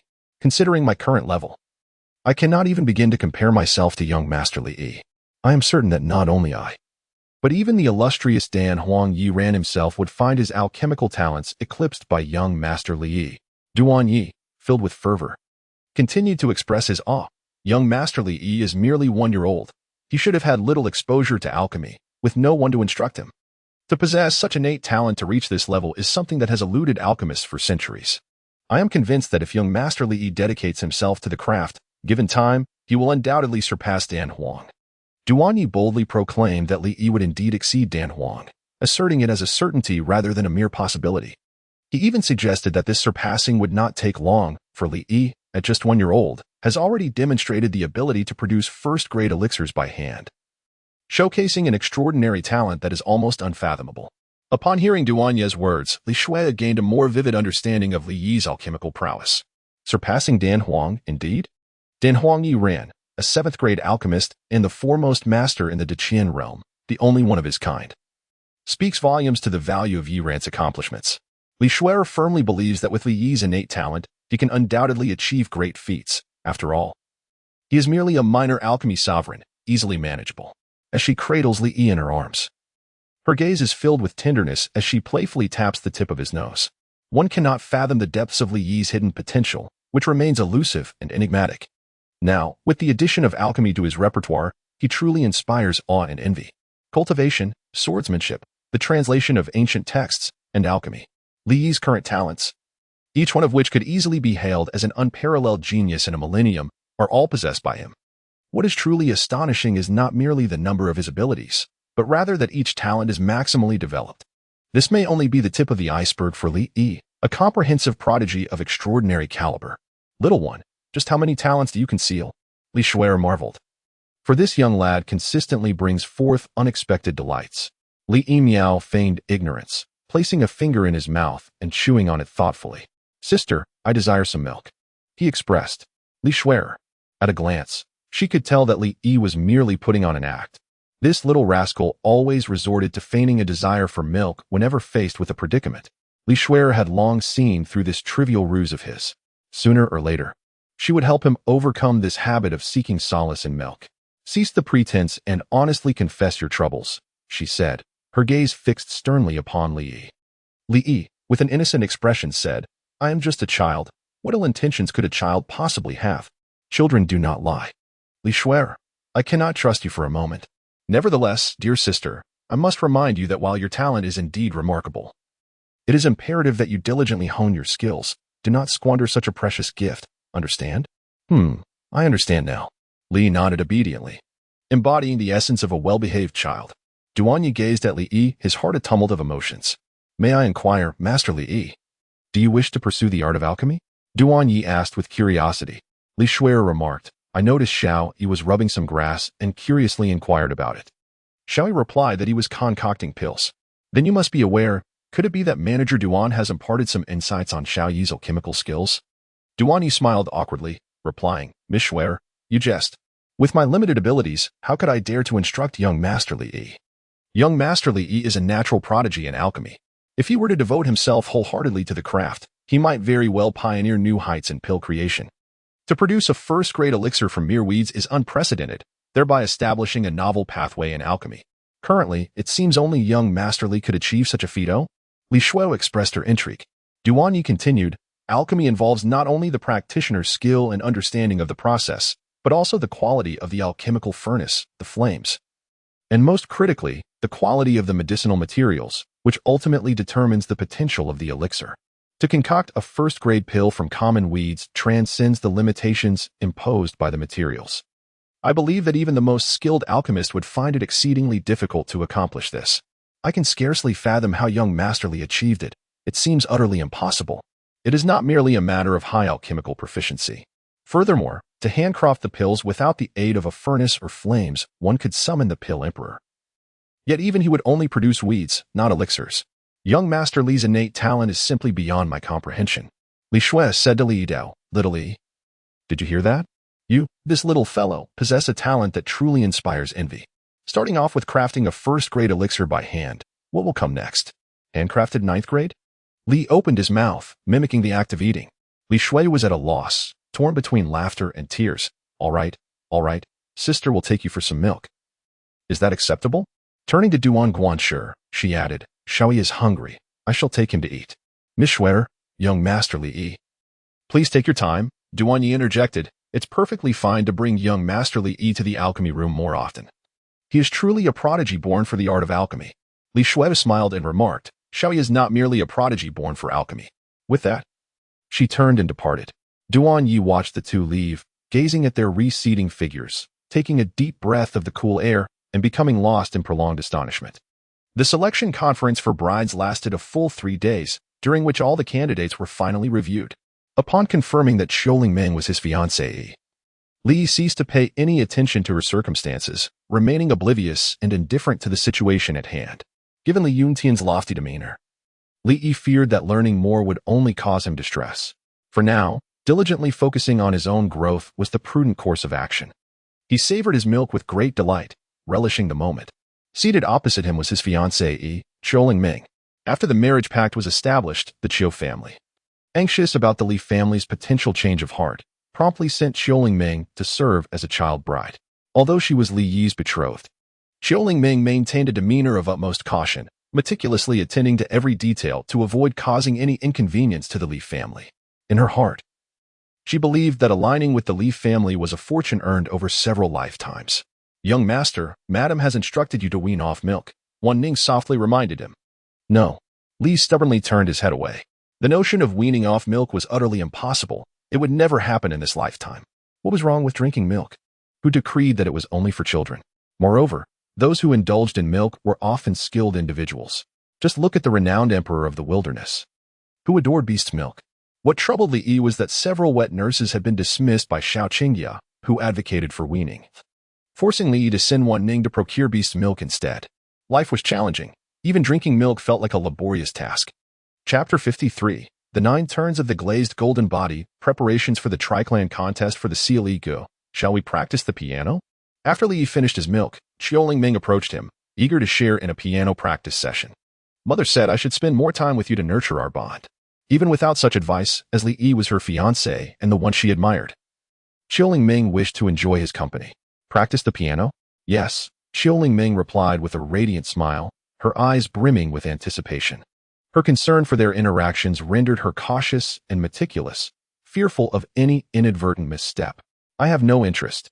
Li Yi decisively declined, thinking it was absurd to have such a bright and cheerful young man practice the piano. Oh, Qiu Lingming felt a tinge of disappointment, but soon, with a smile. She inquired, "What are you going to do, Ego? May I join you?" Faced with Qiu Lingming's innocent request and her eager eyes, he realized that a refusal might bring her to tears. All right, he conceded. Qiu Lingming's bashfulness was evident as she shyly bit her lip. Two delightful dimples appearing on her face, radiating joy. Her charming demeanor made it seem as though denying her would be an act of wrongdoing.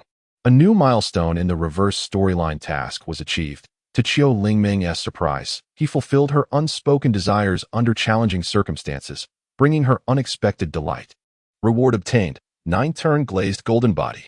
The 9-turn glazed golden body consists of 9 levels, each significantly enhancing one's physical prowess. It represents the pinnacle of martial arts. Upon mastering all 9 levels, one can transform into the glazed golden body, enabling effortless combat against superior foes, rendering one nearly invincible among peers. The reward is indeed remarkable. The 9-turn glazed golden body signifies unparalleled martial skills, and it would be a conservative estimate to claim near invincibility among peers, especially considering the existence of monstrous entities like the ancestral sacred body. As fate would have it, Li Yi possessed both.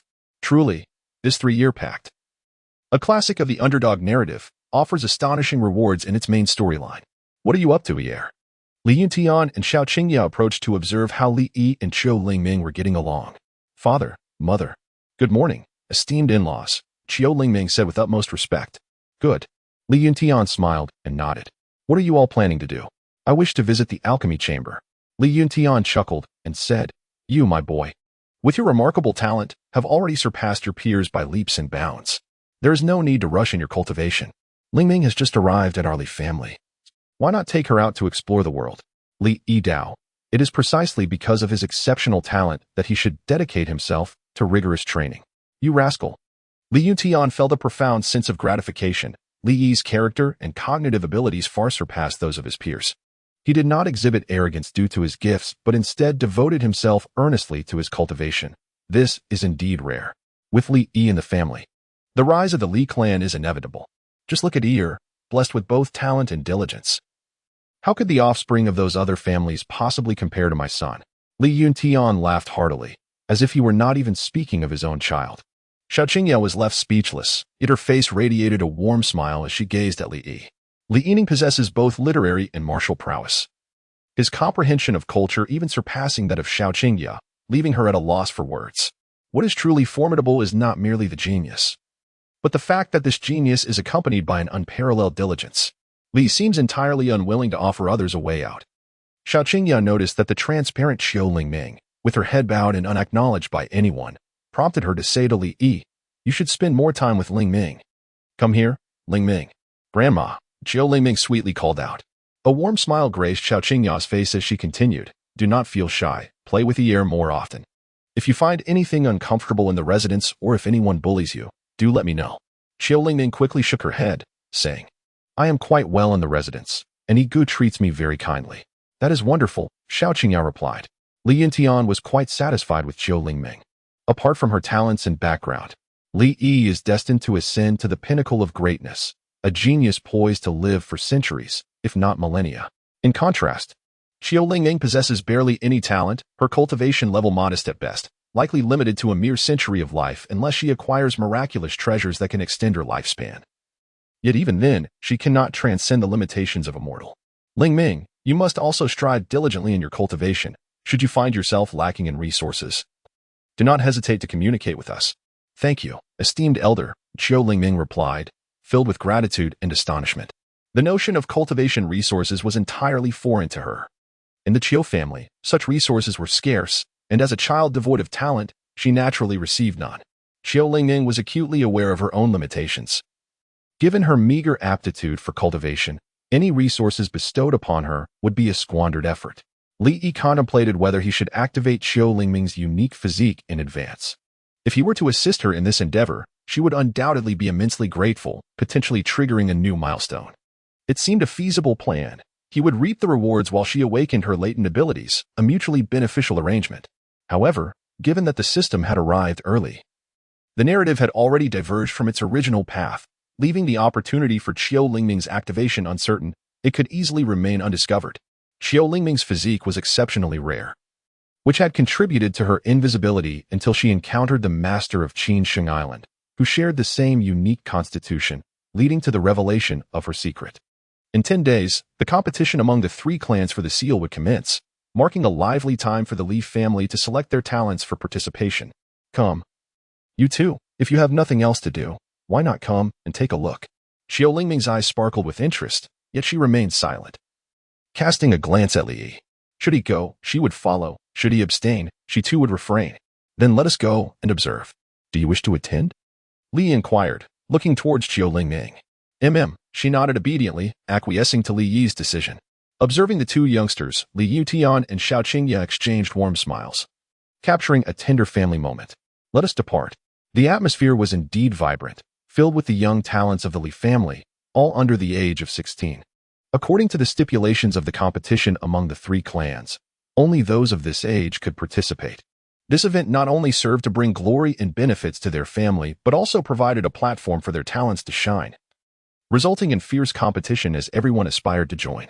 In the previous competition, Li Xian and Li Shuer had dominated their peers, leaving the other 2 clans unable to raise their heads, thus securing substantial gains for the Li family. However, both Li Xian and Li Shuer had now surpassed the age limit and could no longer partake. Nevertheless, based on the historical contests between the Li family and the other 2 clans, a balance of power had emerged. What Li Yuntian looked forward to was Li Yi, whose strength had reached impressive heights, yet due to age constraints, he would only be eligible for a single competition. Dominating in such an event was already a formidable challenge. In contrast, Li Yi was different. He had already attained the rank of a 9-star martial apprentice and was likely to qualify for the next competition, allowing him ample opportunities to participate across 4 rounds. Li possesses extraordinary talent, undoubtedly destined to surpass his peers effortlessly and dominate the realm. The future of the Li family shines brightly ahead. Li Xian and Li Shuer are indeed rare prodigies, and the emergence of 2 such talents within the same family during this era could be described as a stroke of extraordinary fortune. However, Li surpasses both Li Xian and Li Shuer, embodying a divine blessing, as if the heavens themselves are nurturing him to elevate the Li family to greatness. Chapter 54. Assisting Qiu Lingming in activating her physique. The most formidable member of the younger generation of the Li family is Li Zihai, a 16-year-old with a cultivation level of 6-star martial artist. The contest for the family seal is divided into 3 segments. The first segment is the flag snatching, where each family dispatches a team of 10 to compete within a designated area, with victory going to the team that captures the most flags. The second segment, known as flag contention, involves setting up a formation that exerts immense pressure, making it feel as though participants are burdened by a great mountain. At the end of this formation lies the seal. The first to touch it claims victory. The third segment, and the most significant, accounts for 2/3 of the market, overshadowing the first 2 segments, which together constitute only 1/3. To seize the seal, each clan must send forth their prodigies to compete against other families, with market divisions determined by their rankings in the contests. Each family is permitted to send only 1 participant per segment, necessitating prudent allocation akin to a strategic horse race. Ziho, this time the seal acquisition relies on you, Li Yutian said, patting Li Zihai on the shoulder. Rest assured, head of the family, Zihai will exert every effort. Li Zihai replied, clasping his hands respectfully. This endeavor is not solely for his own benefit, but also for the welfare of the entire family. Indeed, you all are commendable. I have faith in you. Just do your best and try not to bear excessive psychological pressure. Please, let the family rest easy. We are willing to dedicate ourselves to the Li family. Good, Li Yuntian nodded solemnly, his hands clasped behind his back, standing tall and proud. Satisfied with the scene before him, an elder approached. I have inquired and found that the Wang and Song families may not fare as well as we do this year. The previous setback inflicted by young Master Li Xian and Miss Shuer has left them still reeling. Last time, The Li family captured the majority of the market and reaped considerable profits, while the Wang and Song families suffered losses and are in a precarious state, which will inevitably affect their performance this year. It will be difficult for these two families to recover, and by the time they do, the Li family may already dominate Shuzhou. Moreover, we have young Master Li Yi, the future of the Li family. Once he matures, the other two families will entirely lose their capacity to contend with us. The Li family is destined to become the foremost family in Shuzhou, and the first family in the Great Qian is also within our grasp. The elder, envisioning the future, appeared almost euphoric. With the recent breakthrough of Elder Li Yin, our family is now fortified by a martial sovereign. The Wang and Song families are no longer a concern. There is no need to wait for Yi to grow. Li Yuntian pondered for a moment and then remarked, I find myself contemplating whether the Wang and Song families might join forces to confront our Li family. Previously, we maintained a tripartite balance of power, but now our Li family stands unchallenged. The Wang and Song families surely cannot remain idle. This indeed poses a concern. Even if they were to unite, given our current strength, they would not pose a significant threat. However, we must exercise caution and vigilance to thwart any potential schemes they may devise. Rest assured, the head of the family, I have already arranged for a robust defense, closely monitoring the movements of the other two families. At the slightest indication of unrest, we shall be promptly informed. Li Yuntian nodded and said, furthermore, we must position additional skilled individuals around Yi to ensure her safety at all times. Li Yi is the future of the Li family, and there can be no room for error. The head of the family is unaware that Elder Li Yin is deeply concerned for young Master Li Yi's safety and is personally monitoring him from the shadows. Li Yuntian chuckled and shook his head, reminiscing about the former Li Yin, who was once so arrogant that he regarded Li Yi not merely as a grandson, but as if he were his own. The contrast was indeed striking, evoking both laughter and tears. With Li Yin, a formidable warrior of the martial sovereign realm, covertly safeguarding Li Yi, there was little cause for concern. Could they possibly devise a more advantageous protection plan than that offered by a martial sovereign bodyguard? Ensuring Li Yi's steady development is the Li family's paramount objective at present.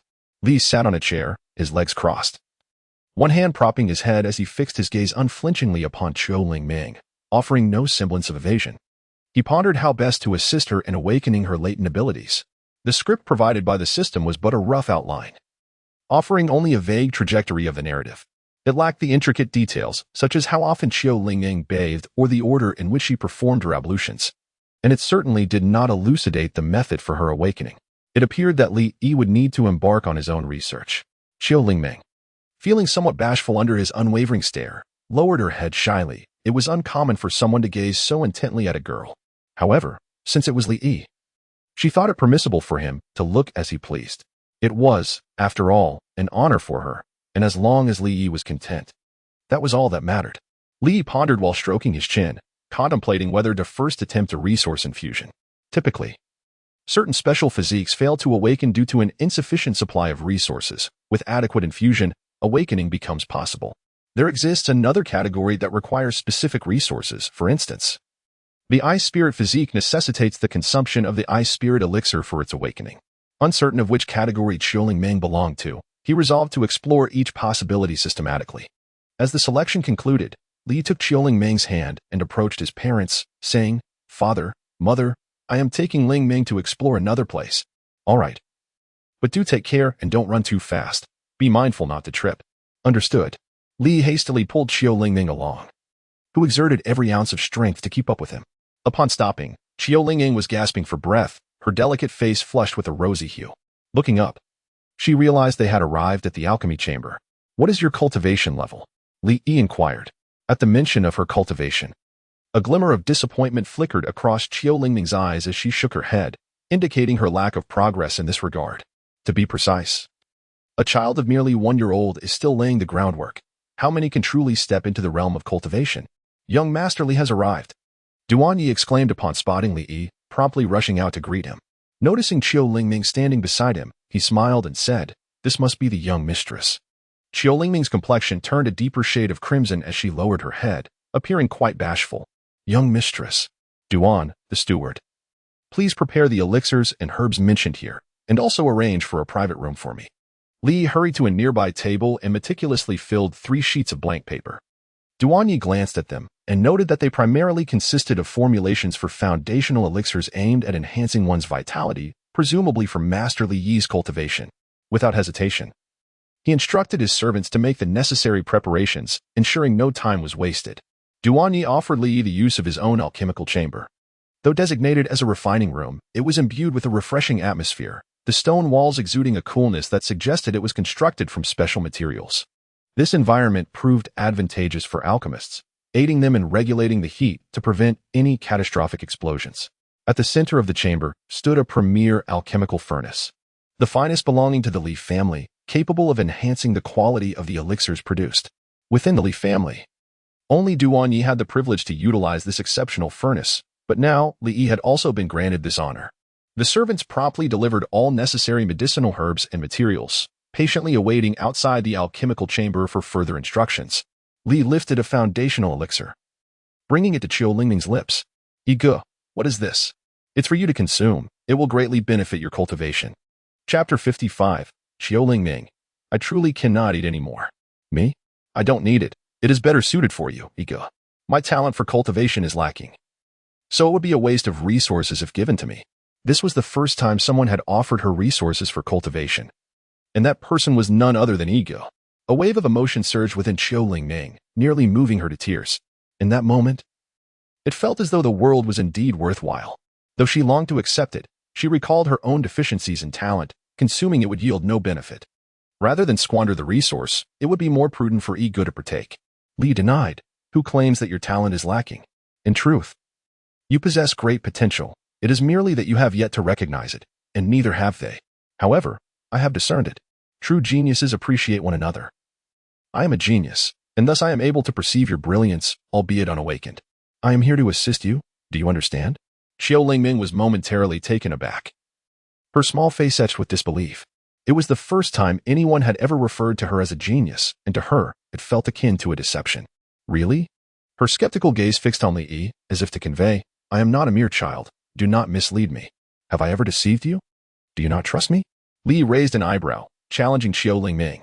No, I believe in you, Ige. She hastily shook her head, affirming her unwavering faith in Li Yi, the kind that was resolute. Then let us partake, Li said, retrieving a few pills. They are but a handful of elixirs. The Li family possesses an abundance, enough to consume as one pleases. Do you think it possible to bankrupt the Li family with such triviality? But if I do not consume them, the engagement will be annulled, Li Yi revealed his trump card. Do not annul the engagement. I shall eat, she acquiesced. Easily swayed by Li Yi, Qiu Lingming quickly opened her mouth and swallowed the elixir he offered. Her lips pursed. She was unaware of its flavor, yet it was sweet, akin to honey. Observing Qiu Lingming's expression of contentment, one must remember, this is not the end. Li Yi grasped a handful of elixirs, standing before Qiu Lingming with an innocuous smile. Yet from her perspective, he resembled a demon. Yich, these. As she beheld the 2 large handfuls of elixirs in his hand, Qiu Lingming was taken aback, wondering if he truly intended for her to consume them all. Did he really think they were akin to food? Indeed, you are to ingest every last one, he affirmed. Li Yi's lips curled into a smirk as he, without waiting for Qiu Lingming to utter a word, directly stuffed her mouth. Resistance? That was out of the question. She had no choice but to obediently swallow it down. Ige, please stop. I'm truly full. I can't take any more. I'm about to burst. Ige, spare me. I genuinely can't handle it anymore. Qiu Lingming lamented, her expression one of sheer distress. With each pill relentlessly pushed into her mouth, her petite face swelled like that of a pufferfish. It was packed to the brim. And not only that, but it also threatened to spill over. After a hearty burp, she expelled 2 pills, her stomach brimming with the elixirs Li Yi had fed her. With a look of pitiful reproach, she gazed at him, desperately pleading for him to cease. Do you sense any changes? Li Yi inquired with an eager tone. Qiu Lingming gently placed her hand on her slightly distended belly and replied, Does being full count as a change? Li Yi pondered, despite consuming an abundance of elixirs. I remain unchanged. Is it possible that my method is flawed? Or perhaps my posture is incorrect? Maybe the elixirs are insufficient. Or I have yet to grasp the essence of their efficacy. There is no need for haste. Awakening is not an overnight occurrence. And I shall take my time to explore this. With a benign smile, he turned to Qiu Lingming, who suddenly let out a loud burp, instinctively inching back in trepidation. With a look of innocent grievance, she implored, Brother E, you aren't suggesting that I must consume all of these, are you? I truly cannot manage any more. To which he replied, that is merely because you have yet to digest. Allow me to assist you. Li approached Qiu Lingming from behind. Channeling the art of carefree freedom, his hands gently pressed against her back to aid in the digestion of the elixirs she had consumed. With the combination of the carefree freedom technique and Li Yi's affinity with nature, the elixirs were swiftly assimilated. For an ordinary person, consuming such a quantity of elixirs at a mere age of 1 would have led to a catastrophic explosion of their body. However, thanks to Li Yi's affinity with nature and the unique properties of the carefree freedom technique, he was able to assist Qiu Lingming in regulating her condition, thus facilitating a smooth digestion. Due to the nature affinity, the excess medicinal power within Qiu Lingming was redirected back to Li Yi, resulting in his breakthrough. He had now ascended to the realm of a 1-star martial master, while Qiu Lingming, in contrast, had made only minimal progress, not yet reaching even the 1-star martial apprentice level. Such an abundance of elixirs, it was evident that before her awakening, she was indeed a confirmed waste of potential. With her inferior constitution, Qiu Lingming could only absorb a limited amount of medicinal energy, leading her body to a state of saturation, with the majority of the energy being returned to Li Yi. It was perplexing. Li picked up a pill. Having already achieved a breakthrough himself, yet Qiu Lingming displayed no reaction whatsoever. He continued to experiment. As evening fell, at the dining table, Xiao Qingyao inquired, Lingming, why aren't you eating? Are you not feeling well? If the food doesn't suit your taste, just let me know, and I will have the kitchen prepare something different for you. Observing Qiu Lingming's lack of appetite, Xiao Qingyao assumed that the meal was unpalatable to her. However, that was not the case. Qiu Lingming hurriedly lifted her bowl, intending to eat, but she found herself too full from the pill to consume any food. Li interjected. This afternoon, I took Lingming out for a delightful feast, which is why she cannot eat anymore. Xiao Qingyao raised an eyebrow slightly and cast a glance at Qiu Lingming. The latter nodded, akin to a chick pecking at grains, and set down her bowl and chopsticks. You little rascal, do not lead Lingming astray, Xiao Qingyao said with a hint of exasperation. I am quite well behaved, thank you very much, Li retorted. Indeed, indeed. You are the most well-behaved, Xiao Qingyao replied, bemused by the child's antics, unsure of how to respond. Since you are full, why not take Lingming for a stroll in the garden to aid digestion? All right, Li Yi said, taking Qiu Lingming's hand as they made their way to the rear garden. This time, they walked leisurely, eschewing any rush. Qiu Lingming shyly held Li Yi's hand. A diminutive figure trailing behind him like a little shadow, her lips curving into a subtle smile that almost radiated pure contentment. Upon reaching the rear garden, under the night sky, the lake mirrored a full moon, and the air was infused with the fragrance of blossoms. Qiu Lingming gazed at the moon's reflection in the water, marveling at its beauty, but more importantly, she cherished the presence of the person beside her. Are you all right? I fed you quite a few medicinal pills today. Li Yi inquired with concern. I am fine, it's just that I feel I have disappointed you. Silly girl, what are you saying? You are a prodigy. The ascent of a genius requires a challenging journey. I too have traversed this path step by step. Believe in yourself. Li comforted and encouraged her. Qiu Lingming nodded earnestly, seemingly envisioning a bright future. So let us strive diligently tomorrow. The words instantly plunged Qiu Lingming into despair. Li smiled and glanced at the pavilion, where an ancient guqin rested upon a stone table. It belonged to his mother, who would often play a tune during moments of leisure and tranquility. Haven't you always wanted me to accompany you in playing the guqin? Come, let us indulge in this art together. Chapter 56. The Celestial Silent Melody of the Guqin. Is it true? A look of delight illuminated Qiu Lingming's face, her joy palpable. Playing the guqin was her greatest passion, and the prospect of sharing this experience with Li Yi made it even more enchanting. Li led Qiu Lingming to the pavilion, gesturing towards the guqin and said, Play for me. Let me witness your skill. With a delighted nod, Qiu Lingming hurried over, only to find that she couldn't reach the instrument on the table. She glanced awkwardly at Li Yi. Li smiled, standing atop a stone bench, gracefully picked up the exquisite instrument and leaped to the ground to present it to Qiu Lingming. Qiu Lingming gazed at the intricately adorned piano, its beauty unmistakable and its value apparent. Typically, she played on a simple piano, having never touched such a luxurious one before. The instrument was so splendid that it made her hesitant to use it, fearful of damaging it. This is my mother's piano. If you truly desire it, I can have her gift it to you, Li offered. No, thank you, Qiu Lingming replied, shaking her head. Having already received so much kindness from the Li family, she felt unworthy of accepting such a precious gift. Please, play it. I am eager to listen, Li Yi urged. Li Yi sat cross-legged to one side, resting his head on one hand, patiently awaiting Qiu Lingming's performance on the zither. As Qiu Lingming plucked the strings, a melodious sound resonated in the air. With his exceptional innate understanding, Li Yi excelled in all forms of art, including music, chess, calligraphy, and painting. His proficiency was such that even Xiao Qingya felt a sense of inferiority. Qiu Lingming played reasonably well on the zither, although her skills were not particularly advanced. For a child of merely 1 year, her ability to produce such music was indeed remarkable enough to be deemed as genius. Alas, Qiu Lingming's talent seemed confined solely to her musical abilities, lacking any cultivation, rendering her otherwise insignificant. Li Yi suddenly pondered that Qiu Lingming's unique constitution might be connected to the guqin, and wondered if it required the instrument to be activated, perhaps resonating with the melodies of a high-level performance. Upon further reflection, Li Yi deemed this possibility quite plausible and considered exploring this avenue for a breakthrough.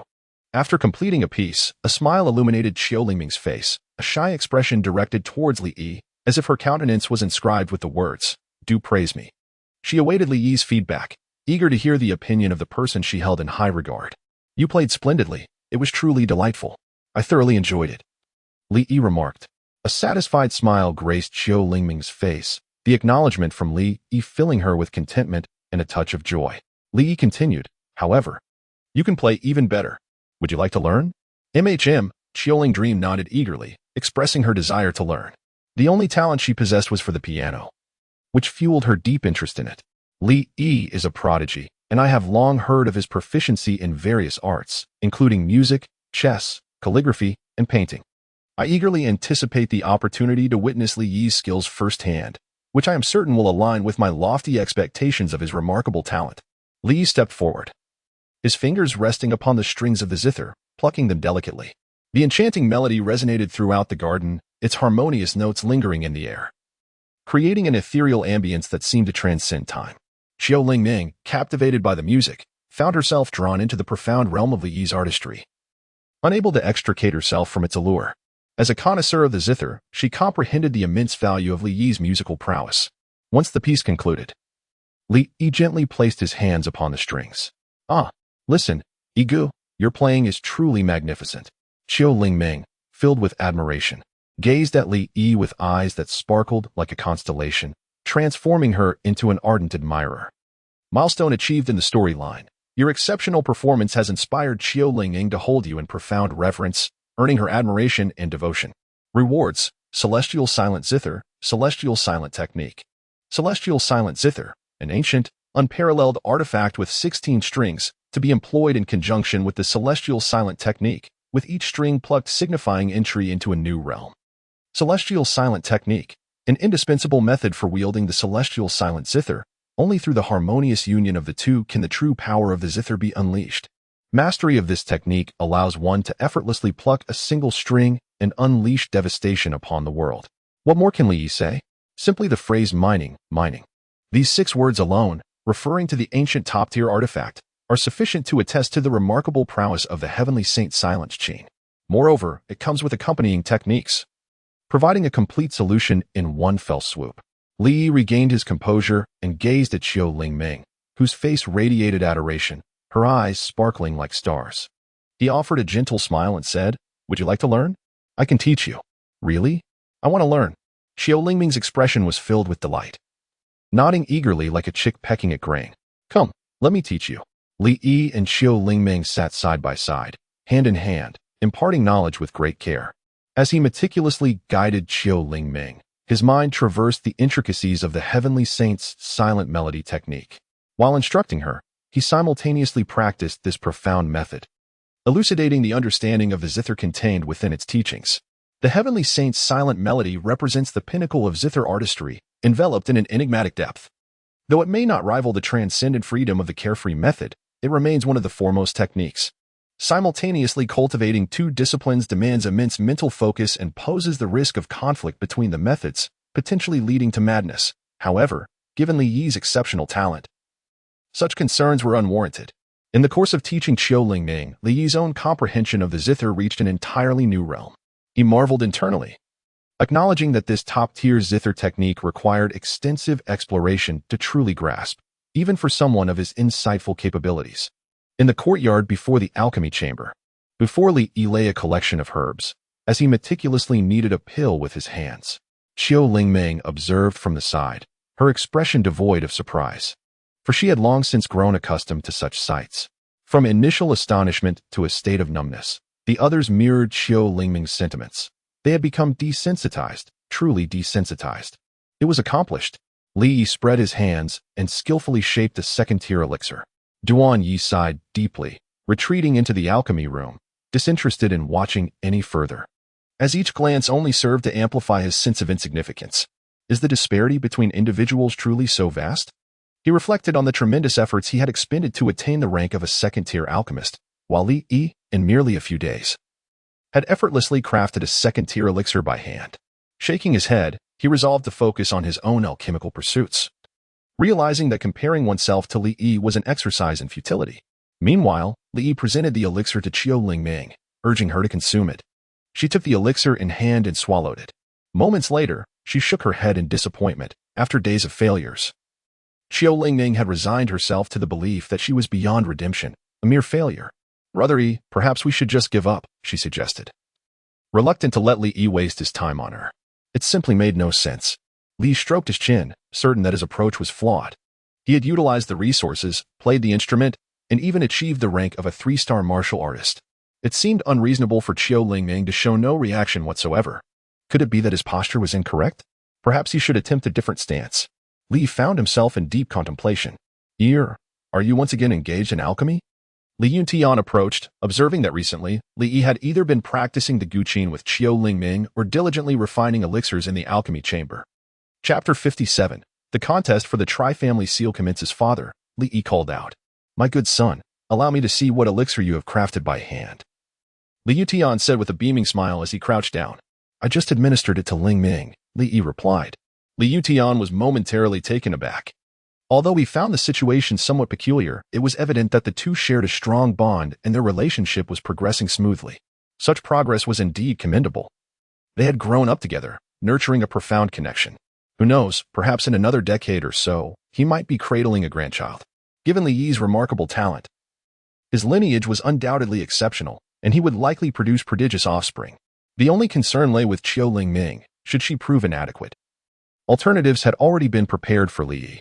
As a father, one must ensure their son's future is well planned. Master, you may not be aware, but young Master Li Yi is already capable of crafting second-grade elixirs, and even I might struggle to produce such quality. Duan Yi remarked as he stepped out to greet Li Yuntian, his face brimming with emotion. Is that so? My son truly is a polymath. Li Yuntian laughed heartily, truly unable to fathom what else this young lad might not excel at. It wasn't merely that he possessed such skills. Rather, each ability was astonishingly exceptional, leaving no room for other geniuses to thrive. You, my little fellow, ought to embrace humility in the future. Otherwise, how can others find their place? While it appeared as though he was advising Li Yi to be modest, in reality, Li Yuntian looked down upon others with an air of superiority. Humility has always been my guiding principle, Li Yi declared, patting his chest, just like my father. Ha ha ha ha. Li Yuntian lifted Li Yi, a wild smile spreading across his face. Observing this pair of humble father and son, Duan Yi could not help but twitch at the corners of his mouth. Meanwhile, Qiu Lingming gazed at Li Yi, her eyes sparkling with admiration. Let us be off. Today marks the contest for the seal among the 3 clans, and it promises to be quite lively. Indeed. Suddenly, Duan Yi emerged, a brocade box in hand, which he presented to Li Yi. This is a 5th-grade elixir I have recently refined during my seclusion, intended to aid Master Li Yi in his cultivation. Li Yuntian took the brocade box and upon opening it, discovered a high-quality 5th-grade elixir, revealing Duan Yi's thoughtful consideration. The efforts of Manager Duan are deeply appreciated. It is my privilege to assist young Master Li Yi in his growth. Witnessing and aiding such a prodigy is an immense honor. Seizing this opportunity to render assistance, however modest, is invaluable. Such chances may not present themselves in the future. Thank you, Manager Duan. Li expressed his gratitude politely. Young master, you jest. It is but a duty, Duan Yi replied, returning to his alchemy.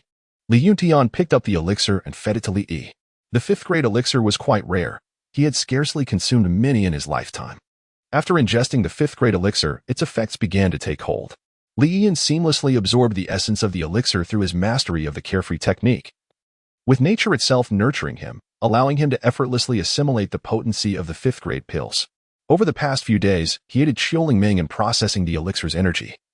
Although it was she who ingested the pills, he absorbed the overwhelming majority of the saturated medicinal power on her behalf. Due to the significant quantity of elixirs consumed, Li Yi had developed a resistance, rendering the effects of 1st grade pills negligible and those of 2nd grade pills merely trivial.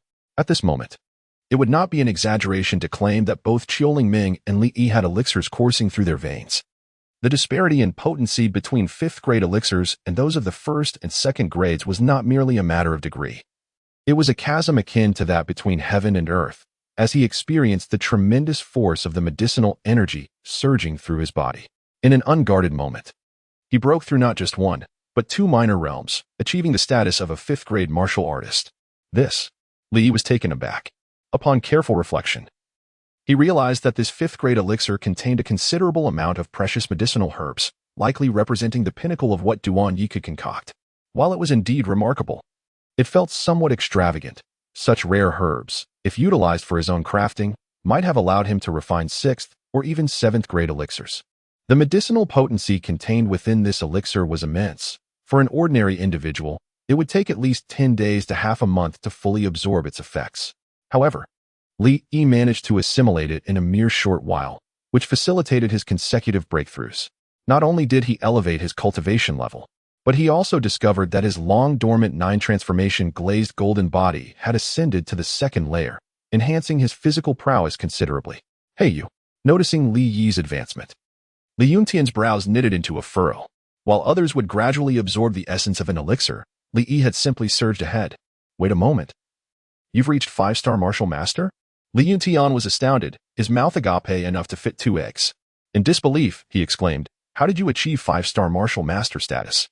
It's one thing to break through to the 1st star, but consecutive breakthroughs defy all logic. Even a prodigy cannot achieve such feats. Li wore an expression of innocence and naivety as he remarked, I was merely practicing, and before I knew it, I had made a breakthrough. Li Yuntian.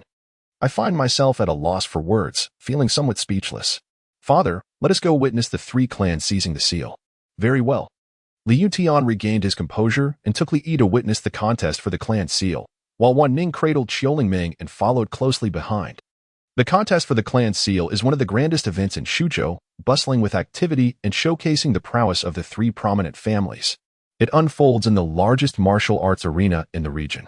The Li, Wang, and Song families have gathered, and the fervor at the martial arts arena has reached its zenith. With the heads of the 3 families present, one wonders what this year's competition will entail. Previously, the Li family held a dominant position, and it seems the other 2 families will not fare any better this time. The Li family boasts a formidable master at the martial sovereign level, a rarity throughout the entire Deqian, leaving the other 2 families at a disadvantage. The contest among the 3 clans will showcase the talents of the younger generation, as the martial sovereign masters will not participate. Thus, it will be intriguing to observe. I am particularly curious about the recently renowned Li Yi from the Li family.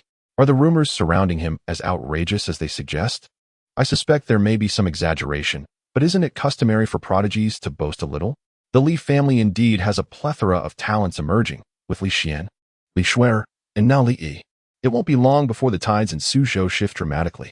Suzhou's governor, Jiang Yao, appears cheerful on the surface, yet harbors deep concerns within.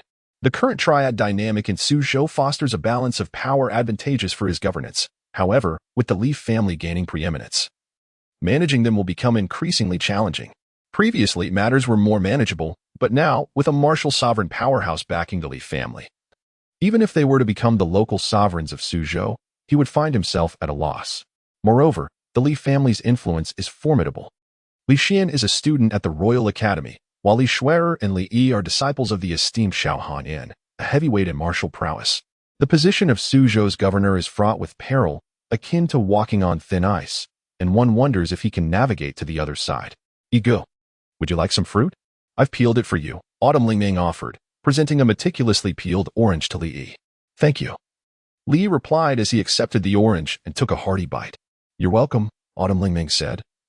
a faint blush appearing on her cheeks as she shyly lowered her gaze, continuing to peel fruit for him. Wan Ning observed the two children with a knowing smile. Although still young, there was an undeniable spark between them. Jiang Yao stepped forward to officiate. I hereby declare the commencement of this year's contest among the three families. Chapter 58. Contest for Interests. The victor reigns supreme. The contest among the three families officially began, commencing with the flag-snatching event. Each family dispatched a team of 10 outstanding young members to the platform. Among them stood a high platform adorned with 3 flags, their coveted objective.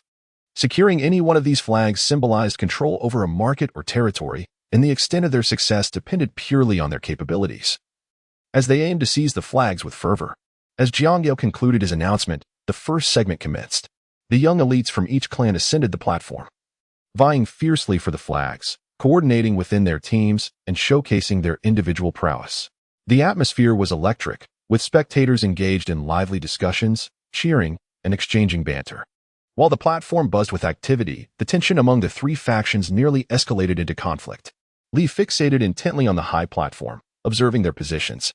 From the current situation on the field, the Li family seemed to be leading decisively, enjoying a significant advantage. However, Li sensed a subtle unease. Despite appearing to hold the upper hand, the current formation posed a considerable risk for the Li family. And it seemed that the attention of the other two families was not focused on the flag. Brother Yi, would you like some? Xiao Lingning inquired. Holding out a segment of orange to Li Yi. I'll pass. If I eat any more, I won't have room for dinner, Li Yi replied, shaking his head in refusal. Oh, Xiao Lingning said, consuming the orange segment. She glanced towards the field, although she couldn't fully comprehend the situation. Seeing the flag in the hands of the Li family suggested victory for them. A smile appeared on her face as she turned to Li Yi and asked, Have we won? Li Yi shook his head and remarked, It is difficult to say. Although we have obtained the banner, whether we can maintain our position remains questionable. Given our current stance, if the Wang family and the Song family join forces, it is quite likely that our Li family will be ousted.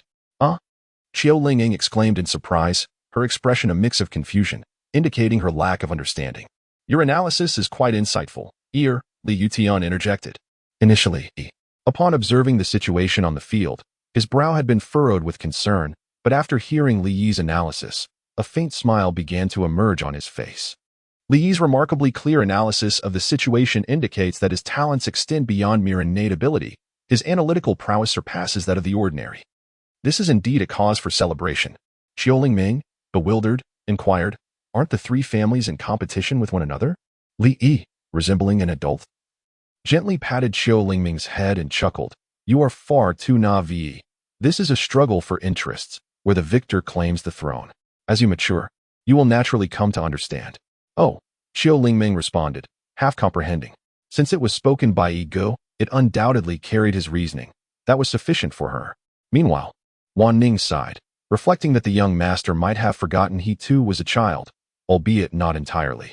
Young master, are you suggesting that the Wang and Song families will join forces against us? Wan Ning inquired with curiosity. From our current positioning, it seems highly likely, Li Yi analyzed. In the previous cycle, a significant portion of the market was secured by our Li family, leaving the two families quite aggrieved. Now that our Li family stands preeminent, a merger with them is implausible, making their alliance against us inevitable. Does that not place us in a precarious situation? Wan Ning expressed her concern. It poses little threat. It is of no substantial consequence to our Li family, Li pondered, adding, What intrigues me is the audacity of these two families. They must possess some form of support. Li cast a glance at Song Chanfeng and Wang Hanlin, and his intuition suggested that these two families were far more complex than they appeared, undoubtedly concocting some insidious scheme. Li Yuntian remarked, You, my boy, at times truly make me ponder whether you are the reincarnation of some powerful being. Li Yi's performance truly provokes such doubts. How could this be? I am but a child, merely speculating. Father, I am your son. How can you harbor such suspicion towards me? Li Yi displayed an innocent and harmless smile. Li Yutian, it would have been better if you hadn't mentioned it. Your words have only deepened my suspicions. Nevertheless, I do not ponder much on it. For he is my son after all. Do you believe we might falter in the first two segments? Li Yutian inquired about Li Yi's perspective.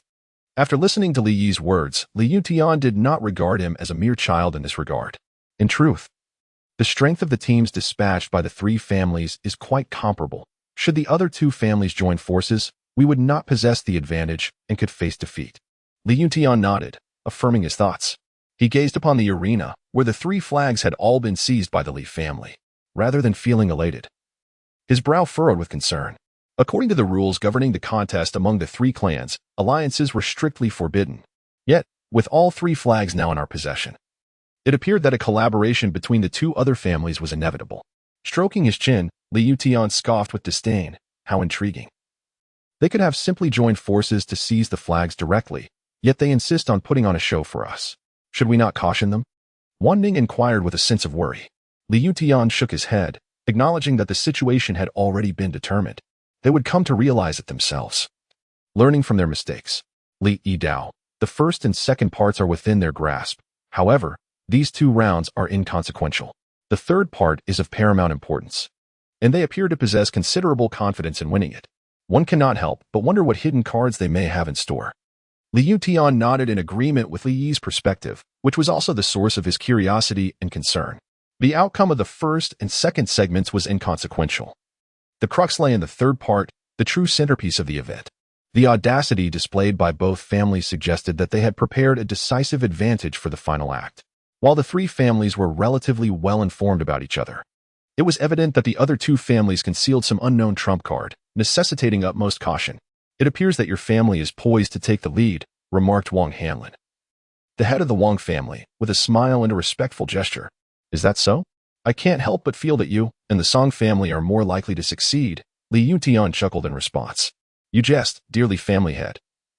With all 3 banners in your possession, it seems the outcome is already determined. Congratulations in advance, Song Chanfeng chimed in with a grin. Li Yuntian retrieved a purse from his storage bag and declared, let us wager a bet. I stake 1 million gold coins on your 2 families' victory. Do you accept? The head of the Li family, known for his wealth, responded, my family cannot afford such a gamble. Song Chanfeng maintained a facade of joviality. Yet a sinister glint lurked within his gaze, fixated upon Li Yuntian. Jiang Yao, the governor of Shuzhou, sensed the palpable tension in their tones, a veritable whiff of gunpowder. He sighed deeply, contemplating the impending storm over Shuzhou, hoping it would not escalate too drastically, at least granting him the capability to contain it. Jiang Yao then turned his attention to Li Yuntian's companion, Li Yi, inquiring, this must be the second young master Li, am I correct? Li Yuntian responded, Lord Jiang is jesting. In your esteemed presence, how could my son dare to claim the title of young master? Jiang Yao continued, I have long heard of young master Li Yi's renown and have wished to pay my respects, yet my affairs kept me occupied. Today, I finally have the pleasure of meeting you. You truly embody a celestial elegance. Li Yuntian patted Li Yi's shoulder and said, do express your gratitude for Lord Jiang's kind words. Li rose to his feet and cupped his hands in gratitude, saying, thank you, Uncle Jiang. The young man, full of promise, received a slight nod of approval from Jiang Yao, who felt a wave of emotion wash over him. The Li family's fortune truly was formidable, having produced an abundance of prodigies, each more extraordinary than the last.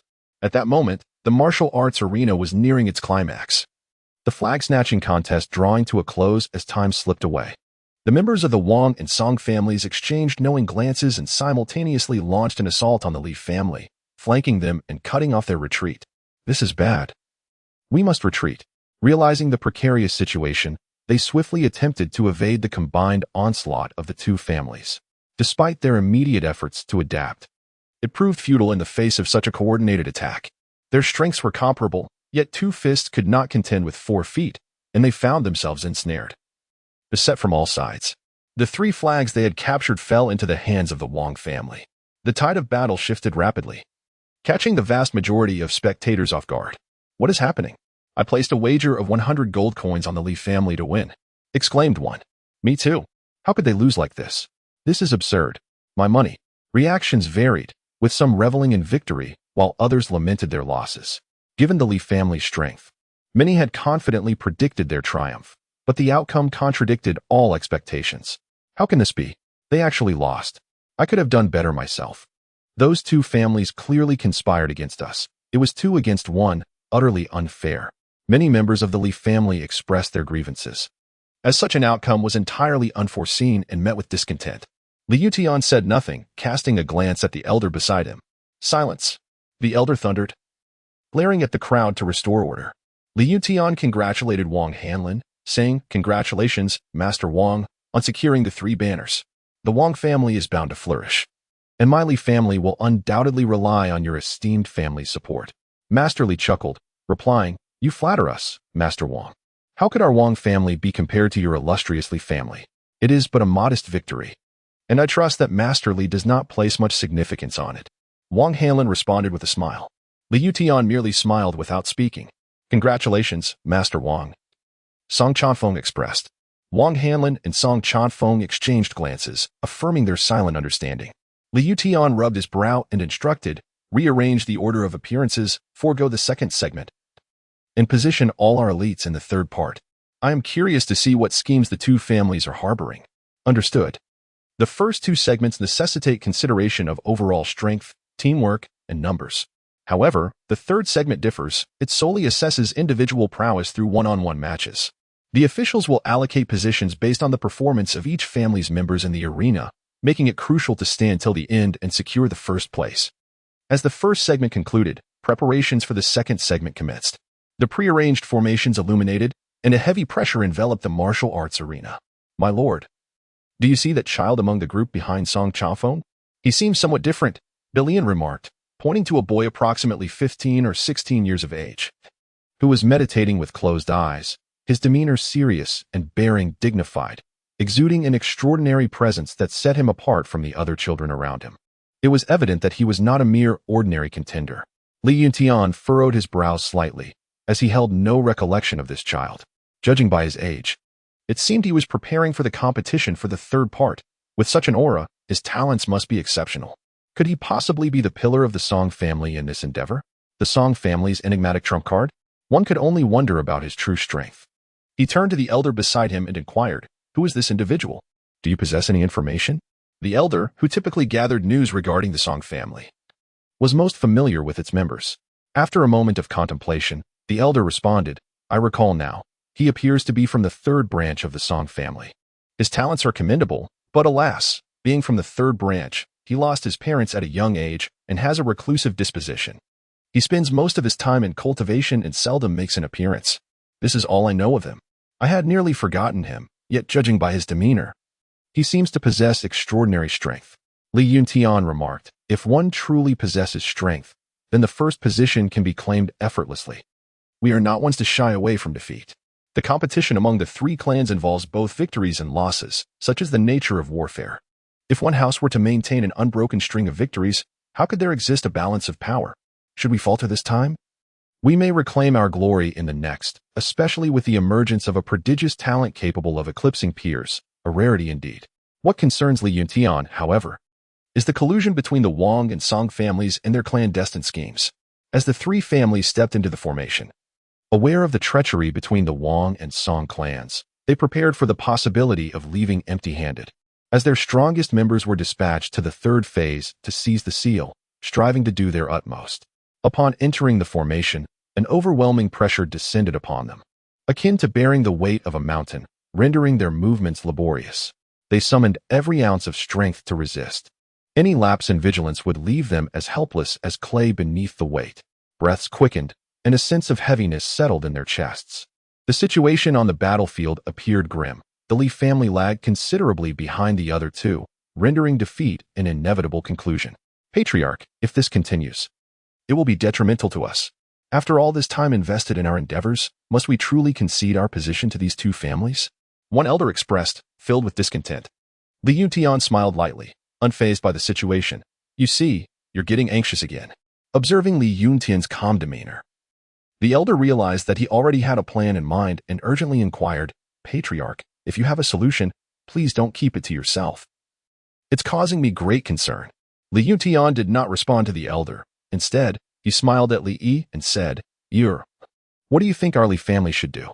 Li Yi glanced at Li Yuntian's mischievous smile and could roughly infer his intentions. He cautiously remarked, "If they act unjustly, we shall not be blamed for our own actions." "Ha ha ha, truly worthy of being my beloved son. No one knows a father better than his child." Li Yuntian erupted into a wild laugh, slapping the armrest of his chair with exuberance, his eyes gleaming with immense satisfaction. He embraced Li Yi and planted a kiss on his cheek, leaving Li Yi feeling utterly despondent. The elder suddenly realized, "Master, do you mean?" Li Yuntian's lips curled into a subtle smile, exuding a charming wickedness. "They disregard the rules and conspire against us. Why should I adhere to them? If they relish conflict, then let us engage. Do they truly believe the Li family fears the two of them? Whoever is willing to bear this silent loss may do so. The Li family shall not partake in it." Upon hearing Li Yuntian's words, the elders suddenly understood. Indeed, what does the Li family have left to fear now? Their resolve is unwavering. Li Yuntian cast a dismissive glance at the child behind Song Chanfeng, remarking that no matter how talented one may be, if they do not adhere to the established rules, one cannot expect him to play by the rules for them. In Chapter 60, titled The Hidden Card of the Song Family, the second part concludes with the inevitable defeat of the Li family, who failed to capture even a single flag.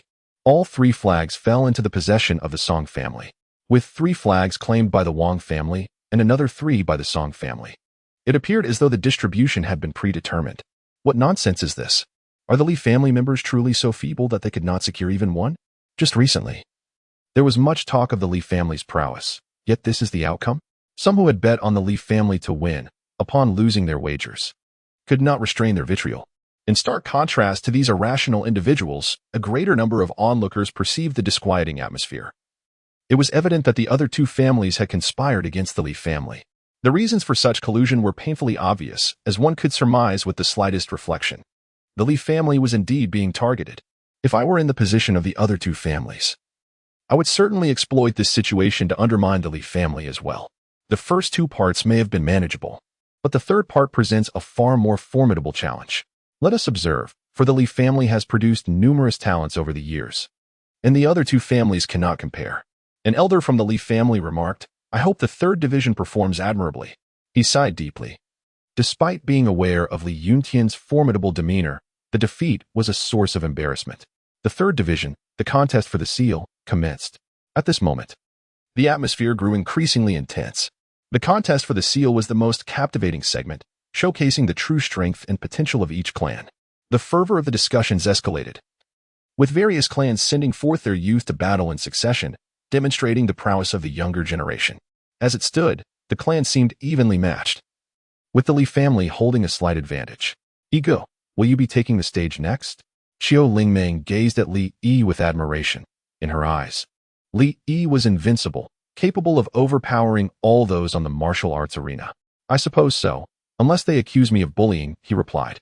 In 3 years, when Li Yi turns 4, his level of mastery is uncertain. At just 1 year old, he was already a 5-star martial artist, qualified to compete. At 4, would that not be considered bullying little children? "You make a fair point," Li Yuntian acknowledged. To the outside world, only a select few were privy to Li Yi's true capabilities. If they were to discover that a mere 1-year-old possessed the strength of a 5-star martial artist, their jaws would surely drop in disbelief. What level of mastery Li Yi would achieve by age 4 was beyond Li Yuntian's imagination. Li Yi's extraordinary prowess far surpasses the understanding that the outside world has of him.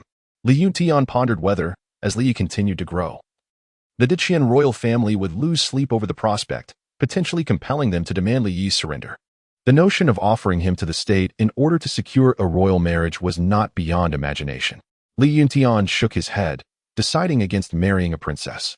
Bringing home an ancestor to worship would not be prudent. The royal family places great importance on their reputation, and one can only marry one princess. Should one be unfortunate enough to have to adopt the son-in-law role, that would be unacceptable. Xian'er is already engaged to a royal lady, having already lost one. He cannot afford to lose another. If anyone from the royal family approaches you in the future, asking you to marry a princess or the like, you must never agree, Li Yuntian implored earnestly. He feared that they might deceive Li Yi. If Li Yi were to acquiesce, he would find himself constrained by the royal family's expectations and would struggle to voice his objections. Why? Li Yi blinked in confusion. Consider it. Li Yuntian explained with an air of foreboding. Those princesses are all spoiled and pampered. Marrying one would be akin to taking on a deity in the household. Furthermore, one can only marry one. After listening to this, Li Yi wholeheartedly agreed. Indeed, one should not marry such a princess. Good, it's wise of you to understand. Always be cautious. These royal individuals revel in wordplay, Li Yuntian warned, recalling his earlier naivety. As for the princess, Qiu Lingming's gaze trembled slightly, her expression falling. Why are you telling the child all of this? Xiao Qingya shot Li Yuntian a disapproving glare, taking Qiu Lingming's small hand and offering a gentle smile. Lingming, you are Er's fiancé. The engagement has already been established. Li gently patted Qiu Lingming's shoulder and said, silly girl. No princess could ever compare to you. Even if I were offered 10 or 100 princesses, I would not trade you. Really? Qiu Lingming raised her cherubic face, revealing a look of delight, as if she had been rejuvenated. Her bright, sparkling eyes gazed at Li Yi, filled with excitement. Of course. Li nodded affirmatively. Qiu Lingming smiled with her lips pressed together, radiating joy. Not for 10 or 100 princesses would I trade this, as Li Gu said. Which surely indicates my esteemed position in his heart. He truly cares for me. Rest assured, no princess could be as obedient and nurturing as you. Indeed. Qiu Lingming thought to herself, I must strive to be even better. Xiao Qingya smiled gently. You little rascal, you certainly know how to make a girl happy. Mother. I'm not merely flattering. I speak the truth, Li corrected her. Such an adorable being, who loves herself and places herself first, yet can also mine, is irreplaceable for any princess. Xiao Qingya affectionately ruffled the hair of Li Yi and Qiu Lingming, then cast a disapproving glance at Li Yuntian, whispering, do not speak carelessly in front of the children. They tend to overthink. If misunderstandings arise, it could have adverse effects. You are right, my dear, Li Yuntian acknowledged. Turning to Qiu Lingming. Lingming, do you not enjoy playing the piano? It is essential to have your own instrument. Tomorrow, I shall gift you a piano. Our Li family has a considerable collection of sheet music for you to peruse at your leisure. Thank you, grandfather. Qiu Lingming expressed her gratitude. We are family. No need for formalities, Li Yuntian replied with a warm smile, patting Qiu Lingming's head before glancing towards the Song family's direction. Locking eyes with Song Chongfeng, he offered a thin smile, nodding in acknowledgement. Well done, Zahai. Show them no mercy. It appears that the elite members of the Li family have been dispatched to seize the seal, taking the flag and contesting it rather lightly. Let us observe further. The outcome is far from decided. The young prodigies of the Li family took turns stepping onto the stage to compete against their counterparts from the other two families, with the initial confrontations resulting in a stalemate. As the foremost talents from various clans ascended to the arena, the contest for supremacy reached its zenith, and the battles among these gifted individuals intensified to a fever pitch. It was not until Li Zahai made his entrance that he triumphantly overcame members of the Song and Wang families, achieving an impressive 5 consecutive victories, basking in glory. Victory seemed all but assured. Li Zahai showcased his prowess, demonstrating what true strength embodies. The members of the Li family rallied fervently for Li Zahai, offering words of encouragement. As the moment approached, Li Yuntian cast a glance at the youth standing behind Song Chongfeng. If he truly was the trump card of the Song family, the time for action was nigh. As anticipated, under Song Chongfeng's subtle cue, the young man opened his eyes, a chilling indifference emanating from him as he stepped onto the martial arts arena, exuding a sense of pressure that belied his youth. All eyes were riveted on this youth. It was evident that the Song family's hidden ace was far from ordinary, his aura unmistakable. Standing opposite Li Zahai, he declared coolly, Song family, Song Bin. Chapter 61. Li Yi, I have yet to take the stage. Li family, Li Zahai. Li Zahai assumed a poised stance, preparing to confront Song Bin. This individual was not to be underestimated. Zahai, you have already fought 5 matches. Perhaps you should step down and allow me to gauge him, suggested a young man from the sidelines. No need for that, replied Zahai resolutely. The words have been spoken, and the stance has been taken. How could one withdraw midway? Li Zahai drew his saber and observed Song Bin, who remained utterly still. He inquired, do you not require a sword? To which Song Bin replied with an expression of calm indifference, against you, it is unnecessary. Li Zahai furrowed his brow slightly, wondering whom he looked down upon. Without hesitation, he charged directly at Song Bin. Song Bin deftly evaded Li Zahai's onslaught, displaying remarkable agility. After more than 10 exchanges, Song Bin refrained from retaliating, focusing solely on dodging, while Li Zahai failed to land a single blow on him. Truly impressive. Li Zahai recognized that Song Bin's prowess was far beyond his own, impressively formidable. He pondered why he had never heard of such a talent among the younger generation of the Song family. With no time to dwell on his thoughts, he focused entirely on the battle, exerting every ounce of his strength. Song Bin continued to evade his attacks, seemingly having discerned all of Li Zahai's techniques. This young man possesses extraordinary talent. It is astonishing that the Song family has remained silent about his existence, remarked an elder from the Li family. Indeed, he is quite remarkable. His level of cultivation, intellect, and discernment surpass those of his peers. Li Yuntian calmly sipped his tea, exhibiting no signs of anxiety. In the past, he might have been taken aback, but after witnessing Li Yi's prowess, what could this possibly signify? Merely a display of ineptitude before the masters. A 9-star martial artist. Such talent surely eclipses that of young Master Li Xian and Miss Schwer. How astonishing. It seems the Song family harbors such a remarkable figure, well concealed indeed. A 9-star martial artist. The two of them at this age have barely reached the status of 8-star martial artists, and yet Song Bin possesses 9 stars. When did the Song family unveil such a formidable genius? Wang Hanlin began to comprehend the essence of Song Chongfeng's words. It was not only the Li family that boasted prodigies. Li gazed intently at Song Bin, his expression peculiar, sensing an undercurrent of unease. "Year, what troubles you?" Li Yuntian observed the unusual demeanor of Li Yi and inquired, "What is amiss with Song Bin?" "Oh, in what way does he appear to be lacking?" Li Yuntian could not discern anything peculiar. He merely sensed that Song Bin possessed remarkable talent. "I cannot articulate it," Li Yi replied, shaking his head. "Then who do you believe will prevail?" "Song Bin," Li Yi responded without hesitation. "Indeed, it seems that no one stands a chance against him." Li Yuntian and Li Yi shared identical sentiments. At that very moment, Song Bin struck, landing a powerful punch on Li Zihai's chest. Li Zihai spat blood, propelled backward, and fell off the stage, crashing to the ground while clutching his chest. A single punch had left him gravely injured. The force was beyond his capacity to withstand, utterly overwhelming him. What kind of strength does this individual possess? Zihai. The members of the Li family rushed forward to feed Li Zihai a pill and examine his injuries. Before he could swallow the pill, Li Zihai lost consciousness. "How ruthless of you. I shall challenge you." A young member of the Li family leaped onto the martial arts arena, eager to duel with Song Bin. However, in a mere exchange, Song Bin landed a powerful punch to the chest, sending his opponent flying out of the arena, gravely injuring him to the point of unconsciousness. That was excessively brutal. This could lead to a fatality. Although they were all exerting their utmost for the sake of family interests, such life-threatening incidents were rare. Song Bin coldly remarked, "The so-called genius of the Li family is nothing more than this. He isn't even worthy of my sword. I cannot endure this any longer. Do not hold me back. Let me take him on. Stay calm. His strength is formidable. We are no match for him. Shall we allow him to act with impunity on the stage?" The younger generation of the Li family, brimming with vitality and vigor, would rather face death head-on than endure such humiliation. Li Yuntian cast a glance at the elder, who then spoke. "Return. Do not make futile sacrifices.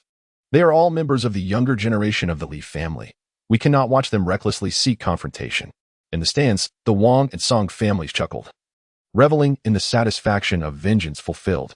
Last year, the Li family faced a similar overwhelming force. The wheel of fate has turned.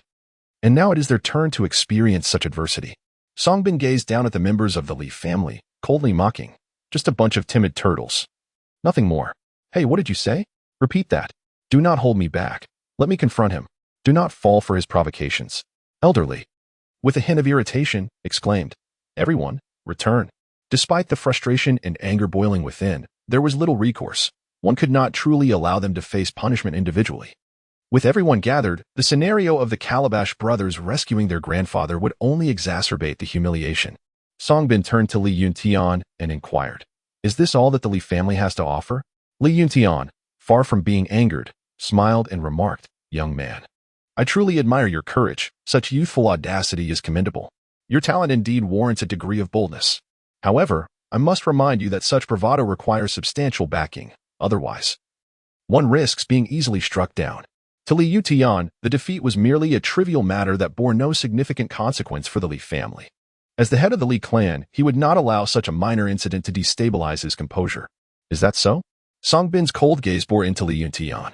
Li Yuntian merely smiled and shook his head, choosing not to engage in further conversation with Song Bin. "Is that how it ends, my lord?" The elder, filled with pent-up frustration, questioned. "A gentleman's vengeance is not delayed by a decade." "A decade?" Li Yuntian smiled with a devilish charm. "I never claimed to be a gentleman." A villain seeks revenge. Day in and day out, the selection banquet for heir's future wife is not held in vain. Tomorrow, I shall raise the prices and cut off their supply of medicinal herbs. Li Yutian whispered a few words into the elder's ear, prompting a smile to grace the elder's face. Marvelous. Turning his gaze towards the self-satisfied Wang and Song families, he regarded them as one might view jesters, thinking to himself that their laughter would soon be silenced. At this moment, Song Changfeng wore a mask of feigned congeniality as he remarked, "I sincerely apologize. Binner may have been a bit overzealous. He is unharmed, I trust?" Indeed, he was unscathed, having narrowly escaped demise. "Since your Li family is now devoid of members, the seal shall rightfully belong to my Song family." Song Changfeng laughed heartily, relishing a sense of triumph. Jiang Yao, the governor of Shuzhou, was taken aback by the unfolding scenario. Should this tension persist, an inevitable conflict among the three families loomed on the horizon. Just as Jiang Yao prepared to announce the victory of the seal, a youthful voice interjected, "I have yet to take the stage." All eyes turned towards the Li family's area, seeking the source of the youthful voice, which belonged to Li Yi, the companion of Li Yutian. Li Yutian was taken aback. "Ear, what are you saying?" Even in the face of the three clans vying for the seal, Li Yutian remained unfazed. However, when Li Yi uttered those words, Li Yutian was thrown into a state of panic. This young lad, was this truly the time for him to show off? The opponent was a 9-star martial master. While he was merely a 5-star martial master, still a child, how could he possibly contend with Songbin? Songbin turned to Li Yi and said, "So you are Li Yi? I have heard you are the strongest genius in the history of the Li family, yet you are merely a child with incomplete teeth." Li Yi corrected, "It has just grown evenly." Li Yi's words elicited a chorus of laughter. "Youngster, wait until you've grown up to challenge me." "I do not take advantage of those who have yet to mature," Songbin remarked with an expressionless demeanor. Li scratched his ear and declared, "Fear is fear. There is no question of being bullied or not. If you are afraid, then cede the title of champion to me." His laughter echoed, revealing a level of arrogance previously unseen. Songbin, infuriated, could only respond with a sardonic grin. "Ah, but today you have encountered it. Then come forth. But do not blame me if I leave you in tears, crying for your mother. Such a fate would not be too shabby for you." Chapter 62 Li Yi. Let us conclude this swiftly. I still wish to return home for a glass of milk. "Yeah, what jest is this? Come back." Li Yutian grasped Li Yi's arm, preventing him from ascending the stage, unable to bear the thought of watching the 1-year-old child venture forth. What if something were to happen? "Ear, do not act foolishly," Xiao Qingyao exclaimed in distress, embracing Li Yi to restrain his impulsiveness. They could not fathom why Li Yi had suddenly uttered such words. Insisting on competing with Songbin, Li Yi is undoubtedly a genius, yet Songbin is a 9-star martial master, while Li Yi is merely a 5-star martial master. In terms of realm, he is entirely outmatched, not to mention the vast disparity in combat experience and physical prowess.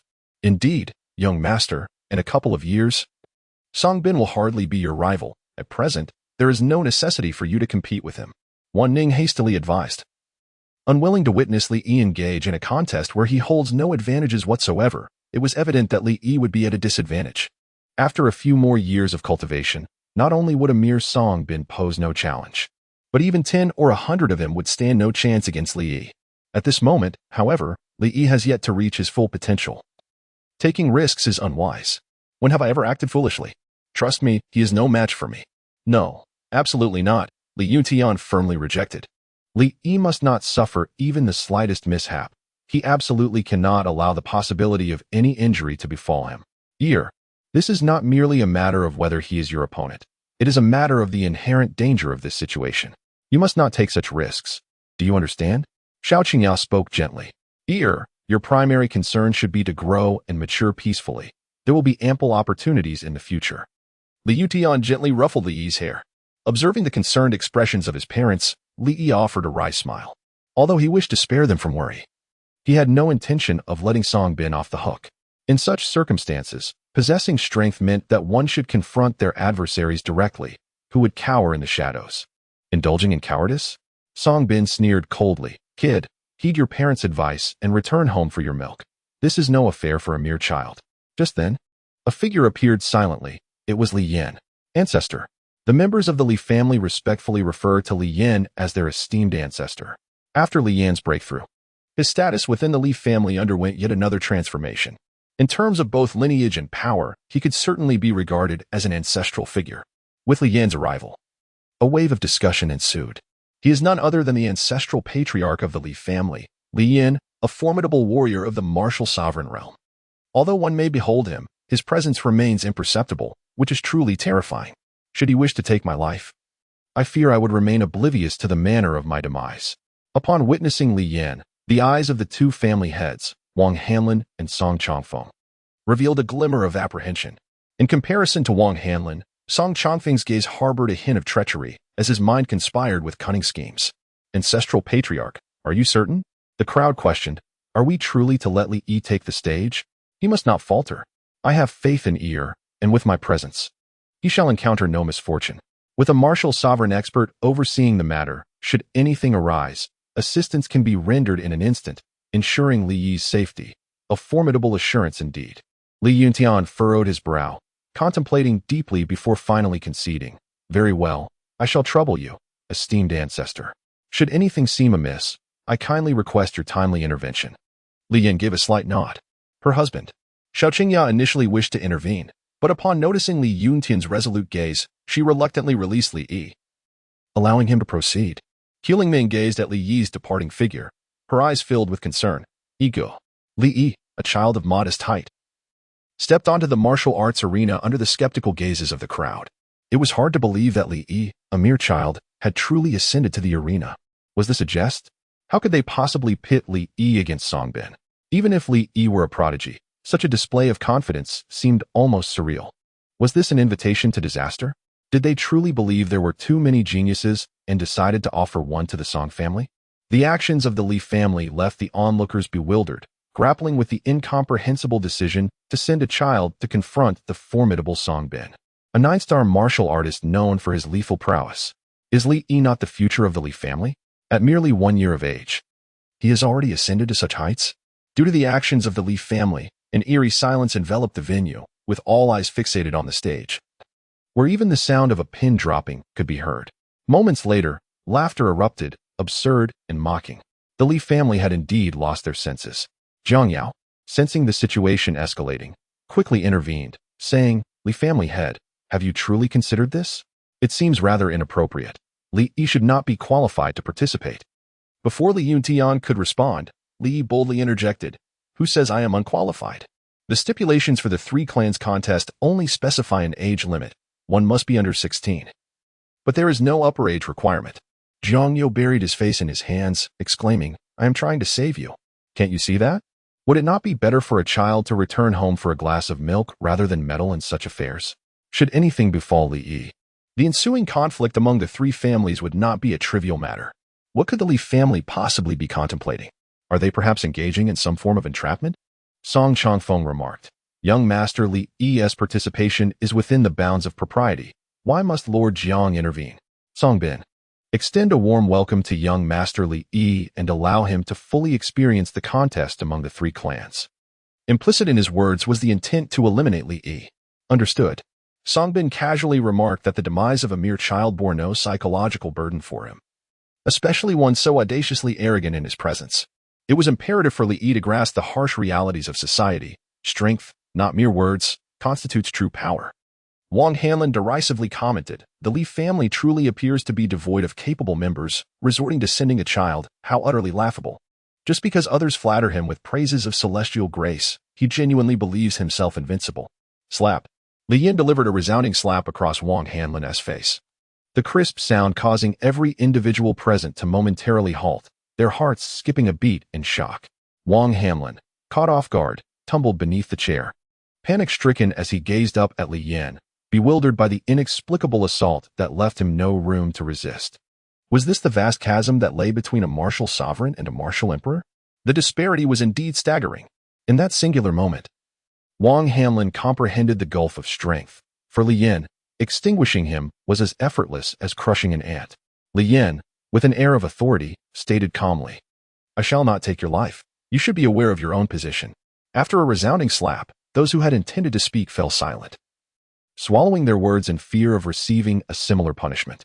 Observing that it was merely a slap, Zhang Yao let out a sigh of relief.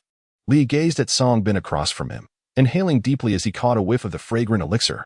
Li possessed the essence of alchemy, exhibiting an acute sensitivity to any medicinal pills.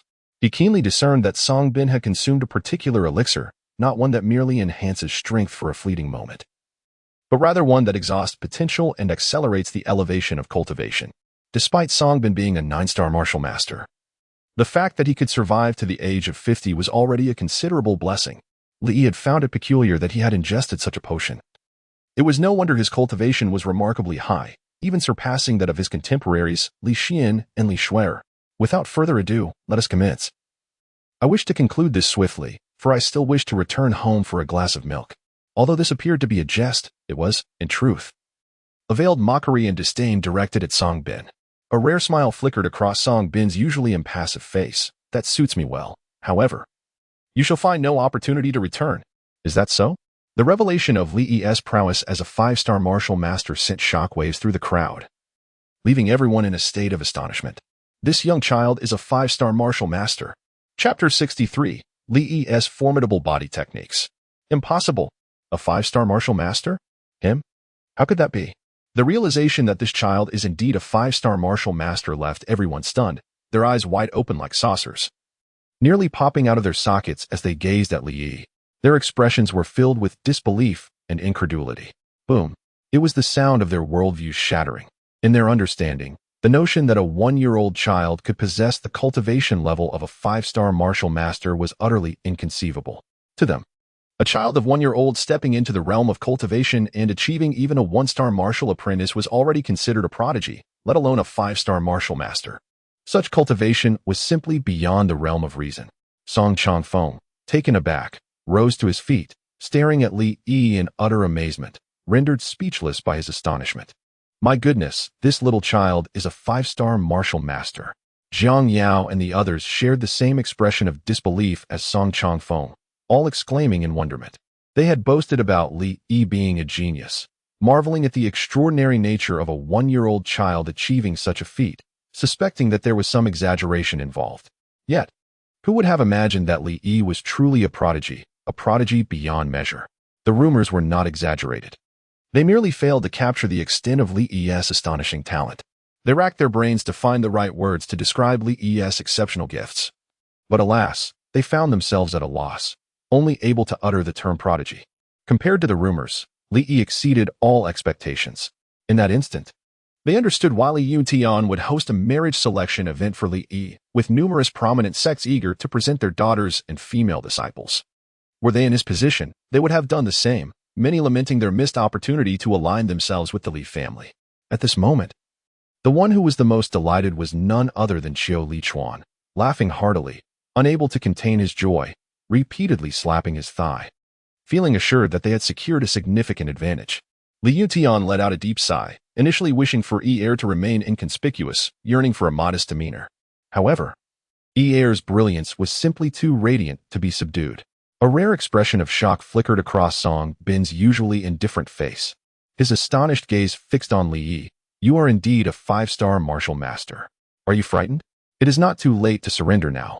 Li Yi twisted his wrist, regarding the towering figure before him, who was several inches taller. His neck ached. Speaking while looking up was truly exhausting. You are undeniably a prodigy, possessing the audacity to be arrogant. In the future, I may not stand a chance against you, but as of now, you are unworthy, and furthermore, you have no future. In a swift motion, Songbin lunged toward Li Yi, launching an attack with a speed and ferocity exceeding his previous strikes. Driven by the interests of his family, he was determined to eliminate Li Yi. Should Li Yi survive and reach his full potential, he would pose an exceedingly formidable threat. With a powerful blow aimed directly at Li Yi's face, the situation turned dire. This is bad. Songbin intends to strike lethally. Li Yi, be careful. Li remained unflustered, facing the situation with composure. He activated the second transformation of the 9-turn glazed golden body. Li underwent a remarkable transformation, seemingly expanding before one's very eyes, reaching an impressive height of approximately 1.2 meters. His physique also exhibited a subtle change in hue, emanating a faint luminescence reminiscent of exquisite glass. The ancient sacred body was already unparalleled in physical prowess, and the 9 turns glazed golden body represented the pinnacle of corporeal techniques, further enhancing the superiority of the ancient sacred body. The amalgamation of these two forces propelled his physical form into an extraordinarily formidable state. As he perceived Song Bin's attacking motion, he swiftly extended his hand to intercept Song Bin's fist, resulting in a resounding collision. The sound echoed crisply through the air. Song Bin, taken aback, felt as though his punch had struck solid iron, a dull ache radiating from his knuckles. In a flurry of urgency, he launched another strike. This time, Li Yi retaliated with a punch of his own, their fists meeting in a fierce confrontation. Li Yijio, embodying the resplendent golden form, steadied his posture as the stone floor beneath him shattered with a single stomp, the crack sprawling like a spider's web. Song Bin staggered back 2 steps before coming to a halt, gazing at Li Yi with incredulity. How could this be possible? Song Bin began to question his own existence. Li Yi had withstood his 2 punches with sheer physicality, and he was merely a 5-star martial artist.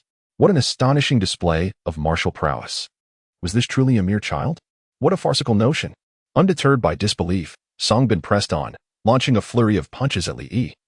Engaging in a fierce contest of martial techniques, Li Yi retaliated with his physical prowess, each strike resonating with palpable force. The only disadvantage he faced was his relatively diminutive stature, with arms somewhat short, yet this did not significantly impede his performance. It must be acknowledged that the 9-turn glazed golden body technique is remarkably powerful, complementing the primordial sacred body exquisitely. Although Song Bin possessed several minor realms of cultivation above Li Yi, his physical strength was utterly incapable of breaching Li Yi's defenses, and he found himself overwhelmed by Li Yi's assault. At this moment, Song Bin was thoroughly questioning his existence. This is impossible, he roared. Li Yi scoffed. Do you truly believe that consuming a couple of potency-enhancing elixirs will enable you to triumph over me? How naive. You could have ventured further, but alas. This is where your journey concludes. Do you comprehend anything? This is all for the Song family. You are destined to perish. The arrogance and indifference that once adorned Song Bin's face had dissipated, replaced by fury and disbelief. In the face of Song Bin's relentless onslaught, Li Yi countered with his physical prowess. The martial arts arena lay in ruins, scarred beyond recognition, with not a single brick remaining unscathed. Goodness, this is utterly terrifying. Young Master Li is holding his own against Song Bin, despite being merely a 5-star martial artist. No, young Master Li is actually gaining the upper hand, attributed to his extraordinary physical skills. What kind of martial arts is this? I have never witnessed anything like it. In the audience, the members of the Li family were equally astonished, their surprise rivaling that of the others. Each of them gazed at Li Yi on the stage, frozen in a moment of silence. After a prolonged interval, they finally regained their composure. My heavens, is this truly young Master Li?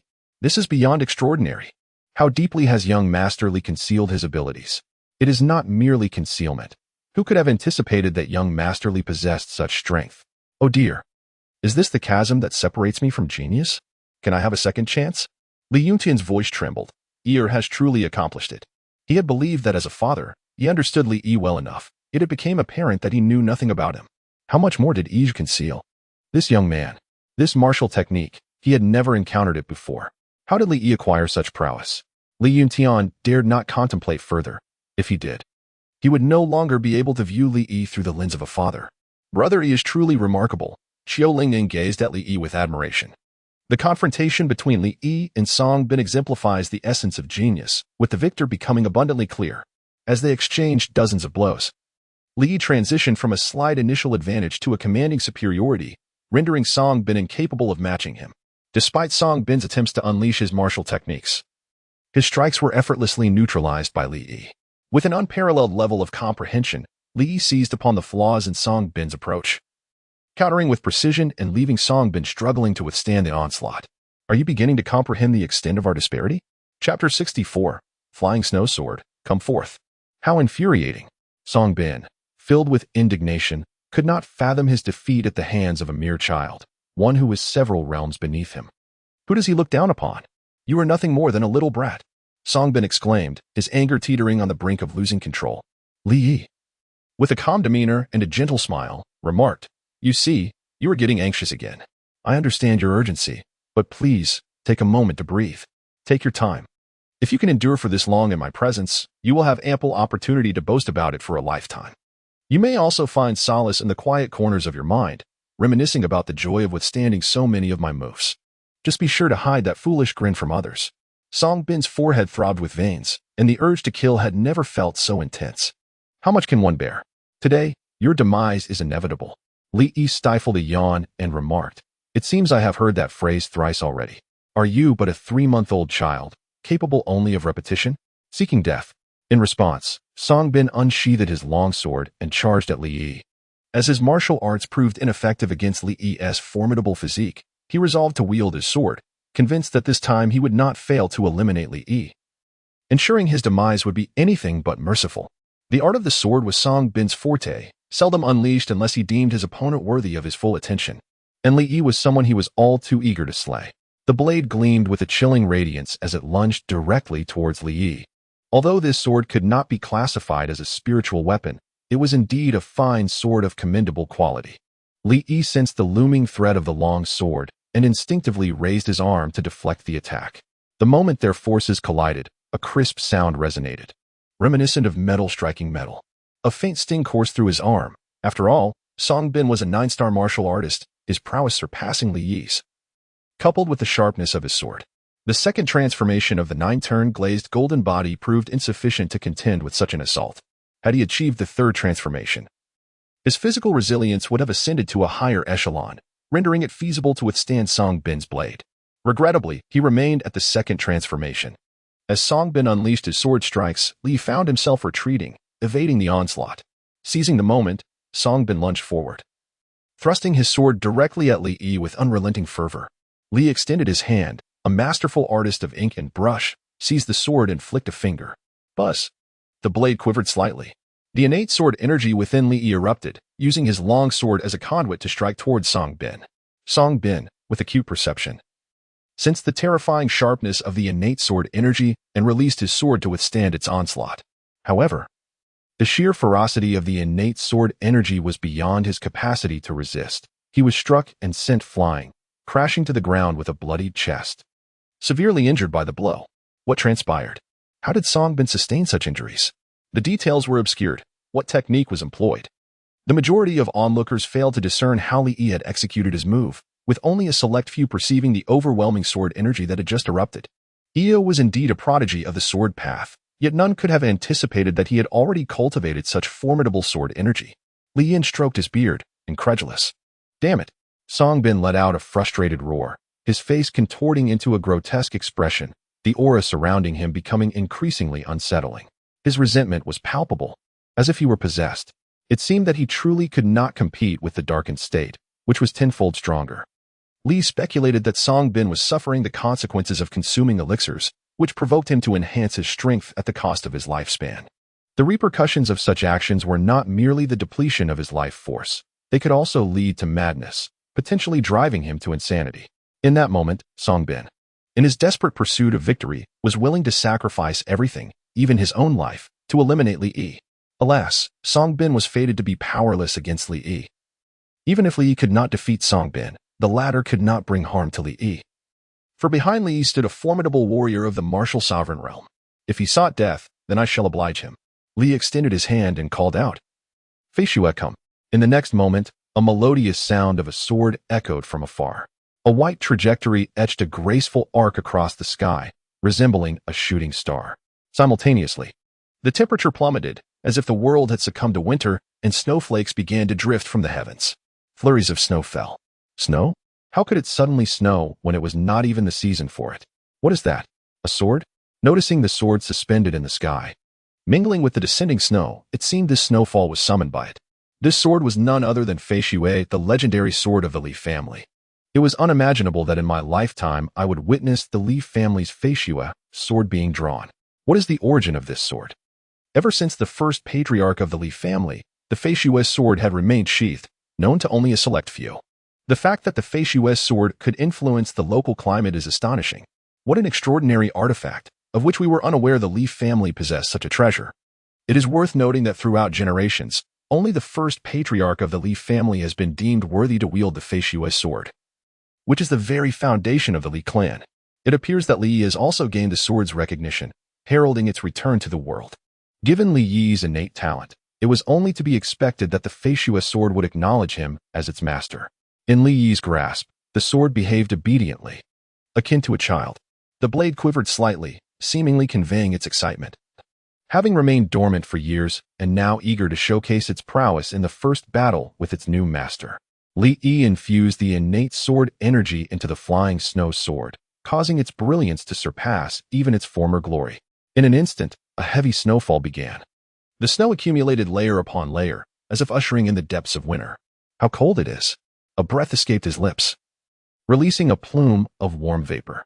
Li Yin reached out to catch a snowflake, marveling at the formidable power of the flying snow sword, which had altered the very climate of this realm simply by its arrival, something even he, a martial sovereign, might not be capable of achieving. Die! Songbin bellowed in fury, charging towards Li Yi with lethal intent.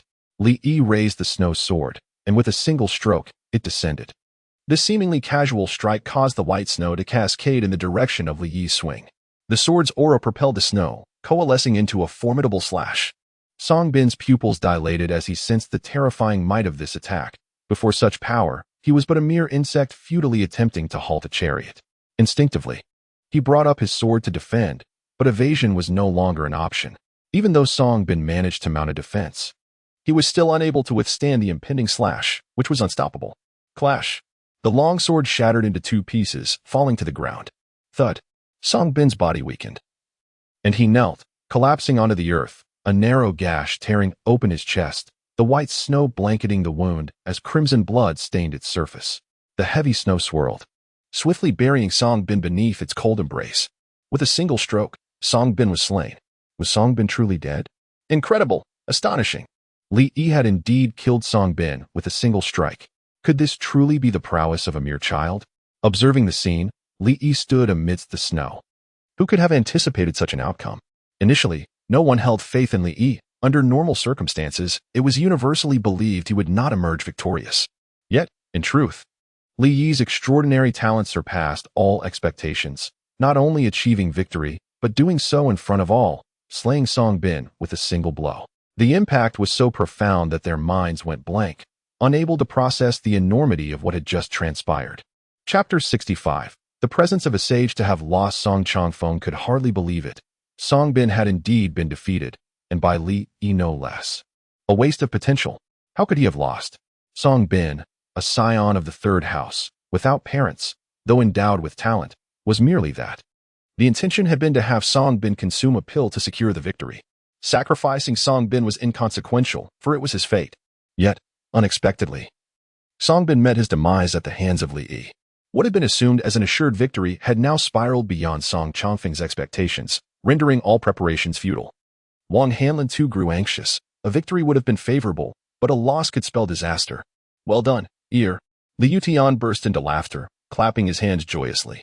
The members of the Li family came to their senses, erupting in joyous cheers, praising young Master Li Yi. Well done, young master. Defeating Songbin brought a tremendous sense of relief, a feeling of unparalleled comfort.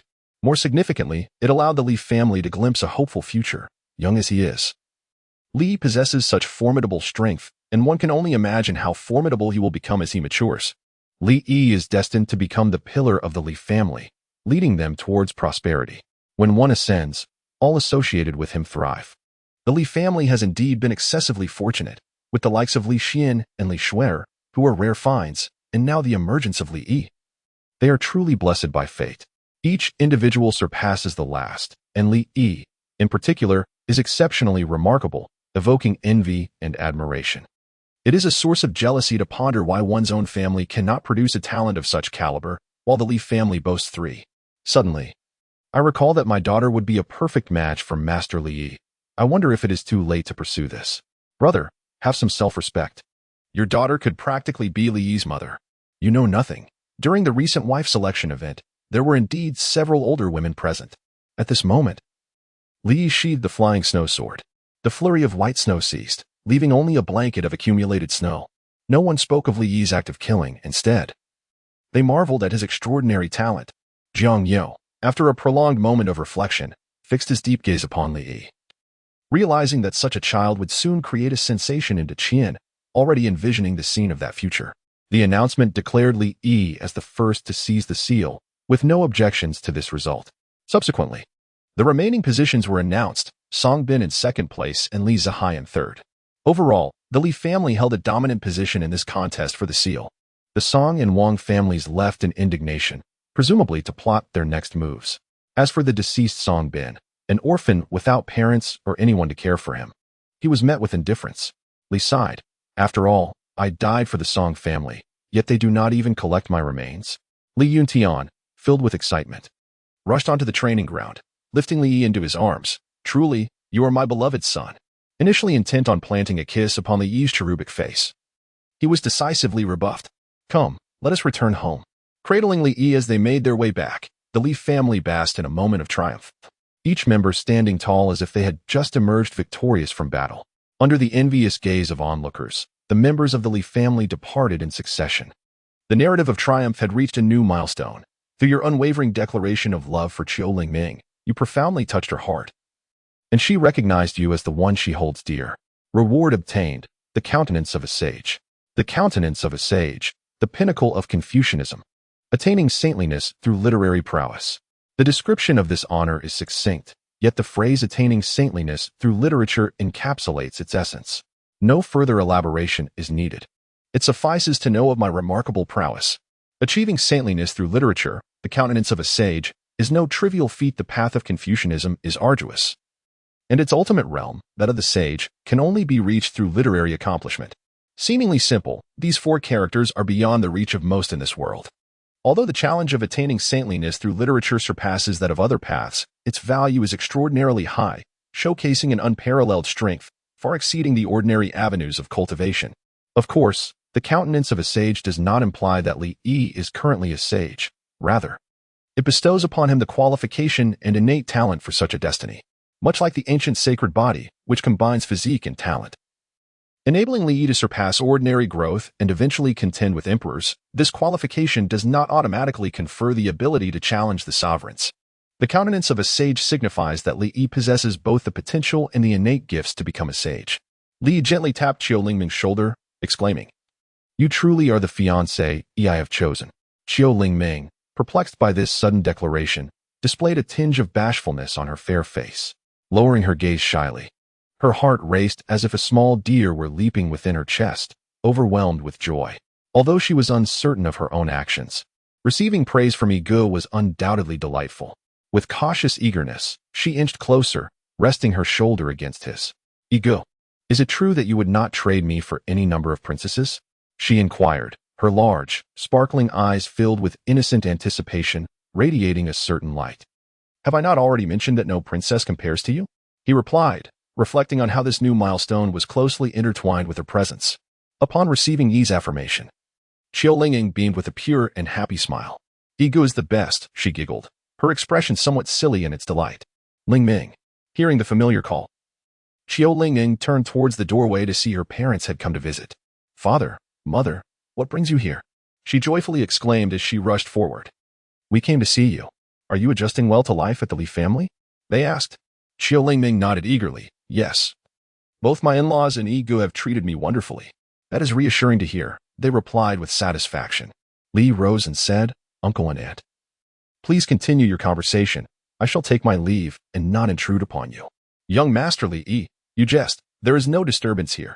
I am more concerned that we might be interrupting you." "Ha ha ha," Qiu Lichuan replied with a smile. After paying his respects, Li Yixing departed. He initially intended to visit the alchemy chamber but was intercepted by Li Yuntian, who carried him to the front hall to serve as a good luck charm. Following the fierce competition among the three clans for the seal, various factions hurriedly came to pay their respects to the Li family. Even more alarming, these visitors brought their daughters along, compelling the commencement of a second wife selection event. The allure of Li Yi to them is undeniably immense. Even a slight connection would suffice. Now presents an opportunity for in the future, even aspiring to such heights may become an unattainable dream. What could be said about Li Yuntian's demeanor? It is evident. His countenance is adorned with an exuberant smile that seems almost ready to split his lips in delight. Li Yi, embraced as a mascot, listened to each of them reiterate a few phrases of praise, feeling as though he had lost his soul, his light extinguished. "I want milk." The tale of the Li family seizure of the seal unfolded as anticipated. Within a single day, discussions erupted across various locales in Shuzhou. And within 3 days, the news had spread to neighboring prefectures. Those who had not witnessed the event firsthand regarded it with skepticism, for the occurrence was simply too outrageous. It would be abnormal not to harbor doubts. Meanwhile, those already connected to the Li family, such as the Baiyun Temple and the Yuanshan sect, undoubtedly found amusement in the news. hastily arriving with congratulatory gifts to pay their respects. Chapter 66. The Lord of Qinshur Island, the Spirit of the Instrument. This is simply illogical. Li gazed at Qiu Lingning with an expression of disbelief, having studied her for so long, yet she remained utterly unresponsive. It was indeed a perplexing mystery. Contemplating, he pinched his chin while observing her. Qiu Lingming kept her head lowered, resembling a child who had erred, too timid to meet Yi's eyes, having disappointed him once again. Well, perhaps it was best to take things slowly. Li leisurely spat out a mouthful of phlegm and said, "Let us play the piano and see how your skills have progressed." Qiu Lingming responded with a smile, nodding obediently as she accompanied Li to the piano.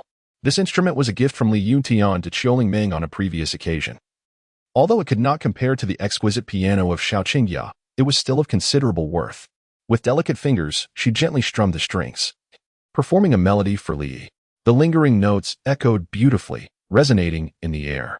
Under Li Yi's guidance, and through relentless practice, Qiu Lingming's piano skills had advanced remarkably in this period, earning her praise even from Shaoqingya, who candidly remarked that in a few years, Qiu Lingming would surely surpass her.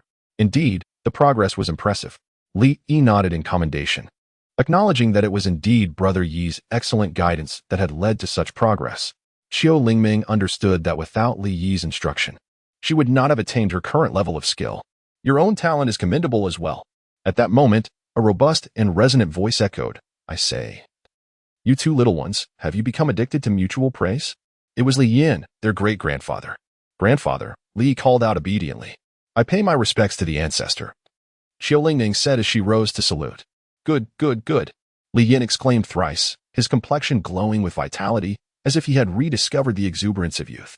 Li smiled and remarked, "Great-grandfather's cultivation has advanced remarkably." Li Yin stroked his beard and remarked, "Ever since you, my young friend, integrated the ancient cultivation techniques to refine my methods, my progress has been astonishingly swift. I have indeed made considerable advancements, all thanks to your efforts. Grandfather, you flatter me." "It was merely my duty." Li Yin cast a glance at Qiu Lingming and the zither before addressing Li Yi. "I see that you have been practicing the zither diligently during this time. Although your talent is unparalleled throughout history, it is imperative that you devote more of your efforts to your cultivation." "I understand." Li Yin stroked his beard and mused. "It has been quite a while since I truly listened to the Qin. Ear, unleash your full talent and allow great-grandfather to appreciate your skill." He sat up straight, eager to hear Li Yi's musical prowess. Although his understanding of the Qin was not profound, his ability to appreciate it was beyond question. "Very well." Li Yi nodded and began to play a melody on the zither for Li Yin. Qiu Lingming also sat quietly, attentively listening to Li Yi's performance, hoping to learn a thing or two from it. Li Yi entered the zone and began to play. Li Yin listened intently, captivated by the music, and was drawn into a profound state of contemplation under its influence. After a piece concluded, he stroked his beard, inhaled a breath of cool air, and his expression turned pensive, as if lost in recollection. "You, my boy, are truly extraordinary. Your mastery of the zither has reached such heights that merely your performance can enrapture me, surpassing even those who have dedicated their lives to the art of zither playing." Li Yin praised. "Has great-grandfather encountered practitioners of the zither path?" Li inquired with curiosity, for while the zither path is not entirely obscure, its practitioners are exceedingly rare. "Indeed, in my youth, I had dealings with the master of Zither Saint Island. That woman, with her skill in the zither, could ensnare one's mind, leaving one utterly defenseless." Li Yi furrowed her brow slightly. "The Lord of Qinshur Island? Does Li Yin know him?" Judging by her tone, it seems that woman harbors a grudge against the Lord of Qinshur Island. "Great-grandfather, could it be that you have fallen under a spell?" Li Yin let out a long sigh, remarking, "That woman possesses remarkable skills. I have fallen for her tricks once. However, I do not consider her to be my adversary." Li observed Li Yin's expression, which undoubtedly hinted at a tale worth telling. With a wicked smile creeping across his face, he urged, "Great-grandfather, do share." Despite his reluctance to revisit the past, Li Yin decided to indulge Li Yi's curiosity and recounted the story. "In my youth, during the illustrious era of the Great Qian and the Great Yin, there was a remarkable contest among the most talented individuals of our nations. Such an exhibition of national prestige attracted the finest champions from both realms, each representing their country in a battle of honor. I was among those fortunate few. Among the elite of Great Qian, I stood out, basking in the glory of my youth, forging numerous friendships, including one with the esteemed master of Qinsong Island. known as Shanghuan Tianqin. She was one of the top combatants of Great Qian, possessing formidable strength at a tender age. During that time, I grew close to His Highness the Seventh Prince, now known as King Jing, who had developed an infatuation for Shanghuan Tianqin. He implored me to accompany him to her residence to express his feelings. Unexpectedly, the Seventh Prince, in a rather foolish manner, struggled to articulate his sentiments, inadvertently provoking Shanghuan Tianqin. In retaliation, she enchanted us both with her musical prowess, leading to a comical scene where the Seventh Prince and I, in front of a large audience, confessed our mutual affection for one another throughout the night, resulting in an utterly embarrassing spectacle. Li Yin let out a long sigh, his gaze filled with an indescribable longing for the days of his youth, brimming with reminiscence. Li nodded thoughtfully. In this light, it hardly qualifies as enmity, at most. It was merely a folly of youth. In those days, I was unaware of Shanghuan Tianqin's tactics and fell into her trap, but now, I would certainly not be so easily ensnared.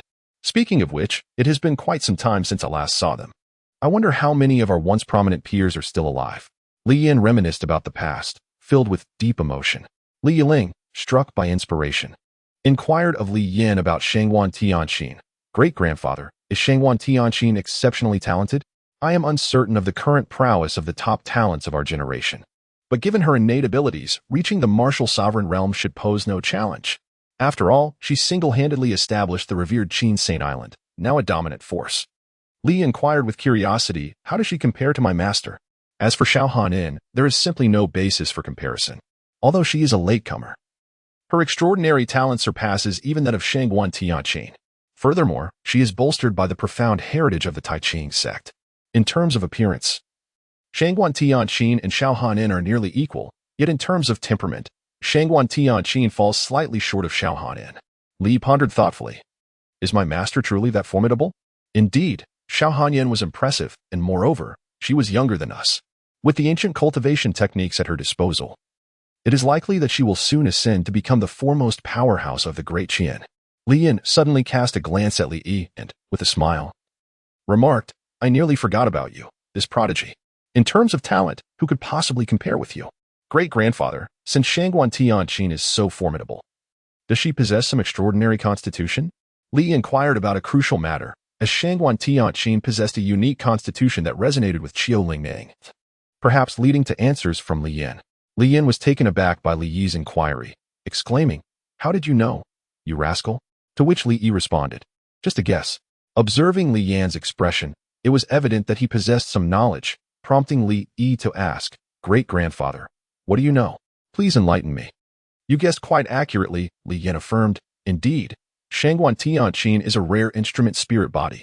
Chapter 67, The Key to Awakening the Autumn Spirit Dream Physique. Instrument spirit body? What kind of physique is that? Li inquired with confusion, having never heard of it. Li Yin elucidated to Li Yi, this physique is rather unique. Akin to a weapon spirit, as you may know. Li Yi nodded in acknowledgement. The possessor of a weapon spirit physique exists in a manner similar to that of a weapon spirit.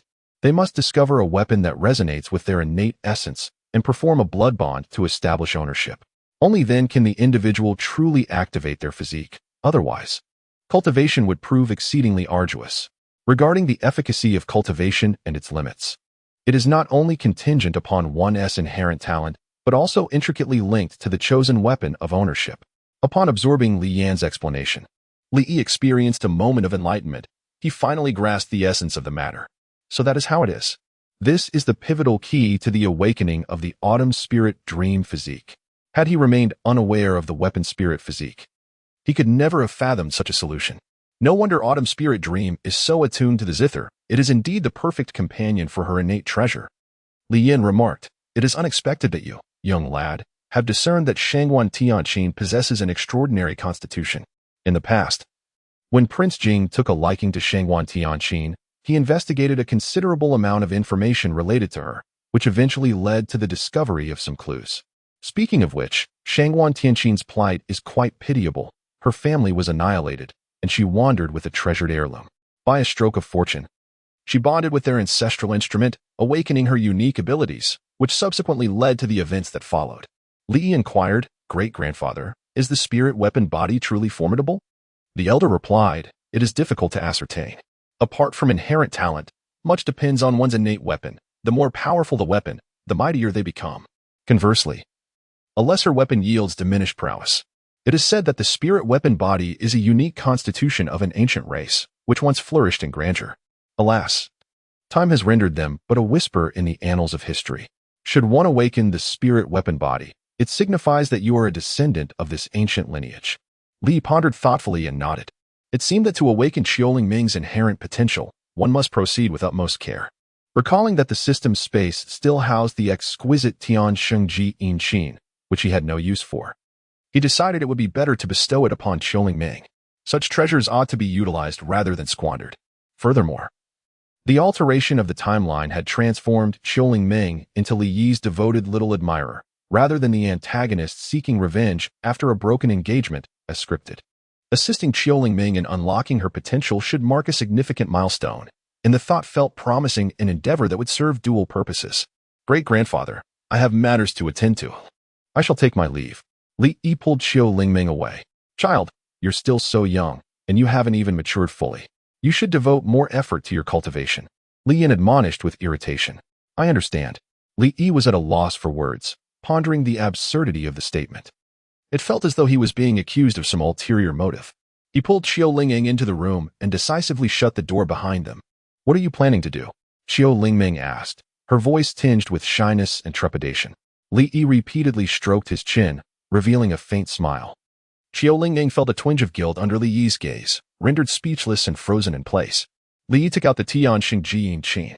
Xiaoling Ming blinked in surprise, her wide eyes reflecting a sense of wonder as she gazed at the ancient instrument. The profound aura emanating from the Qin was unmistakable. It was evident that this was no ordinary instrument, but rather an extraordinary one. The design of the Tian Shengji Yin Qin was far from conventional, exuding an air of formidable power. Was this truly a Qin? One could ascertain its identity as a stringed instrument, yet its extravagant form was strikingly ostentatious. What kind of Qin was crafted in such a flamboyant manner? Moreover, why did this instrument possess 16 strings? Typically, a Qin would have only 7 strings. Leaving Xiaoling Ming intrigued by its unusual configuration, Li gazed affectionately at the heavenly sacred silence zither in his hands.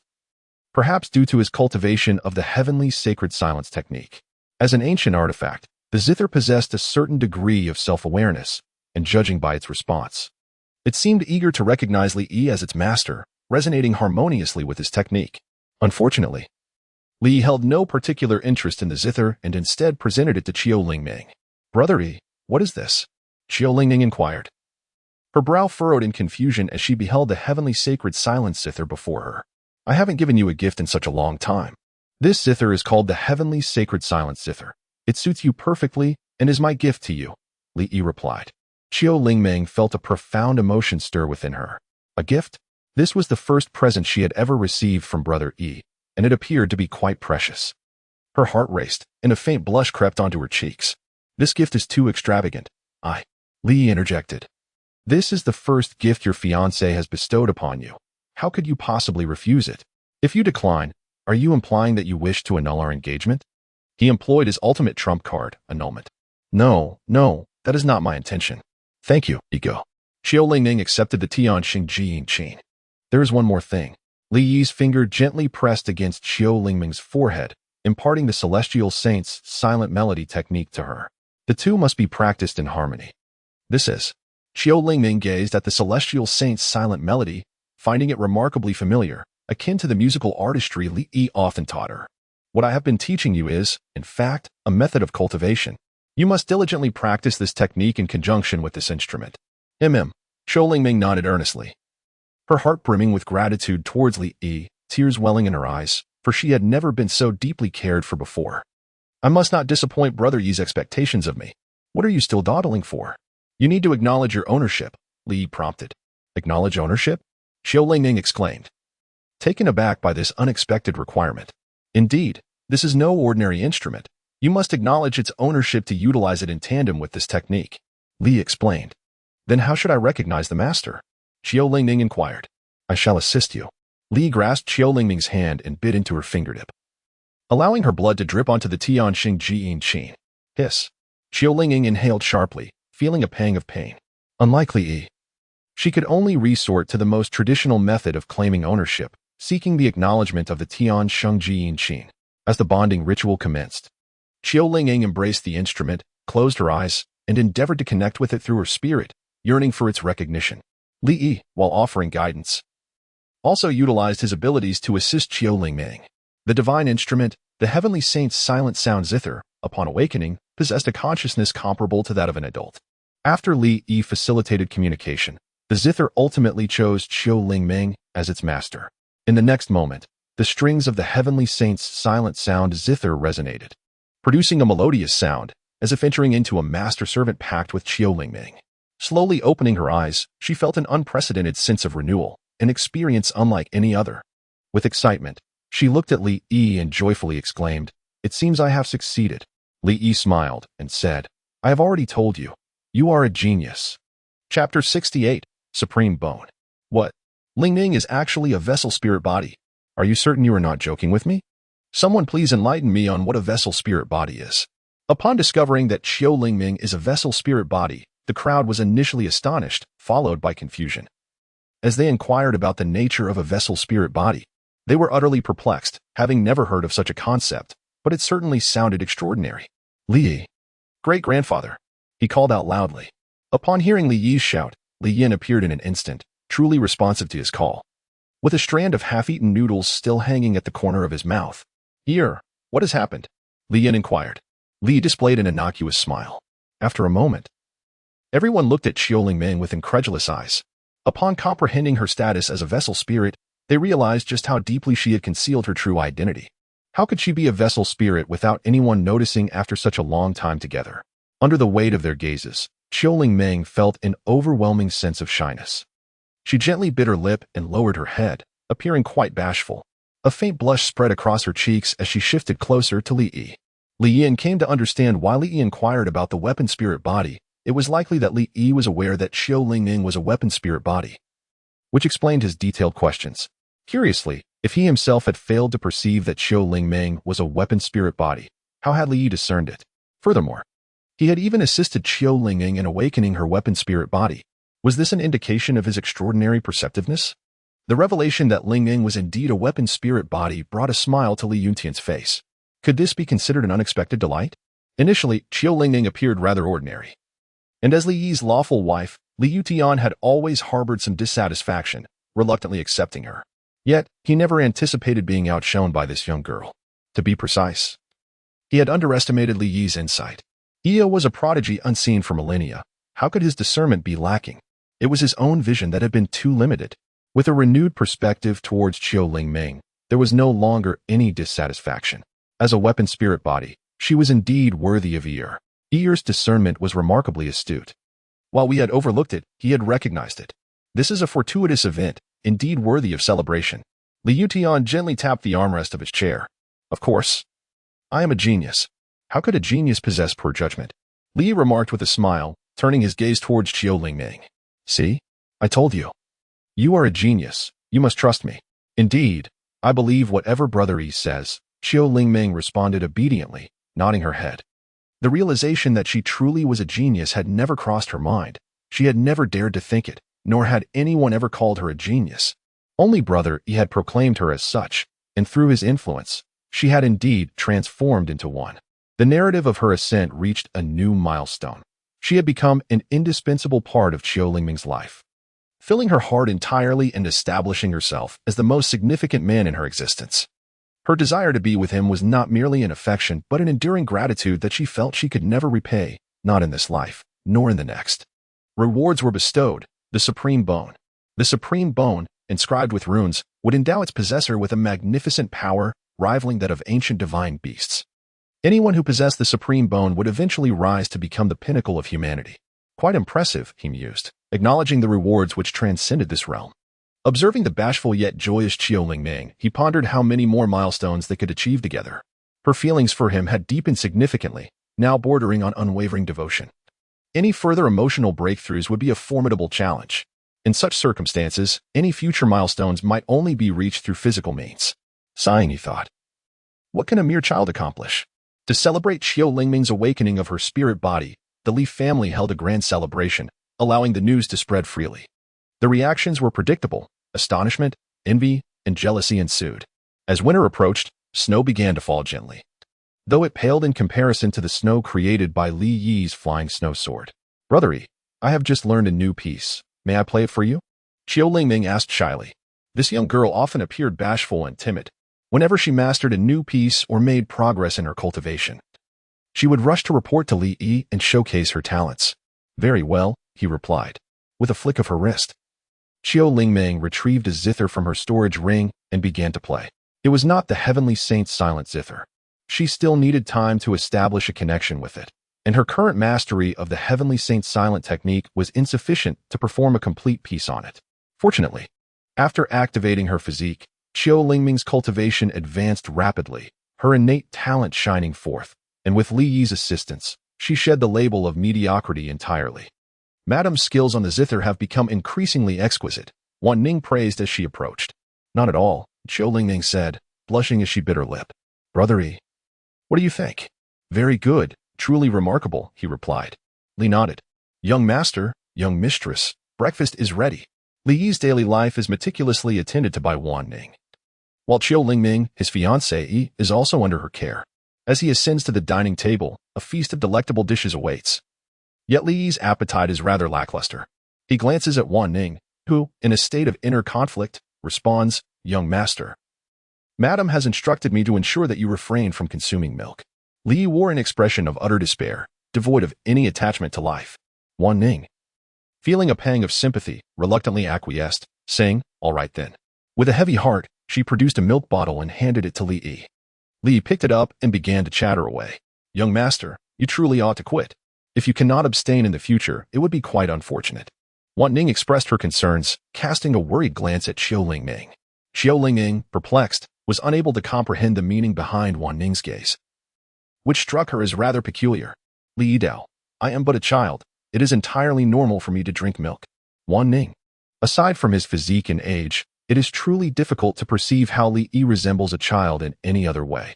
"Young master, the madam has mentioned that we are to attend the temple fair this evening." Wan Ning suddenly recalled this matter. "Temple fair?" Li inquired, puzzled.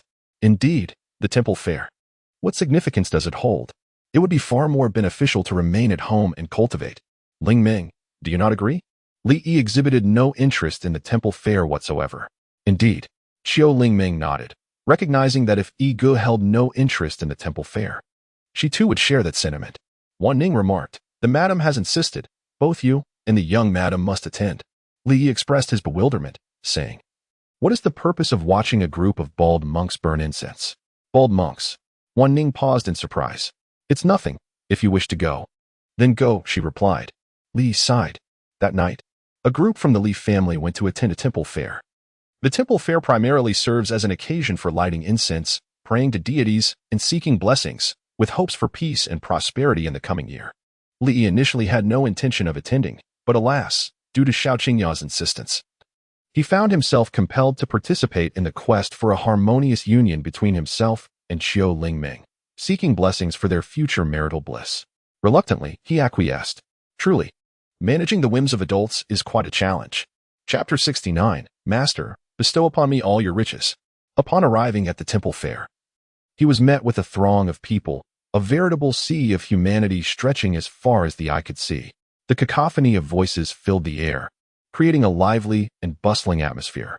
The procession of carriages came to a standstill, and Li Yi drew back the curtain to gaze outside, where the masses surged in every direction. Amidst the crowd, he felt like a mere sardine in a can. What joy was there in such a crush? He longed for the warmth of home, the comfort of his bed, and the tender embrace of Wan Ning. Though she may be a bit flat, her warmth and fragrant presence were undeniably soothing. Turning to Wan Ning, he asked, "Young master, what troubles you?" "Nothing," he replied, casting a sidelong glance at her bosom. A year had passed, yet there was no sign of change. Had she not heeded his advice to drink her milk diligently? Then he looked at Xiao Qingya, reminiscing, "Mother, I wish to be held." Li opened his arms, inviting Xiao Qingya for an embrace. The discomfort from sitting in the carriage had left Li Yi with an aching waist and sore backside, leaving him in dire need of solace. "You child." Xiao Qingya sighed in exasperation, pulling Li Yi close and allowing him to sit upon her lap, enveloping him in her warmth. Li Yishu comfortably nestled in Xia Qingya's embrace, relishing the warmth. "You mischievous child," Xia Qingya remarked, playfully poking Li Yi's cheek. The little one remained as endearing as ever. It had been quite some time since she had pinched his cheek, but she could not resist the urge. It felt just as delightful as before, perhaps even more so. For the sake of Li Yi's growth, Xiaoqinjie had refrained from such intimacy for a while. Though reluctant, she understood the importance of nurturing his independence and self-awareness, after all. He was nearing 2 years of age and could not remain forever cradled in his mother's arms, drinking milk. Yet, the reality was that his dependence on her had not waned in the slightest. "Madam, passage is prohibited ahead. I kindly ask that you disembark," came the announcement. "Very well." Xiaoqinjie replied, taking Li Yi's hand while Wan Ning held on to Qulingming, and they stepped down from the carriage. Sister Qingya, the eldest lady, Bilian, and the second lady, Gong Wenwei, were ahead, having also alighted from their carriage, accompanied by several members of the Li family. Li Yuntian initially intended to accompany them. However, due to numerous pressing matters, he was unable to attend. "Let us proceed," he suggested, as they set off towards the temple to offer incense. Upon their arrival, members of the Li family swiftly cleared a path. The Li family's display this year is indeed quite grand. Perhaps you should refrain from excessive chatter. Have you not considered the current influence of the Li family? This spectacle is but modest in comparison. Were I in their position, I would orchestrate a display tenfold this grandeur. Upon reaching the temple, a group of monks warmly welcomed them and guided them to the area designated for the first incense offering.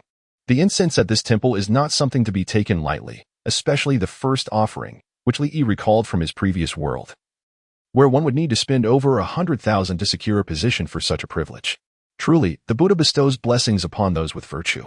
Li sighed, remarking that shaving his head brings prosperity. The host, upon hearing Li's words, clasped his hands together and with a serene expression murmured a single word: "Good." Young Master Li, endowed with remarkable intelligence, seemed destined to be connected with the Buddhist path. Given his innate talents, he surely has the potential to become a disciple of the Buddha. Why not embrace the teachings of our faith? The host's face radiated a warm and benevolent smile. Li Yi remained silent, his expression devoid of emotion, even feeling an urge to laugh. Did the host truly believe his own words? It was likely that he had repeated them so often that he had begun to convince himself. Indeed, he was just as he was remembered, relishing the deception of Navi youths into shaving their heads. Did the very first statement aim to lead him to embrace Buddhism? Li Yi's demeanor immediately soured. The host's interest was not in Li Yi's connection to Buddhism, but rather in the wealth of the Li family. Li Yi's lips curved slightly upward, his hands clasped together, exuding the dignified presence of a sage, an aura that was undeniably imposing. "Master, I beseech you, with the compassion of the Buddha, when the time is right, fated connections shall naturally arise. Goodness prevails. Therefore, Master, has your fated moment arrived?" The old monk continued his daily recitation of scriptures. "Master, has your fated moment arrived? The essence of cultivation lies in thus. Master, is your fate yet to unfold?" The master gazed into Li Yi's innocent eyes. The words he intended to speak caught in his throat, as he felt an invisible force emanating from the young man. "This lad is deliberately provoking me, isn't he?" "No, fate is a manifestation of," Li Yi continued. "The Buddha teaches that wealth is but a transient possession. Perhaps the reason the master has yet to attain enlightenment is due to an attachment to these mundane treasures. Why not relinquish your riches to me? For, indeed, wealth is the root of all evil. Master, you must forsake everything and devote yourself entirely to the pursuit of Buddhism. Surrender all to me." The Buddha said, "If I do not enter hell, who will? Allow me to bear the weight of all sins. Master, go forth with peace. You will surely comprehend your connection with the Buddha." The host, with a slightly agape jaw, could fit an egg within. "Is this little brat attempting to deceive me? I have always been the one to deceive others. This is the first time someone has tried to dupe me." It appears the master is reluctant to abandon worldly possessions. Since the master cannot accomplish this, why then guide others towards renunciation? "Master, are you not misleading your disciples?" Li Yi questioned the host, who took a deep breath while still maintaining a benevolent smile. "Young master, you may not be aware. It seems that it is your own lack of sincerity that has led you astray, for it is no wonder that you find no connection with the Buddha." The host's lips twitched slightly, as if struggling to maintain composure. "But has the young master truly achieved this? I am not a disciple of the Buddha. Why should I adhere to such practices?" Li Yi responded, "Master, your reasoning is rather peculiar. One should not impose upon others what one does not desire for oneself. You ought to heed the teachings of the Buddha carefully, lest you stray onto the wrong path." Li Yi spoke earnestly. Xiao Qingya chuckled, observing the child. and said to the master, "Master, I sincerely apologize. The child is still too young to articulate his thoughts. Please do not hold it against him." Li Yi, with a serious demeanor, remarked, "Mother, one must not speak to the master in such a manner, nor should we offer apologies. For the master is a benevolent soul who seeks to enlighten all beings.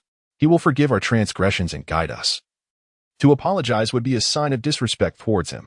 A true master, possessing a heart full of compassion, would not hold our faults against us." Xiao Qingya responded. "All right, I understand. Please cease your discourse."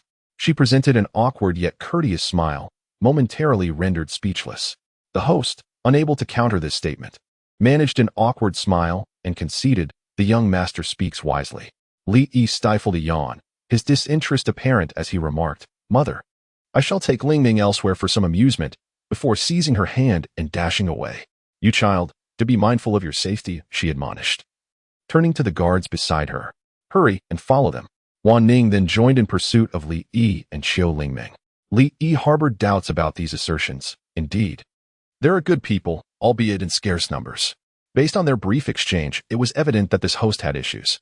"Brother Yi, where shall we go?" Xiao Lingming inquired, her large eyes fixated intently on Li Yi as if he were her sole focus. "Let us explore around," he suggested. Li took Xiao Lingming's soft, delicate hand and wandered aimlessly. Spotting a stall selling snacks and candies, he urged Xiao Lingming, "Come, let us buy some treats. I would like this one. And that one as well. Wan Ning, please make the payment." "Young master, you just had dinner. Can you possibly finish all this?" Wan Ning completed the transaction.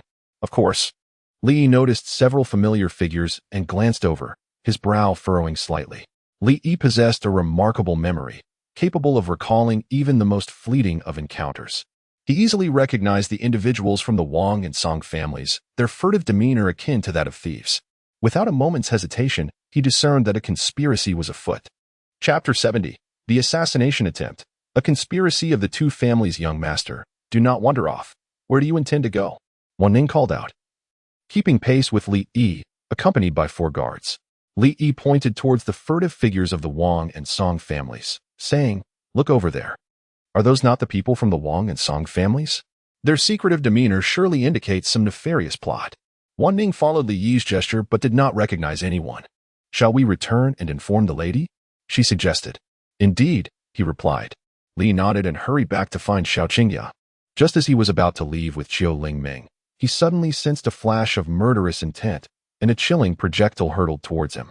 Li Yi keenly sensed the impending danger, releasing Xiao Lingming and swiftly evading the hidden weapon. The chilling projectile fortuitously struck an unsuspecting audience member. A piercing scream echoed, capturing the attention of the crowd. The unfortunate spectator collapsed to the ground, clutching the wound and wailing in agony. Li turned his gaze towards the man's wound. Noticing a dart embedded within, which, due to his affinity with nature, he discerned was laced with a potent toxin. As the man writhed in agony, frothing at the mouth, panic ensued among the crowd, already tumultuous, spiraling further into chaos. "An assassin! Protect the young master!" A cohort of guards swiftly encircled Li Yi, ensuring his safety. At that moment, a group of cloaked figures emerged from both sides, formidable and lethal, indiscriminately attacking anyone in their path, their sights set squarely on Li Yi. From a distance, a volley of cold arrows was unleashed, aimed directly at his life. "Young master, flee. We will cover you," urged the guards. "It is futile. We are surrounded and cannot escape," came the grim response. Li observed the movements of the cloaked figures, noting their tight encirclement, indicative of a premeditated scheme. The guards valiantly defended against the assassination attempts of the assailants, as the protectors dispatched to safeguard Li Yi were all elite warriors, each at the martial king level. They formed a protective barrier around Li Yi, Xiao Lingming, and Wan Ning, momentarily fending off the attackers. Wan Ning anxiously held Li Yi and Xiao Lingming close to her. Li Yi said, "Wan Ning, you may hold Lingming, for my strength surpasses that of both of you. By clinging to me, you only hinder my ability to unleash my true power." Wan Ning responded with a soft "oh," releasing her grip on Li Yi. Observing his calm demeanor, she pondered whether such tranquility was truly befitting a child. "Young master, are you not afraid?"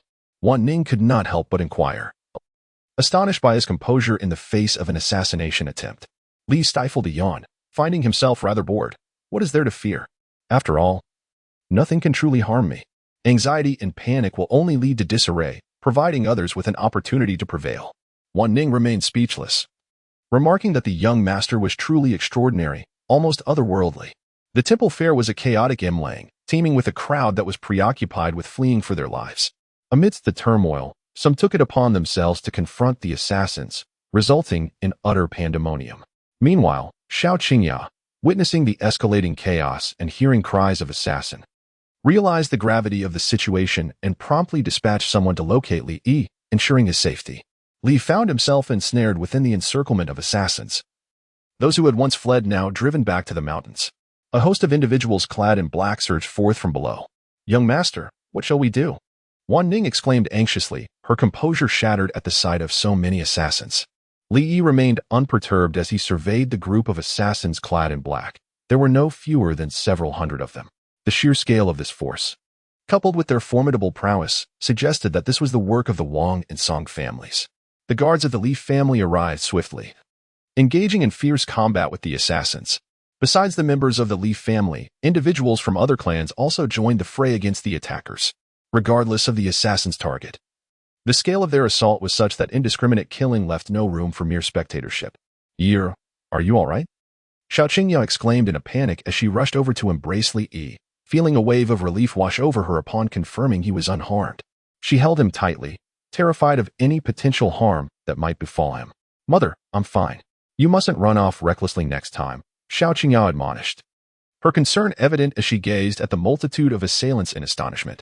Bai Lian approached, sword in hand, commanding, "You all step back and await rescue." She positioned herself protectively behind Xiao Qingya and Li Yi, as the group instinctively banded together to form a defensive line against the onslaught of assassins. "Is the attack aimed at you?" inquired second Madame Gong Wenwei with curiosity. Li raised his head with an expression that exuded innocence, as if to say, "Do not look at me. I am utterly oblivious. I know nothing." Xiao Qingya shook her head in response. The scale of this operation appeared far too grand. It resembled not an assassination but rather a brutal invasion. Who are these individuals? Gong Wenwei furrowed her brow, recognizing that the assassins were formidable and with their current manpower, escaping seemed a daunting challenge. Rescue was their only hope. Li Dao, the members of the Wang and Song families. "What?" With a shocked gaze, they turned to Li Yi and inquired, "How do you know?" Such an unfounded assertion. How could Li Yi be so certain? If it truly were the Wang and Song families behind this, such a grand scheme would undoubtedly leave some traces. Did they not fear the imperial retribution? They could be annihilated entirely. "I just saw members of the Wang and Song families acting furtively, conspiring about something. It must be this," Li Yi explained. "Then why didn't you inform me sooner? I was just about to return and tell you when they struck. I didn't have the chance," Li Yi clarified. Xiao Qingya. All right. Feeling slightly speechless, she noticed Li Yi's calm demeanor and steadiness. Curiously, she asked, "Are you not afraid? What is there to fear, mother? If you are scared, hold me tight. I shall protect you." Li Yi embraced Xiao Qingya around the neck, drawing close to her. Xiao Qingya. Now, she was genuinely at a loss for words, her lips twitching involuntarily. Relying on a child for protection? Although she could not suppress a wave of exasperation, her heart was touched. This child was truly worth her affection. These two families are truly courting disaster. Gong Wenwei exclaimed in anger. How dare they commit such acts? Do they not fear annihilation? It seems they are desperate, but this is an underestimation of us, an elder from the Li family remarked. At that moment, another group approached.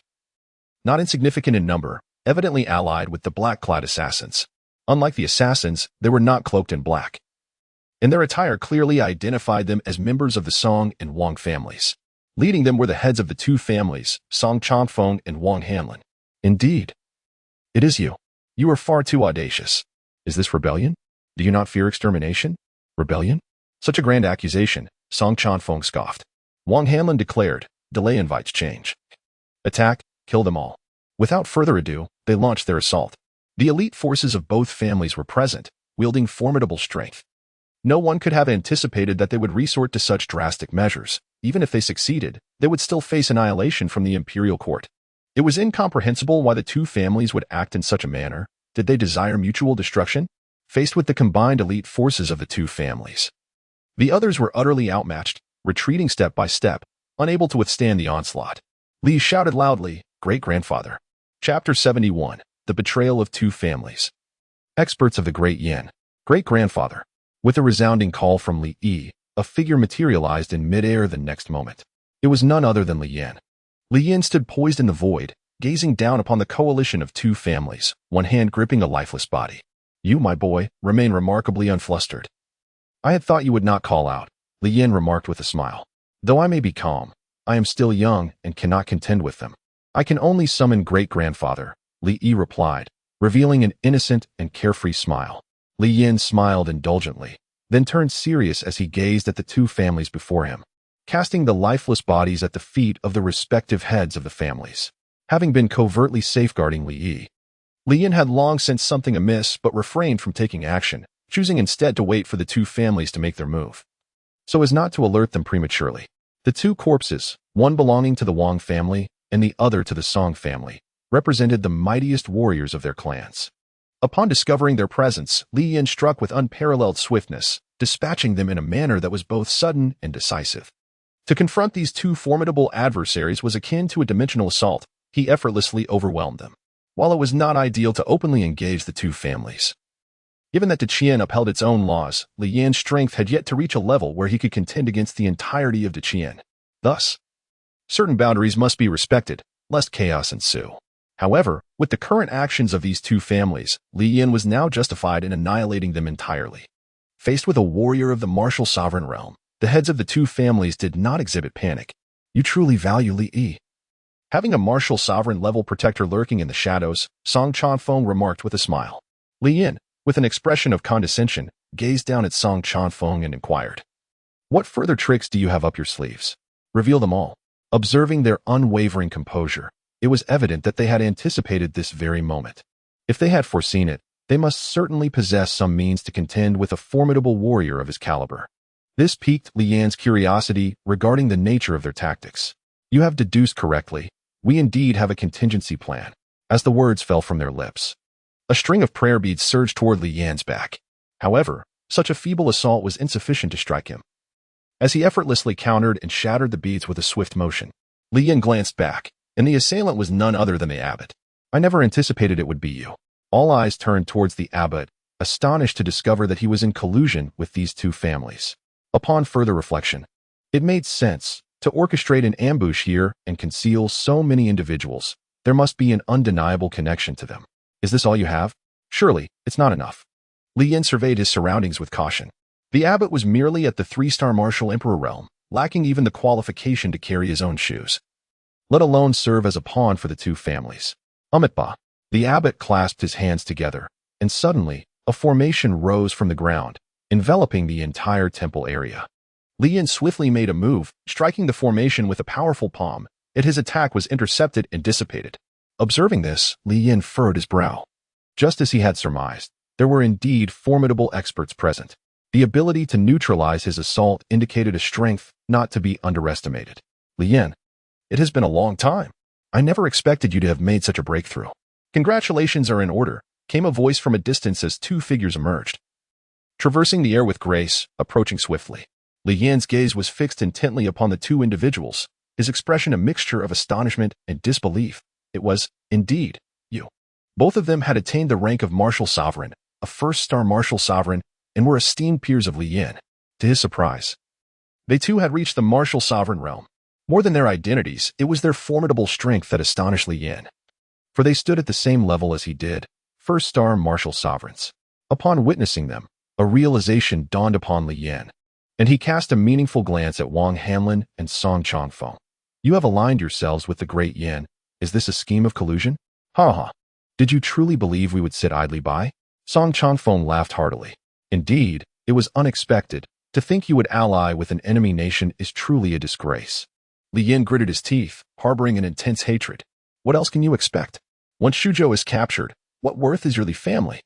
The entirety of Shuzhou shall belong to my Song family. Song Changfeng's face twisted in a sinister manner as he laughed maniacally. Li Yan slightly raised an eyebrow and struck with an outstretched palm. Boom. In the next instant, the maniacally laughing Song Changfeng was reduced to mere flesh and blood. To describe Song Changfeng's state as one of hubris would be most fitting, for in close proximity, Li Yan required but a single strike to eliminate him, and the two martial sovereigns were unable to intervene in time. Their expressions suggested they had no intention of intervening at all.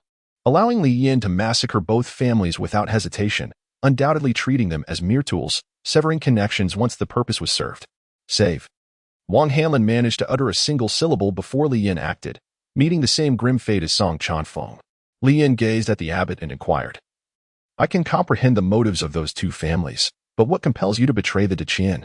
The Li family's burgeoning prosperity inevitably leads to the decline of the Wang and Song families. If this trajectory continues, it will surely result in a dead end. Aligning themselves with a foreign enemy may seem like a desperate escape, a gamble of sorts. Regrettably, they lost this wager. It is unfathomable that these two families would resort to treason. One can only surmise that the great Yin has been meticulously planning this offensive for quite some time. As for the so-called Master of Universal Salvation, Master Li Yin, he remains perplexed by the underlying motives. With hands clasped in prayer, the Master intones, May the Buddha's compassion prevail.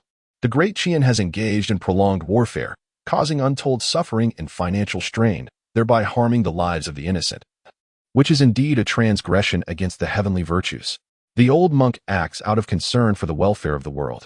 Li Yin chuckled softly, remarking, Indeed. All bald monks are quite alike. Even such absurdities as exposing oneself while relieving oneself are actions you are capable of. Are the souls lost in my great Qian truly not souls? Is this not a plight that burdens the people and drains the treasury? Master, your staff. It must be crafted from gold, is it not? The abbot sighed deeply and replied, Layman, as you are not a disciple of the Buddhist order, how could you fathom the compassion of the Buddha? Li Yin, without engaging in idle chatter with the abbot, raised his hand to strike. However, he was intercepted by the two individuals. To lay hands on a master of the Buddhist order would indeed tarnish one's merit. The master is esteemed and revered. One must show respect. Li Yin remained expressionless. Do they even believe their own words? Who are they trying to impress with such pretense? Li Yin suddenly realized, I comprehend now. By coordinating the Wang and Song families to seize Shuzhou, and subsequently inviting a venerable master to pacify the populace, they are indeed playing an astute game of strategy. What was promised to the master, I wonder? A golden Buddha, perhaps? The abbot clasped his hands together. Wealth is but an external possession, akin to refuse for us disciples of the Buddhist path. All is merely for the enlightenment of sentient beings. Clap. The sound of resounding applause echoed, revealing Li Yi, whose small hands clapped incessantly, producing a lively sound. Li Yin turned his gaze towards the two individuals. Go ahead, show me how much you have progressed over the years. As the three formidable martial masters clashed, the celestial battle wreaked havoc upon the mortal realm, prompting the crowd to retreat and evade the ensuing chaos. Following the demise of their patriarch, the two families found themselves leaderless, bewildered, and at a loss. A swarm of black-clad assassins descended upon them, indiscriminately slaughtering without regard for faction.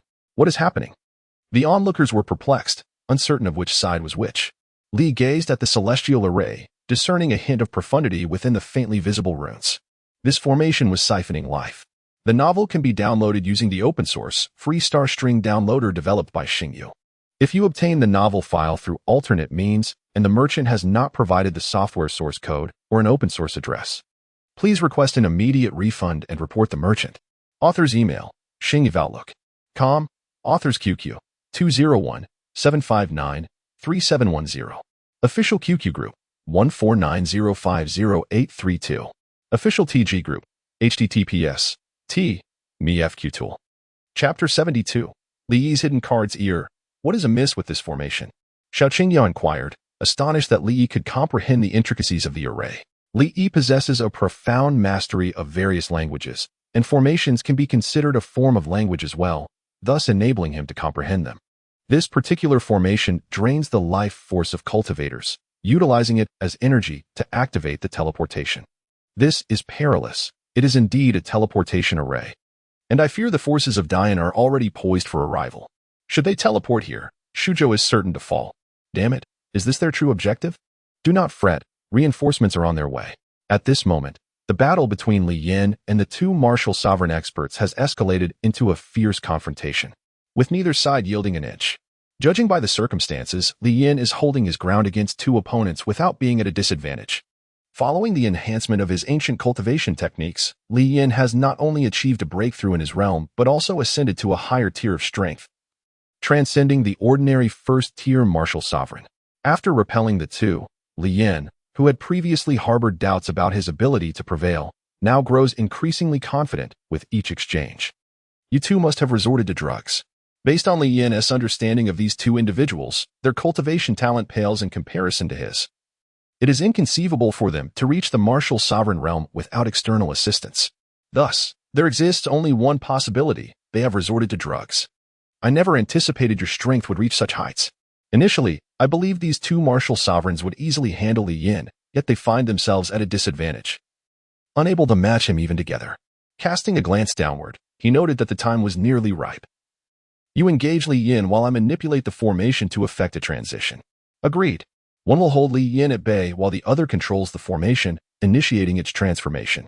The array unfurls, and a dazzling formation appears in the sky, evolving into a teleportation array. This is bad. Li Yin realizes the dire situation and hastens to intervene, but finds himself firmly entangled. Li Yin launched a relentless assault, while the adversary braced himself to receive the blow head-on, disregarding his wounds, intent on stalling Li Yin. To eliminate a martial sovereign, despite Li Yin's overwhelming prowess, the opponent's reckless determination to delay him would require considerable effort. However, time was not on Li Yin's side. As the formation shifted, he found himself unable to extricate himself. The teleportation array had completed its transformation. The formation activated, radiating a brilliant light. A column of energy tilted, signaling the commencement of the teleportation. This array drew upon the flesh and blood of deceased cultivators as its power source, though the method was brutal and costly. The results were notably effective. As the energy column dissipated, a contingent of soldiers clad in black armor emerged, brandishing the essence of the Great Yin. These warriors stood at the ready, exuding an aura of martial ferocity, their presence imposing. It was evident they were seasoned veterans of the battlefield. The elite forces of the Great Yin.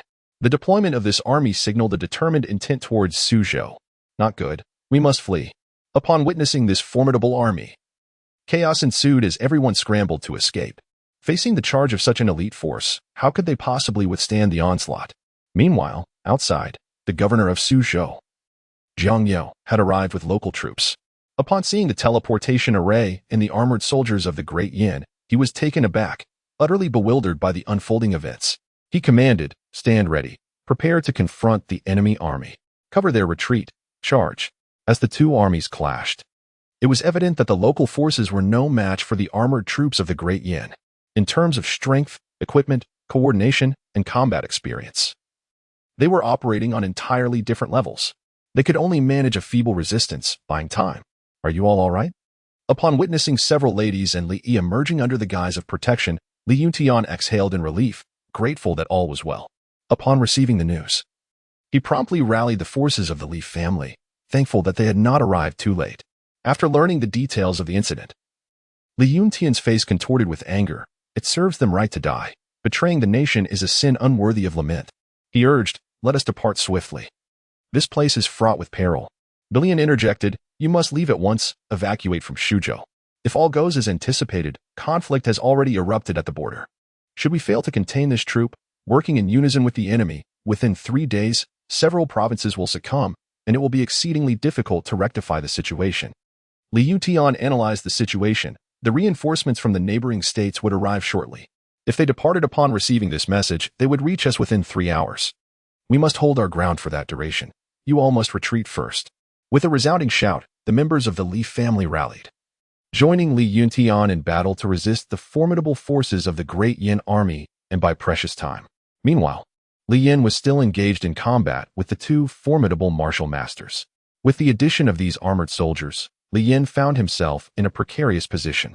Although he could slay foes, the sheer number of adversaries encircling him, coupled with the need to contend with the two masters, made it difficult to maintain focus. The only option now was to retreat. Otherwise, he risked falling within their grasp. The teleportation array continued to glow, and another wave of troops materialized. It appears that the Great Yin has made ample preparations this time. Li Yin took a deep breath, yet his adversary showed no sign of granting him respite, relentlessly applying pressure. Indeed, we had schemed for an extended period, leveraging the strengths of your 3 families to compensate. It should suffice to recoup our losses. Let us speak of victory only when you possess the strength to defeat me. The battle must continue. Meanwhile, on the Yi's side, there was an urgent call to retreat. Uncertainty loomed over whether they could withstand the impending assault. Many displayed expressions of concern, for a great conflict was inevitable. Should they falter, Suzhou would fall, and the consequences would be dire. Li gazed at Xiao Qingya's concerned expression and smiled reassuringly, saying, "Mother, do not fret. In truth, dealing with them is quite simple." Xiao Qingya, her face a canvas of confusion, looked at Li Yi with a myriad of questions swirling in her mind, pondering what scheme this little fellow had in store. Li wore a calm demeanor, exuding an air of confidence and steadfastness. Speak your mind directly. There's no need for any pretense." Li Dao, "Will I be able to drink milk then?" Xiao Qingya, with a benevolent smile, "Of course, you can." She did not perceive Li Yi's words as mere jest. This little fellow always manages to deliver unexpected surprises. For the time being, she chose to trust him. Should Li Yi be jesting, Xiao Qingya would ensure he comprehended the essence of a strict mother and would provide him with a complete childhood. Li opened his palm, revealing a shattered jade tablet. "What is this?" Xiao Qingya wondered. Is this the solution that Li spoke of, a broken jade tablet? Li elucidated. "This was bestowed upon me by my esteemed master. Should I encounter peril, I am to crush the jade tablet, and my master will hasten to my side to ensure my safety. Given my master's formidable prowess, they ought to be arriving shortly." Xiao Qingya inquired, "If such a thing exists, why did you not mention it sooner?" Li wore an expression of innocent simplicity, proclaiming, "You never asked, and besides, my master advised that one must keep their cards close to their chest, not to reveal them casually to others." Xiao Qingya, contemplating the matter, felt a strong desire to bestow upon Li Yi a complete and fulfilling childhood. However, as she gazed upon his cherubic, chubby visage, she reconsidered. "So, you engaged in a transaction with your mother deliberately, did you not?" Xiao Qingya discerned Li Yi's true intentions. Li Yi stated emphatically, "I am but a child. What ill intentions could a child possibly harbor?" Chapter 73. The Terrifying Power of Xiao Hanyan, a Ruthless Killing Machine. "Li Yin, meet your demise. Surrendering will grant you a swifter end. Alternatively, your family, the Li clan, may choose to ally with us. In that case, Suzhou shall belong to you in the future. What say you?" Li Yin chuckled softly, remarking, "The last individual who entertained such thoughts has just been dealt with by me. Thus, you are courting your own demise." The two assailants flanked Li Yin, while the armored battalion sought to disrupt his rhythm of attack, intending to ensnare him. Li Yin, having exhausted his strength, found himself on the brink of collapse. Should he become ensnared, his demise would be inevitable. Once Li Yin was dealt with, the two martial arts masters would join the fray. And it was inconceivable how Suzhou could withstand such formidable power. Defeat was assured. "Prepare to meet your end." The two struck simultaneously at Li Yin, intent on delivering a fatal blow. Damn it! Li Yin wielded his martial arts to defend himself, feeling utterly exhausted. Just as he seemed on the verge of being overwhelmed, a colossal handprint descended from the heavens. Emerging from the clouds, this immense imprint, with elongated fingers, belonged to a woman. The azure handprint struck down upon one of the martial sovereigns. "What?" The man was taken aback, hastily attempting to counter it. However, his efforts were rendered futile against this formidable handprint. The imprint was irresistible, obliterating his attempts and mercilessly crushing him beneath it, pinning him firmly to the ground, along with the ironclad army beneath the imprint. As the handprint vanished, the martial sovereign lay gravely injured, blood seeping from his 7 orifices, barely clinging to life and incapacitated. The ironclad army beneath the handprint was utterly decimated. The remaining martial sovereign looked up at the sky, swallowing hard in trepidation. What terrifying power! A single palm strike had extinguished the life of a 1-star martial sovereign.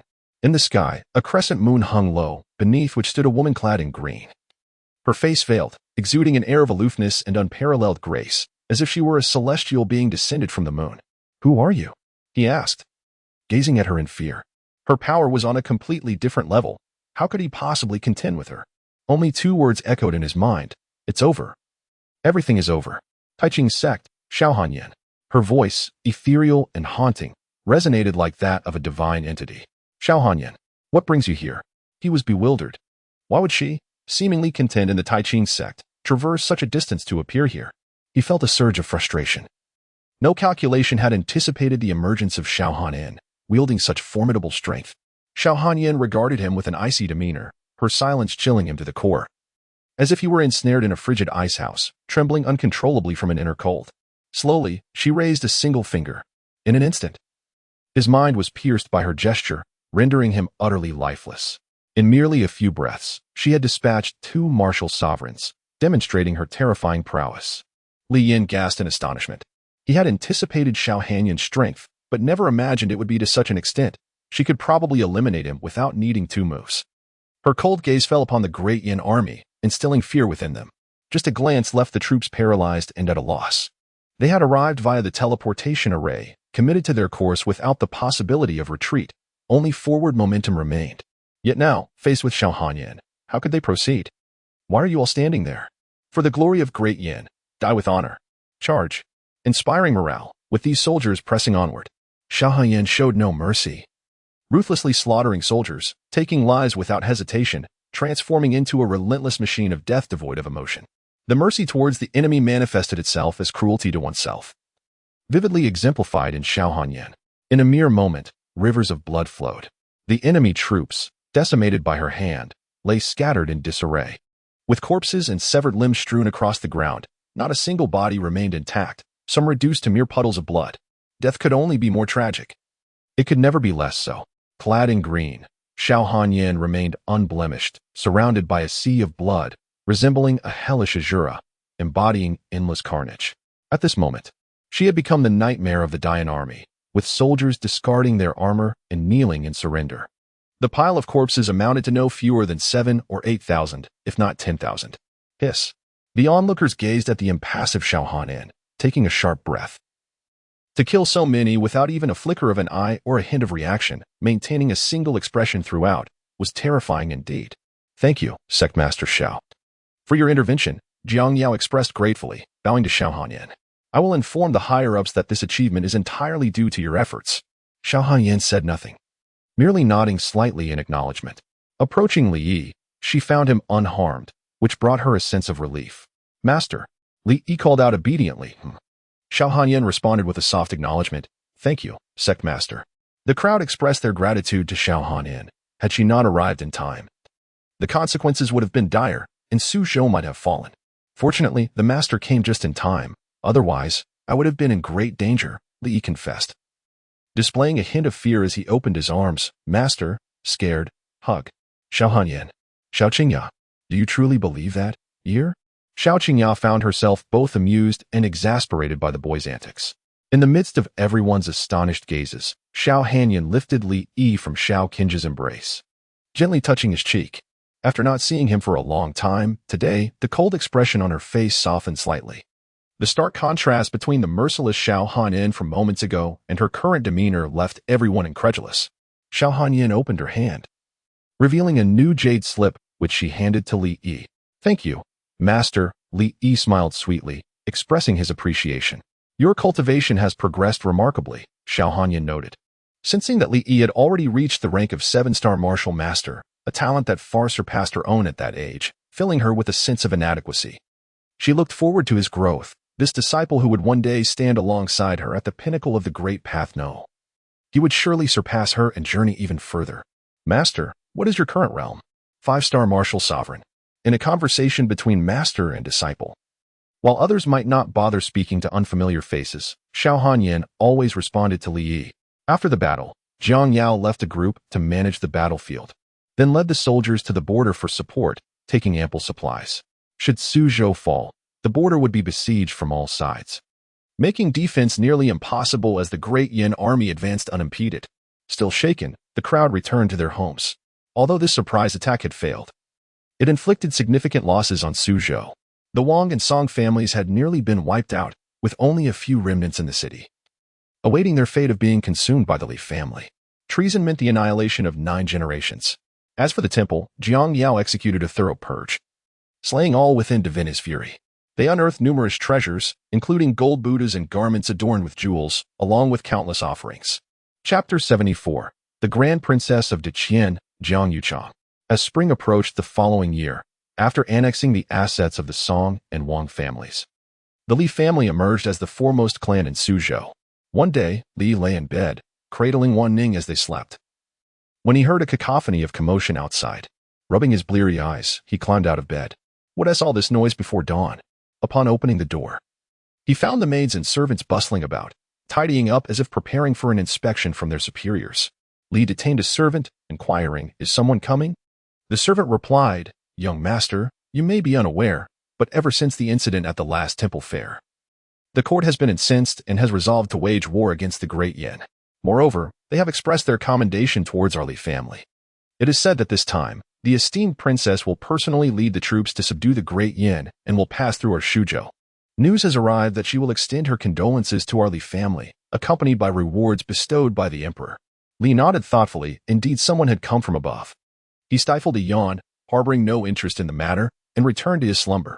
He crawled back into the warm embrace of the blankets, cradling Wan Ning as he drifted back to sleep.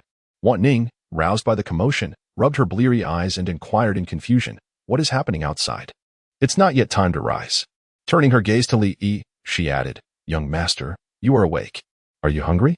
I can prepare something for you." Li Yi closed his eyes, yearning for a leisurely slumber. Creak. The door swung open as Xiao Qingya entered, accompanied by two maidservants. "Oh." Wan Ning was startled and hurriedly covered herself with the quilt, instinctively curling up as if caught in an illicit act. "Madam, mother, what brings you here?" Xiao Qingya replied, noticing Wan Ning's delicate shoulder peeking out. "Quickly rise and prepare yourself. Someone from the court has arrived and specifically requested to see you." "See me?" Li Yi queried, perplexed. What could I possibly offer? He remained reclined, clutching Wan Ning, unwilling to relinquish his slumber. This little one. How can he still be sleeping at such an hour? Stepping forward, she pulled Li Yi from his cocoon, cradling him in her arms, compelling him to awaken and attend to his duties. Turning back to Wan Ning, she urged, "Why are you still dawdling? Get dressed and come here at once." "I shall do so immediately." A new garment has been bestowed upon Li Yi, ushering in a refreshing atmosphere within the Li household. This occasion has been meticulously prepared for, representing a significant honor for the Li family, and symbolizing the court's recognition of their esteemed status as the foremost family in Shuzhou. The court's visit to the Li family serves not only this purpose, but also aims to behold the renowned prodigy, Li Yi, and ascertain the veracity of the rumors surrounding his talent. Thus, after the diligent efforts of several ladies, Li Yi was adorned in a manner befitting the moment, a sumptuous and elaborate attire, complete with a jade pendant at his waist, among other embellishments. The process of changing outfits was quite taxing, taking several hours, and Li found himself utterly exhausted by the ordeal. To his dismay, after all the fuss, the original outfit was ultimately chosen, nearly causing him to faint from the exertion. Once everything was in readiness, a grand procession set forth towards the city gate to greet the incoming troops. At the gate, a throng of people had gathered, leaving a pathway for the soldiers to pass through. Leading the welcoming party was Jiang Yao, followed by Li Yin, Li Yutian, and the graceful Xiao Qingya, who was cradling Li Yi. As the eyes scanned the horizon, the banners of the Great Qian appeared, soon followed by the formidable black-armored troops, tall and imposing figures, exuding a majestic and orderly presence, reminiscent of a royal army. This was the elite force of the Great Qian, known as the Black Armored Army, commanded by the princess of the Long family. Despite being a woman, the princess possesses exceptional martial talent and formidable strength, alongside her ability to lead troops, earning the trust of the current emperor, who entrusted her with the Black Armored Army. She has not disappointed, skillfully commanding the troops to greater heights, thereby earning the title of the Valkyrie of Great Qian, with a reputation of immense stature. The presence of the 100,000 black armored soldiers filled the air with an atmosphere of solemnity. The ranks predominantly comprised seasoned veterans, each one at least a martial master in strength. Clad in red armor, Princess Jiang Yushang exuded an air of authority, embodying the essence of a warrior goddess. Her demeanor commanding and fierce, her striking features, imbued with an air of nobility, could even be described as handsome, radiating the essence of a proud queen. She inspires a desire to conquer. Those who possess strength may aspire to win her favor, while those who lack it face subjugation. To Li Yan's surprise, an elderly gentleman stood beside Princess Jiang. This man, though somewhat aged, possessed an extraordinary demeanor, riding alongside her, suggesting that, like Jiang Yushang, he too was a member of the royal family, likely of considerable lineage. Li Yan recognized him. It was none other than Prince Jing, Jiang Hongliang. The army halted before the city gate, standing in respectful attention to welcome Prince Jing and the Princess Royal. "You may rise. There is no need for excessive formalities." Prince Jing raised his hand. The princess and Prince Jing dismounted, and the princess addressed the deputy commander. "You may proceed first. We shall follow shortly." "Indeed, Brother Li Yin. It has been quite some time, surely a century has passed?" Prince Jing remarked, a nostalgic smile gracing his lips, reflecting on the bittersweet reunion with a friend not seen in ages. It truly has been a century. I did not expect your visit this time. Prince Jing elucidated. The Emperor's decree has been issued. His fury against the Great Yin is profound, and he is resolute in his intention to exact vengeance upon them. It appears that your Li family has achieved merit, and since I am fortunate enough to know you and have heard of your recent breakthrough, I came to offer my congratulations. Thank you, but I presume your primary purpose in coming here is not merely to see an old friend. Li Yin stroked his beard. Having already discerned Prince Jing's ulterior motives, Prince Jing chuckled awkwardly, clarifying, my main intention remains to visit you, my friend. And what of the secondary purpose? Li Yin inquired directly. Prince Jing cleared his throat. Must we discuss such matters here? Let us proceed to your Li residence, although the war is pressing. There is no need for haste in this moment. The honor of your visit truly brings glory to our Li family, Li Yin expressed. When did you become so disingenuous? Prince Jing observed Li Yin with a perplexed expression, as if he were gazing at a curious creature. You are now Prince Jing. Your status has changed. Haha. Prince Jing chuckled, following Li Yin to his home. Princess Royal, this way please. Very well. Jiang Yuchang surveyed the landscape of Shuzhou, noting. It remains much the same as when I visited last. Not much has changed. We owe you and your Li family a great debt.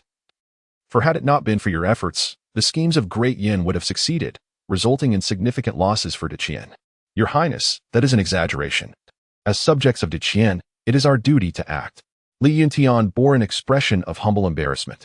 Jiang Yushang curiously gazed at Li Yi, who was cradled in Xiao Qingya's arms, and Li Yi, in turn, looked back at Jiang Yushang, their eyes locking in mutual contemplation. This child must surely be Li Yi. Correct? Chapter 75, Jiang Yushang. Suddenly, I find Li Yi rather handsome.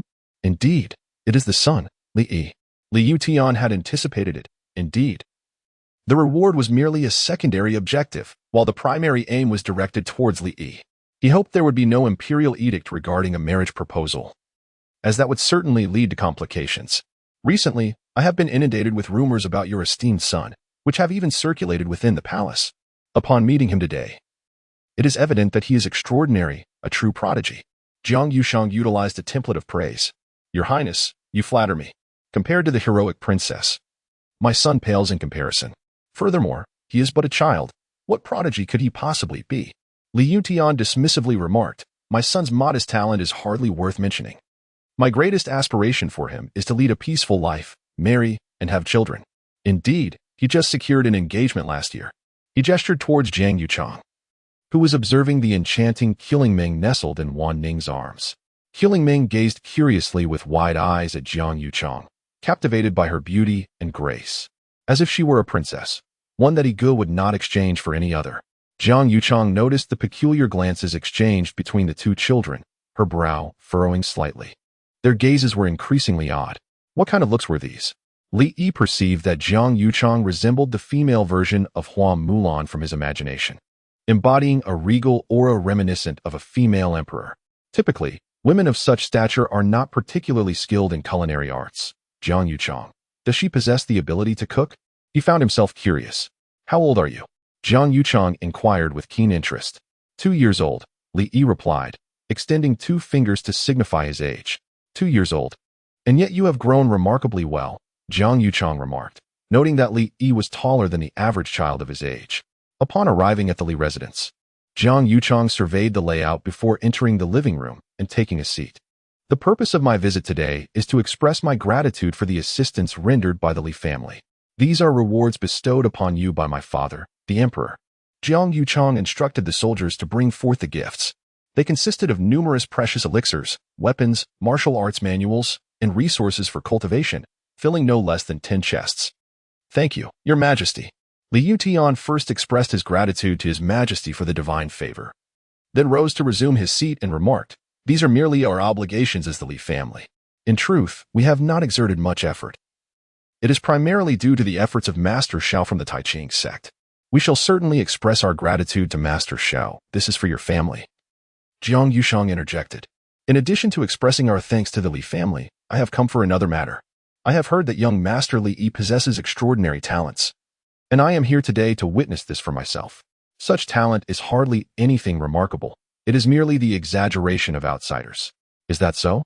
I have heard that by the age of 1, Li Yi was already a 5-star martial master, having defeated a 9-star martial master. Such prowess is well known among the citizens of Shuzhou. Is that merely the fabrication of outsiders? Jiang Yushang expressed her curiosity as she was taken aback by this revelation. Initially, she doubted the authenticity of the information, then became convinced of its falsehood. Following an investigation by the court, they had gathered substantial knowledge regarding matters related to Li Yi. Without exception, every detail connected to him was exceedingly implausible, even more so than those found in novels, making it difficult for them to dismiss doubts about its veracity and suspecting embellishments. Regardless of its truth, the narrative had successfully captured the attention of the imperial court. It was imperative to ascertain the true extent of Li Yi's talents. If he truly was a genius, he must not be overlooked. He ought to be admitted to the Royal Academy for cultivation. To neglect such a prodigy would be an immense loss. The Li family has already produced 2 prodigies. Among them, Li Xian has entered the Royal Academy and formed a marital alliance with the princess, while Li Shuer has become the holy maiden of the Taiqing sect. This indeed demonstrates that the Li family is a bastion of talent. The Grand Princess pondered whether this was true or not. Li Yuntian did not respond directly to Jiang Yuchang's inquiry, but instead posed a counter-question. Jiang Yuchang cast a glance at Li Yi, expressing, "I tend to believe what I have witnessed with my own eyes." As a cultivator, Jiang Yuchang also considers herself a genius, having painstakingly advanced step by step to her current state, fully aware of the rigor of cultivation. To become a 5-star martial master at the tender age of 1 is utterly preposterous, and defeating a 9-star martial master seems, in Jiang Yuchang's view, entirely implausible. The Grand Princess concurred, stating that she too places greater faith in first-hand experience. Li Yuntian nodded in agreement with Jiang Yuchang's perspective. "Then let us broaden our horizons," suggested the King of Jing, signaling for the performance to commence. Initially intent on discerning Li Yi's capabilities, he discovered an impenetrable barrier shielding Li Yi's true prowess, presumably a protective measure employed by the Li family. All eyes were fixed upon Li Yi. Under the watchful gaze of the crowd, Li Yi appeared quite bashful. Clinging to Xiao Qingya and, in a childlike voice, exclaimed, "Mother, I want to drink milk." Li spoke astonishingly, his gaze slightly surprised as he looked at Li Yi. Still not weaned? Xiao Qingya wore an expression of embarrassment. This little rascal must be doing it on purpose. If he doesn't want to show off, he should just say so, rather than using the excuse of drinking milk, which is quite awkward. Having seen through Li Yi's pretext, she realized that this little one usually enjoys putting on a show, yet today he chose to drop the act. Xiao Qingya forced a smile, leaning closer to Li Yi's ear and softly murmuring, "Be a good boy and listen. If you don't, mother might have to spank you." Li Yi, in contrast to cherishing a complete childhood, expresses a preference for an incomplete one, as he has yet to experience the sting of a spanking. "Everyone, step aside. This young master is about to show off." Indeed, when it comes to boasting, Li Yi is more than capable. In an age where even a firearm cannot be contained, his confidence is unwavering. Li Yi extended his finger, pointing towards the outside. "It is snowing." The crowd turned their gaze towards the exterior, where the sky was pristine and clear, devoid of any signs of impending snowfall. Just as confusion began to envelop them, Li formed a sword gesture with his hand. Flying snow. With the sound of a sword's cry, the flying snow sword hovered in the air. Suddenly, a gentle snowfall began to grace the world below. What? How is this possible? Observing the delicate snowflakes drifting down, both Prince Jing and Jiang Yuchang were astonished, utterly incredulous. They reached out, catching a flake in their hands, their eyes fixed upon the levitating flying snow sword. It was indeed the influence of this sword. Sensing the formidable sword intent emanating from the flying snow sword, they realized it had the power to alter the local microclimate, a truly remarkable phenomenon. Li, brimming with confidence, proclaimed, "I told you, it has indeed snowed." Jiang Yushang inhaled sharply, gazing at Li Yi and sensing an aura that transcended that of a 5-star martial artist. He was a 9-star martial artist. The news had indicated that Li Yi had triumphed over a 9-star martial artist while still at the 5-star level. To her astonishment, in such a brief span, Li Yi had ascended to the rank of 9-star martial artist. How could one advance so swiftly in cultivation? Jiang Yushang, who had painstakingly progressed step by step, found herself at a loss for words. Such talent, it would be a pity not to recruit him into the Royal Academy. Though Li uttered nothing more than a simple observation about the snowfall, his statement eclipsed any elaborate explanation. The outlandish rumors regarding Li Yi were indeed true. Even Jiang Yushang, a revered warrior known as the goddess of war, accustomed to the admiration of thousands and possessing unwavering resolve, felt a sense of disbelief and surprise. She rarely displayed such astonishment, fixating her gaze on Li Yi, struggling to fathom the depths of his extraordinary talent. He truly possessed a celestial grace. At a glance, Jiang Yushang suddenly perceived an unexpected appeal in Li Yi. Was he, perhaps, handsome? A certain indescribable charm emanated from him. How peculiar it was to feel such an inclination towards a mere child. Chapter 76. Li Yi with family in tow. Whenever Jiang Yushang looked upon Li Yi, she found herself irresistibly drawn by his charm, a quality befitting an unparalleled genius, a sensation that felt utterly strange. Shaking her head, she dismissed such thoughts. After all, he was merely a 2-year-old child, entirely devoid of any allure beyond that of youthful innocence. Uncertain as to why she harbored such feelings for Li Yi, she did not dwell on it, yet she found herself inexplicably fond of him. In Jiang Yushang's mind, the individual she admired must be a transcendent genius, unmatched in strength, superior to herself. Otherwise, what right would he have to captivate her? With Li Yi's remarkable talent, he undoubtedly qualified as an extraordinary prodigy. Perhaps even a genius unprecedented in history, destined to surpass her in the future. Reflecting on this, she realized how well Li Yi fit the mold. Wait. What am I thinking? How strange. He is still just a child. Your Highness, you flatter me. How could my son possibly be deemed a being of celestial stature? Li Yuntian chuckled softly, shaking his head. He had intended to remain low-key. However, the remarkable achievements of Li Yi rendered such aspirations futile, causing him to shine brilliantly. It was anticipated that the next step would likely involve enticing Li Yi to join the Royal Academy.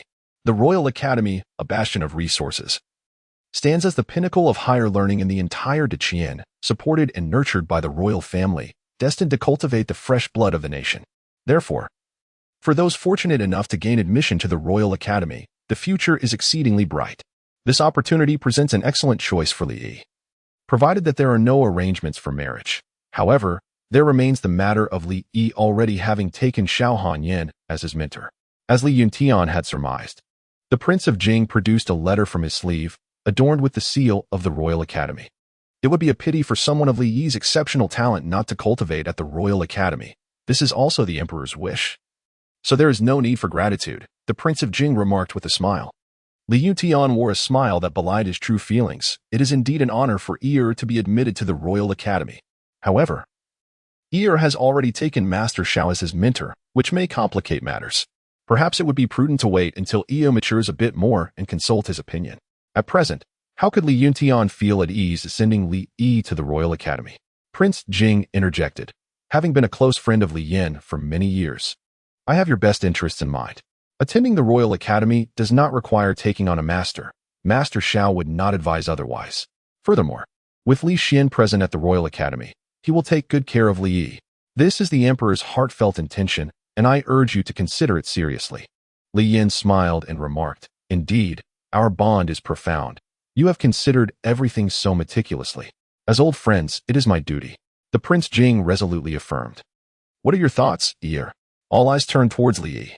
The constant reference to the Emperor made it difficult to refuse their advances. They were determined to recruit Li Yi, unwilling to let such a talented individual slip away. Li Yutian had anticipated this. It was the same with Li Xian in the past. Naturally, entering the Royal Academy, a place abundant in resources, is a fortunate opportunity. Li Yuntian was troubled by the thought of not being by Li Yi's side. What if Li Yi were to be misled and unwittingly agree to a marriage proposal? With only 2 sons, if both were deceived and drawn into the royal family, what would become of them? Li Yi pondered for a moment and replied, Certainly, however, I must bring Ling Ming along, for she is my fiancée. Moreover, I cannot sleep without holding Wan Ning at night. Both Wan Ning and Xiao Ling Ning lowered their heads, a faint blush gracing their cheeks. Very well, Prince Jing decisively agreed, leaving no room for reconsideration, thus sealing the arrangement. Welcome to the Royal Academy, Jiang Yuchang remarked with a smile. She eagerly anticipated Li Yi's development. His unprecedented talent would undoubtedly astonish countless onlookers upon his entrance into the Royal Academy, stirring the winds of change. In truth, it unfolded as Jiang Yuchang had foreseen, creating a tempest, albeit one that veered slightly off course. She firmly believed that in the near future, Li Yi would undoubtedly emerge as a formidable powerhouse. It is time for us to depart, Jiang Yuchang announced as she rose to leave. We shall not delay the princess further. We await her triumphant return. Li Yuntian and the others stood to respectfully see her off. Upon reaching the city wall, They watched as Jiang Yuchang and Prince Jing departed. Li Yuntian sighed deeply. Gazing at Li Yi, I had thought you would decline. Why would one turn down such a fortuitous opportunity to be supported by the resources of others? Li Yuntian, It turns out that Li Yi had this in mind. I must admit, his perspective is quite unique. I had never considered this angle myself. Moreover, I yearned to venture outside. Remaining cooped up at home practicing is rather tedious. You, young lad, speak as if you've matured significantly. Li Yutian expressed with a hint of nostalgia. Although Li Yi is merely 2 years old, his thoughts possess a playful quality that surpasses those of many adults. Of course, I am not a mere 3-year-old, Li Yi responded with a smile. Ah, my dear child. Xiao Qingya gazed at Li Yi with reluctance, embracing him tightly. Once he departs for the Royal Academy, her chances of holding him again will be scarce. Though she wished to keep him close, she understood the necessity of his journey. Mother, do not be sad. I will return often, Li Yi reassured her. You dear child, Xiao Qingya lamented, her eyes filled with longing, wishing to witness Li Yi's growth. Do not worry, I shall write a letter to Xin'er, instructing him to look after you. I will also send a group to reside in the capital, ensuring they keep us updated on all developments. Li Yuntian comforted her. Indeed, Xin'er, I entrust you with the care of Li Yi, Xiao Qingya said, reluctantly parting as she accompanied Li Yi to the capital, only feeling at ease once he was in Li Xian's hands. Rest assured, third aunt. I will take good care of little Yi, Li Xian pledged, patting his chest for emphasis. Then I shall return, Xiao Qingya remarked as she boarded the spirit vessel, her gaze lingering on Li Yi with a heavy heart. Farewell, mother, Li Yi waved, watching her depart. Once Xiao Qingya vanished from sight, he turned his attention to his elder brother, Li Xian. He was strikingly handsome, tall in stature, exuding an air of scholarly charm and a certain grace. Brother, Li Yi greeted. Li Yi sweetly called out, At last, I have seen you, dear Xiao Yi. After reading Xue Er's letter, I have longed to return to see you. But alas, time has eluded me. You are truly wonderful. Li Xian gently pinched Li Yi's face, immediately finding him adorable. I have longed to meet my elder brother. Having heard tales of his remarkable deeds, he is indeed my role model. Li Yi, with an innocent expression, remarked, Your words overwhelm me. Compared to you, I am but nothing. Your talent is renowned throughout the capital. Li Xian gently patted Li Yi's head and cast a glance at Qiu Lingming and Wan Ning, who were standing nearby. Li introduced, This is my fiancée Yi, my personal maid. Li Xian nodded thoughtfully and remarked, You have your family to care for. I am but a child, in need of guidance, Li Yi stated earnestly. Indeed, I am not particularly adept at looking after others. Li Xian then inquired of Qiu Lingming. Sister-in-law, what is your name? Qiu Lingming shyly replied, Qiu Lingming, and then turned to Wan Ning. Wan Ning. Very well, I shall escort you both to the Royal Academy. For it is essential to observe proper etiquette among the esteemed offspring of dignitaries present there. Understood. Chapter 77, The Royal Academy. Li Yi's treatment upon arriving at the Royal Academy. One could not help but be awestruck by its opulence, befitting an institution established by the royal family. At first glance, it resembled a palace. The title of Royal Academy carries with it the weight of nobility, and thus, it is anything but ordinary. The myriad of individuals traversing its grounds are all of notable stature, each standing tall with an air of pride, adorned in exceptional attire, exuding grace and confidence, believing themselves to possess a striking presence. This is the epitome of human confidence, a grand spectacle indeed. Here lies the Royal Academy, is it not extravagantly magnificent? Qiu Lingming and Wan Ning appeared as though they had never encountered such splendor, their faces reflecting sheer astonishment. In a moment, I shall assist you both in completing your enrollment procedures. I believe you two will undoubtedly be the youngest students in the entire academy. Li Xian pondered what the self-proclaimed geniuses, those who deemed themselves unparalleled among their peers, would think upon meeting Li Yi. They were all scions of influential families, each exuding an air of arrogance, refusing to yield to one another, often engaging in brawls. As for Qi Lingming's talent, it remained uncertain, however. Based on Xuer's vivid descriptions, this younger brother was undoubtedly extraordinary. Li Xian, who is this? Could it possibly be a young master? Elegantly wielding a folding fan, cast a curious glance at the group, his mind racing with conjecture. He surveyed Wan Ning, then glanced at the two children. Ah, I see now. I never imagined. How utterly depraved of you. So young, yet you have two children. You are truly blessed with both a son and a daughter.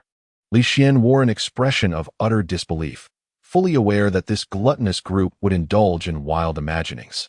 Do you truly honor the infatuation of the princess? I had mistakenly believed you to be a paragon of virtue, but I see I was mistaken. Depart. Li Xian uttered the word with an air of indifference. He could not be bothered to engage further, swiftly completing the necessary arrangements and escorting Li Yi to their quarters. This is the courtyard designated for you.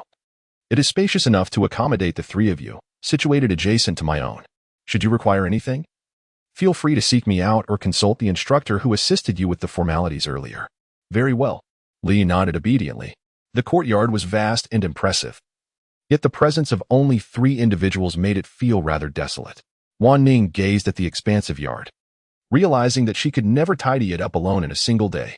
At that moment, a teacher arrived, accompanied by 5 maidens clad in matching attire. These are the handmaidens assigned to attend to your needs and daily affairs, as per the emperor's wishes. The emperor holds Master Li Yi in high regard. The teacher remarked enviously. On the very first day of enrollment, the emperor personally selected 5 maidens for his care, and such luxurious accommodations are unparalleled. One might argue that even the princes do not enjoy such privileges. After delivering the instructions, the teacher departed. Having met Master Li Yi, should you require anything or need assistance, please do not hesitate to inform us. We shall serve you wholeheartedly, the leading maiden stated with a graceful bow. With her head slightly lowered, she furtively glanced at Li Yi, who was indeed just a 2-year-old child. It was astonishing. Many of them had spent their lives serving the royal family, while some had been chosen to serve elsewhere, just like this. When they first learned he was merely 2 years old, they had doubted the truth of it, assuming it was a jest. Logically, one would expect someone of great accomplishment. Yet, to their disbelief, it was indeed the case. A 2-year-old child, unsure of what to say. They resolved to accept the situation and fulfill their duties as handmaidens. Li Yi cast a glance at the 5 palace maids, each possessing delicate features, with the foremost among them exhibiting exceptional beauty. They had previously served in the palace, having undergone training, thus well-versed in the rules and proficient in their duties. Each a consummate professional. What is your name? Li Yi inquired of the leading maid. Ming Cheng, she replied. Very well, you shall heed her instructions henceforth. She is Wan Ning, my personal maid. Li gestured towards Wan Ning, entrusting her with management. Although they were highly skilled, none understood themselves better than Wan Ning. Having encountered Sister Wan Ning before, the palace maid bowed respectfully. No, I am indeed younger than you all, Wan Ning replied, taken aback and flustered. The term sister was not an indication of age, but rather a reflection of her standing within the courtyard. Li pointed towards Qiu Lingming and said, This is my fiancée Yi. Greetings, young mistress. The palace maid immediately responded without hesitation, although the scene was undeniably bizarre and exceedingly strange. It was appropriate to address her as such. Beside them, Li Xian could hardly contain his laughter. The absurdity of the situation was simply irresistible. A group of palace maids referring to 2 toddlers as young master and young mistress was utterly hilarious, deserving of applause. You may go and tidy up the rooms, he instructed. All right, Wan Ning and the 5 palace maids replied, though it was said that Wan Ning was leading them. In terms of expertise, however, they had undergone training far surpassing Wan Ning's proficiency. Brother, is it truly that amusing? Li Yi asked, perplexed by the laughter. What is there to find funny? Li Xian smiled and said, No, I merely felt that. Just now, it resonated perfectly with your essence. Li Yi, you rascal. Your treatment surpasses ours by a considerable margin. Although your affairs have not spread widely in the capital, there are still many who are aware of them. The majority believe it to be mere fabrication, a rumor. I surmise that it will not be long before His Majesty personally summons you to the palace. You must be prepared. Li Xian reminded, Elder brother, rest assured, I am the most obedient. Li Yi wore a look of innocence. It was evident that through their brief interaction, Li Xian had come to believe that Li Yi was indeed a well-behaved child, one who would certainly not cause any trouble. Li, who would cause trouble if they were a serious person? It's all about getting into trouble directly, isn't it? You two have just arrived. So allow me to show you around and help you familiarize yourselves with the campus environment. That way, if you find yourselves alone, you won't easily get lost. As for your courses, they are still being arranged. After all, you two are rather unique. Qiu Lingming remarked. My schedule can be the same as Yigu's. Li Xian was momentarily taken aback, then remarked, Aren't you learning the piano? Qiu Lingming shook her head and replied, Whatever Ego learns, I shall learn as well. With a knowing O, Li Xian observed the 2 children, exclaiming softly, What a pair of golden boy and jade girl. Their There is indeed something intriguing beneath the surface. Li Dao, I am indifferent. I can learn anything. My dear brother, she is not choosing a subject, but rather you. Li Xian poked Li Yi's chubby cheeks, which were delightfully plump, and the gentle prodding was quite pleasurable, almost a form of indulgence that one couldn't help but adore. Li Yi, there are always unruly subjects who seek to tarnish my visage. Li Yi pretended not to understand, asking, what does that mean? Li Xian replied with profound significance. You will comprehend it once you grow up. Li Yi, I now understand. Let us proceed. I shall guide you to familiarize yourselves with the vast expanse of the academy, so that you do not lose your way in the future.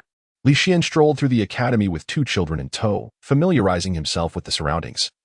Resembling a caring guardian, whenever he encountered acquaintances, without exception, they presumed the children were his illegitimate offspring. They admired his audacity, for despite being engaged to a princess, he brazenly paraded these children around the academy, attracting attention. Their admiration was genuine and profound. Li Xian had no desire to explain. They were merely a group of idle individuals, thriving on gossip. Time would undoubtedly reveal the truth. He believed that it would not be long before Li Yi gained renown at the Royal Academy, and all slanders would be effortlessly dispelled. Just as Li Xian was lost in his reverie, a figure suddenly soared into the air, launching a flying kick towards him. Li was astonished. The last time he beheld this scene, it was when Leo executed a flying kick against Simon. Li Xian, caught off guard, was kicked and flew a distance of 5 or 6 meters. Li Xian, confess honestly, which vixen bore these 2 illegitimate children with you? Chapter 78, The Harmonious Union of Li Yi and Qiu Lingming. Li gazed in astonishment at Li Xian, who had been kicked aside. Upon glancing at the assailant, he discerned that she was a woman clad in a purple dress. Judging by her attire, her status seemed to be quite elevated. From her earlier words, it became evident that she was Li Xian's fiancée, Jiang Zihan. Li Xian, confess at once, where did these 2 children come from? Jiang Zihan demanded, pointing at Li Yi and Qiu Lingming. Li Xian clutched his waist, one hand bracing against the ground, struggling to rise. The code of chivalry has become increasingly disregarded. How could one resort to such treachery? Li blinked innocently, gazing at Jiang Zihan with a pure and endearing expression.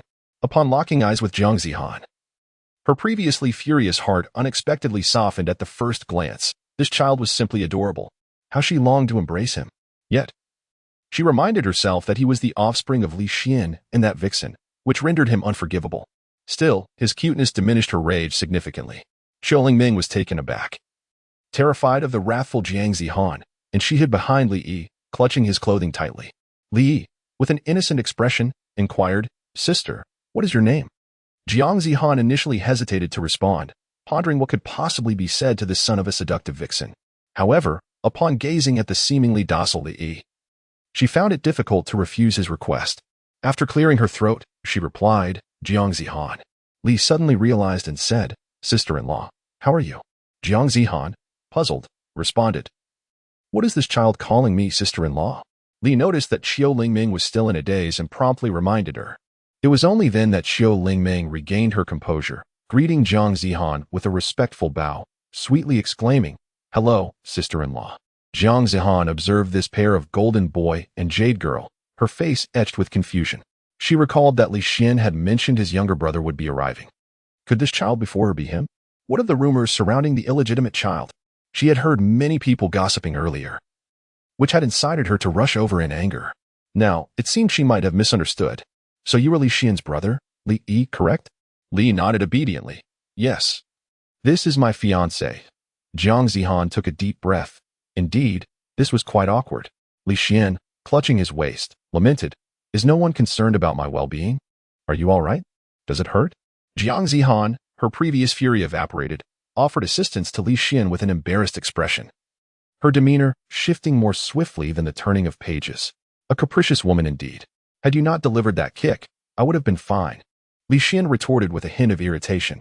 It was all a misunderstanding, truly. Are you in pain? How is your waist? Jiang Zihan spoke with a gentle apology, her tone markedly different from moments before. I am fine. I can endure. Li Xian waved his hand, indicating that he was fine. Look at you. You didn't even inform me in advance about Xiao Yi's arrival. They are truly something else, spreading such baseless rumors that led me to misunderstand. How can you still say that? Have I ever asked you to speak on my behalf? It's absurd that you would believe such ridiculous gossip. Coming from a group of people who have nothing better to do. Li Xian was rendered speechless. Jiang Zihan, feeling embarrassed, lowered her head and obediently admitted her mistake. Li Xian introduced to Li Yi and Qiu Lingming. This is the princess, my betrothed. We are already aware, sister-in-law, they replied. Jiang Zihan expressed her satisfaction with the term sister-in-law as she examined the two youngsters before her. To her surprise, they made quite the pair. She gently patted their heads, saying, such good children, do call me sister-in-law once more. Sister-in-law, Li Yi proclaimed boldly, while Qiu Lingming spoke with a hint of shyness. She found herself increasingly fond of these two. They were far more well-behaved than her own siblings, especially with their cherubic faces, round and plump, delightful to the touch. She pinched their cheeks, reveling in the wonderful sensation, becoming utterly enamored with it. Li Yi let out a sigh of relief, realizing that he was not the only one subjected to face pinching. This familiar ritual of pinching faces made him seriously suspect that his round visage had been sculpted by this gaggle of women. Qiu Lingming always bore a frightened demeanor, resembling a startled rabbit. Upon seeing these two little ones, Jiang Zihan found herself increasingly enamored, her heart overflowing with affection as she scooped them up, embracing them on either side, completely disregarding Li Xian. Who is this person? Li Xian, how could you not have brought along your adorable younger siblings sooner? Jiang Zihan playfully rubbed her cheeks against theirs, the familiar scent of cosmetics lingering in the air. Qiu Lingming's cheeks flushed a delicate shade of red, struggling to withstand Jiang Zihan's exuberance. We're here to enroll, not to indulge in leisure, Li Xian explained. Oh, I remember now, the little genius, right? Jiang Zihan recalled faint whispers of a rumor that had once seemed more ludicrous than the tales spun by the village gossip, and she had paid it no heed. She never imagined that Li Yi would indeed be enrolling, at such a tender age of 2. What could he possibly be studying at the Royal Academy? There were no teachers there to instruct in reading and writing.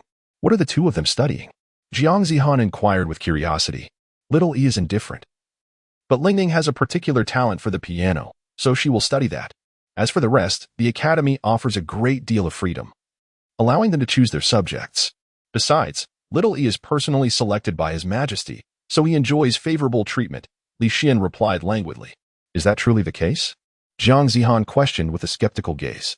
I am not entirely sure of the specifics, but what I do know is that Little Yi is enrolled as the youngest student in our esteemed Royal Academy. Li Yi corrected, it is not me. Lingming is younger than I am. Is there a distinction between you two? Qiu Lingming enunciated carefully. I came here with Brother Yi. Without the invitation from Li Yi, I would not have come. I am still too young and lack the qualifications. Indeed, a harmonious couple, Li Xian remarked. Qiu Lingming lowered her head shyly, her fingers entwined, concealing a bashful smile. What were you planning to do just now? Jiang Zihan inquired. I was introducing them to the academy. In case I am not around in the future, they must not get lost. That is reasonable. Then sister shall take you to have some fun. Jiang Zihan exclaimed with enthusiasm, lifting the two little ones and wandering off, clearly delighted. Li Xian observed Jiang Zihan's demeanor and let out a deep sigh, surprised by her evident fondness for children. Along the way, they garnered considerable attention, with an astonishingly high rate of onlookers turning their heads. Li Xian and Jiang Zihan are well-known figures, their reputations preceding them in the Royal Academy, and everyone is aware of their relationship. However, where did these two children suddenly emerge from? Just moments ago, it was rumored that Li Xian had 2 illegitimate children, and now Jiang Zihan is holding them. Could it be that they are not illegitimate at all, but rather Jiang Zihan's own? What a sensational scandal! Upon witnessing the curious gazes of onlookers, Li Xian covered his face, already anticipating that this group of individuals, as per usual, had nothing better to do than to indulge in baseless gossip. He chose to ignore them. Time would reveal the truth. Zihan, I recall you were supposed to send Mr. Yang off. Are you not going? Jiang Zihan, momentarily dazed, turned back, realizing, I forgot. After hearing the gossip, she instinctively rushed over to kick Li Xian, having long since dismissed that matter from her mind. Had it not been for his reminder, she would have completely forgotten. Damn it, I must hurry. Glancing at the 2 little ones in her arms, Jiang Zihan decided to take them along. Come, sister will take you to see the excitement. Chapter 79, a reluctant display of skill in the outskirts, at the farewell pavilion. Numerous students from the Royal Academy gathered to bid farewell to their mentor. The individual being sent off was Yang Wenrui, who had been appointed to a government position. A commendable advancement for him. His former students came together to express their farewells, singing praises in his honor. Leading the group were fellow instructors familiar with Yang Wenrui. As scholars often do, the farewell was filled with heartfelt sentiment, tears of sorrow, and poetic expressions of their feelings. This was a customary practice among Confucian scholars. Jiang Zihan, cradling Li Yi and Qiu Lingming, entered the gathering and began to say her goodbyes to Yang Wenrui. Mr. Yang, I have arrived. Jiang Zihan stepped forward to bid farewell. Li gazed at Yang Wenrui before him, exuding a scholarly demeanor. While not quite a great Confucian, he was certainly not far from it. The imperial court had appointed him as a local official, likely as a means of honing his skills, with the expectation that he would be recalled to the capital for promotion when the time was ripe. Thus, the students who had come to bid farewell were not merely saying goodbye. They sought to establish connections with Yang Wenrui in hopes of having a benefactor when he returned to the capital. Of course, individuals like Jiang Zihan were here solely for the farewell. Thank you, Your Highness, for coming to see me off, Yang Wenrui expressed gratefully, clasping his hands in respect. You're jesting, sir. I am merely your student, Jiang Zihan replied with a sense of nostalgia, realizing that this parting might mean years, if not decades, before they would meet again. Yang Wenrui noticed the two children cradled in Jiang Zihan's arms, one on each side, and he was puzzled by their appearance. He had never encountered these two little ones before. At first glance, they seemed quite well behaved. Jiang Zihan explained, This is Li Xian's younger brother, Li Yi, and this is Li Xian's sister-in-law, Qiu Lingming. They have just arrived at the Royal Academy, and I thought to bring them along to see you. Ah. Yang Wenrui nodded thoughtfully, glancing at Li Yi and feeling a peculiar aura emanating from him, a scholarly presence reminiscent of Confucianism. It struck him that Li Yi gave off an impression of greatness, yet he quickly dismissed the notion. After all, he himself had not yet attained the status of a great Confucian, so how could a mere child? Nevertheless, it was evident that Li Yi was a promising scholar. As for Qiu Lingming, she was charming and endearing, radiating an aura of wisdom and propriety, which was equally commendable. Sir. Li Xian approached and discreetly signaled Jiang Zihan to set the two children down. It seemed rather odd to hold them in front of so many people. Li Xian, you have come as well.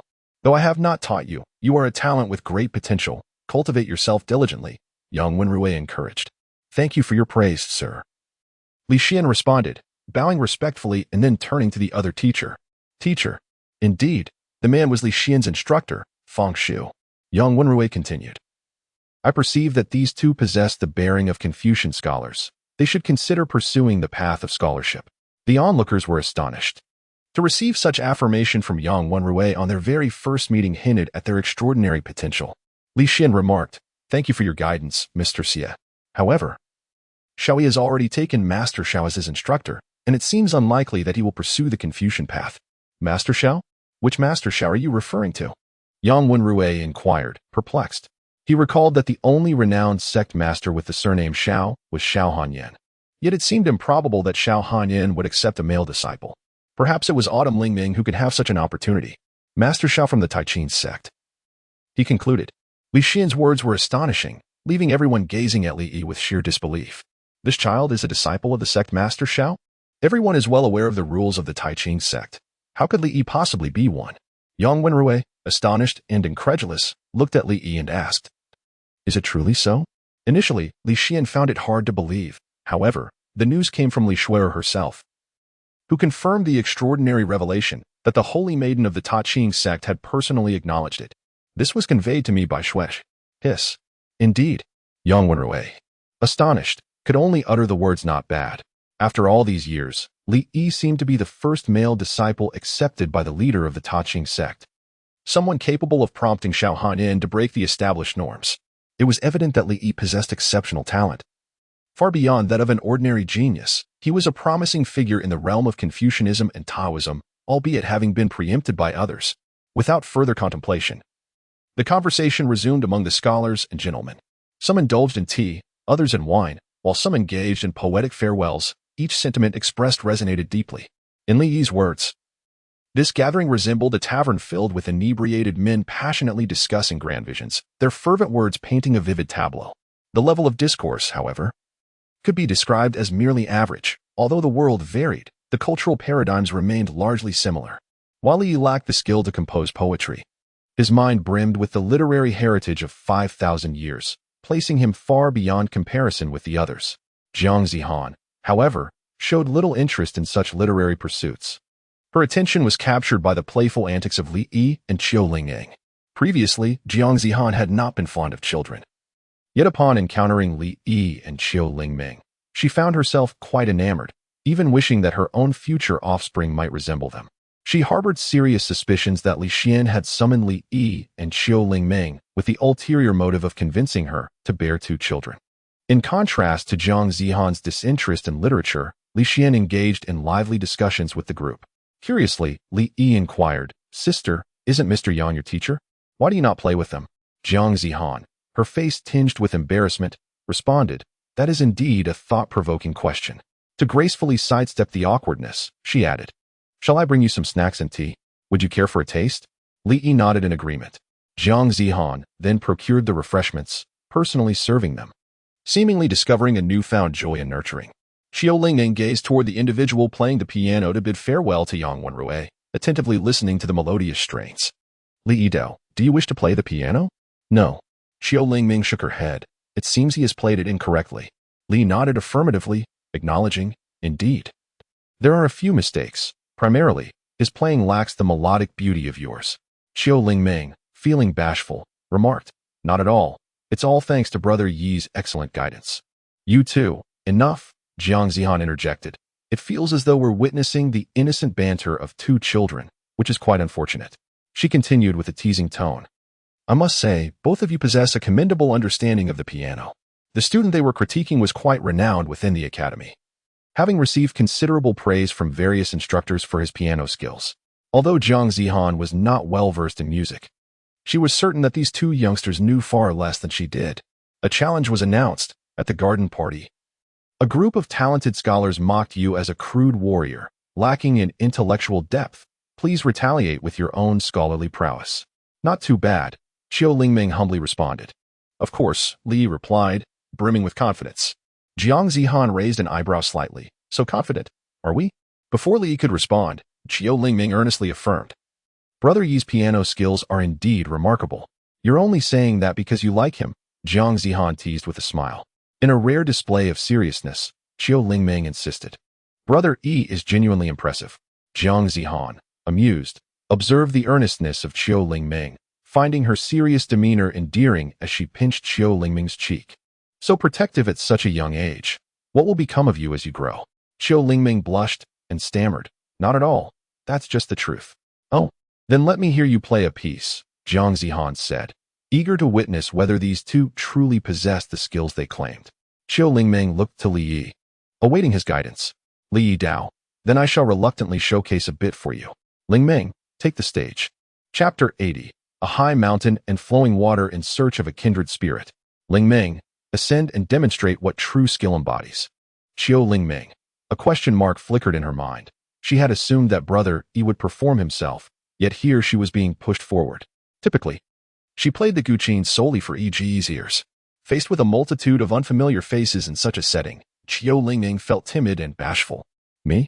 Qiu Lingying pointed to herself, lacking confidence. "Of course, the moment to validate your skills has arrived. Do not tarnish my reputation as your mentor.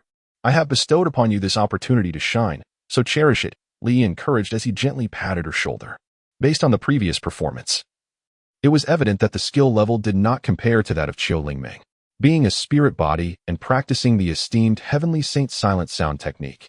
Paired with Li Yi's unparalleled guidance, her mastery of the guqin was beyond their reach. With Li Yi's encouragement, Qiu Lingying felt an overwhelming surge of confidence. Even if she faltered, she would still step forward. As the previous performer concluded, the audience began their customary praises and flattery. "Mr. Yang, Lingying would like to play a piece to bid you farewell," Jiang Zihan remarked with a smile. "Oh?" Yang Wenrui expressed surprise, curiosity lighting his eyes as he observed Qiu Lingying, who stood there cradling the guqin, a delightful little presence. Splendid. Though uncertain of Qiu Lingying's ability, he thought it commendable for someone so young to attempt. Regardless of her performance's quality, Yang Wenrui felt immense joy. The gesture was endearing. After all, encountering such a charming child for the first time, who wished to send him off in this manner, was indeed thoughtful. He mentally prepared how to compliment Qiu Lingying afterward as the audience watched her with intrigue. Li Yi and Qiu Lingying, two adorable children, resembled lucky charms amidst the crowd. This scene evoked memories for Li Yi of the last time he was besieged by a multitude of female disciples from the Taiching sect, yet this time, the majority were male. Qiu Lingming placed her guqin before her and began to play. Although she felt a surge of nervousness being the center of attention for the first time, the reassuring presence of Li Yi calmed her anxious heart, allowing her to focus entirely on her performance. As her fingers danced across the strings, the melodious notes resonated beautifully. What began as mere amusement transformed into genuine astonishment. For Qiu Lingming's skill was undeniably impressive, surpassing expectations for a mere 2-year-old. The audience, captivated by her exquisite artistry, momentarily forgot her tender age. After the piece concluded, they collectively inhaled deeply, lost in contemplation, savoring the moment, and casting a glance at Qiu Lingming to confirm her youth before returning to their reverie. What was happening to them? Zhang Zihan observed their peculiar expressions, pondering in silence for a while. "Sister-in-law, did you find it enjoyable?" Li Yi inquired. "It was delightful. But I do not comprehend. Does it relate to my earlier question?" Zhang Zihan replied, perplexed. Li Yi suddenly realized. "It sounds beautiful. Perhaps they have been disheartened." Qiu Lingming looked at Li Yi with excited anticipation, her face nearly revealing her desire to be praised. "There is progress. Quite commendable. Continue to strive," Li Yi complimented. Qiu Lingming nodded shyly, her heart fluttering like a fawn in a frenzy. After a moment of contemplation, Yang Wenrui was the first to speak up. "Who taught you to play the piano?" Qiu Lingming shyly glanced at Li Yi and replied, "It was all taught to me by Brother Yi." Yang Wenrui raised his eyebrows slightly, looking at Li Yi. The proficiency of a 2-year-old girl was already astonishing. What was even more absurd was that her teacher was another child of the same age. The entire scenario was beyond belief, utterly preposterous. If Qiu Lingming were said to be the disciple of a great scholar, Yang Wenrui could accept that, but Li Yi was simply incredulous. 2-year-olds. This was unfathomable. Surely, it couldn't be a jest. Everyone shared Yang Wenrui's thoughts. Words lingered on the tip of their tongues but were swallowed back, leaving them at a loss for expression. Goodness gracious. After all this time, after so much learning, to play the piano worse than a 2-year-old. What a bitter pill to swallow. The realization that her teacher was also a mere toddler was disheartening, evoking a desire to start anew. Especially among those present who were well-versed in the art of music, doubts about their own lives began to surface, their worldviews crumbling. It was simply illogical. The piano had rendered all present speechless. Li Xian began, "You may not be aware, but Xiaoyi has been gifted since childhood." Acknowledging Li Yi's extraordinary talent, Li Xian was nonetheless taken aback. It was truly astonishing, a natural prodigy in the art of music. Yang Wenrui, marveling at Qiu Lingming's musical prowess, turned his gaze to Li Yi and inquired, "Might you also grace us with a performance?" "Li Yi, are you certain you wish for me to put on airs?" "This is your own request, so I shall not hold back. Naturally, I shall also perform a piece in farewell to Mr. Yang." Li displayed a demeanor of innocence. "All right." Yang Wenrui's face broke into a benevolent smile as he stroked his beard, thinking what a well-behaved child he was, attempting again to trick him into marriage. "Go." Qiu Lingming joyfully vacated her spot, leaving the next steps to Li Yi. Li Yi contemplated for a moment and decided to perform a piece entitled High Mountains and Flowing Water. As the melodies filled the air, the smile on Yang Wenrui's face gradually faded, replaced by a tide of memories. His hand, which had been stroking his beard, came to a halt, as if the very scene had been frozen in time. The gathered audience fell into a profound silence, fully engrossed in the enchanting strains that Li Yi was conjuring. After the performance concluded, Yang Wenrui inhaled sharply, overwhelmed with emotion, a tremor stirring within his heart. "What is the name of this piece?" he could not help but inquire. His excitement palpable, nearly losing his composure as he reached out to grasp Li Yi's hand. "High Mountains and Flowing Water seeks a kindred spirit." Li Yi slowly articulated 7 words. Yang Wenrui murmured to himself, quietly reciting these 7 words, and once again, a wave of ecstatic joy washed over his face. What a splendid pursuit of a kindred spirit amidst the lofty mountains and flowing waters. How exquisite is this melody, truly unparalleled. Yang Wenrui applauded fervently, his elation evident, reflecting his profound appreciation for the piece. "The composition is remarkable, and your artistry even more so.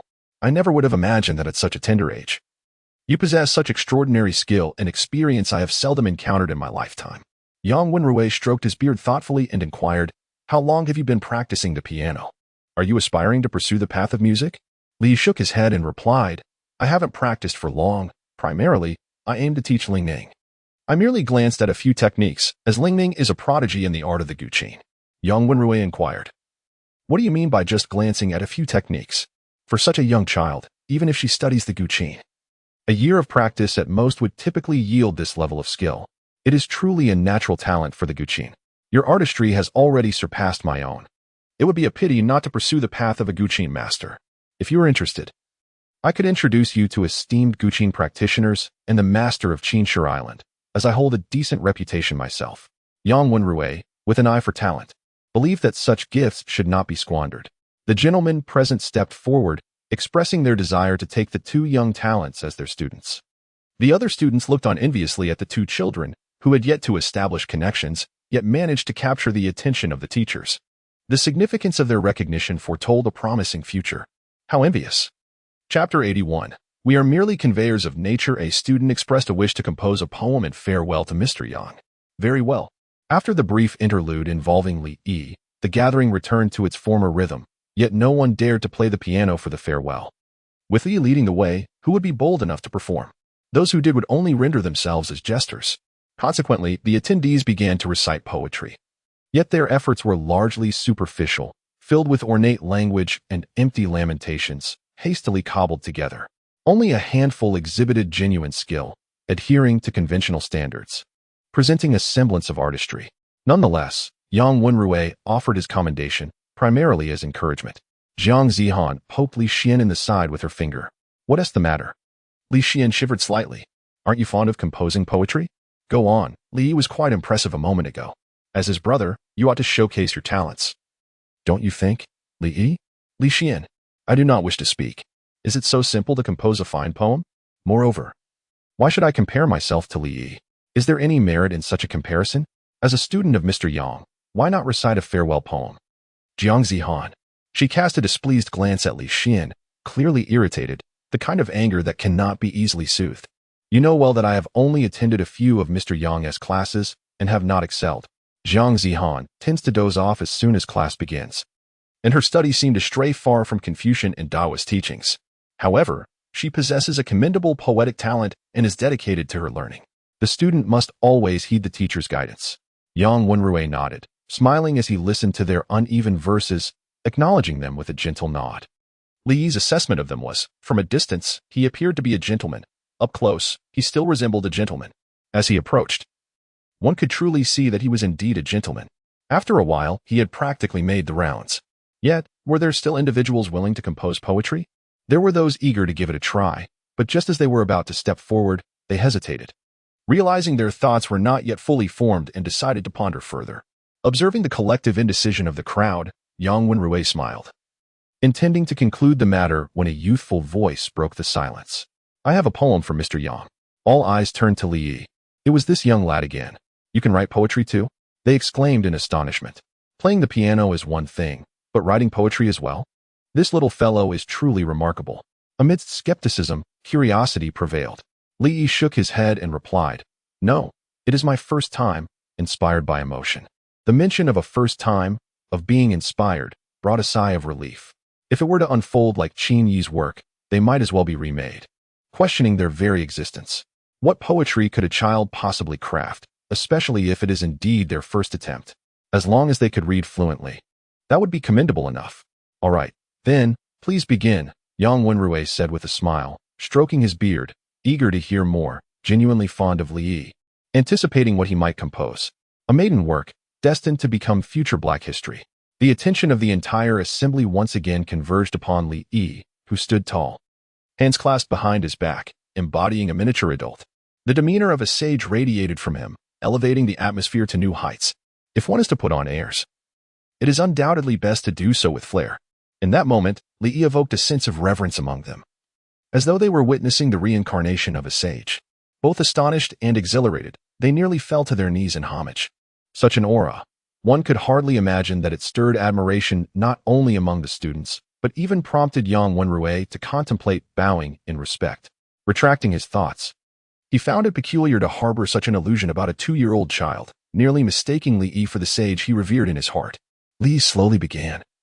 In the vast expanse of yellow clouds beneath the waning sun, the northern wind drives the wild geese, as snowflakes flutter down. Yang Wenrui savored these two lines, realizing that, though succinct, they surpassed the compositions of the previous scholars. The imagery was vivid, effortlessly conjuring scenes within his mind. The choice of words was exquisite and perfectly fitting. From these two lines alone, one could discern an exceptional level of artistry. The sole drawback was a tinge of melancholy, which left Yang Wenrui feeling somewhat exiled. However, the background was rendered beautifully, harmoniously complementing the scene of farewell. He awaited Li Yi's continuation in silence. As Li Yi sensed the atmosphere was ripe for continuation, he pressed on. To engage in pretense requires finesse. One must strike the perfect balance, lest the act devolves into an embarrassing spectacle solely for oneself. He slowly began. Do not fret about the road ahead devoid of kindred spirits. Who in this realm does not recognize you? A gasp escaped as the words flowed. Yang Wenrui, in the midst of stroking his beard, suddenly grasped it tightly, nearly wrenching it from his face. Goosebumps erupted across his skin, as if time itself had momentarily frozen. The initial lines bore a melancholic sorrow that evoked a sense of desolation, yet the subsequent turn of phrase illuminated the path ahead, revealing a brilliance that was nothing short of extraordinary. How exquisite! Yang Wenrui exclaimed, slapping the table in admiration. What a splendid poem! Indeed, it was an exceptional piece. Not only Yang Wenrui, but the other gentlemen also showered Li Yi with accolades, praising the poem with fervor. This composition surpassed any they had crafted before. Its quality rendered their previous works pale in comparison. Li Yi, did you truly pen this poem? Yang Wenrui questioned, incredulous that such profound imagery and depth could emerge from the mind of a mere 2-year-old. It was difficult to fathom, hard to believe. Of course not. We do not create poetry. We are merely the conveyors of nature's essence. Li Yi only composed the first half of the verse. The latter half did not resonate. Hence it was left unspoken. As a time traveler, to forego the recitation of poetry at this moment would indeed be a disservice to his identity, especially after having painstakingly copied so many verses in elementary school. Completing the reversal mission, with your intellect, astound the assembled scholars, leaving the esteemed gentlemen at a loss for words. A mere display of your talent would elevate you to heights they could never hope to attain in their lifetimes. The reward, the essence of Confucianism and Taoism. A sharp intake of breath, one could be certain that this was an inspiration born in the moment for Li Yi. Were it a work of bygone sages, how could these Confucian scholars be unaware of such poetry? Li Yiqian's exceptional talent is remarkable, yet her debut in poetry astonishes all, surpassing the expectations of her peers and leaving even the esteemed gentleman feeling inadequate, unable to compose verses of greater merit. For the first time, a disparity was evident in a mere 2-year-old child. This young one, on 2 occasions, silenced the lively farewell, with the latter silence lingering even longer than the first. Few words were exchanged, hearts laden with mixed emotions. This little tyke was not merely attending a farewell. He was evidently there to disrupt the proceedings. What has come over them? Zhang Zihan quietly inquired of Li Xian. They were evidently stirred. Li Xian inhaled deeply before responding, also affected by the commotion. Suddenly, Yang Wenrui chuckled. This poem is splendid, though it lacks a title. Since it is meant to honor me, how about we name it Farewell to Yang Wenrui? Indeed. Li Yi obediently nodded. What a good child, Yang Wenrui said with a smile, affectionately ruffling Li Yi's hair, his eyes gleaming with satisfaction, leaving him speechless. The gentleman watched with envy, recognizing that both the skill and essence of this work were of extraordinary caliber, destined to be cherished through the ages and sung by many. Furthermore, Yang Wenrui's name would accompany this poem through time. For scholars, renown is of utmost importance. To leave a lasting legacy and inscribe their name in history is the aspiration of every literati. It is astonishing that such an obscure path was discovered by Yang Wenrui, eliciting a pang of envy among them. Why was it not themselves departing today? Li Yi, with such innate talent. How regrettable it is that he does not come under my tutelage. Who do you think you are? Best take a seat and rest, they might say. Li Yi, come study under me. Chapter 82. The eloquence of scholars at this moment. Fang Shu, who had remained silent, spoke up. Li Xian, since Li Yi is your brother, if both of you were to join my esteemed mentor, it would surely make for a delightful tale.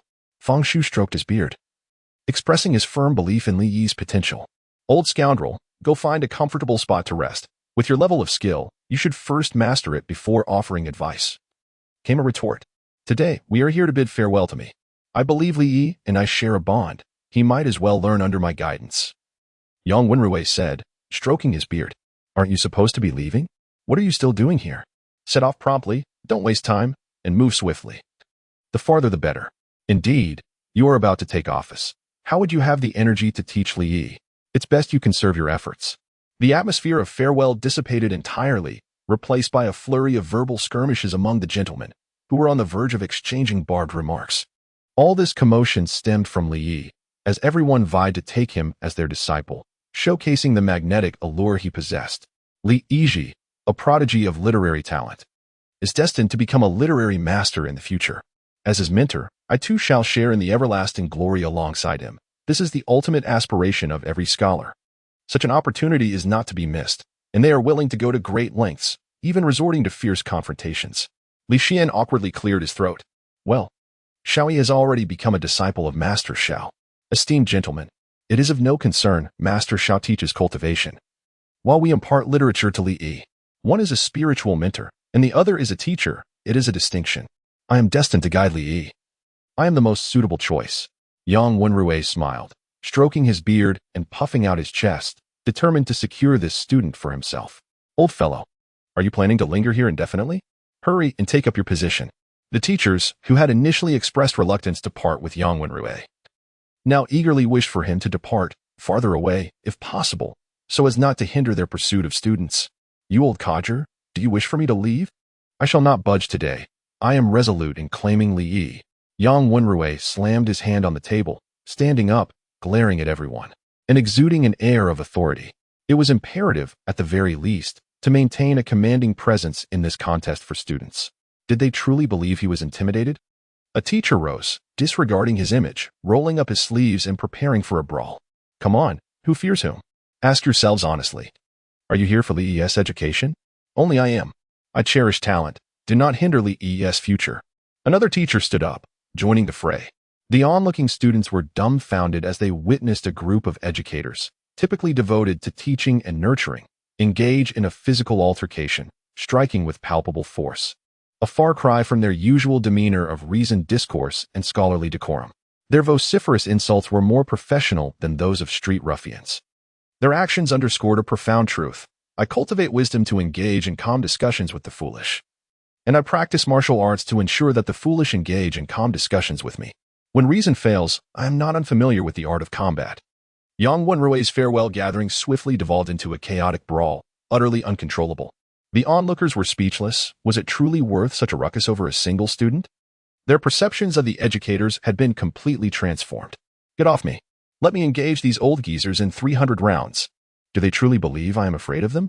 Mr. Yang, it is time to leave. If you delay any longer, you will not be able to assume your position on time. With a bruised visage and sporting 2 black eyes, Yang Wenrui reluctantly took his leave. He climbed into his carriage and departed. Where are my shoes? What has happened to my shoe? It was only then that Yang Wenrui realized he was missing one. Mr. Yang, you just threw your shoe at Mr. Fang's face. Oh, never mind. I shall buy another pair. Although Yang Wenrui had left, the battle for Li Yi's favor was far from over, still raging with fervor. Li Xian let out a sigh, expressing his disapproval of the hopeless group. He exchanged a knowing glance with Jiang Zihan, who understood immediately. Together, they silently departed with the culprits, Li Yi and Qiu Lingming. Let them fight it out. Upon returning to the resting courtyard, dusk approached. Little Yi, I shall come to see you again tomorrow, Jiang Zihan said, reluctantly stroking Li Yi's head before she took her leave. Li Xian said, I shall return to my cultivation. Should any matters arise, summon me. With that, he departed. Young master, the chambers of you and the young mistress have been tidied. Wan Ning approached. Li strolled around the room, nodding in satisfaction at the layout, which conformed to his accustomed preferences. Wan Ning turned to Ming Cheng and said, could you please prepare some hot water, Ming Cheng? The young master and young mistress are in need of a bath. Certainly, replied Ming Cheng, as she departed with 4 other maidservants to arrange for the hot water. Li cast a glance at the 5 palace maids, noting that they seemed to have formed a harmonious rapport with Wan Ning, as they were all professionals, well-mannered and adept. Observing the vast courtyard, he realized that certain areas remained barren, and neglecting to utilize them would be a waste. He pondered thoughtfully, Wan Ning, tomorrow you shall accompany them to gather some herbs to plant in this section. Over there, let us cultivate a variety of flowers and construct a trellis for shade. Or we can also plant some fruit-bearing plants. With a nod, Wan Ning took note of his suggestions and resolved to venture out with Ming Cheng the following day. After strolling around the courtyard, he admired the numerous flowers and plants already flourishing there, many of which were rare species imbued with medicinal properties. Li sat amidst the flowers and grass, delving into the intricacies of alchemy. The art of pill refining proved to be a cumbersome endeavor, particularly when exploring new formulas, as there were myriad factors to consider. Although Li possessed an affinity with flora, alleviating many concerns regarding the compatibility of medicinal properties, this very circumstance hindered the true potential of the various herbs from being fully realized. While Li could easily absorb the elixirs he concocted, others faced difficulties unless he assisted in their digestion. In such instances, the efficacy of the potions would merely amount to a summation of 1 plus 1, failing to achieve the greater synergy of 1 plus 1 equating to more than 2. Therefore, Li was compelled to contemplate how to enhance the efficacy of his creations. As he grew increasingly adept in the art of pill crafting, coupled with his harmonious connection to nature, he found himself navigating the challenges with greater ease, and the quality of his elixirs improved significantly. Li has now mastered the art of crafting third-tier elixirs. Observing his earnest dedication to alchemical studies, Qiu Lingming chose not to interrupt him, instead opting to serenely play the guqin within the pavilion. Ming Cheng prepared hot water and intended to summon Li, but was halted by Wan Ning. "Isn't the hot water ready for the young master's bath?" Ming Cheng inquired, perplexed. "The young master is engrossed in his alchemical research. Do not disturb him," Wan Ning replied. Ming Chen was taken aback, a question mark hovering over her head. "What is this? Researching elixirs?" At first glance, Li seems merely to be playing with grass. How can one call this alchemical research? Ming Chen, not fully comprehending, thought it quite normal for a child to amuse himself by squatting on the roadside, playing with grass.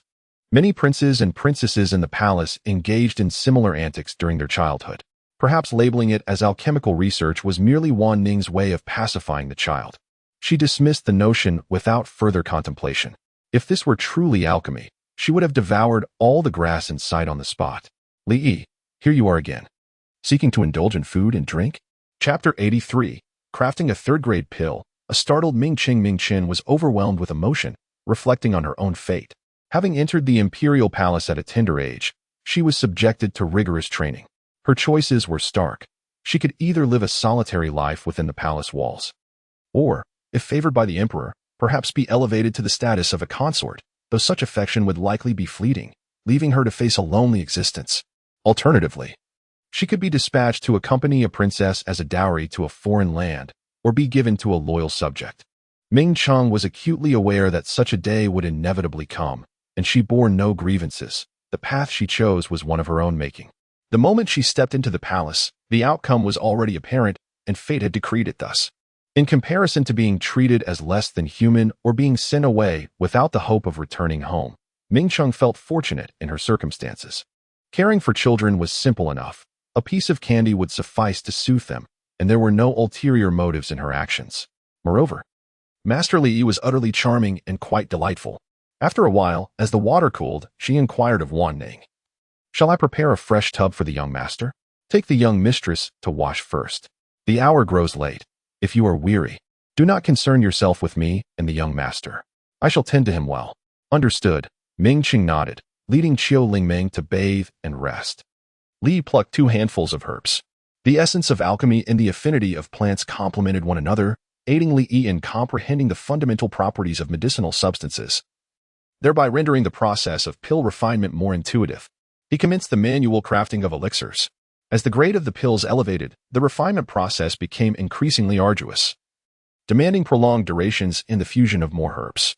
In addition to crafting pills by hand, Li yearned to experiment with the alchemical furnace for pill concoction. The advantage of manual pill-making lies in its convenience and simplicity.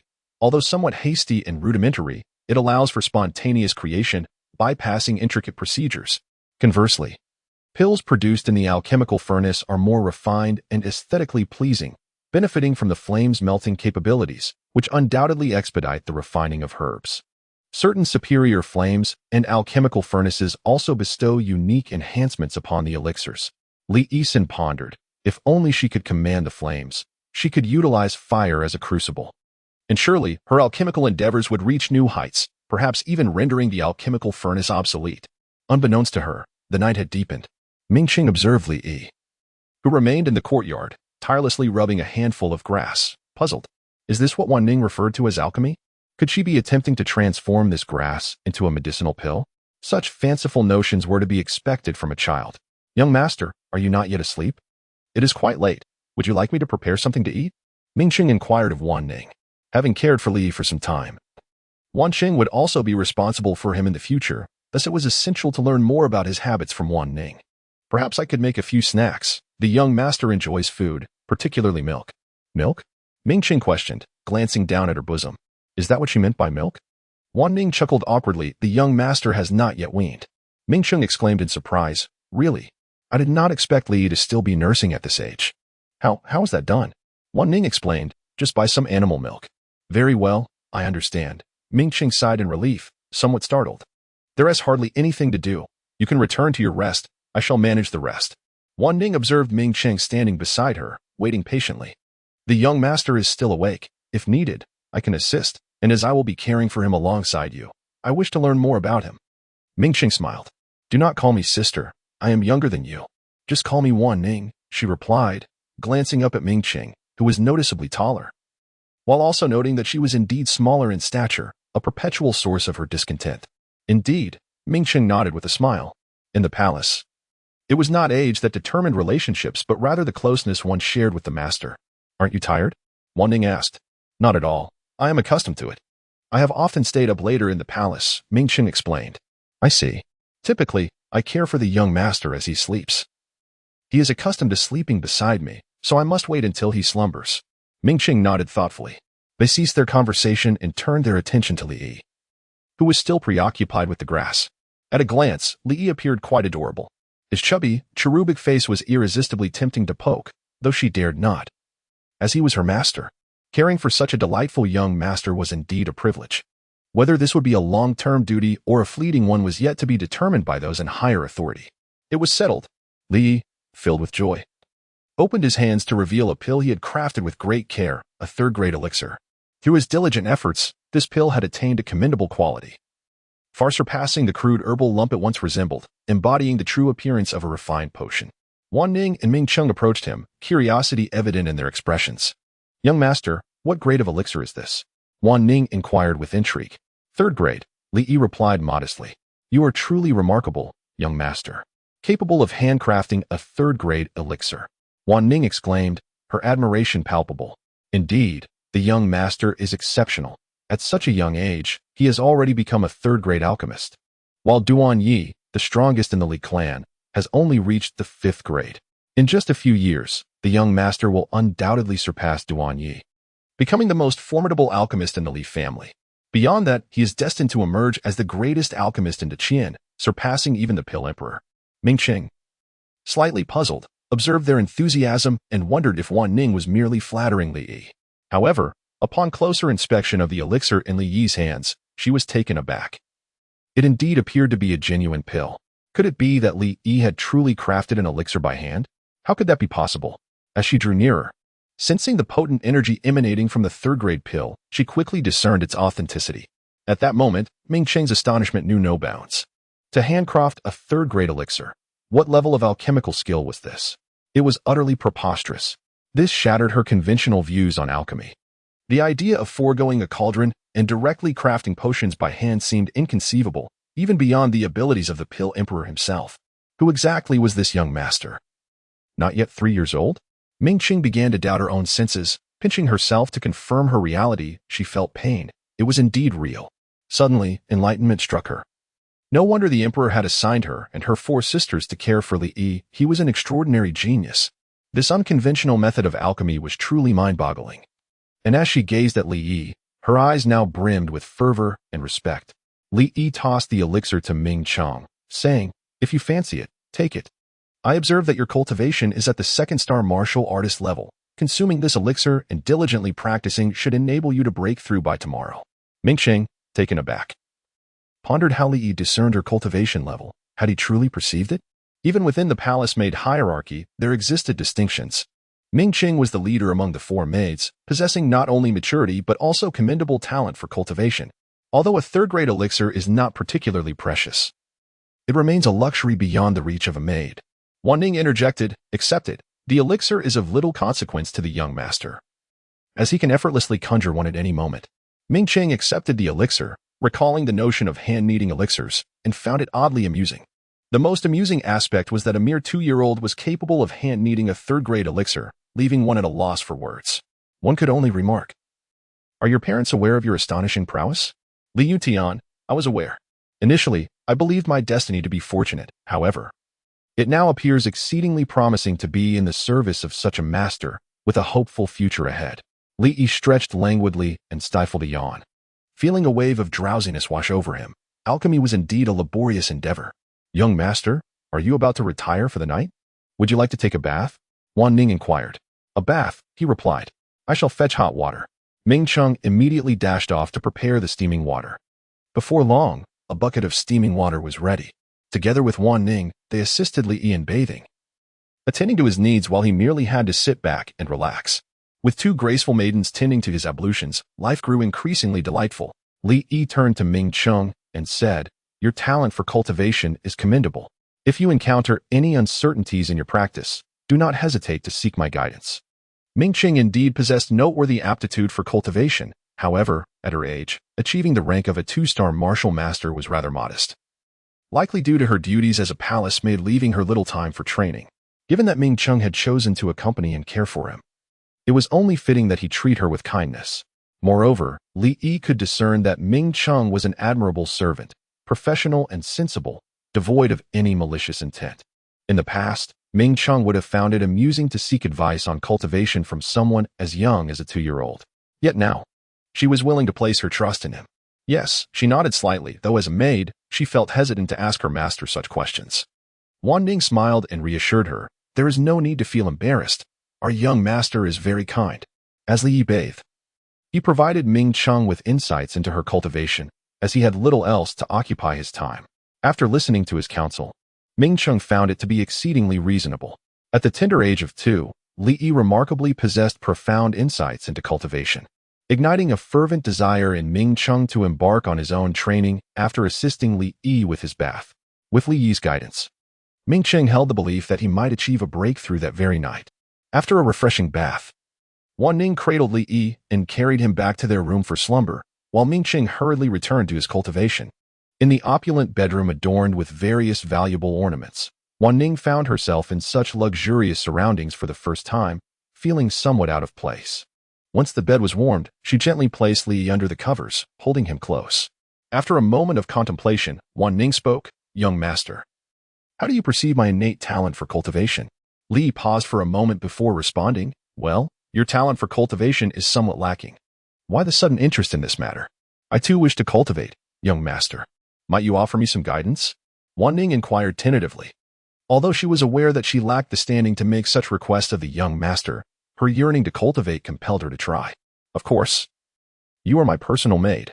If your abilities are too feeble, it would reflect poorly on me," he replied.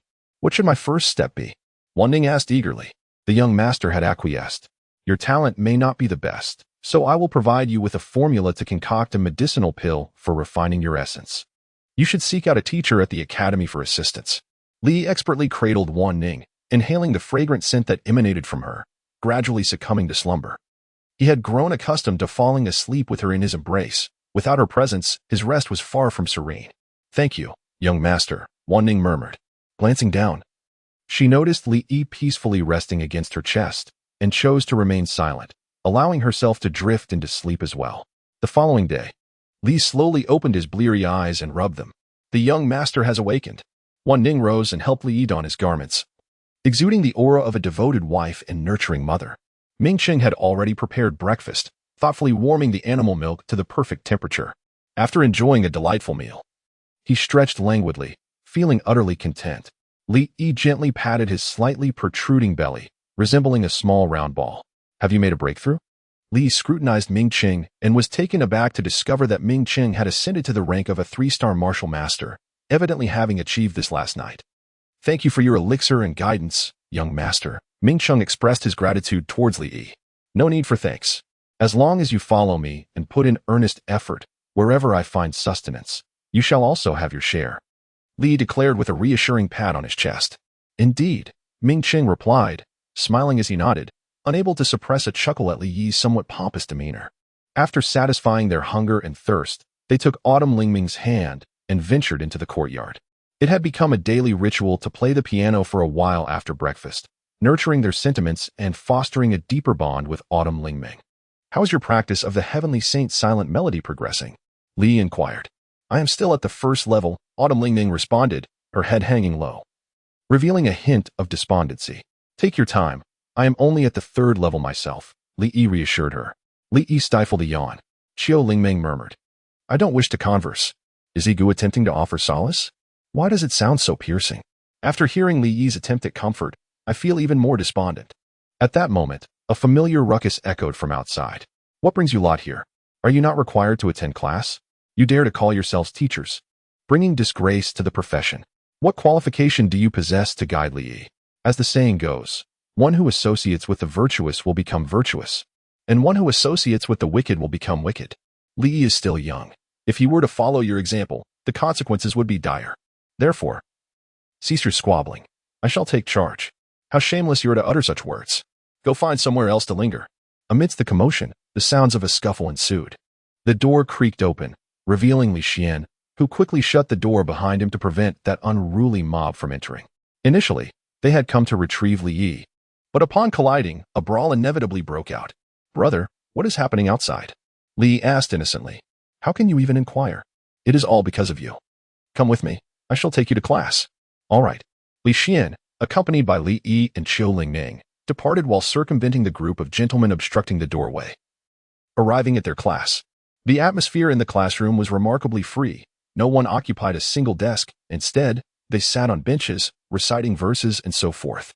The curriculum primarily revolved around the exploration of cultivation issues, insights into the Tao, and guidance on martial arts practice and comprehension of techniques. Although termed as a class, it bore a closer resemblance to a period of unstructured activity, where students could approach the instructor with queries regarding their uncertainties or engage in self-practice and sparring. After elucidating a profound martial technique, the teacher instructed them to practice independently, assuring them that they could seek clarification if needed. Suddenly, noticing Li Yi and Qiu Lingming, he inquired, "Whose children are these? What brings them to such a place?" Li Xian clasped his hands in a gesture of respect and explained to the teacher, "These two are my younger brother and sister-in-law, and they are also students at the Royal Academy. Today marks their first day of classes." The teacher responded, perplexed. "You claim they are students?" Chapter 85, Li Yi's Bet, bewildered Li Xian. "Indeed, they just completed their enrollment procedures yesterday." Li Xian elucidated, "Allow me to demonstrate." The teacher, skeptical, remarked, "How could two toddlers of merely 2 years old possibly be students of the Royal Academy?" Li Xian presented the documents for the teacher's inspection. After confirming their authenticity, the teacher was compelled to accept their status as students. However, he was left perplexed by the extraordinary talents that allowed these two to gain admission to the Royal Academy at such a young age. This was unprecedented, suggesting they possessed exceptional abilities. Li Yi? That name sounded somewhat familiar. The teacher pondered briefly, recalling that it had been mentioned recently. He cast a thoughtful glance at the duo but refrained from further inquiries, simply advising, "You two should be cautious and train alongside your brother." Indeed. Li Yi and Qiu Lingming nodded obediently. Qiu Lingming displayed little interest in the martial arts techniques. Thus, Li encouraged her to focus on her piano practice instead. The melodious strains of the piano resonated through the air. As the enchanting music filled his ears, a vivid image emerged in his mind. A breathtakingly beautiful woman playing the piano. Her music as exquisite as her appearance, drawing one into a state of rapture and fascination. Upon closer inspection, however, there was no stunning woman, only a charming 2-year-old girl. The disparity between reality and fantasy was striking. From Qiu Lingming's appearance, it was evident that she was a budding beauty, merely yet to blossom. The future is indeed promising. At such a tender age, her remarkable proficiency in the art of music is nothing short of genius. Alas, the old man did not pursue the path of music, or he would surely take her as his disciple. The teacher sighed, recognizing the musical grace conveyed through Qiu Lingming's performance. Such talent at this age was something he had rarely encountered in his lifetime. If this girl were to stray from the path of music, it would indeed be a travesty. At that moment, Li Yi noticed a group of individuals wearing disdainful expressions, their faces betraying a contemptible demeanor. Their expressions resembled the antagonists found in certain novels and television dramas, provocatively challenging the protagonists with their insolence. It was evident that they were indeed such characters. If things proceeded as expected, mockery would soon follow. They sought to gain attention through ostentation and superficiality.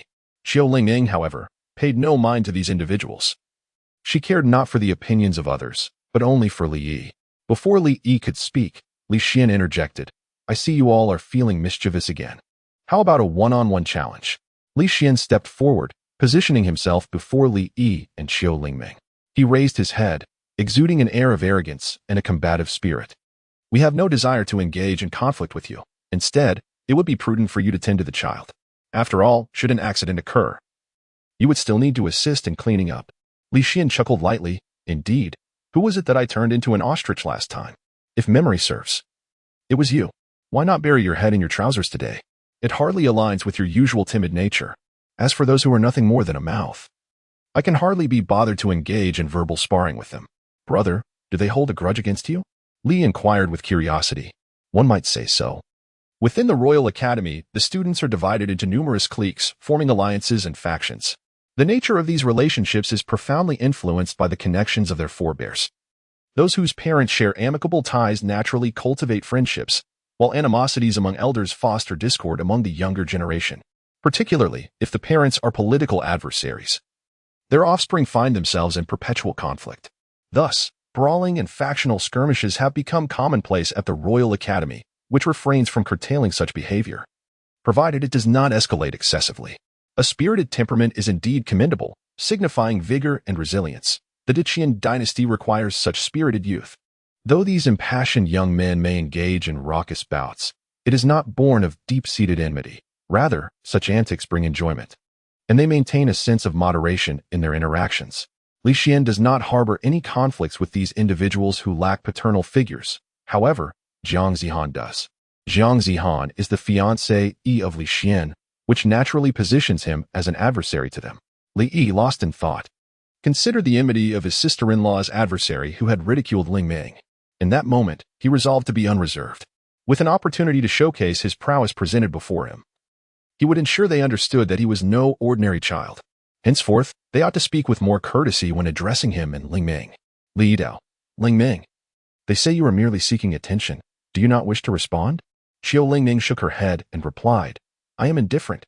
Li Yi, you are my fiancé. To speak of you is tantamount to slapping my own face." Li Yi wore an expression of utter intolerance. Xiao Lingming shifted her tone, declaring, "Then I care. Justice must be served." Li Xian raised an eyebrow slightly, a mixture of amusement and exasperation crossing his face. These two children truly embodied the notion of harmony and partnership, evoking a sense of uncontainable laughter. "What are your plans?" Li Xian inquired with curiosity. Is it possible that Li Yi intends to compete with others in playing the piano or composing poetry? What is his level of cultivation? Li Yi inquired. "A 3-star Grand Martial Master." "Then I shall subdue him, compelling him to apologize to Ling Ying." Li spoke earnestly, his voice resonating with conspiratorial intent. All eyes turned towards him, particularly those of several individuals whose brows furrowed in disbelief. What did this young impudent child just utter? Did he dare to claim he could subdue me? What audacity possessed this juvenile, barely past his adolescence, to speak with such bravado? Li Xian covered his face, pondering why one could not be a tad more discreet. It was evident that Li Yi had deliberately spoken so loudly. It was rumored that Li Yi, a 5-star martial artist, had triumphed over a 9-star martial artist, yet his cultivation had not yet reached that of a Grand Martial Master.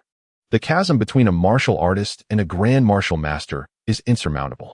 While minor discrepancies in realms can be easily bridged, significant differences pose considerable challenges, especially when the opponent is a 3-star Grand Martial Master. Being within the Royal Academy is no small feat, young man. What do you imply? Li Yi adopted a nonchalant demeanor, contemplating how to reprimand you and compel you to apologize to Ling Ming. Though still in his youth, his bravado was quite audacious. Did he not fear that I might leave him in tatters? His words elicited laughter from me. It was my first encounter with such an arrogant little rascal. It would indeed be remiss not to teach him a lesson and give him a taste of his own medicine. If I cannot best your elder brother, can I not handle you, this little scamp? Li Yi scoffed. You cannot defeat my brother, and yet you seek to vent your frustrations on me? How utterly shameless. Alas, you are no match for me. He rolled up his sleeves, seemingly eager to confront Li Yi. However, upon noticing Li Xian standing beside him, He remained rooted to the spot, uttering a couple of fierce remarks. Li Do, if you are unwilling to comply, we can engage in a duel. Should I emerge victorious, you must apologize to Ling Ying and run a lap around the Royal Academy, proclaiming that I am worthless. Conversely, if I lose, I shall allow you to strike my brother. Li Xian, what on earth? Wang Defa, what connection do I have with you? What do you mean by if you lose, let him beat me up? This wager is far too reckless. Goodness, it seems I'm merely a pawn in your scheme. That individual is named Xueqing. He never intended to bully a child, as it would tarnish his reputation. However, upon Li Yi proposing this wager, Xueqing felt tempted and found it difficult to decline, having never triumphed over Li Xian. The opportunity to right that wrong was simply too enticing to pass up. Xueqing nodded in agreement. Very well, but seeing as you are but a child, I shall refrain from bullying you. I can afford to let you have a few years, or even a decade. Li Yi shook his head and replied, no need. Let us meet at the training ground in 3 hours. Chapter 86, A Breakthrough Within 3 Hours. Xiaoyi, are you joking with me? Li Xian gazed at Li Yi with an expression that was difficult to articulate, uncertain whether to voice a particular thought or to remain silent. There is nothing, he replied. Li Yi blinked innocently with his large eyes, gazing at Li Xian with a facade of naivety and harmlessness. So, when you wagered with Xueqing, why did you allow them to strike me, your brother? Is there truly such treachery among siblings? Li Xian, caught in an unjust predicament, could only silently endure the unfairness of it all. I know you could never bear to see me suffer, Li Yi earnestly explained. So, you simply let them hit your brother, is that it? What a remarkable situation. Li Xian covered his face, torn between laughter and tears, realizing that this brother should not linger for long. Setting aside those matters, may I inquire about your current level of cultivation? 9-star martial master. Li Xian took a deep breath, feeling a chill run through him. Li Yi had surprisingly attained the rank of a 9-star martial master, truly formidable. Yet, the crux of the matter remained. There existed a significant disparity in their realms, a chasm that could not be easily bridged. The opponent was a 3-star Grand Martial Master. Did he possess the confidence to face such a challenge? Li Xian expressed his concerns, aware that this was a gamble where strength alone dictated the outcome. With such a vast difference in capabilities and considering that Li Yi was merely 2 years old, what if misfortune were to befall him?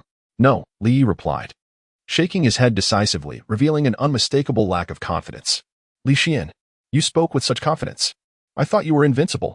I believed that Li Yi had some sort of strategy, yet after all this time, it seems Li Yi is not so assured after all. Is this a trap for me?